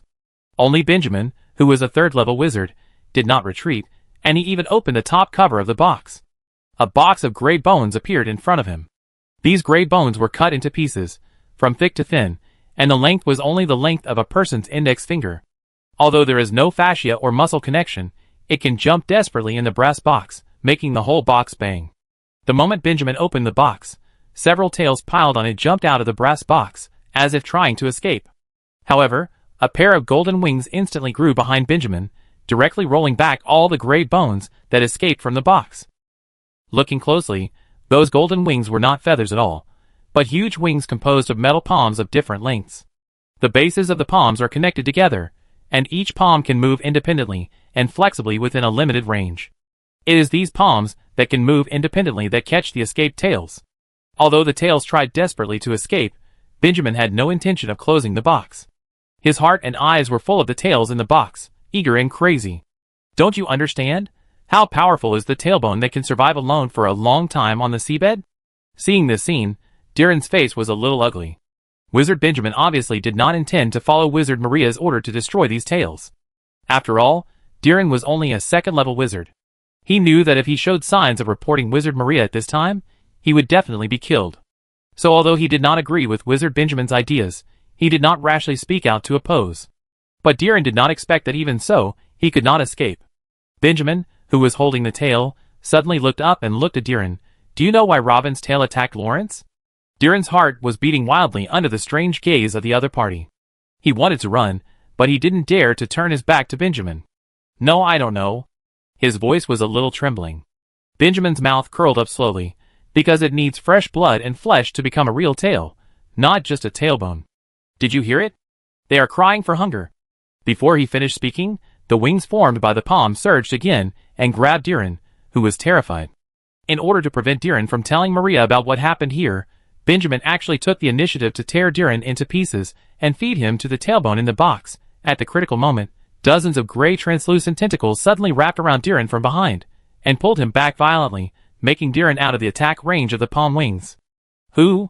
Benjamin yelled in surprise, but winked at the 4 second-level wizards behind him.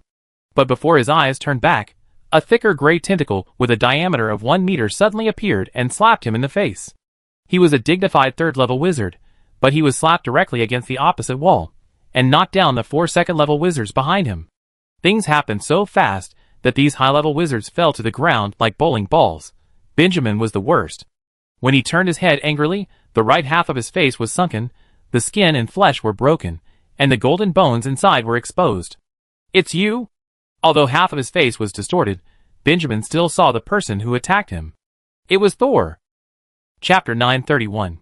When Thor saw those throbbing tailbones, he knew something was wrong, so he rushed directly into the main gate of the Wizard Tower. And the Wizard Tower did not stop Thor at all, and even opened the gate automatically when he flew to the door, making it easier for him to enter. After Thor saw everything that happened inside through the consciousness of the Wizard Tower itself, he understood that the Wizard Tower was asking for his help. What help? Of course, to stop the bad guys from doing bad things. Obviously, the consciousness of the Wizard Tower also thought that what Benjamin was going to do was wrong. It will endanger the Wizard Tower or the Wall of Sighs.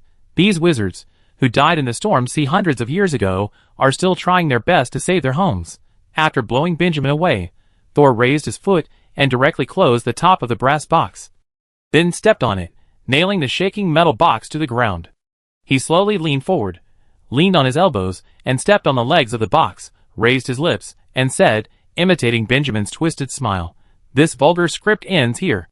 We are fighting in the front, so you can kill people as you please in the back?" Thor turned his head halfway and said to Darren, "You, go and invite Maria and Wizard Murphy over. You should have some emergency distress signal, right?" Darren nodded and hurried up the stairs. Benjamin cast a spell to stop Darren, Blade Hell. Instantly, countless sharp weapons appeared in the air, including needles, swords, knives, and cones. These weapons exuded a strong metallic element, and even the magic fluctuations on them were like blades, directly cutting Thor's tentacles into small scars. Then these weapons split into two. A small part chased Darren, and most of them rushed towards Thor like a storm. Thor did not move, and a large number of soul blades immediately appeared in front of him, instantly smashing all the metal swords that attacked him, and some were directly nailed to the wall behind him. Benjamin raised his protective shield and barely bounced off the soul blades that had greatly reduced their power, but the 4 second-level wizards behind him were miserable. Almost all of them were stabbed like hedgehogs. If Thor did not want to keep them alive for questioning, these people would probably die under Thor's sword in just one encounter. Thor blocked most of the weapons attacking Darren, and he dodged the rest. Seeing that Darren was about to escape from the Wizard Tower, Benjamin immediately became anxious, and his hands sank into the floor. However, when he raised his head, he saw Thor flashing in front of him, and then his face was covered by countless tentacles. Benjamin felt very embarrassed to be trapped by a wizard of the same level. He had been holding back just now, but now it seemed that even if he made a big noise, he had to take down Thor first. But just as Benjamin was about to make another move, he suddenly felt hundreds of mouths suddenly open inside the tentacles that trapped him. Then the sharp teeth bit his skin, ears, nose, and even bit through his eyelids and pierced his eyeballs. Benjamin's movement stopped for a moment. It wasn't that Thor's attack caused him any injuries, but he suddenly found that those tiny teeth biting him seemed to contain something very scary. He had an illusion that he was not entangled by tentacles at this time, but that hundreds of poisonous snakes were biting every inch of his skin. The fangs have already penetrated the skin, waiting for the venom glands to secrete. But the venom glands hidden in the tentacle's mouth are not venom glands of venomous snakes. Benjamin has also fought in the Wall of Sighs for decades, and the breath coming from the tentacle's mouth is very familiar. That is the breath of black tide pollution. Thick, dark, twisted, with a blatant and wanton pollution force. The more familiar the wizard is with the black tide, the more he understands its danger. So Benjamin stopped moving the moment he felt this breath, and even pulled out his hand that was stretched into the ground. The other second-level wizards didn't know what happened to Benjamin. They were seriously injured by Thor and fell to the ground. They saw Benjamin was entangled by Thor's tentacles but didn't struggle. He just sat there obediently, as if his soul and consciousness had been sucked away by Thor. Several people were terrified. Thor actually controlled Benjamin, a powerful third-level wizard, in just 2 encounters. And they didn't understand how Thor did it at all. This made them more panicked than Thor's easy victory over Benjamin. Not moving? Soul saw that the wizard in front of him had finally calmed down, and used a tentacle to open the brass box. Strangely enough, the gray tailbone that was still jumping around in Benjamin's hand, just now, was very well behaved in front of Soul. They stayed in the box obediently, and none of them wanted to jump out of the box. When Soul saw the gray tail in the box through the wizard tower just now, he was very curious about it, and now he could finally take it in his hands to take a good look. He lowered his head, and took out a tailbone from the box, then closed the box again, and continued to sit on the brass box. The gray bone lay quietly in Thor's hand. Thor looked down, and took another piece of gray bone from the storage device. These two things seemed to be the same. Thor put the gray bone remains and the coccyx together. The coccyx, which had been motionless, swung over with a snap and broke the gray bone remains in 2. When it was about to continue attacking the gray bone remains, Thor clenched his fist. Then he loosened his fist, and both the gray bone remains in the palm of his hand and the coccyx, which was still alive and kicking, turned into small fragments. Now, the two are almost indistinguishable. Thor's mental power swept over, and found something in the fragments. Then, he freed a tentacle from Benjamin, and turned it back into a human arm. The diary appeared in his palm, and instantly pulled out a strand of white soul fragments from the gray bone fragments. It turns out that there is an incomplete spirit hidden in the coccyx. Thor had already seen the secret of the coccyx. He raised his hand, and looked at the 4 second-level wizards, who were silent opposite him. So, you are imitating the Black Tide monster, and creating a new monster? The second-level wizard who faced Thor was terrified by the question. He didn't know Thor's attitude towards their experiment. If he didn't answer well, he might be killed in anger. After all, there are 5 captives here. But if he didn't say it, he would become a useless captive. We just want to try to see if we can transform people into a structure similar to the Black Tide monster, so that they can adapt to the Black Tide pollution. So you kill monsters and people at the same time? Thor turned his wrist, letting the gray bone fragments in his palm slide off bit by bit. No! That's not the case, Thor.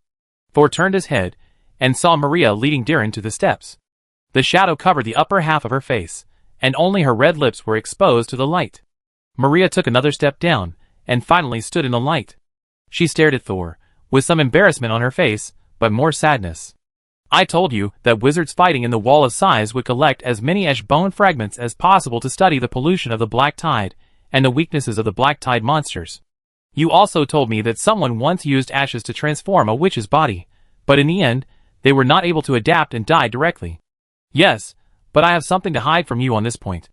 A 10-centimeter thick book appeared in Maria's hand. The book was very special. Each page was made of bronze metal, and was fixed together with copper wire. Only the outside was a leather cover. After taking out the metal book, Maria touched the cover with some nostalgia, and then raised her hand, and threw it directly to Thor. In fact, the wizard who was transformed with ashes was not completely dead. After he left this book, I injured him severely, and even his head was gone. Finally, his body fell into the sea. But we couldn't resist the temptation and opened the book he left behind. Now, we have walked on his old path. Chapter 932. So these active tails are what you made based on the wizard who first transformed his body? Yes.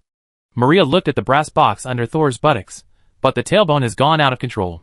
The long tail you saw was the wizard who used the ashes to transform himself into a wizard and finally lost control. I killed him with my own hands. Maria's eyes reflected a burning fireman, and only his tail was not burning because it was immersed in sea water. When Robin's body was almost completely burned, Maria let go and let him be swallowed by the sea. But she didn't expect that the only tail that escaped had an independent consciousness and attacked Lawrence. The coccyx modification has been proven to be wrong. We must stop the research and destroy all the coccyx. Maria pointed to the brass box. Thor, can you give them to me, or I will destroy them in front of you now? No need. Thor put down the book Maria threw at him. He raised his hand and patted the box under him. The brass shell made a crisp sound. I think the coccyx modification is a good idea. Maria and Diren looked at each other with worry. The eyes of the subdued wizards lit up, thinking that they might not be executed. But Thor, you also saw how terrible the out-of-control coccyx is. Lawrence was even eaten by it. Maria tried to persuade Thor. Maria, you got one thing wrong. The transformation of the witch body is like the witchcraft in our hands. It can save people or kill people, but the specific effect depends on how we apply it. Since the transformation of the ash bones will lead to loss of control, let's modify the transformation plan. You said you couldn't resist the temptation, but in fact you couldn't resist the temptation of the ash bones to survive in the sea full of black tide pollution, right? Isn't your fundamental purpose to fight the black tide and let people survive? The purpose of transforming wizards into gray bones is to improve their resistance to the pollution of the black tide, so that they can come and go freely in the black tide pollution and survive in more extreme environments. This idea is not wrong, but the current research results are not satisfactory. It's not that there is no chance to change it. Maria understood what Thor meant, but it is not so easy to improve a very complicated wizard body transformation plan. Thor, we have been studying gray bone transformation for 50 years. The tailbone transformation is already the most successful one among the tens of thousands of wizard body transformation programs we have created. Gray bones are not so easy to tame. Really? Thor smiled, and he suddenly remembered the gray bones that seemed to be obedient in his hands. Then let's make a deal. I will help you improve the tailbone wizard body transformation, and you will join the pure spirit wizard tower. As soon as these words came out, everyone in the room fell silent, and only Benjamin, who was tied up by Thor's tentacles, twitched from time to time. Is this considered poaching? Beth in the diary couldn't help but complain. Was Char also poached by Thor in the past? Master, have you decided to make Maria the wizard your fourth target? Herman also asked in the diary. Yes, Thor thought to himself, he would give Maria some time to consider. I originally thought Maria's strength was okay, but her fate was too plain, and she didn't have the ability to generate a lot of fate power. But now it seems that she is not as honest as I thought before. But I don't need an honest man. Maria hesitated for a long time, bit her lip and said, I'm sorry, Thor, I don't want to leave the Wall of Sighs. You don't have to leave the Wall of Sighs. If you join the Borderlands, you will be the messenger sent by the Borderlands to the Wall of Sighs to assist in the Black Tide War. Is it still possible? Diren on the side couldn't help but complain. Of course. Thor smiled, you don't have to answer me in a hurry. After this black tide is over, I will start to help you improve the tailbone witchcraft transformation plan. You can join the pure spirit after you get the plan. As long as there is a dead wizard's diary, it is easy to improve a wizard body transformation plan. Using such a plan to exchange for a third-level wizard with many years of black tide combat experience, Thor felt it was worth it. Maria on the opposite side was completely moved by Thor's sincerity. Joining the other party's forces, you don't have to leave your own territory, and the other party will also pay you first. Okay. Maria nodded in agreement, but she also emphasized, when you provide a better gray bone wizard body transformation plan, I will join the pure spirit wizard tower, and I can sign a contract with you. After joining the pure spirit wizard tower, I will never do anything that is not good for you. No need to sign a contract, I believe you. Sol waved his hand, and then confirmed in his mind that the law of causality had taken effect. With the law of causality, he didn't worry that others would go back on their word. The few people reached an agreement, and the coccyx was handed over to Sol first. Maria was a little worried at first, but when she saw that the coccyx, which should have been restless and wanted to escape at any time, was lying quietly in Sol's hand, she immediately insisted that Sol keep the coccyx. The agreement was reached, and they escorted Benjamin and the other 4 second-level wizards to meet Wizard Murphy. Unexpectedly, as soon as they went out, they saw Wizard Murphy with his back to them, looking at the distant sea. "Lord Murphy," Maria said in surprise, "I just wanted to find you to explain our private research on the Grey Bones." However, Murphy turned around, shook his head and sighed. "Forget it, Maria, you don't have to cover up for me. Researching the Grey Bones was my idea. You can't hide this from Thor." Maria froze. Thor stepped forward. "Yes, I guessed it too. In the Wall of Size, what can be hidden from the eyes of Wizard Murphy? And with Wizard Maria's cautious character, how could she conduct such a dangerous experiment in the Storm Sea without your permission?" Maria glanced at Thor with a complicated look. "Maria is afraid that the experiment will fail and affect my reputation, so she wants to take all the responsibility on her shoulders." "Don't worry about it." Sol shook his head. "It is precisely because I admire Wizard Maria's personality that I invited her to join the Pure Spirit Wizard Tower. This is the clear way to poach people." Wizard Murphy was not surprised. "I respect Maria's choice." Then, Wizard Murphy took Benjamin and 4 other second-level wizards away.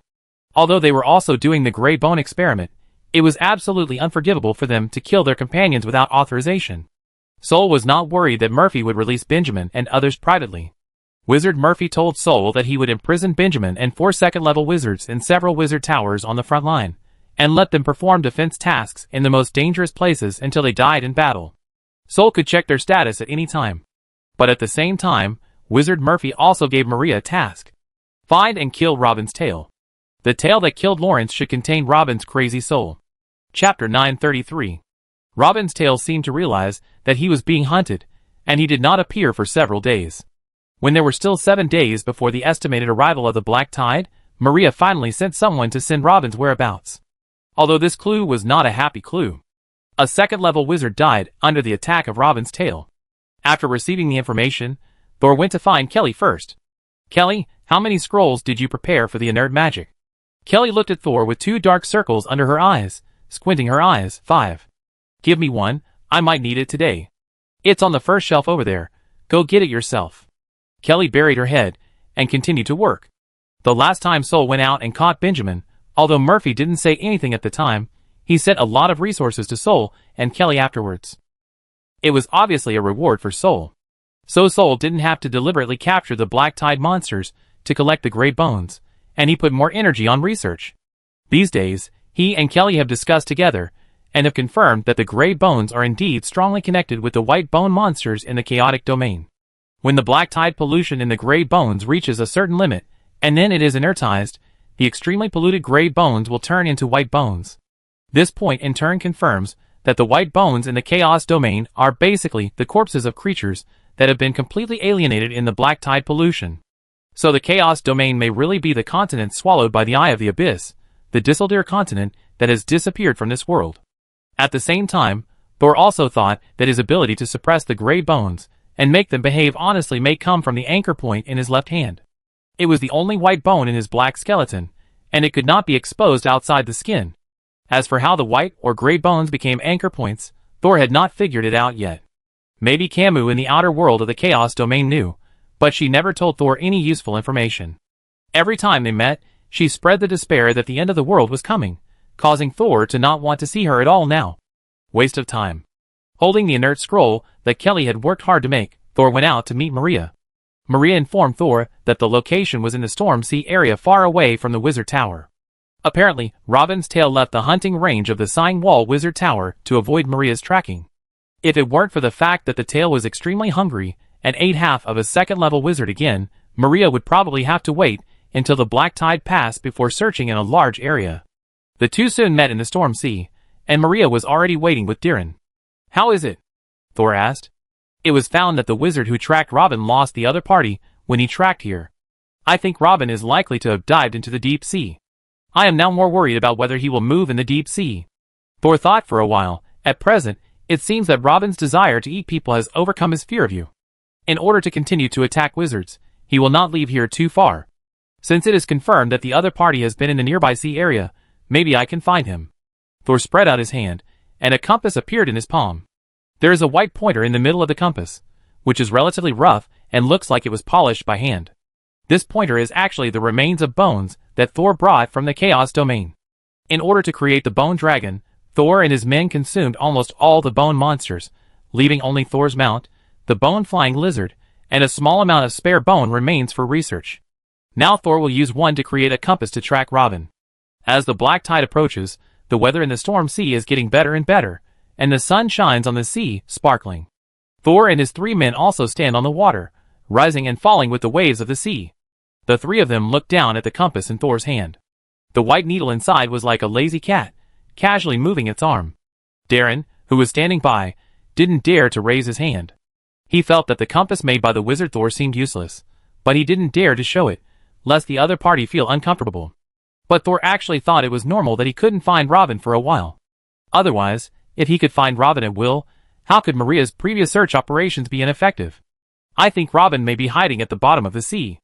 After waiting for a while, and seeing no movement, Maria said, I take the compass and go to the sea. When there is movement, I send a signal to notify you. Who knew that Thor had no intention of handing the compass to Maria. He raised his hand and dodged Maria's hand. I can go deeper. After saying that, Thor's face suddenly changed.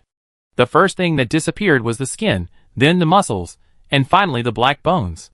2 gray lights appeared in his eyes. It was the first time for Maria and Darren to see Thor like this, and they were a little surprised. Although many wizards would transform their bodies to some extent, few would do it so thoroughly. Thor removed the magic circle under his feet and fell into the sea. He put away his robes, turned lightly in the sea, and swam deeper into the sea. This place is far away from the wall of size, and the black tide will come in a few days. As soon as Thor entered the sea 10 meters below, he felt the strong pollution when he dived very deep. He took out the mermaid's tears to protect his left hand and compass, and then continued to go deeper. The pressure of the sea became more and more obvious. Thor almost heard the sound of his bones cracking, but the next second, he thought it might just be an illusion. After all, his hands and feet were still intact. Under the sea where the light could not penetrate, Thor could no longer see the things in front of him. He carefully released his mental power, and split another mental power to detect his own state. 2 perspectives appeared in his consciousness, like schizophrenia. Finally, Thor sensed that the bone compass suddenly stopped at the north after several cruises. Thor quickly adjusted his body and swam in the direction indicated by the compass. The sea was like a good friend at this moment. One hand helped Thor to push away the resistance in front of him, and the other hand was still gently pushing him forward.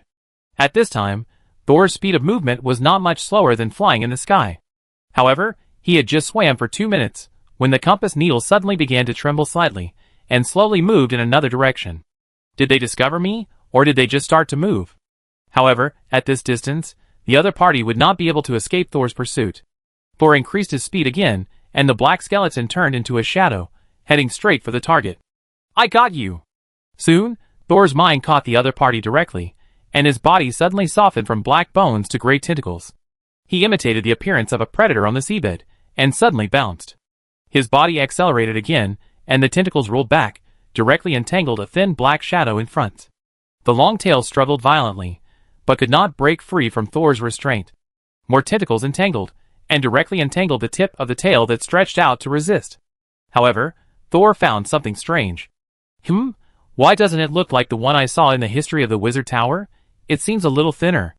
At this moment, Thor suddenly found that the compass in his left hand trembled again, and then suddenly changed direction again, suddenly pointing to the location where Maria and Darren were before. Soul suddenly realized there are 2 tails. Chapter 934. Thor looked at the tail that he was entangled with, and realized that Maria might be in danger. Can a tail that can kill a 3rd-level wizard also kill Maria? That's not possible.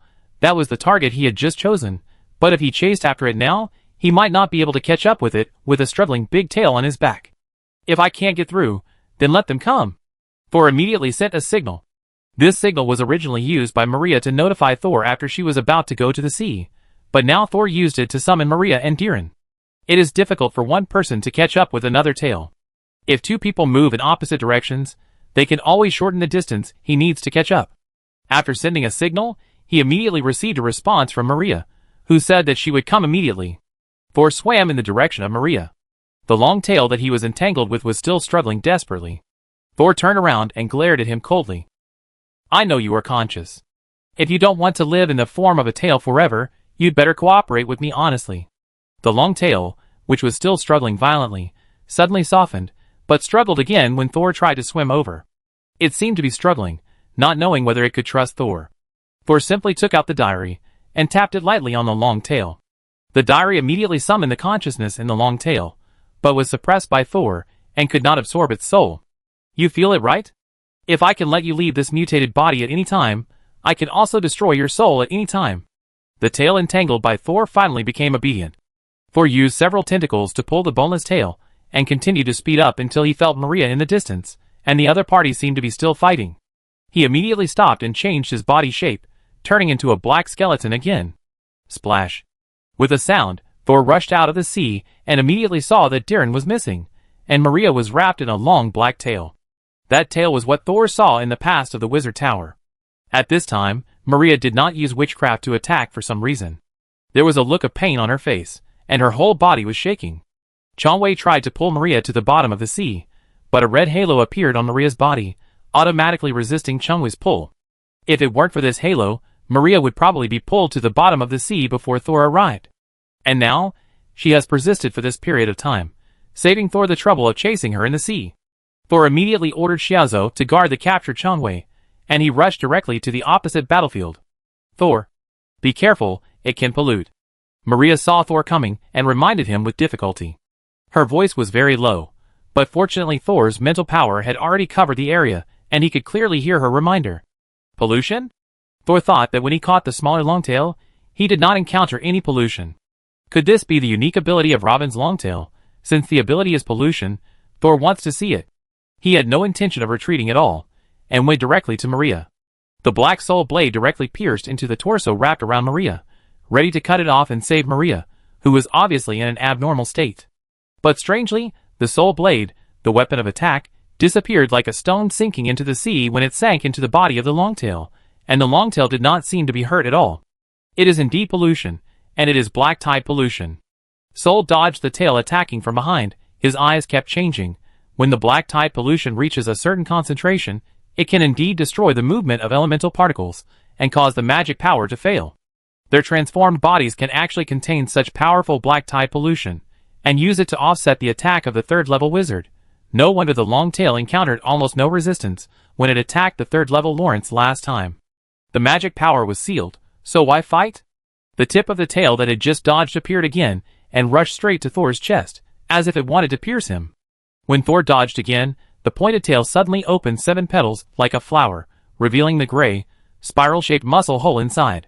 Then a large amount of black smoke suddenly spurted out from the hole, and the environment around the smoke became crooked in an instant, as if the world was polluted by the black smoke. What was spewing out of the tail hole was extremely high concentration of Kuroshio pollution. The black smoke was only the external manifestation. Thor soon felt fluctuations similar to radiation. This kind of Kuroshio pollution fluctuation is more obvious in the air, clearer than the Kuroshio in water, land and human body. Thor immediately realized that this was a great opportunity to study Kuroshio pollution in depth. This tail must be captured alive. He no longer held back, and the whole person turned into a huge tentacle collection again, with only the black skull still staring at Maria quietly. Maria took a breath and recognized Thor from the head, but she doubted whether Thor had been mutated. Even if he was not mutated, she would report to Lord Murphy and monitor Thor's status at any time to prevent her allies from suddenly turning against her in the battle. That would be a big trouble. Now being stared at by Thor's gray eyes, Maria felt that it was even more terrifying than being entangled by the long tail and injected with black pollution, unable to struggle. But she didn't know that although Thor's face was facing her, his eyes had already shifted to Robin, whose tail was still in the sea.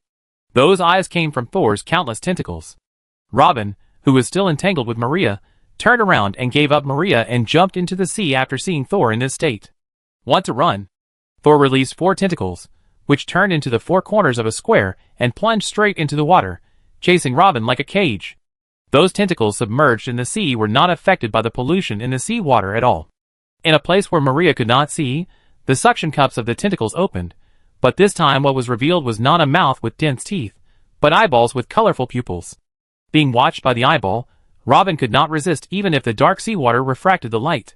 A more powerful pollution different from the black tide pollution spread rapidly and Robin's tail like ink dropped into clear water. Soon Robin, who was still desperately trying to escape, slowly lost power and floated helplessly in the water like a seaweed. Seeing this, Thor retracted the eyeball in his tentacles, rolled up the 4 tentacles, and fished the limp black tail out of the depths of the sea. On the other side, the other tail that was still a little restless under Xiaoza's watch was trembling, and no longer dared to think of escaping. Maria almost fell into the sea because Robin escaped, and she failed to recover her magic power. Fortunately, Thor was still paying attention to her, and wrapped another tentacle around Maria's waist. Of course, Maria might have hoped to fall into the sea. Thor was very careful, and only let the tentacle that entered the sea water to track open its starry eyes, while the other tentacles remained the same. Otherwise, he would have to worry about an eye appearing on Maria's forehead. "Thor, are you still awake?" Maria asked in a trembling voice as Thor salvaged Longtail. Thor turned his head, and his body began to gradually return to a human skeleton, with only the 5 tentacles wrapped around Maria and Longtail remaining outside. "Not bad." Thor thought about it, and gave a vague answer. Chapter 935. The long tail is really so long. Sol let Maria hold one end of the tail, and he scooped the other end like scooping noodles. The end Maria held was the tip of the tail that could spray out the black tide. Sol had seen this tip of the tail several times, but he had never seen the other end of the tail, so he didn't know what it looked like. After scooping for nearly 3 minutes, Sol finally scooped out the entire tail hidden in the seabed. It was a little unexpected but reasonable that the other end was a broken cross-section. It was like a snake tail cut in half. There was a gray bone in the center of the swollen and rotten white meat. The bone was slightly protruding, and the white meat in other places was squeezed and piled together, with several deeper wrinkles on top and a crack under the bone. This made the cross-section of the tail look like a distorted face with facial features squeezed together. And when this face emerged from the sea, it actually spoke. "Let me go, I will leave the wall of size." Maria, who was originally a little afraid of Thor, immediately shouted when she heard the familiar voice. "Impossible, Robin, you are Robin, how could you become like this?" Robin's head was suspended in the air like a snake's head, making his face level with Maria's. "Why can't I survive in this appearance? Doesn't this prove that the direction of my witch body transformation is correct? It's just that there are still some imperfections. I am perfecting it. When I have studied it well, I can restore it to human form." Thor couldn't see Robin's vocal organs, but the sound was indeed coming from the crack under the bone. "Are you completely alienated now?"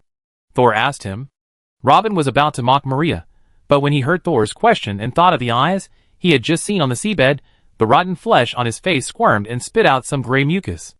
"My body has been completely alienated, but because of the black tide pollution and this gray bone in the middle, my spirit body has been preserved for the most part." Maria saw that Thor was very interested in Robin's current state, so she stopped interrupting. She found that the black tide pollution in her body was actually slowly decreasing.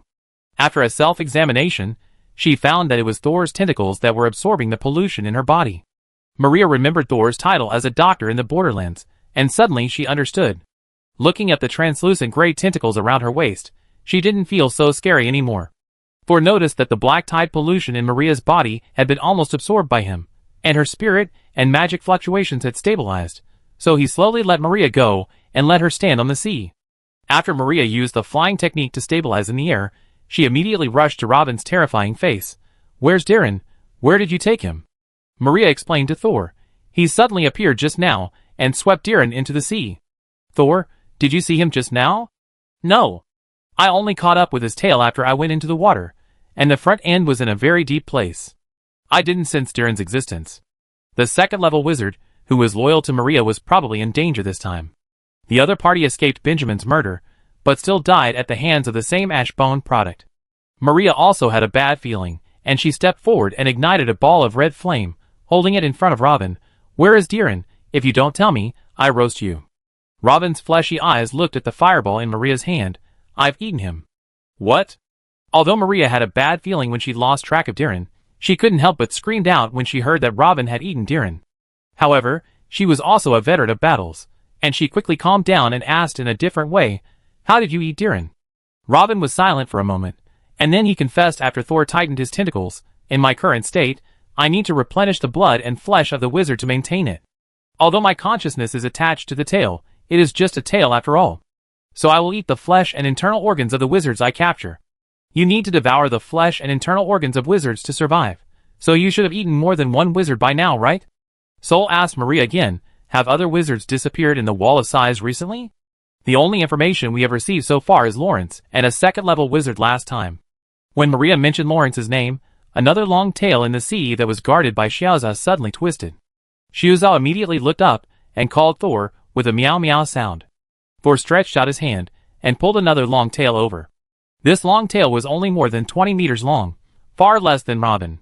He looked up and down and suddenly asked, "Are you Lawrence?" The long tail did not speak, but its body twisted and bent, like a person who was so embarrassed that he was picking his toes. "Is it Lawrence?" Maria was even more shocked. Wasn't Lawrence eaten by Robin? Robin answered her question. Lawrence secretly transformed himself, and I only found out after I ate him. He hasn't adapted to his new body yet. I originally wanted him to lead you away, but I didn't expect him to be so useless. At this point, Robin thought that he didn't last a few rounds in front of Thor, and quickly stopped talking. Does that mean that people who have undergone tailbone wizard body transformation can use their tails to escape after death? Thor touched his chin and heard the rustling sound of finger bones rubbing against the mandible. Then did Diren and the second-level wizard you ate also become tails? Robin shook his head, and some gray liquid fell into the sea. Second-level wizards are still unable to transfer consciousness. It seems that Diren really has no chance. Thor shook his head. It might be luckier to die like this than to become a tail. Who knew that after hearing Thor's sigh, the originally honest Robin suddenly struggled. Although he couldn't break free from Thor's restraints, he refuted Thor. Who said this is not good? Although my current form is flawed, as long as I am given time and opportunities, I can always improve my body. And I can survive for a long time in the deep sea polluted by the black tide. Before eating Lawrence, I can also swallow the monsters and fish and shrimps in the sea to survive. And what about you? When the black tide completely destroys this world, you will have no way out. TSK. Thor twisted his tentacles hard, twisting Robin's body into a knot. Be honest. He actually agreed with some of Robin's views, but he couldn't allow him to speak to him so arrogantly. I'm not wrong. Robin's voice was obviously distorted by the pain, but he was still stubborn. I have seen it clearly. The wall of size has no meaning at all. Let wizards die for mortals one after another? Ridiculous, idiot. Maria bit her lip. You actually think so? Don't you know that if there is no wall of size, the entire state continent will be pulled into the eye of the abyss? Where can you run to then? Why run? This world is the survival of the fittest. Those who can survive should survive, and those who can't should die. Look, didn't I survive?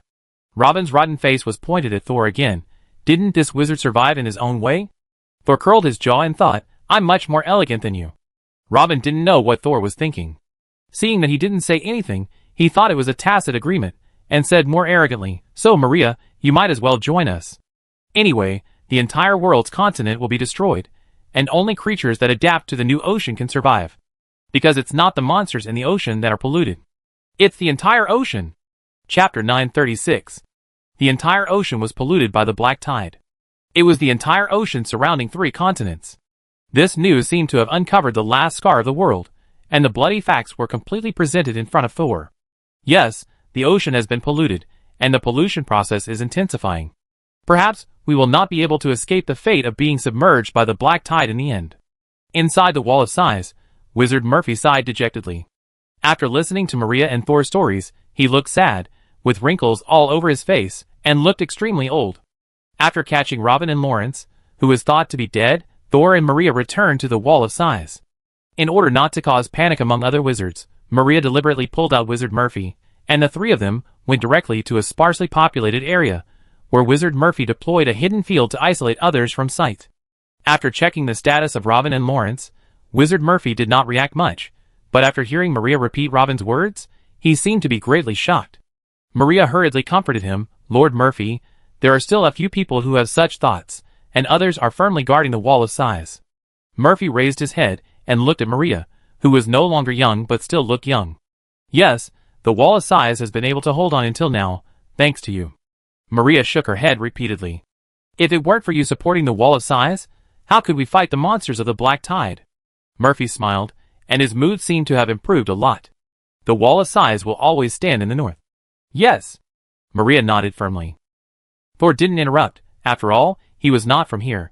He just felt a little strange while watching. How could Wizard Murphy, who had persisted in the far north for hundreds of years, be so fragile? Murphy saw that Thor had not finished speaking, so he asked him, Wizard Thor, what do you think of Robin's choice? Thor thought for a while. If things are impossible, then Robin's choice is an option to survive. But unless all roads are blocked, I will not take this path. Seeing that Thor did not particularly firmly oppose Robin, Murphy was surprised and felt that Thor was worthy of being Gorza's student. "Oh, by the way, Lord Murphy, I take Robin with me. I'm quite interested in his coccyx transformation." Murphy agreed, but also warned Thor, some transformations cannot be tried easily. Thor's brows relaxed. "Don't worry, I'm very good at witch body transformation." 7 days later, the black tide pollution was accurately predicted and fell on the far north. On the day the black tide came, Thor flew in the clouds, quietly watching the distance. Like Nephrite's black tide, a wave connecting heaven and earth appeared from the horizon, and then seemed to be slow, but actually approached very quickly. The humidity in the air was rising rapidly, and what was even more terrifying was that a large amount of black tide pollution appeared in the thick moisture. They were like agar squeezed from all directions, making people feel invisible suffocation. The magic power quickly collapsed, and the flying technique was defeated in an instant, and Thor began to fall freely. But he was not anxious, but calmly performed the flying technique again. The magic power collapsed again, but this time, Thor replenished more magic power in time to maintain the operation of the flying technique. In this environment, only a third-level wizard can barely fly, and a second-level wizard may really have to rely on the wizard tower to fight. No wonder such a landform is formed. The black tide is approaching, and Thor can even see the top waves and white monsters mixed in the Black Sea water. So big! Thor sighed. The black tide monsters here are really different from those in the Red Sea. Maria has told Thor that the black tide monsters in the Red Sea mainly win by numbers, but in the Wall of Sighs, perhaps because it is closer to the Eye of the Abyss, most of the black tide monsters attracted here are huge and extremely powerful. Behind Thor, there were already several third-level wizards distributed in several nearby wizard towers. They would resist the first attack of the black tide together with Thor. "Thor, come down when you've seen enough, don't waste your magic power." Only Kelly dared to shout at Thor like this from below. Thor flew down immediately. He was not observing in the sky to show off, but to analyze the strength of the first wave of black tide and the monsters that were about to appear in it. However, those black tide monsters actually hid in the waves, only occasionally sticking out a little limbs. The black tide here is half as high as that in the Red Sea, and the pollution concentration is also higher. You stay in the wizard tower and cooperate with me in the attack. Kelly would not show off at this time. She nodded and hurriedly ran into the room on the top of the tower. Then, the door was immediately closed and merged with the surrounding walls. But soon after Kelly entered the wizard tower, a small window appeared on the top of the tower, and a long cylinder stretched out, like a closed turret. That was the sea power in the wizard tower cooperating with Kelly to change the appearance of the wizard tower. However, no shells will be added to the barrel, and only magic scrolls or other magic props with higher stability will be released. Kelly will release different attacks depending on the situation. The top of the wizard tower where Thor stood should have a protective shield to properly isolate the black tide pollution. But Thor did not let Hailey release it. After all, it would be better to give that little energy to Kelly to launch shells.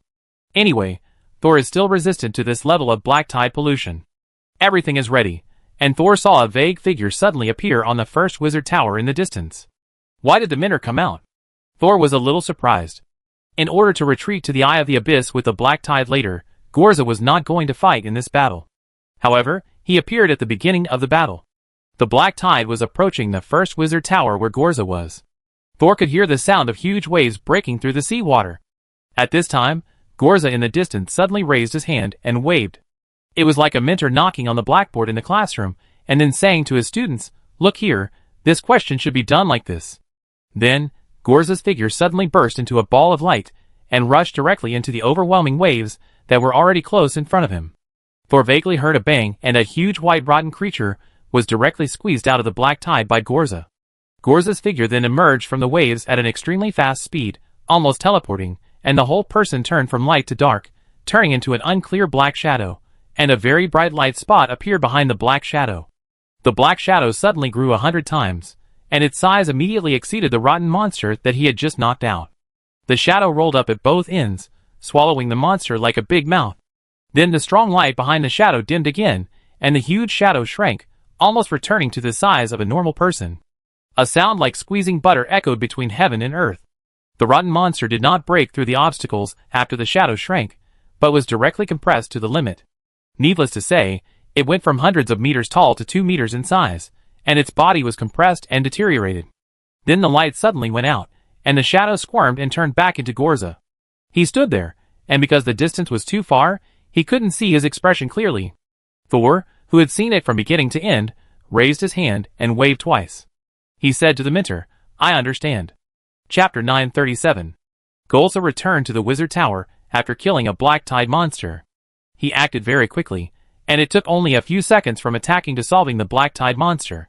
It was not until he entered the wizard tower that the huge black tide submerged the first wizard tower.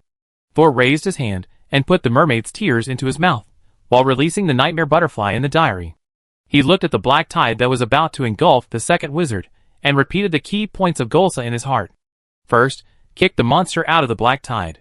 He suddenly raised his hand, and all the muscles in his body disappeared instantly, turning into a black skeleton wearing a black cloak again. This skeleton was equally agile, rushing out like a cannonball. Like his mentor, he rushed into the towering waves that were about to hit him head-on, and directly knocked a black tide monster hiding in it out from behind the waves. Then, the black tide covered the wizard tower. But the tall and slender wizard tower still stood firm in the huge waves, just like it had experienced hundreds of years again. At the same time, a real cannonball was fired from the turret of the wizard tower. The iron-gray shell of the cannonball rushed out completely relying on physical force, and it rushed forward in the thick moisture, avoiding the twisted monster limbs and directly hitting the monster's chest below Thor. The shell exploded immediately, and the shell scattered. This is a hollow bullet, which contains Kelly's real killing weapon. A black tide inert scroll. This scroll was activated under the guidance of the power of the cannonball explosion. After hitting the monster's chest, hundreds of steel needles immediately spread out and pierced into the monster's body surface. The monster's chest began to decay at a speed visible to the naked eye, and the gray bones faded to light gray and then to white. While the monster was being hit by the inert scroll fired by Kelly, the man at the head of the monster immediately transformed his right hand into a giant tentacle with a diameter of 1 meter, and wrapped it around the head of the black tide monster like a python, directly sealing its eyes and ears. The Black Tide War was a protracted war with almost no rest time, so Thor did not transform his entire body into tentacles, but only transformed one arm. The dense suction cups on the tentacles opened their mouths, bit the monster's head, and then began to suck the black tide pollution from the monster's body. This was different from the treatment for other people. The speed was extremely fast, and the tolerance was not considered at all. Soon, the huge monster's head was sucked flat, like a balloon that had been deflated. After removing the head, Thor turned over and countless black broken blades appeared behind him, smashing the monster's chest that had just been degraded by Kelly like a shock wave. He faced the first black tide monster, and was easily eliminated. However, it was just one of the monsters hidden in the first wave. Golza intercepted the largest one, and Thor picked another of similar size, but dozens of monsters were still being carried by the black tide to the far north. But most of them would be intercepted by other wizard towers standing on the storm sea.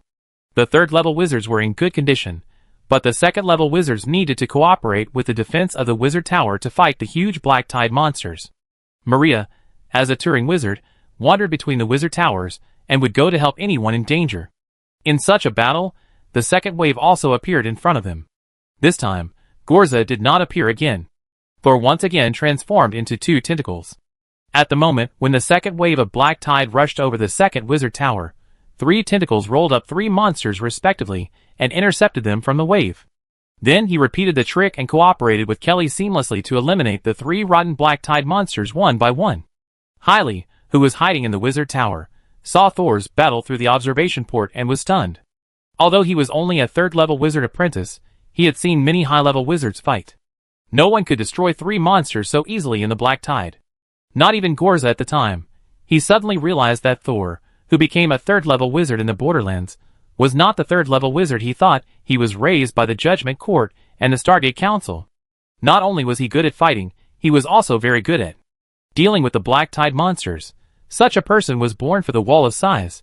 Hailey held the crystal column tightly, thinking that after the battle was over, he must suggest to Wizard Murphy to keep Thor. As for the No Man's Land, at most, he could send 2 more third-level wizards there. With Thor's strength, he would definitely have no problem fighting 2 people alone. Hailey was still not experienced enough. He didn't know that Thor had blocked hundreds of wizards in the Judgment Court, including several third-level wizards. For the sake of stability and reputation, the Judgment Court completely suppressed the matter, and Thor, and the leader of the Huigwang clan did not tell anyone. They also need the wizard Alo to help them imprison Flim and maintain the stability of the coastline of Neflit, and naturally they also have to take into account some of the interests of the tribunal. Each black tide war usually lasts 3 to 5 days, and occasionally more than 7 days. Every war that lasts more than 7 days will bring greater losses, and casualties also occur more often at this time. After the first few waves, Thor alone killed 13 black tide monsters.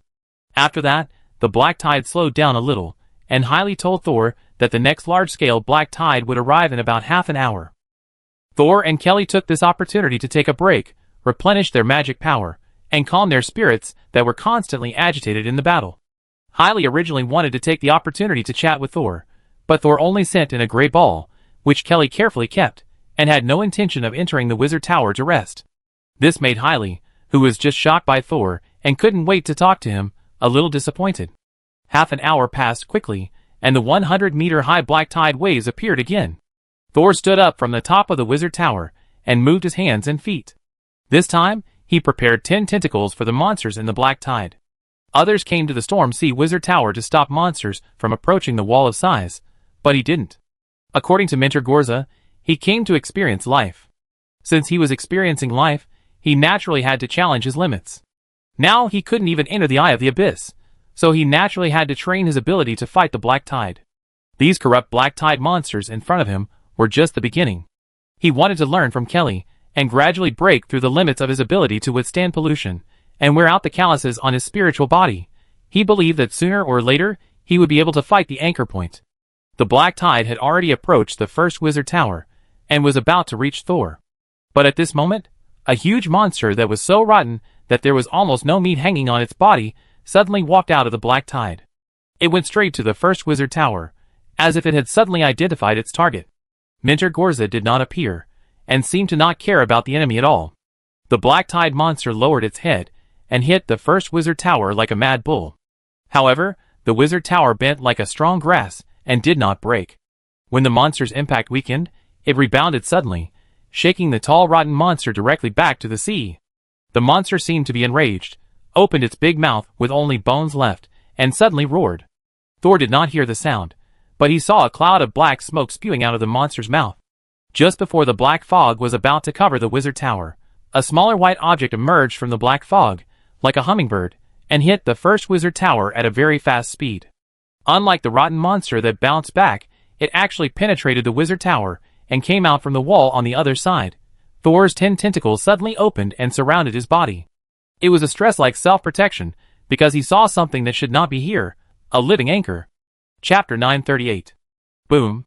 With a loud noise, the first wizard tower, which had stood in the storm sea for hundreds of years, completely collapsed just because of a hole that penetrated it. The upper half of the tower fell directly into the sea water next to the lower half, stirring up huge waves. And the waves were swallowed up by the black tide that followed.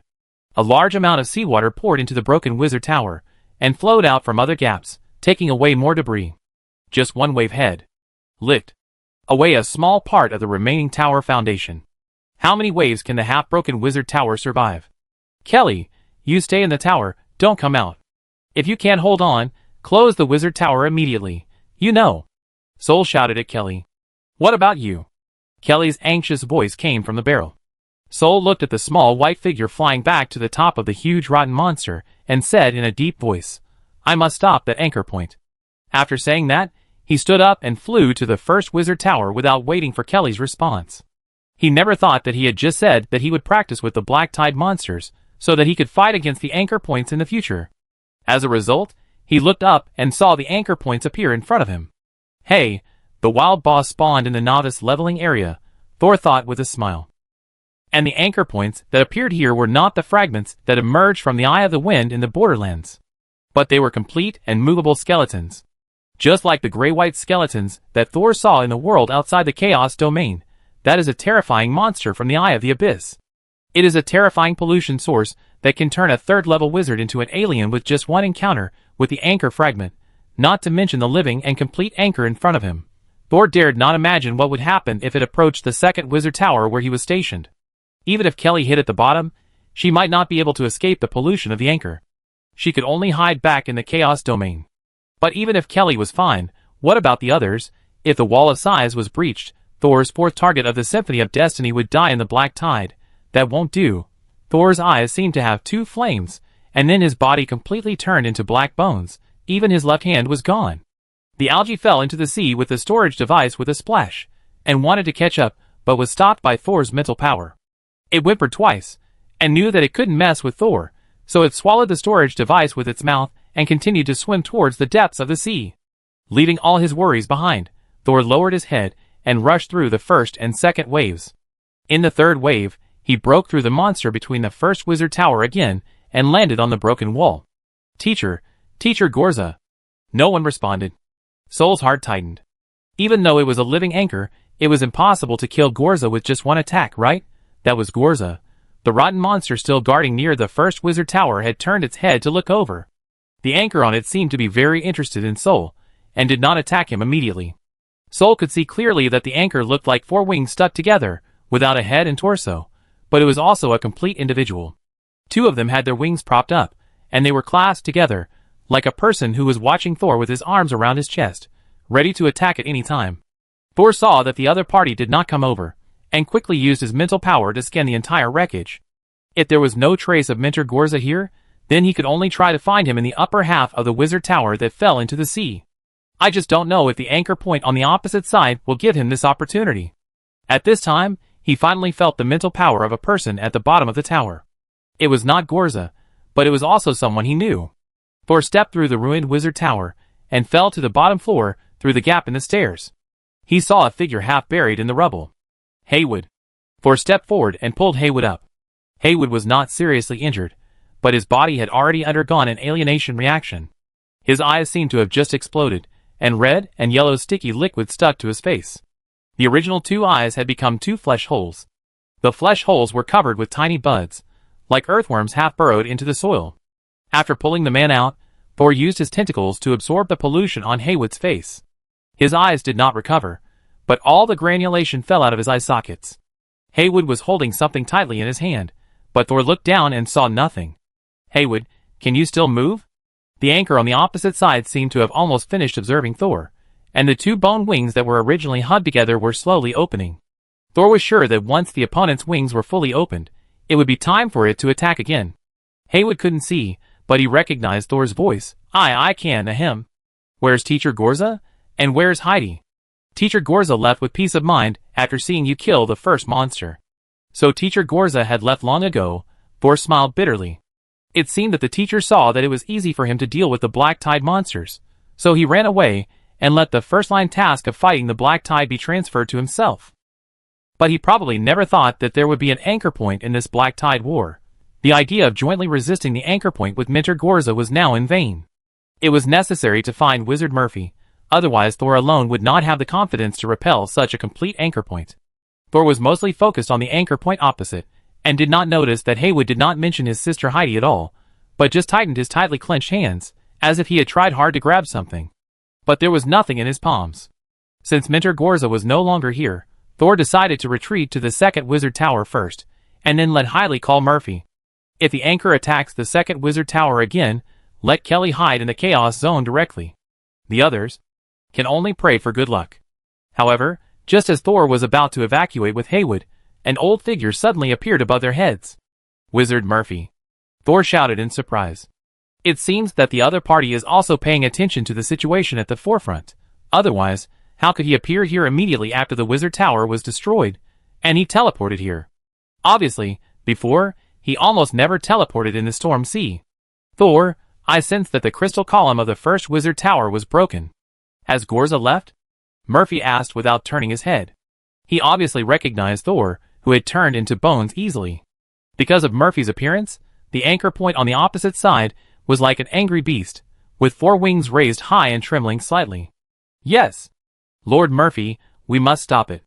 Murphy still did not turn back. It's not us, it's me. You take the others away, and continue to defend your wizard tower. Thor frowned, although he had no eyebrows, and disagreed. Master Murphy, can you defeat the anchor point? It has never been sealed before. Murphy seemed to be joking, but his voice was extremely heavy. Obviously, the appearance of active anchor points in the wall of size was also extremely bad news for him. Then please let me help you. Thor slowly stretched out his left hand. He clenched his left hand into a fist, and tightly wrapped the first white knuckle of his index finger in the palm of his hand. I am still somewhat resistant to this thing. Chapter 939. A silver butterfly grabbed the blind Haywood and flew away. Penny will take Haywood to the second wizard tower. The reason why she didn't send him to a farther place is that there are rotten black tide monsters everywhere. Although Penny is a nightmare butterfly, she can't guarantee that she can take Haywood away safely. The nearest second wizard tower is relatively safe, unless Thor and Murphy can't hold the anchor point. When Thor sent Haywood away, Murphy disappeared from the wreckage of the first wizard tower and reappeared in the monster's body below the anchor point. The black tide monster was rotten to the point that only bones were left, which made it easier for Murphy to approach its head from below. However, the four-winged anchor point that stayed on the top of the monster's head didn't care about the monster under its feet at all. It bounced lightly and directly smashed the monster's skull and rushed towards Murphy. Murphy had long been prepared for the opponent's attack. At the same time, his body sank, as heavy as a mountain, and also crushed the monster's ribs, and fell rapidly into the sea. Wizard Murphy actually took the initiative to enter the sea? Thor remembered what Robin said, that the real polluted thing was the sea. Could it be that Wizard Murphy wants to use pollution to isolate pollution? Soul's mind lit up, and he no longer hesitated. He turned into a black arrow, piercing the sea surface, and sinking deep into the sea. As soon as he entered the sea, Thor saw Wizard Murphy sinking deeper into the sea with the anchor. I don't know if it was the influence of the anchor or Wizard Murphy's own control, but his arm and face and neck that were in contact with the anchor all turned into soil. From time to time, there were debris carried away by the sea, but Murphy looked very calm, as if everything was still under his control. Thor, hold down the seabed. The other party's voice came intermittently, and Thor immediately turned into a shadow and rushed to the anchor point. When he was close to him, Thor's hand quickly pressed down one of the wings of the anchor point, and then increased his strength, cooperating with Murphy at the bottom, to escort the anchor point to the seabed. The two people and the monster sank at a high speed, and after traveling in the darkness for a long time, they were about to reach the seabed. Murphy freed one hand, and suddenly stretched it down. The seabed that he pointed at suddenly grew upwards, and the cross-section of the raised land was hundreds of square meters, and the center was cracked into a cross, like a huge mouth, trying to swallow the three people into its stomach. Murphy's upper body, which had turned into mud, suddenly softened and wrapped around the anchor point that was suppressing him. Seeing this, Thor knew that his guess was correct. Murphy wanted to seal the anchor point at the bottom of the sea. This might only be a short-term seal, but as long as the black tide passes, they can free up their hands and move the anchor point again. Thor let go. The distance was very close, and Murphy's voice transmission became very clear. The other party was a wizard who specialized in earth attributes. He could not be trapped at the bottom of the sea, but it would be difficult for Thor to get out. It was even more impossible for Murphy to open the door for Thor alone at the risk of the anchor point escaping. Thor saw that Murphy was about to enter the cross crack, so he quickly let go and retreated to avoid being sucked in. However, just as the anchor point was about to be pulled into the ground by Murphy, Murphy's upper body suddenly exploded on the spot, and the soil clods splashed everywhere, turning into a ball of mud in the sea. The white anchor point also broke away at this moment. The next second, the mud automatically reorganized, and Murphy, who turned back into human form, looked at the anchor point that had escaped more than 10 meters, and was about to take the risk of teleporting, but the next second, Thor's figure appeared next to the anchor point first and grabbed the other party. It turned out that when Thor was sinking the anchor, he left a little soul fragment on it. Under the pollution of the anchor, this little soul fragment could not last long at all, and would soon be contaminated by the anchor and lose its coordinate ability.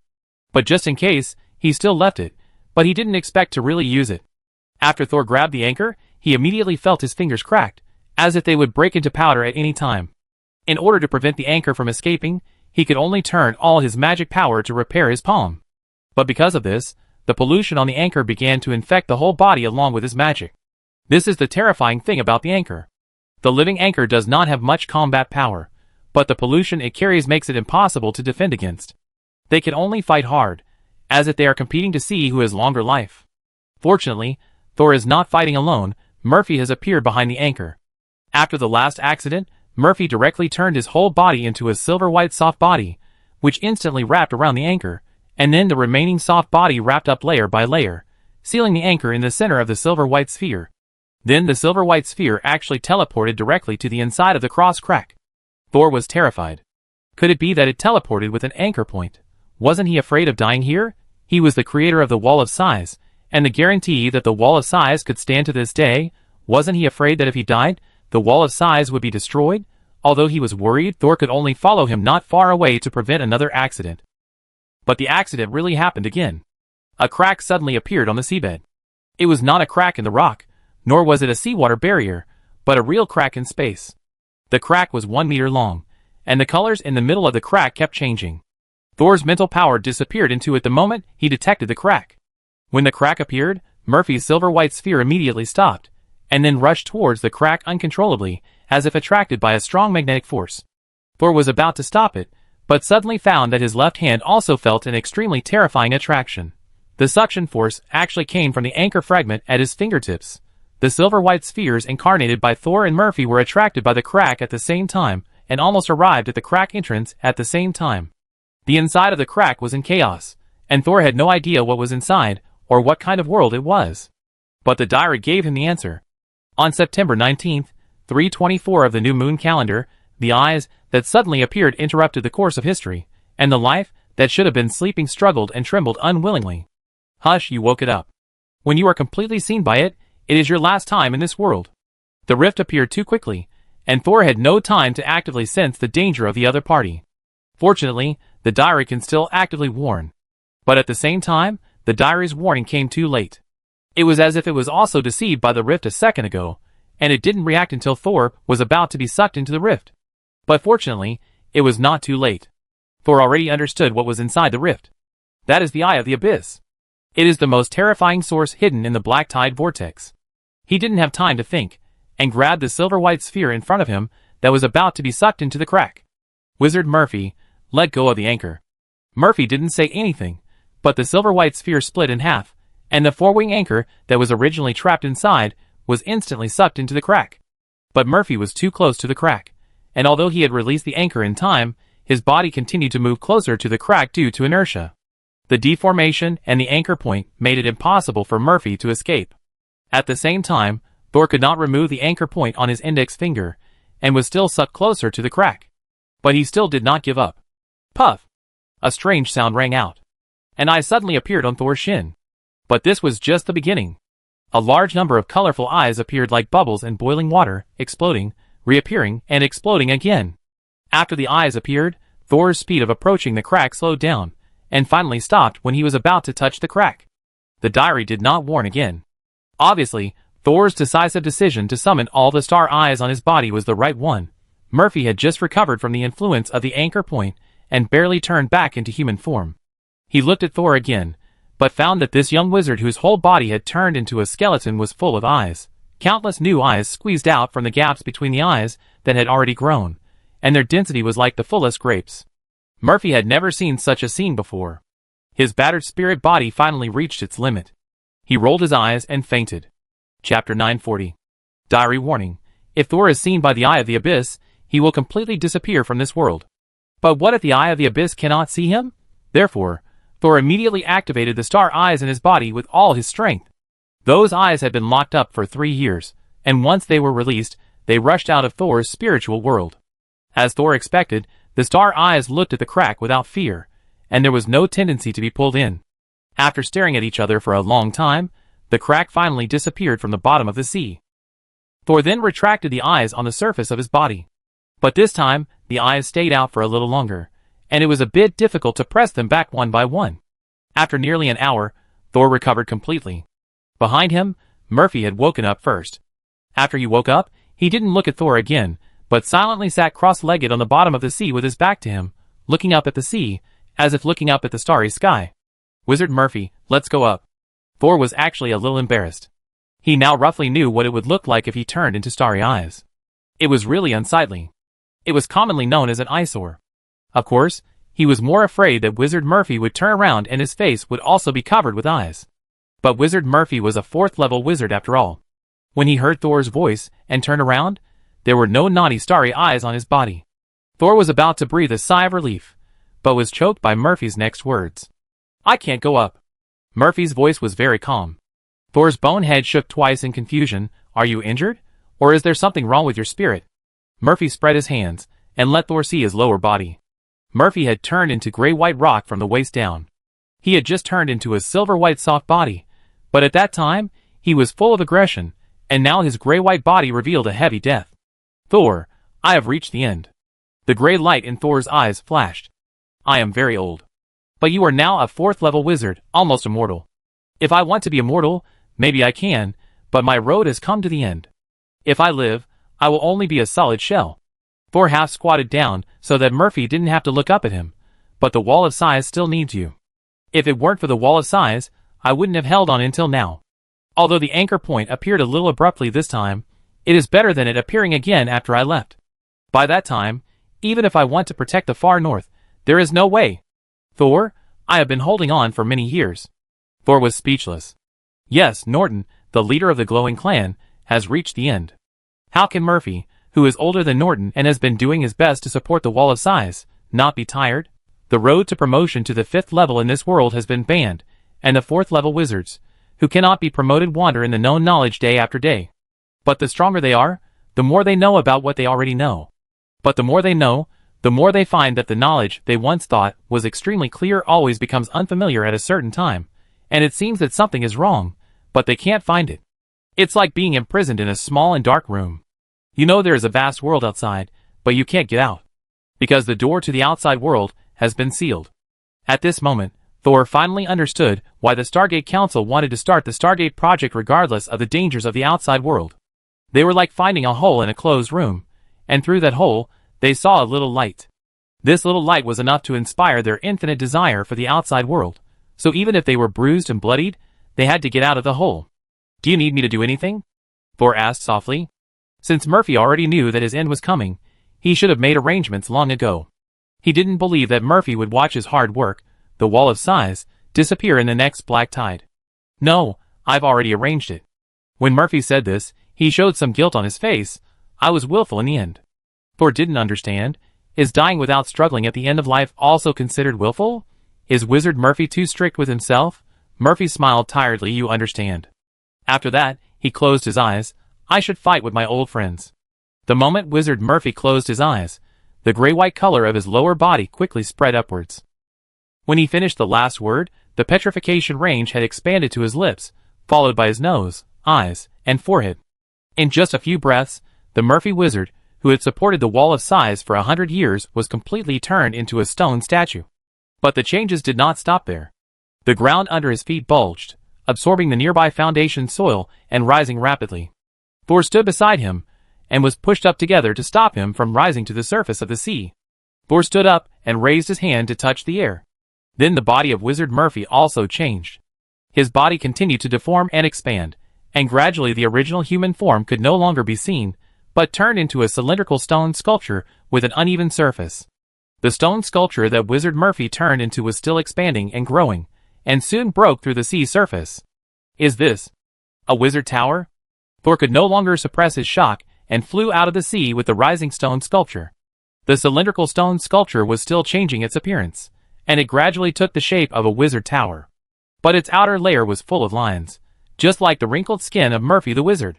The sea surface had returned to calm at some point, and the black tide that was supposed to last for a few days was nowhere to be seen.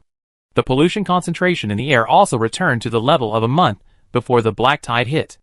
It was as if Thor had only experienced a short hour on the seabed, but several days had passed on the sea surface. Thor! Maria's voice came from far away, and her figure also grew from small to large, and finally stood in front of Thor. She recognized Thor's black bone form and his mental fluctuations. Seeing Maria approaching, Thor quickly grew muscles and skin to cover the anchor point of his left hand. Thor, I just received a message from Hailey saying that an irresistible enemy appeared here. But before I could get here, the black tide suddenly retreated. Those black tide monsters left behind also became listless. Did you do something? She looked around again. Hailey also notified Wizard Murphy. Hasn't he come yet? Thor looked at Maria and whispered, Wizard Murphy, he has reached the end. Maria was stunned and didn't understand what Thor was saying for a long time. Or maybe she didn't want to understand. Thor understood her feelings, but as a wizard guarding the wall of size, he had no time to escape. He put his hand on the wall of the wizard tower beside him. He chose to accompany you in another way. The original first wizard tower was destroyed by monsters. This is the new first wizard tower. Although it is wrinkled, it is still strong and solid. Maria's tears flowed out at once. Chapter 941. Maria was crying, and in the distance, Hailey was also crying beside the crystal column of the second wizard tower. Just now, he felt the breath of Lord Murphy from the crystal column. Hailey, who had been in the Wall of Sighs since birth, knew what this meant. He squatted down with a wow, hugged the crystal column and cried bitterly. The last fourth-level wizard in the far north also chose to stand in the storm sea. Even if only his body was left, he would continue to fight to protect the Wall of Sighs. Most of the others didn't know what happened. They were still fighting the remaining black tide monsters. Although these monsters were mentally depressed, their physical fitness was still strong. If it weren't for a perverted third-level wizard like Thor, it would still take a lot of time to kill a black tide monster that was 100 meters tall. Although the battle was still going on, everyone's mood was completely different from 2 hours ago. They had seen the light at the end of the tunnel.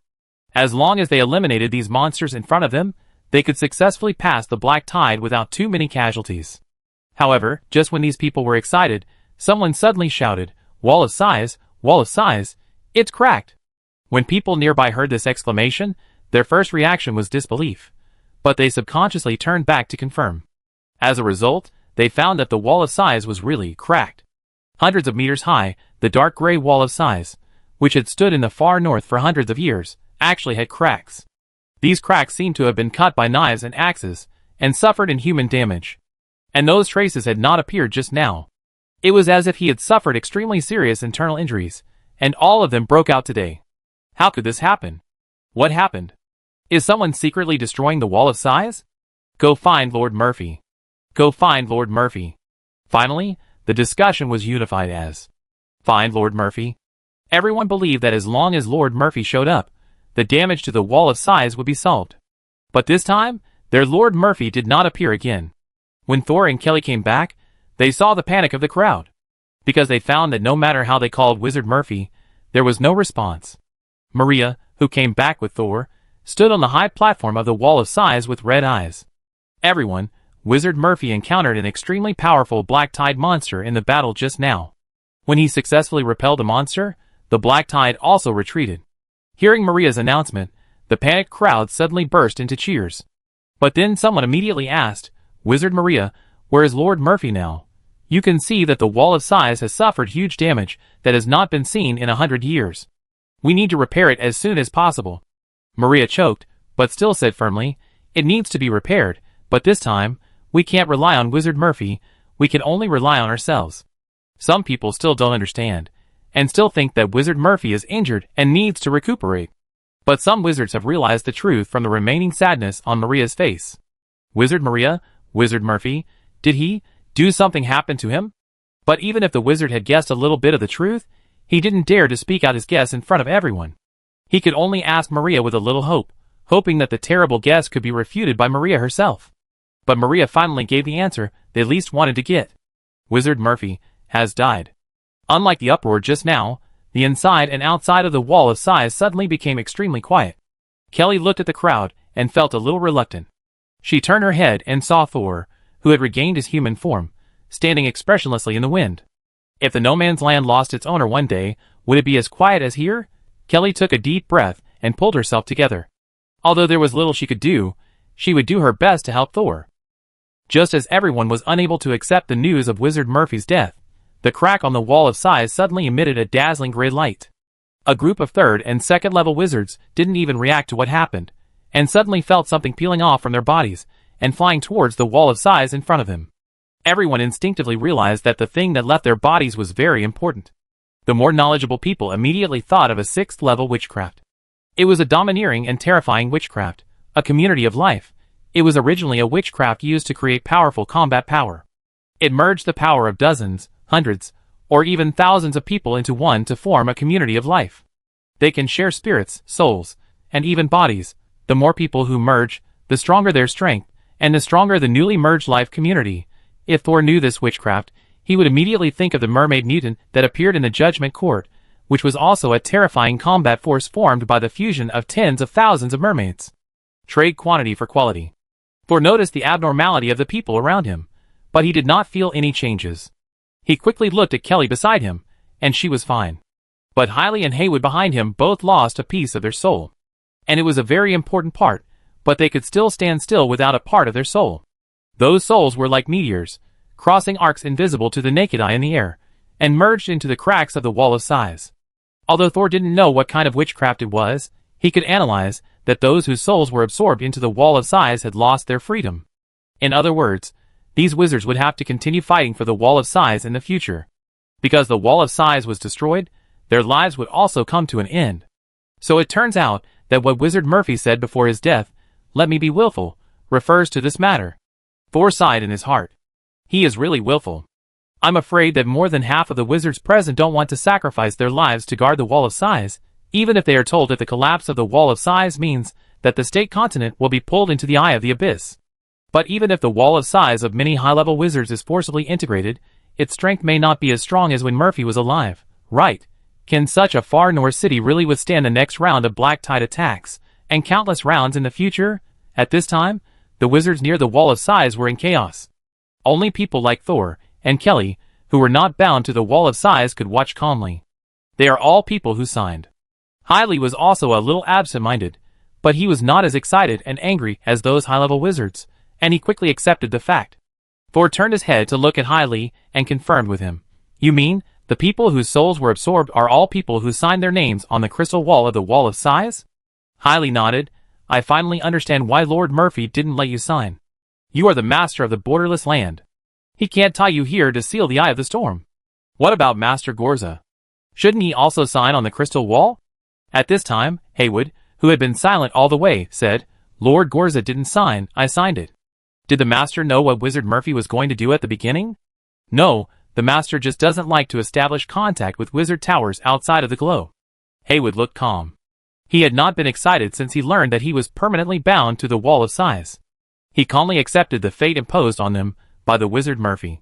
Looking at Haywood like this, Thor suddenly remembered what he had forgotten. What about Heidi? After the collapse of the first wizard tower, she wrapped me with her shadow body to isolate me from the erosion of the black tide pollution. But when you appeared, she disappeared. Haywood said it calmly, but it always made people feel like he had lost his soul. Heidi, who lost her body due to witchcraft and was protected by her brother since childhood, finally protected her brother once in the last moment of her consciousness. Chapter 942. No one could comfort Haywood who lost his sister, and he didn't need it. Although the blue-purple eyes were calm to the point of numbness, they were not weak. At this time, Maria in the distance could no longer comfort the wizards, who were in an uproar. She was actually very surprised and uncomfortable.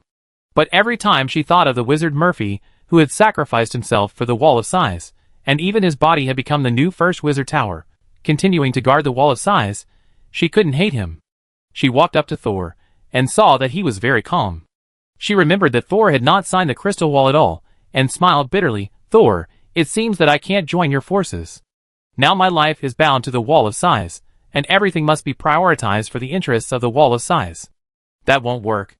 Thor refused mercilessly. We have already reached a deal. Maria didn't expect Thor to say that. It's not like his character, right? Maria didn't let her wonder for too long. Thor raised his head slightly, facing the wall of size, and said, Wizard Murphy also agreed to let you join my forces. This cannot be regretted. Thor was not just watching the fun.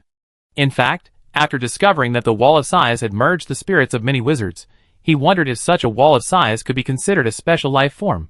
If so, does it also have its own, unique destiny line? Thor said to the people around him, Let's go. Such a wall of size is too fragile, and may not be able to survive in the black tide. We will go over and engrave a few witchcraft circles on it to help the wizards here strengthen their destiny. Kelly looked over in surprise. She vaguely realized what Thor was going to do. The so-called wizard arrays should be the ones that he asked her to set up outside the Bidon College last time. And Beth, who hid in the diary, directly revealed Thor's intention. Thor, are you going to make the wall of size your fourth goal? Although the text was silent, Thor could still see the other party's astonishment from the big question mark in Beth's question. He couldn't help laughing. Why not? As soon as he said it, Thor took Kelly directly to the wall of size. Several wizards on the wall were gathered together to discuss what to do next. When they saw Thor coming up, they just glanced at him casually. Did you see that crack? Thor pointed to the largest crack on the wall. Yeah. Kelly nodded repeatedly.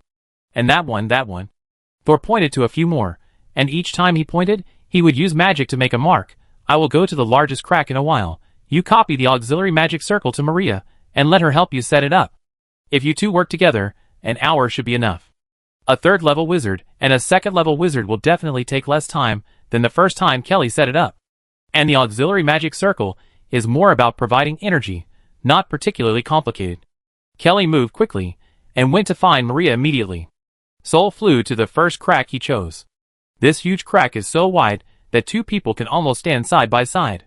If the wall of size was not created by wizards, the upper part of the wall would probably have collapsed by now. After entering the rift, Thor found that the crack was not particularly deep. It might be that it had just absorbed a lot of wizard soul fragments and had been repaired. He raised his left hand and wanted to take materials from the storage device, but he touched nothing.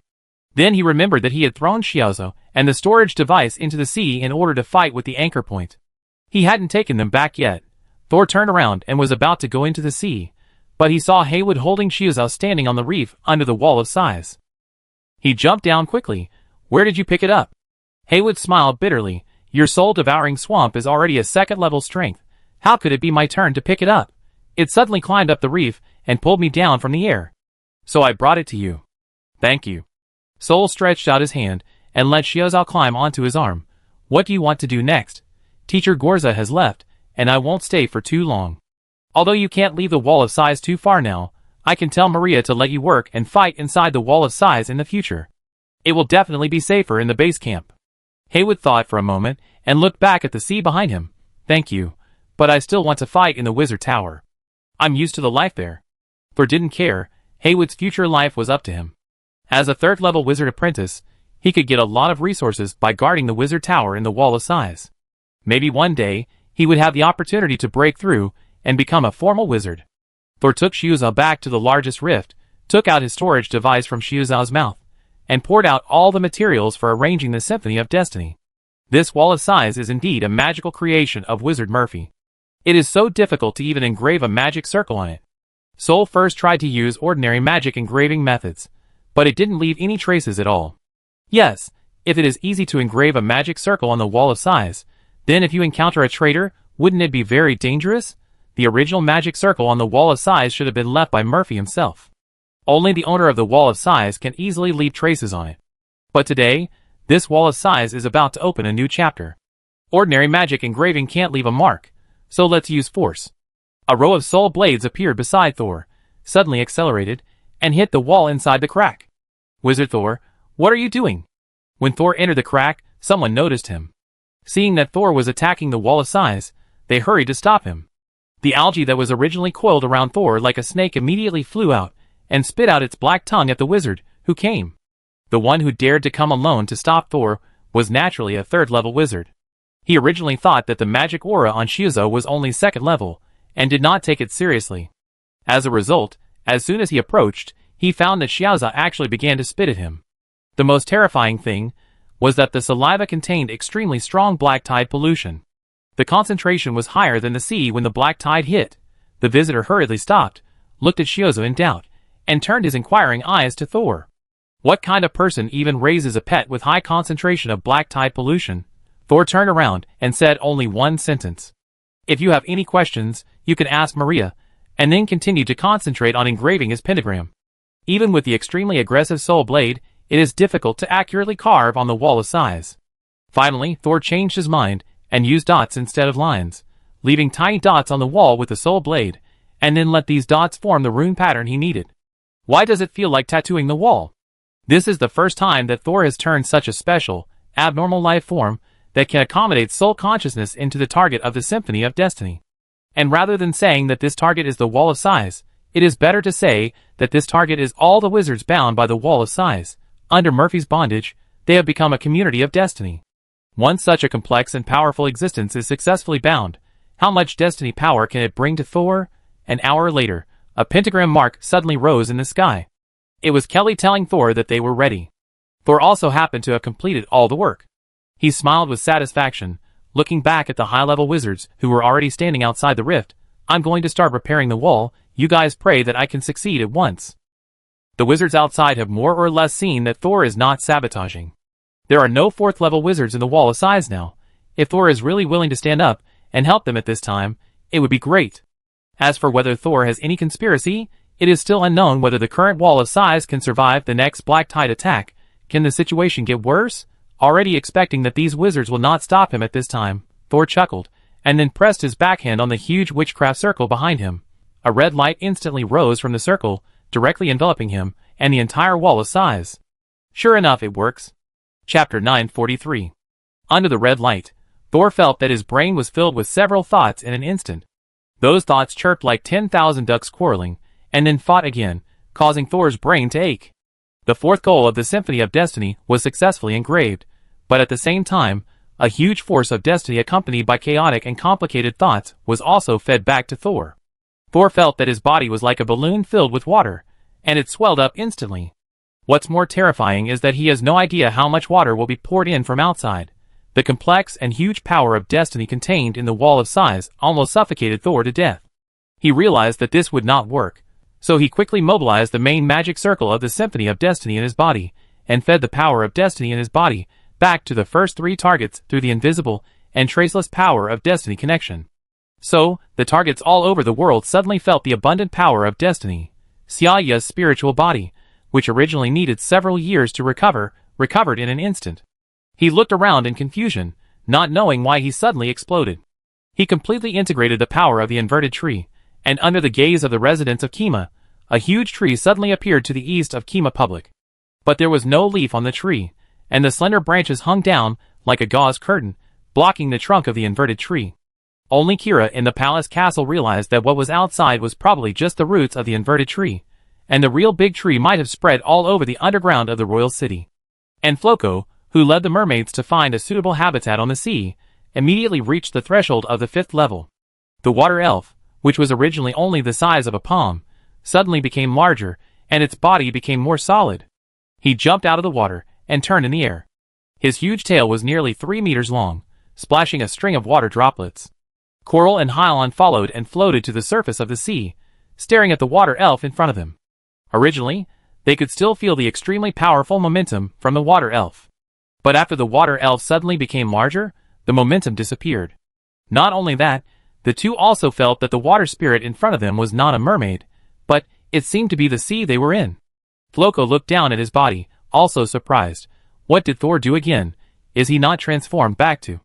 At the same time, on the Red Sea coast of Nephrite continent, Mitter, who was becoming stronger and stronger under the training of Roy and Alexandra, and was dealing with the black tide pollution faster and faster, suddenly lost all the roots connected to the Red Sea tree. The wizards of the Judgment Court immediately went to look for Roy in horror. But when Roy and Alexandra rushed over, they found that Mitter was in the best condition. Midwa, did you take the initiative to cut off the roots connecting to other Red Sea trees? Alexandra was the older brother after all, so she asked directly. No. They cut themselves off. Midwa shook the roots. Roy was relieved to see that Mitter was mentally normal and could communicate. He was mainly afraid that Mitter would suddenly have problems. You know, the black tide pollution of the Wall of Size has just passed, and the black tide pollution on their side is about to arrive. There must be no problem at this time. Although Roy also has a backup plan, it would be too costly. The current tribunal may not be able to bear it. Midjur, can you reconnect the other Red Sea trees? Midjur thought about it, but said, no, I'm still connecting them. Roy's eyes widened, and he immediately flew above Midjur, thinking of the method of cultivating Midjur that Thor had given him before. They cultivated for more than 3 years before they saw initial results. Could it be? He immediately calmed his mind, closed his eyes and sensed, and his mental power spread out like a fishing net. Suddenly, Roy saw a series of translucent threads in the void. These threads spread out in the air like an umbrella, connecting the nearby Red Sea trees. At the same time, more threads continued to extend into the distance. Roy believed that at this speed, as long as Mitter had enough energy, he could connect all the Red Sea trees in the Red Sea within a day. After he was happy, he felt a little confused and fell down on Mitter's bare branch. How could the most difficult problem be solved suddenly? When the 3 targets clearly felt the changes in themselves, the red light on the Wall of Size finally faded. The wizards surrounding the storm sea were shocked. It turned out that after the red light disappeared, they found that the huge cracks on the wall had disappeared. And even the rough and gray wall turned into a work of art like black crystals. A brave 3rd-level wizard stepped forward to sense the new wall of the Wall of Size, and then turned around and exclaimed to the people behind him, the strength of this wall is even higher than before. Some people who were curious but did not dare to step forward immediately asked, what about the anti-pollution ability? So the third-level wizard descended to the sea surface again, and carefully observed the part submerged by the seawater. Not long after, he swallowed his saliva. It is not inferior to the wall of size, and may be stronger. Some people couldn't help but sigh. Wizard Thor, is he really a third-level wizard? We are both third-level. Why do I feel like an apprentice in front of him? While everyone was talking, Kelly and Maria also rushed over. Maria was just chased by a bunch of people asking what Thor was going to do. But God knows she didn't know anything. Even the magic array set up on the wall of size was just taught to her by Kelly. Why didn't they ask Thor, or Kelly, but asked her? It was not until the red light suddenly enveloped the entire wall that she and Kelly quickly retreated, only to find that the wall had turned into a slightly transparent black crystal stone. What's going on? Maria quickly asked a familiar third-level wizard. Why did the wall become like this? The wizard who was asked by her was at a loss for words. Why are you asking me? Shouldn't I be the one asking you? What did you and Wizard Thor do? Why is the hardness and defense of this new wall so strong? Where's Thor? Kelly didn't want to worry about what the wall looked like. After she came here, she looked around but didn't find any trace of Thor, so she quickly interrupted and asked. Well, Wizard Thor, doesn't seem to have come out. Is he sealed inside? Ah? Kelly hurriedly flew to the wall of size and searched for the location of the largest crack in her memory, but she did not find any fluctuations in Thor's spiritual power and magic power. He is not sealed. Kelly patted her chest and was about to relax, but immediately frowned. Then where did he go? Where did Thor go? After the powerful force of destiny poured into his body and was directed to other targets by him, Thor suddenly found that the world in front of him suddenly darkened, and then the scenes disappeared, replaced by constantly changing colors and twisted and stretched balls of thread. Why did I come to the colorful world? Chapter 944. How did I get here? Soul was at a loss. He looked down and found that he was still a ball of thread. Of course, fate sent you here. The slow voice of the death reporting demon sounded. Could it be that he had gathered too much power of fate in a short period of time, causing his consciousness to be transferred to the fantasy world? Soul came to the platform that the death reporting demon had helped him organize, and found that his fantasy channel had indeed added a new line of fate. But the new fate line was unusually thick. Others were cotton threads for sewing clothes, but this one was a rope for pulling a boat. At the same time, there was no clear consciousness coming out of this thick fate line. If Thor tried to connect, he could only hear small and messy murmurs. It was as if the teacher was giving a lecture in the classroom, and there were 10,000 students whispering. At the same time, Thor also found that because he had previously distributed too much fate power to the other three people, the four targets now seemed to have formed a pair-by-two connection with each other. With the current magic structure, he can actually choose to advance to the fourth level. For a moment, Thor's spirit body was a little excited. But he quickly calmed down. Although I can choose to directly advance to the fourth level wizard now, it is better to achieve the fifth goal according to the plan, and then advance to a stable level. Thor shrank his linear body. What I want is to continue to fight against death and doomsday, not to be promoted to an ordinary fourth level wizard. He let go of the fate lines of the four goals, and gradually calmed down. It's time to go back. But before leaving, Thor had something he wanted to ask the death demon, but he didn't know if it was willing to tell him now. Hello. There are many eye-like stars in my current consciousness space, or rather, star-like eyes. They also have pupils of the same color as this space, and can even counter some of the power of the Eye of the Abyss. As Thor spoke, he already had an answer in his mind. Are those eyes related to you? Thor thought the other party would not say it, or would admit it straightforwardly. But he heard a laugh. It was not a laugh in the traditional sense, but he understood the mood of the death-telling demon. The lines floating in the air were surging like a sea of clouds in a strong wind. Thor finally heard the death-telling demon speak. Aren't those your eyes? What? The small ball of thread was stretched straight. Don't forget, you are also one of us. Although you don't want to return to the essence, it doesn't mean you can get away from the essence. Thor was somewhat shocked. So, was it himself who was watching him in the space of consciousness? He still couldn't connect those eyes with himself. He used to think that he borrowed the power of the eyes. He couldn't use it often because it might be polluted by the eyes. Now it seems that the reason why he couldn't use it often was because he was afraid that he would be forced to return to his so-called essence. The line of fate finally softened slowly. Thor sighed in his heart, and had to start changing his inherent ideas. If he had listened to the advice of the death demon, he might have been able to instantly become a sixth-level person. Those eyes would also return to him completely. But Thor was afraid. Would he still be himself in that state? Thor sighed. Why does a thread of fate need so many eyes? If you can't observe fate, How can you talk about fate becoming a thread? It suddenly made sense. If Thor merged all the star eyes, would he be able to observe the complete fate? Hey, why does this statement sound familiar? He suddenly thought of the diary. You know. Thor hesitated for a moment, but felt that since the other party knew the eyes in the space, he should also know what was in the space. Do you know the diary of the dead wizard? Why do I feel that the operating principle of the diary is similar to the fate line? Does it also come from the power of the death demon? No, that diary was made by another 6th level existence outside. It borrowed some principles from the power of fate, but its essence is not observation, but rehearsal and deduction. The diary was actually made by the 6th level, but I remember that its previous owner was only a 5th level wizard when he had the diary, and he wanted to use the diary to advance to the 6th level but failed. That is to say, its previous owner was not the one who made the diary. The diary does not feel incredibly powerful in my hands. Is it because although it was made by the 6th level, it is not equivalent to a 6th level witchcraft prop? But it is true, a witchcraft prop equivalent to the 6th level is terrifying to think about. Although your diary is not comparable to the 6th level, it is actually considered the 5th level. The Death Teller said, but it's not complete yet, and something important is missing. You're right. Sol remembered the golden page he received from the tribunal, and its state was completely different from the other golden pages in the diary, but I'm not sure what's missing from the diary yet. You know? The Death Teller said slowly, I've seen the direction of your destiny. Sol opened his eyes, and found himself standing in front of a huge crystal wall. He quickly recognized that this was the place where Maria had brought him to sign, but due to the wizard Murphy's obstruction, he did not leave his name on the crystal wall. But at this time, the name on the crystal wall changed. The name originally engraved on the surface was transferred to the inside of the crystal at some point. There was no trace of interlayer in the middle, as if they had grown naturally inside. These changes should also be related to Murphy's operation. You finally woke up. Thor turned his head, and found that Kelly was sitting next to him, looking at him with her chin in her hand. How long did I lose consciousness in your opinion? 3 days? Kelly held up 3 fingers. 3 days ago, all the cracks in the wall of size were closed, and the wall turned into black crystal. But you disappeared. I almost thought you sacrificed yourself to repair the wall of size. I'm not that noble. Thor shrugged. You know, this is a win-win situation.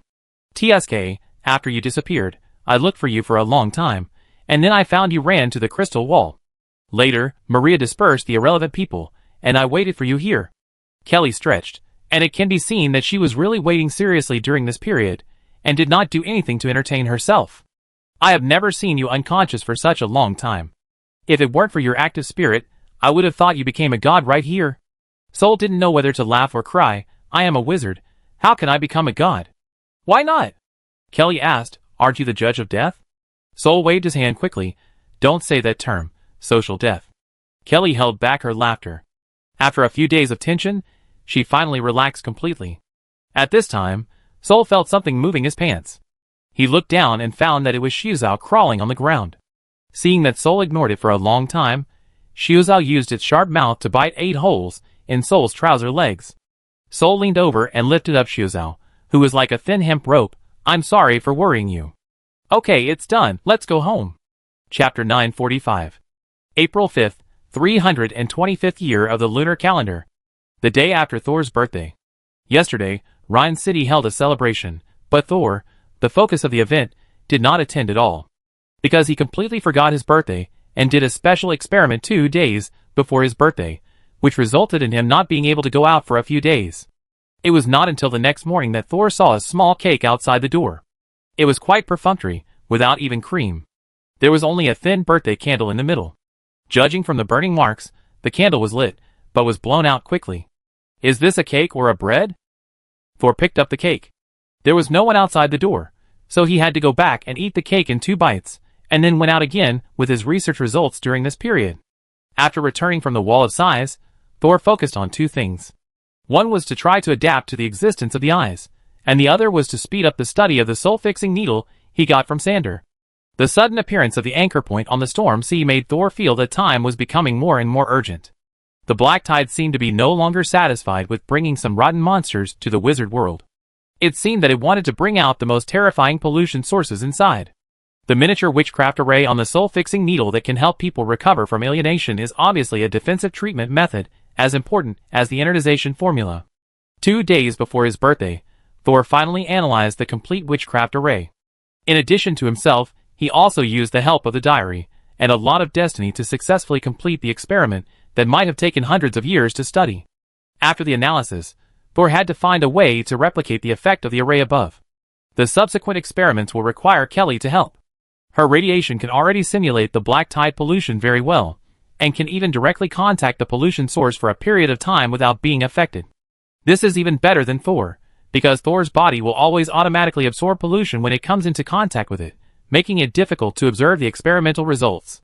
At the same time, Thor also found that the material of the soul-fixing needle itself is not simple.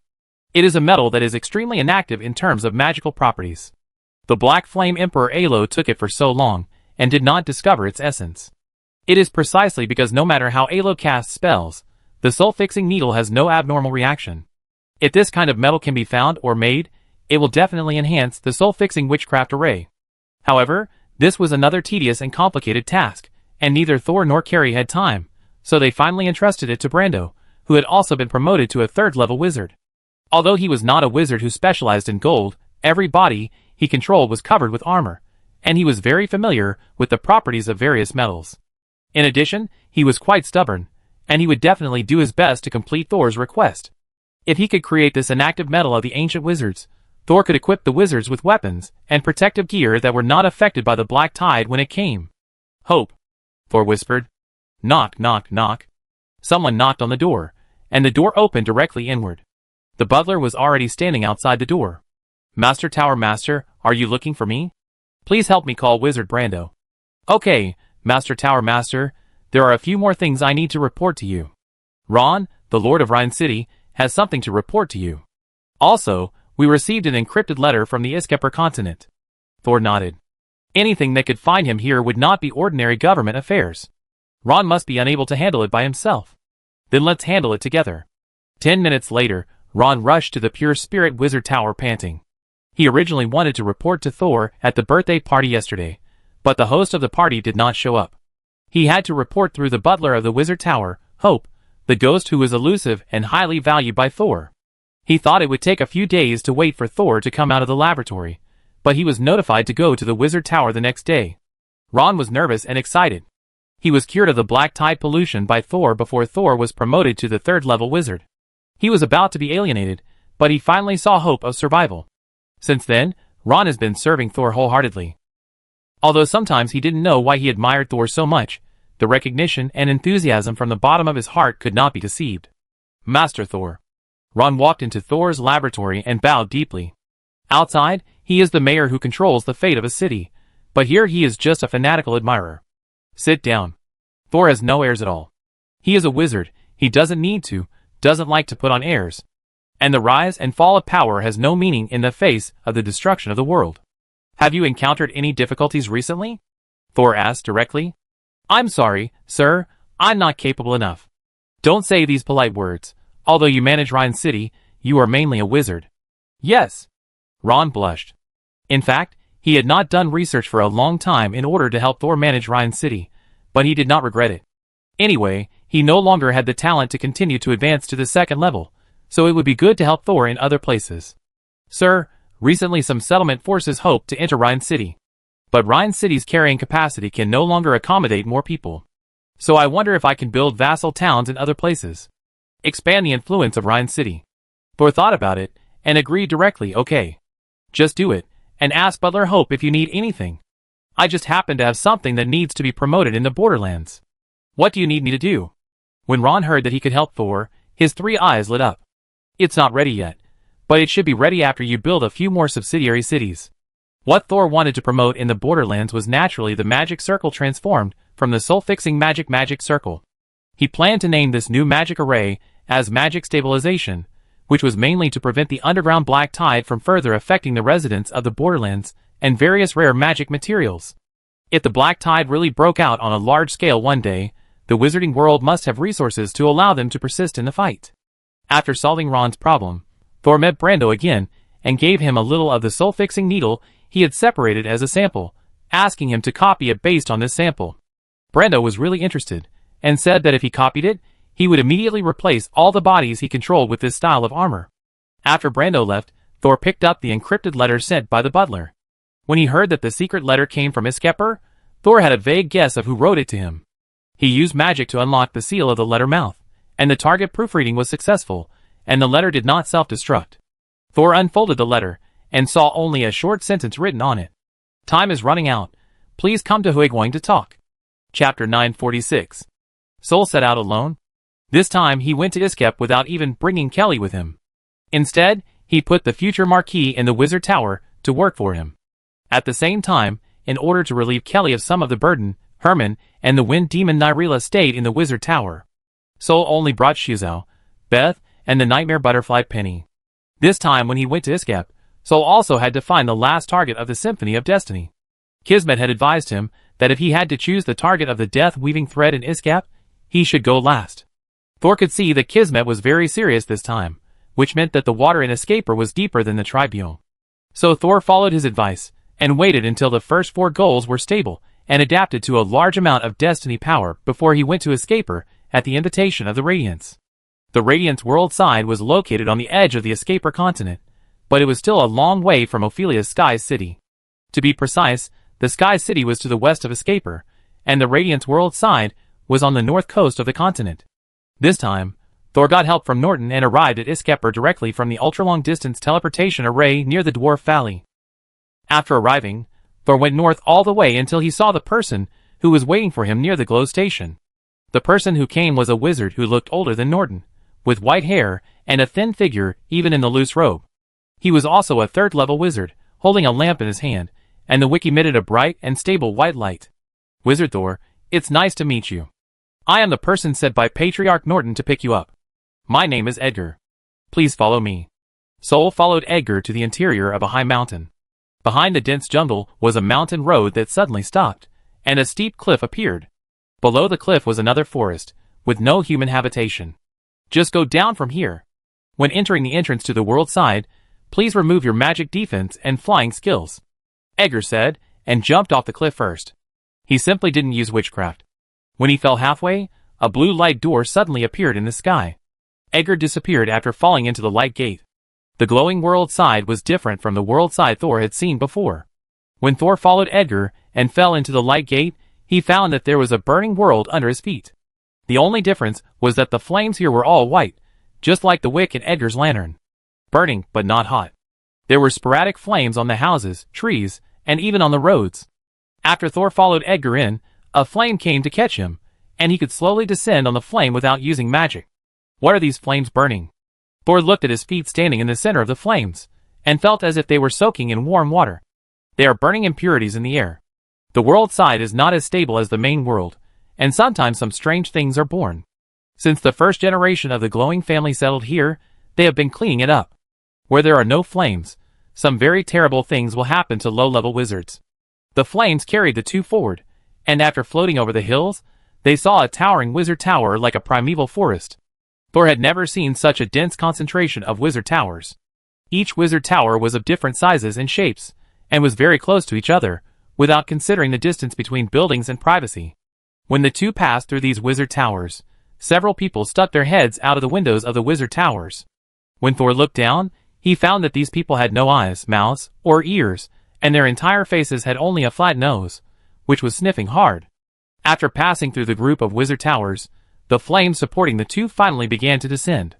The place where they landed was a very special wizard tower, which looked more like an upside-down bowl. The bottom of the bowl opened automatically when the 2 fell, and closed immediately after they entered. The bowl was dark, and the road was not visible, which was somewhat familiar. The power of space was distorted, and sent them to another place.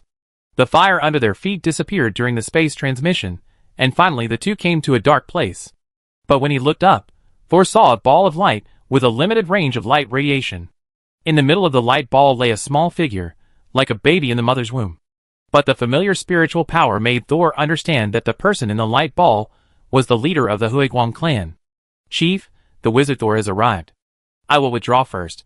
Edgar bowed and wanted to leave, but was stopped by Norton. Edgar, you stay.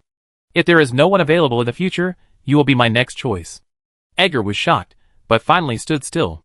Then the baby in the light ball turned to Thor. Thor, you should have seen that I am not at the end of my life yet. Thor nodded. He could see that the other party's mental strength had not yet begun to decline. So what happened that you called me here in advance? Gorza is back. Thor raised his head suddenly, shocked and happy. The mentor is back? In fact, Thor also knew that Mentor Gorza could not stay in the eye of the abyss for too long. He was mainly surprised that the other party actually came back alive.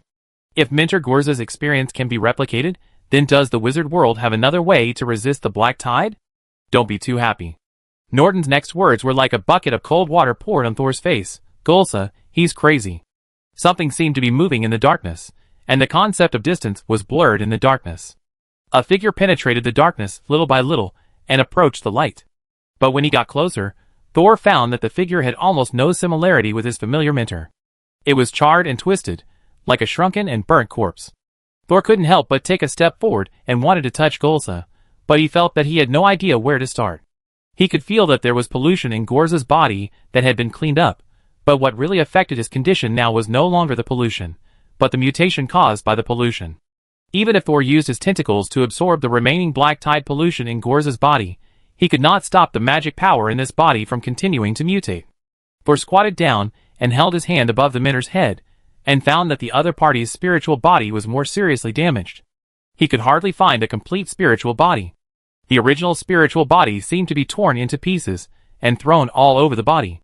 Huh? Thor suddenly retracted his hand in surprise. You've noticed it, too. Norton's voice came from above. Gorza seems to have deliberately changed his body into this state. Yes, and the mentor did this to use this body to seal his fragmented spirit. In fact, even if it is a 4th-level wizard, I have no confidence that I can restore his spirit after it is broken into this state, but Gorza's spirit body, although broken into this state, still remains active. And he told me before that if one day his spirit body is irreparably altered, he will call you over. Soul looked down at Gorza's body, which was no longer in human form. He found a familiar breath in his broken spirit. It was the soul fragment that was bitten off by the ghost of the sandwich. Could it be that his soul fragment was also one of the means to help Gorza come back? Chapter 947. Just as Thor was thinking about how to help mentor Gorza, who had curled up and was motionless, suddenly twisted his neck. Mentor! Soul immediately squatted down and tried to wake him up. If he could communicate with Gorza, it would naturally be more helpful to help him recover. But Gorza in front of him could only distinguish his head and torso, and his limbs were all stuck together and entangled with each other. The other party seemed to only maintain the lowest level of activity, and had no other response to Thor's call. Is it because I just used my mental power to explore the mentor's body and made him recognize me? Gorza really reacts to your mental power. Do you have any way to wake him up? Norton was helpless. Although he was a 4th-level wizard, he was really not good at treatment. Soul lowered his head, and a gray needle appeared in his palm. That was the soul-fixing needle that Sander traded for him. I have a way, but I need to make some preparations before starting the treatment. Edgar, who had been silent, raised his head excitedly, and then looked at Norton hopefully. Norton also looked a little surprised, because in his opinion, it was actually difficult to save a wizard who had been alienated to this extent. If Gorza really died completely, he could only hand over the Glow clan to Edgar. Even if Edgar did not have the confidence to lead the Glow clan to gain a firm foothold, there was no other way. Tell Edgar what you need. The Glow clan will fully cooperate with you. The resources of the entire world side are at your disposal. Norton waved his hand and gave Thor the greatest authority. Anyway, if he and Gorza died, and Edgar couldn't defend the world side, everything here would become someone else's spoils, so it would be better to give it to Thor. If you can cure Gorza, I can give you 30% of the resources in this world side. Wow, 30% of the resources of the world's largest wizard family? Norton is really generous. This is a very sincere offer. Don't worry about these things for now. Soul didn't care about the value of the Glow at this time, and it was not up to them to decide how many resources the Glow had. He didn't need to be so eager for quick success at this time. My method may not be able to cure the mentor. I can only do my best. Norton sighed. I am very satisfied with the current results. For the next few days, Thor stayed in the Glow world. He asked Edgar for a few materials, and then took out the witchcraft array he had copied from the soul-fixing needle, selected the milder components, and prepared to design a protective suit for Mentor Gorza. According to Thor's design, this protective suit can not only help Gorza isolate from external pollution, but also gently maintain his spiritual and physical body. As for the appearance of the protective suit, Thor has already thought about it. He will make a bandaged skin for Gorza based on his previous image in the Wizard Tower. However, the material of this bandage. Edgar brought the materials to Thor, and he held them in his hands instead of putting them into the space device like others were used to. This is the skin you want. But why not just peel it off from a living body, and use witchcraft to cultivate it? Human skin is useless against the black tide, right? Even the skin of a wizard is the same. Thor took the artificial skin. This box of artificial skin combines Gorza's once intact cells, and Thor's remaining mermaid cells, as well as the coccyx he brought back from the Wall of Sighs. Of course, they were all inactivated. In case the Minter has not recovered his resistance, and is infected with other contaminations. Thor transformed the artificial skin into a bandage style, then carefully separated Gorza's tangled limbs, and bandaged them one by one, leaving no trace of the charred body, including his eyes. And Gorza's eyes were dissolved in his head, like his other facial features, and could not be distinguished at all. After the preparations were completed, Thor transferred the unresponsive Minter to the arranged witchcraft circle, then lit up all the magic crystals, and injected magic power, and a little mental power into them. The huge magic circle suddenly lit up, dispelling much of the darkness in the Norton Wizard Tower. Norton and Edgar, who were watching from the side, whispered, "The magic circle used by Wizard Thor is very similar to the design habits of ancient times." Edgar said, "Maybe he got the props or scrolls handed down from ancient times. There are traces of modification on it. He is just a third-level wizard, but he can even modify such a complex magic circle." Edgar didn't know that Thor only took out a part of the soul-fixing magic circle. Otherwise, he would probably be so surprised that he couldn't even speak. So it's not without reason that Gorza values him. If you look closely at his growth journey, you will find that this guy seems to be helped by fate. Norton also completely recognized Thor's ability, and even began to think, if Gorza can't recover and Edgar can't bear the burden of the glory, then can he consider passing the position of the Glory Clan leader to Thor? The Glory Clan does not rely entirely on blood power to maintain.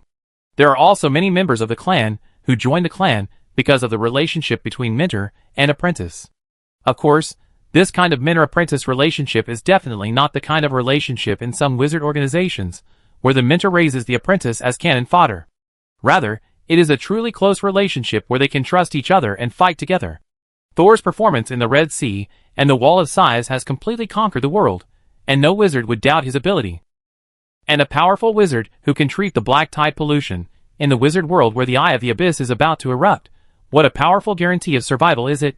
The more Norton thought about it, the more feasible it seemed, and his eyes became kinder when he looked at Thor. If the combined power of the three continents cannot stop the outbreak of the black tide, then the world sides will be the last bastion of this wizard world against the black tide. Thor should not refuse such a retreat. Thor did not know that he had been spotted by Norton. He was currently determined to save Gorza. He saw that Gorza in the witchcraft array had a slight physical reaction, so he quickly stopped the array and let him rest, so as not to cause the healing power to be too strong, which would lead to alienation rebound. In this way, treatment and rest were rotated, and it took more than half a month for Thor to finally gather Gorza's free mental power together. It's just that the mental power was broken for too long, and there were too many fragments, so Thor couldn't restore it for a while. However, Teacher Gorza's current physical condition should be able to withstand stronger treatment methods. Thor took out the soul-fixing needle. This prop is Thor's most useful means to fight against alienation. Seeing the teacher's appearance, he hesitated. But in the end, Thor decided to give it to Teacher Gorza. He gently pinched his thumb and index finger, and the originally inconspicuous black small soul-fixing needle suddenly flashed a light. It was very fast, and after the flash, it returned to its normal appearance. But Thor still knew that the soul-fixing needle had been activated by him. Thor walked into the magic circle, came to Gorza and squatted down, then raised the needle, and was about to stab Gorza's head. The spirit body gathered in the head, so it was natural to use the magic props in the closest place. However, just when Thor was about to stab the soul-fixing needle, he suddenly received a weak mental force. "No need, save me." Chapter 948. "Teacher, have you regained consciousness?" Thor ignored Gorza's words about whether to save him or not, but was surprised that he was still conscious. It was like seeing a colander filled with a lot of water. The abyss is a corpse. Gorza obviously didn't have the energy to explain how he managed to retain a certain degree of consciousness when his spirit body was alienated. He directly told Thor about his most important discovery in the abyss. The information he transmitted was very weak, and only Thor, who was squatting beside him, could receive it. A corpse? Thor thought of the gray-white skeletons inside the abyss. Those were indeed corpses. But it didn't match what the Minter said. Thor suddenly opened his eyes wide, and he thought of the starry sky he saw when he drilled into the abyss from the chaotic domain. Combined with the various plots he had seen in novels, he suddenly had a guess. The eye of the abyss couldn't be a dead world, right? But thinking about it, he felt that if it was a dead world, Minter Gorza would not use corpses to describe it. Then at least it is a powerful existence comparable to the world to some extent. The 6th level destroys the world, and the 7th level creates the world. Both levels of existence are possible. But Thor thought about it, and it was more likely that the abyss was the 6th level. The 7th level is a more terrifying existence than the death demon in the fantasy world. And Thor believed that if the death demon really wanted to destroy the wizard world, he would not use such a gentle and long-lasting method. Yes, the Black Tide crisis that lasted for hundreds of years was probably just a gentle killing method in front of the death demon. But if the abyss is really a corpse of a 6th order being, how can they resist it? Even if the current 6th order is dead, the remaining influences are slowly destroying the world. No wonder Camus said that the end of the world is unstoppable. At this time, Gorza, who seemed to have rested for a few seconds, passed another sentence to Thor. The corpse doesn't want to eat. This sentence made Thor confused. Of course the corpse doesn't need to eat. But the Minter must not be talking casually, so what is the special meaning of it? But Gorza, who had finally delivered 2 sentences of information, seemed to be in a weak state again, and even the mental power that Thor had gathered showed signs of faint collapse. There was no other way. Thor had to use the soul-fixing magic array to heal and repair it again, and it took another 5 days for Teacher Gorza to get better. But Gorza seemed to never wake up again, and did not deliver other information to Thor. Looking at the weak Minter, who was on the verge of mental collapse, Thor made a decision.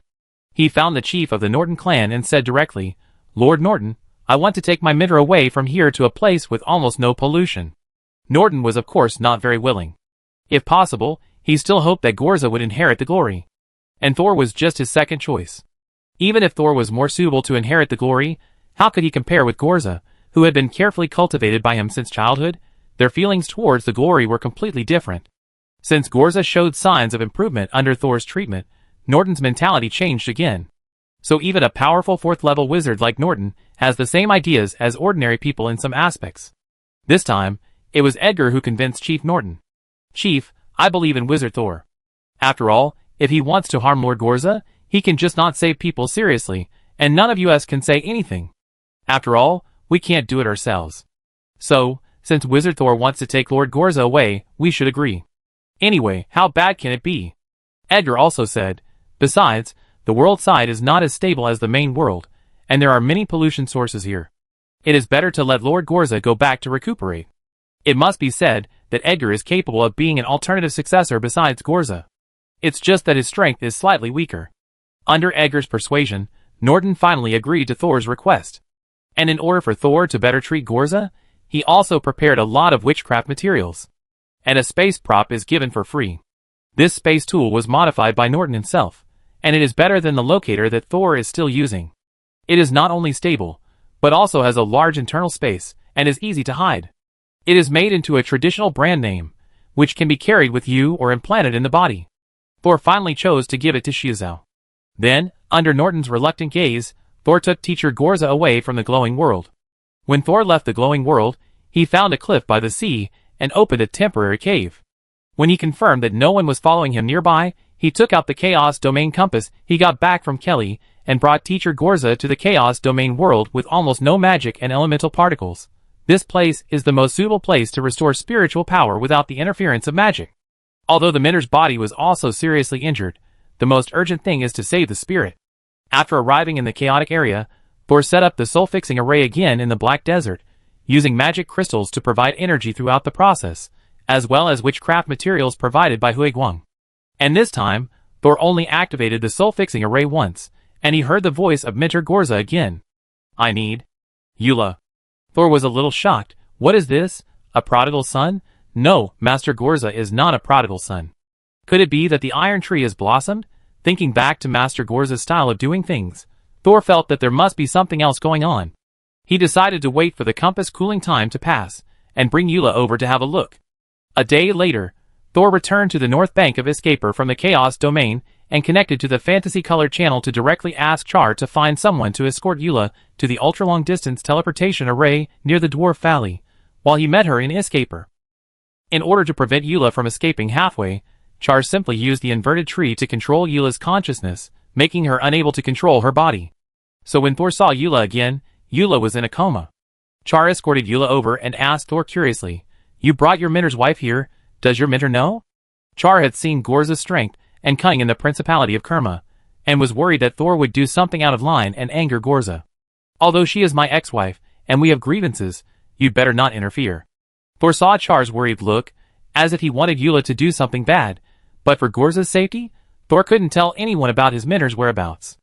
So Thor just rolled his eyes at Char and made up a reason. "It's the Radiance who wants to see Eula. I don't know the details." "Is that so?"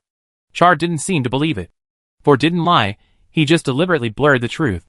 Despite this, he looked at Char with an unhappy expression. "By the way, give me a branch from the main trunk of the inverted tree." Char immediately covered his chest. "What are you going to do?" "Of course, for research. I've used up the previous ones. Give me some more."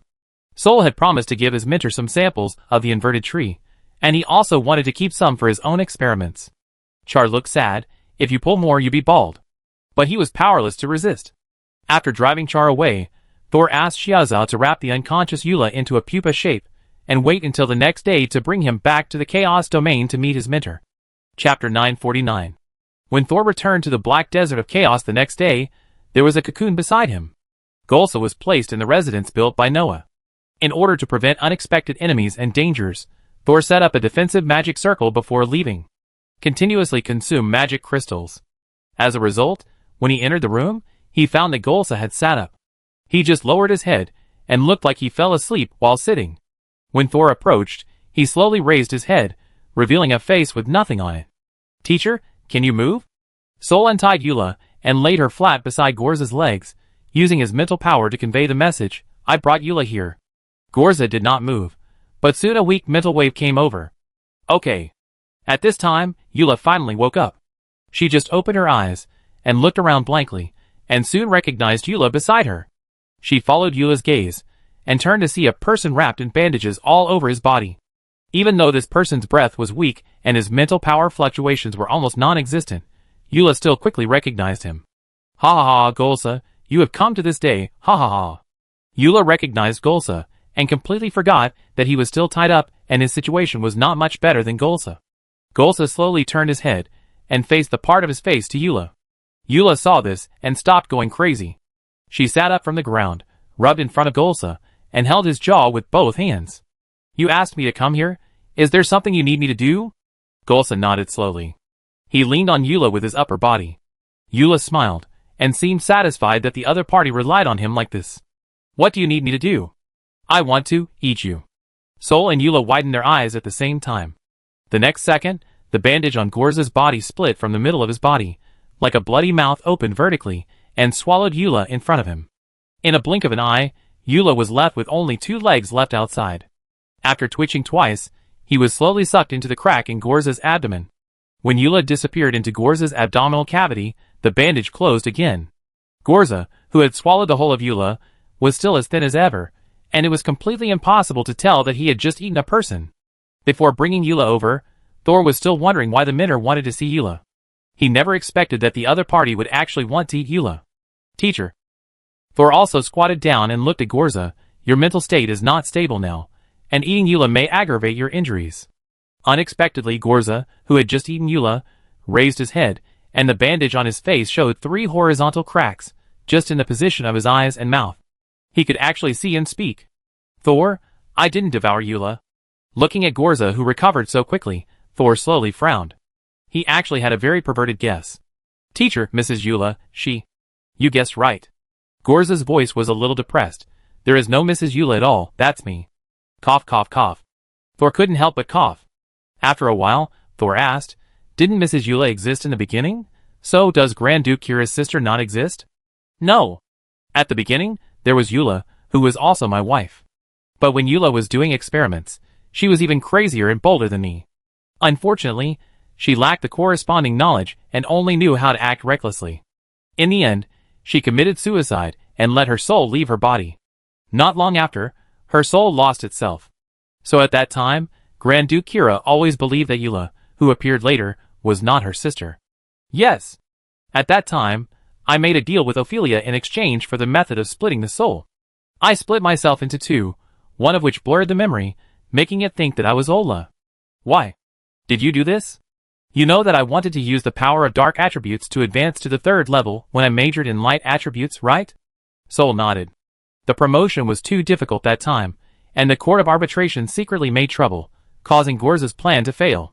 He could only use the original light attribute method to advance to the third level to quell the riot. Ola at that time was also the way out I left for myself. And because I am familiar with the soul characteristics of Euler, the experiment was very smooth. You just sliced yourself for fun. Thor held his forehead. He felt a headache for Lord Norton. The person who will inherit the glowing family in the future is such a lunatic. Does the glowing family really have a future? You should have guessed what happened later. Thor nodded. He saw that there were no eyes and mouth in the cracks on Gorza's face, and guessed that the other party had not really recovered yet. After you were promoted to the third level wizard, you decided to go to the Eye of the Abyss. The Ula that stayed outside, that is, your split soul, became the best medicine to treat the collapse of the spiritual body. Thor sighed, aren't you afraid of any accidents? For example, Ula died at the hands of others. Or when he came back, he was so seriously injured that he couldn't even convey the information? I told the tribe leader that if I was injured and lost consciousness, please come and treat me. This included himself. Thor would not argue with Gorza about this, and placed the inverted tree branch he got from Char next to Gorza. This is the material you requested last time. But I don't think you can use it now. Although you have absorbed the spirit that split off, your current condition is not very good. Gorza nodded, and laid down on the ground obediently. Do you need anything else to supplement your nutrition? No, I can only eat myself now. Okay, I go back first. The magic here is quiet, and the mental power is not affected. It's very suitable for you to recuperate. It's okay if you don't move around. There are ordinary people outside that I have cultivated. Don't catch them and eat them. I'm not a beast. Gorza muttered. It can split its body in the middle and eat people. What else can it be but a beast? Thinking of the scene where Eula was suddenly eaten just now, Thor felt numb all over. Is it considered eating people or eating itself? Well, take good care of yourself. Before leaving, Thor remembered what Gorza told him when he was unconscious. Just now, he was shocked by his mentor's behavior and almost forgot about it. What do you mean when you say the abyss is a corpse?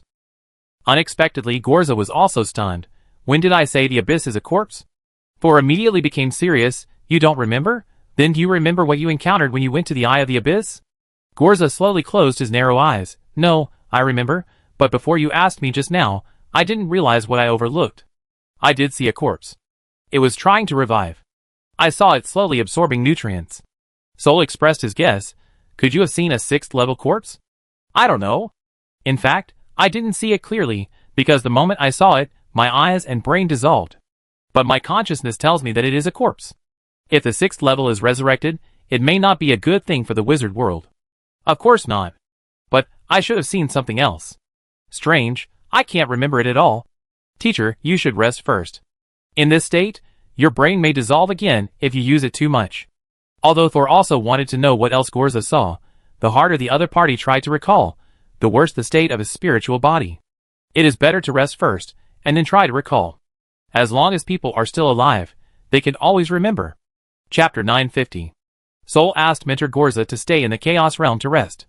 He would only let him return to the wizard world with higher concentrations of magic and pollution after he fully recovered.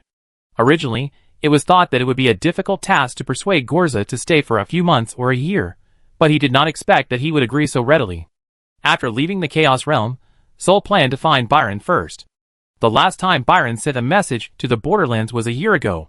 Although the frequency of communication was a bit low, for wizards, who often did experiments for several months, such communication was already very frequent.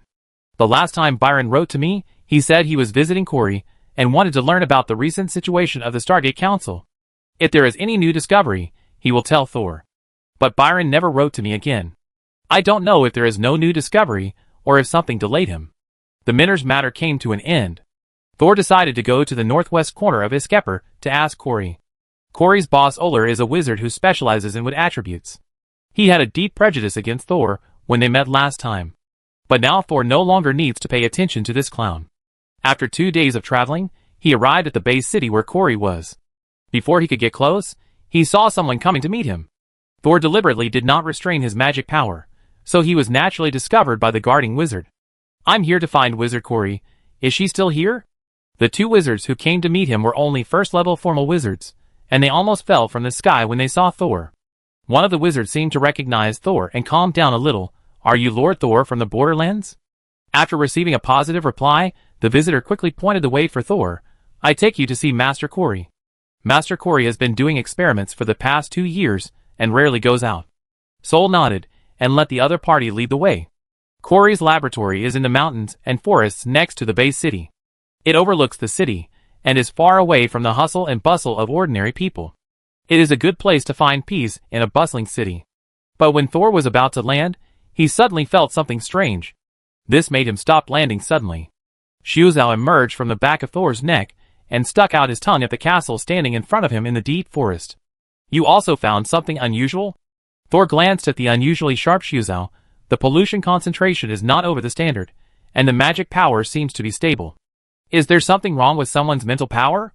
The wizard leading the way saw that Thor was motionless, and was a little confused, but he didn't dare to say anything. He just stood on the ground and looked up at Thor in the air. "The strange feeling just now seems to have disappeared again." Foresaw nodded vigorously. "Foresaw, go back first. If you find anything else, rush over immediately. I see if we found the same object." Foresaw then obediently returned to Thor's neck. After that, Thor continued to descend without explaining anything to the wizard on the road, and the latter naturally did not dare to ask more. When he saw Thor finally landed, he hurriedly said, "Lord Corey is working in the tower west of the castle. In addition, Lord Ole should stay in the main building of the castle at the back. I don't want to see Ole." Soul waved his hand and walked straight into the castle gate. The two first-level wizards didn't dare to follow them in. The territory of the third-level wizards was very dangerous for them. It was very courageous to send them to the door. "Don't we need to inform them first?" one of the wizards asked.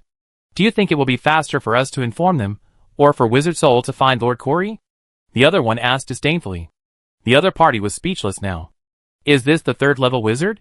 He is really amazing. His aura is even more terrifying than the stern wizard Oler. I dare not look at him directly. "Are you going to die? Stop talking nonsense and continue patrolling. Wizard Corey has been reminding us to patrol seriously, and report any abnormalities immediately. Wizard Corey has always looked very nervous in the past 2 years, but there has been nothing special happening in the city recently. Just listen to me. Why are you so nosy?" The two first-level wizards walked away, unaware that their conversation had been eavesdropped by Thor. "Did Corey find something unusual like me?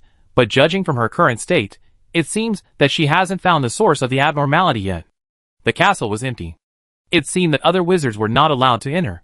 It was just the private territory of 2 high-level wizards. Soul followed the guidance of the wizard and quickly found the west tower where Corey was. Knock, knock, knock. "Who is it?" Corey was sitting at the desk writing a letter. The sudden knock on the door made her very nervous. "Excuse me, I'm Soul." Corey showed a huge surprise on her face. She stood up suddenly, walked around the desk quickly, and ran to the door. She seemed to have forgotten her identity as a wizard, and ran hurriedly and staggeringly.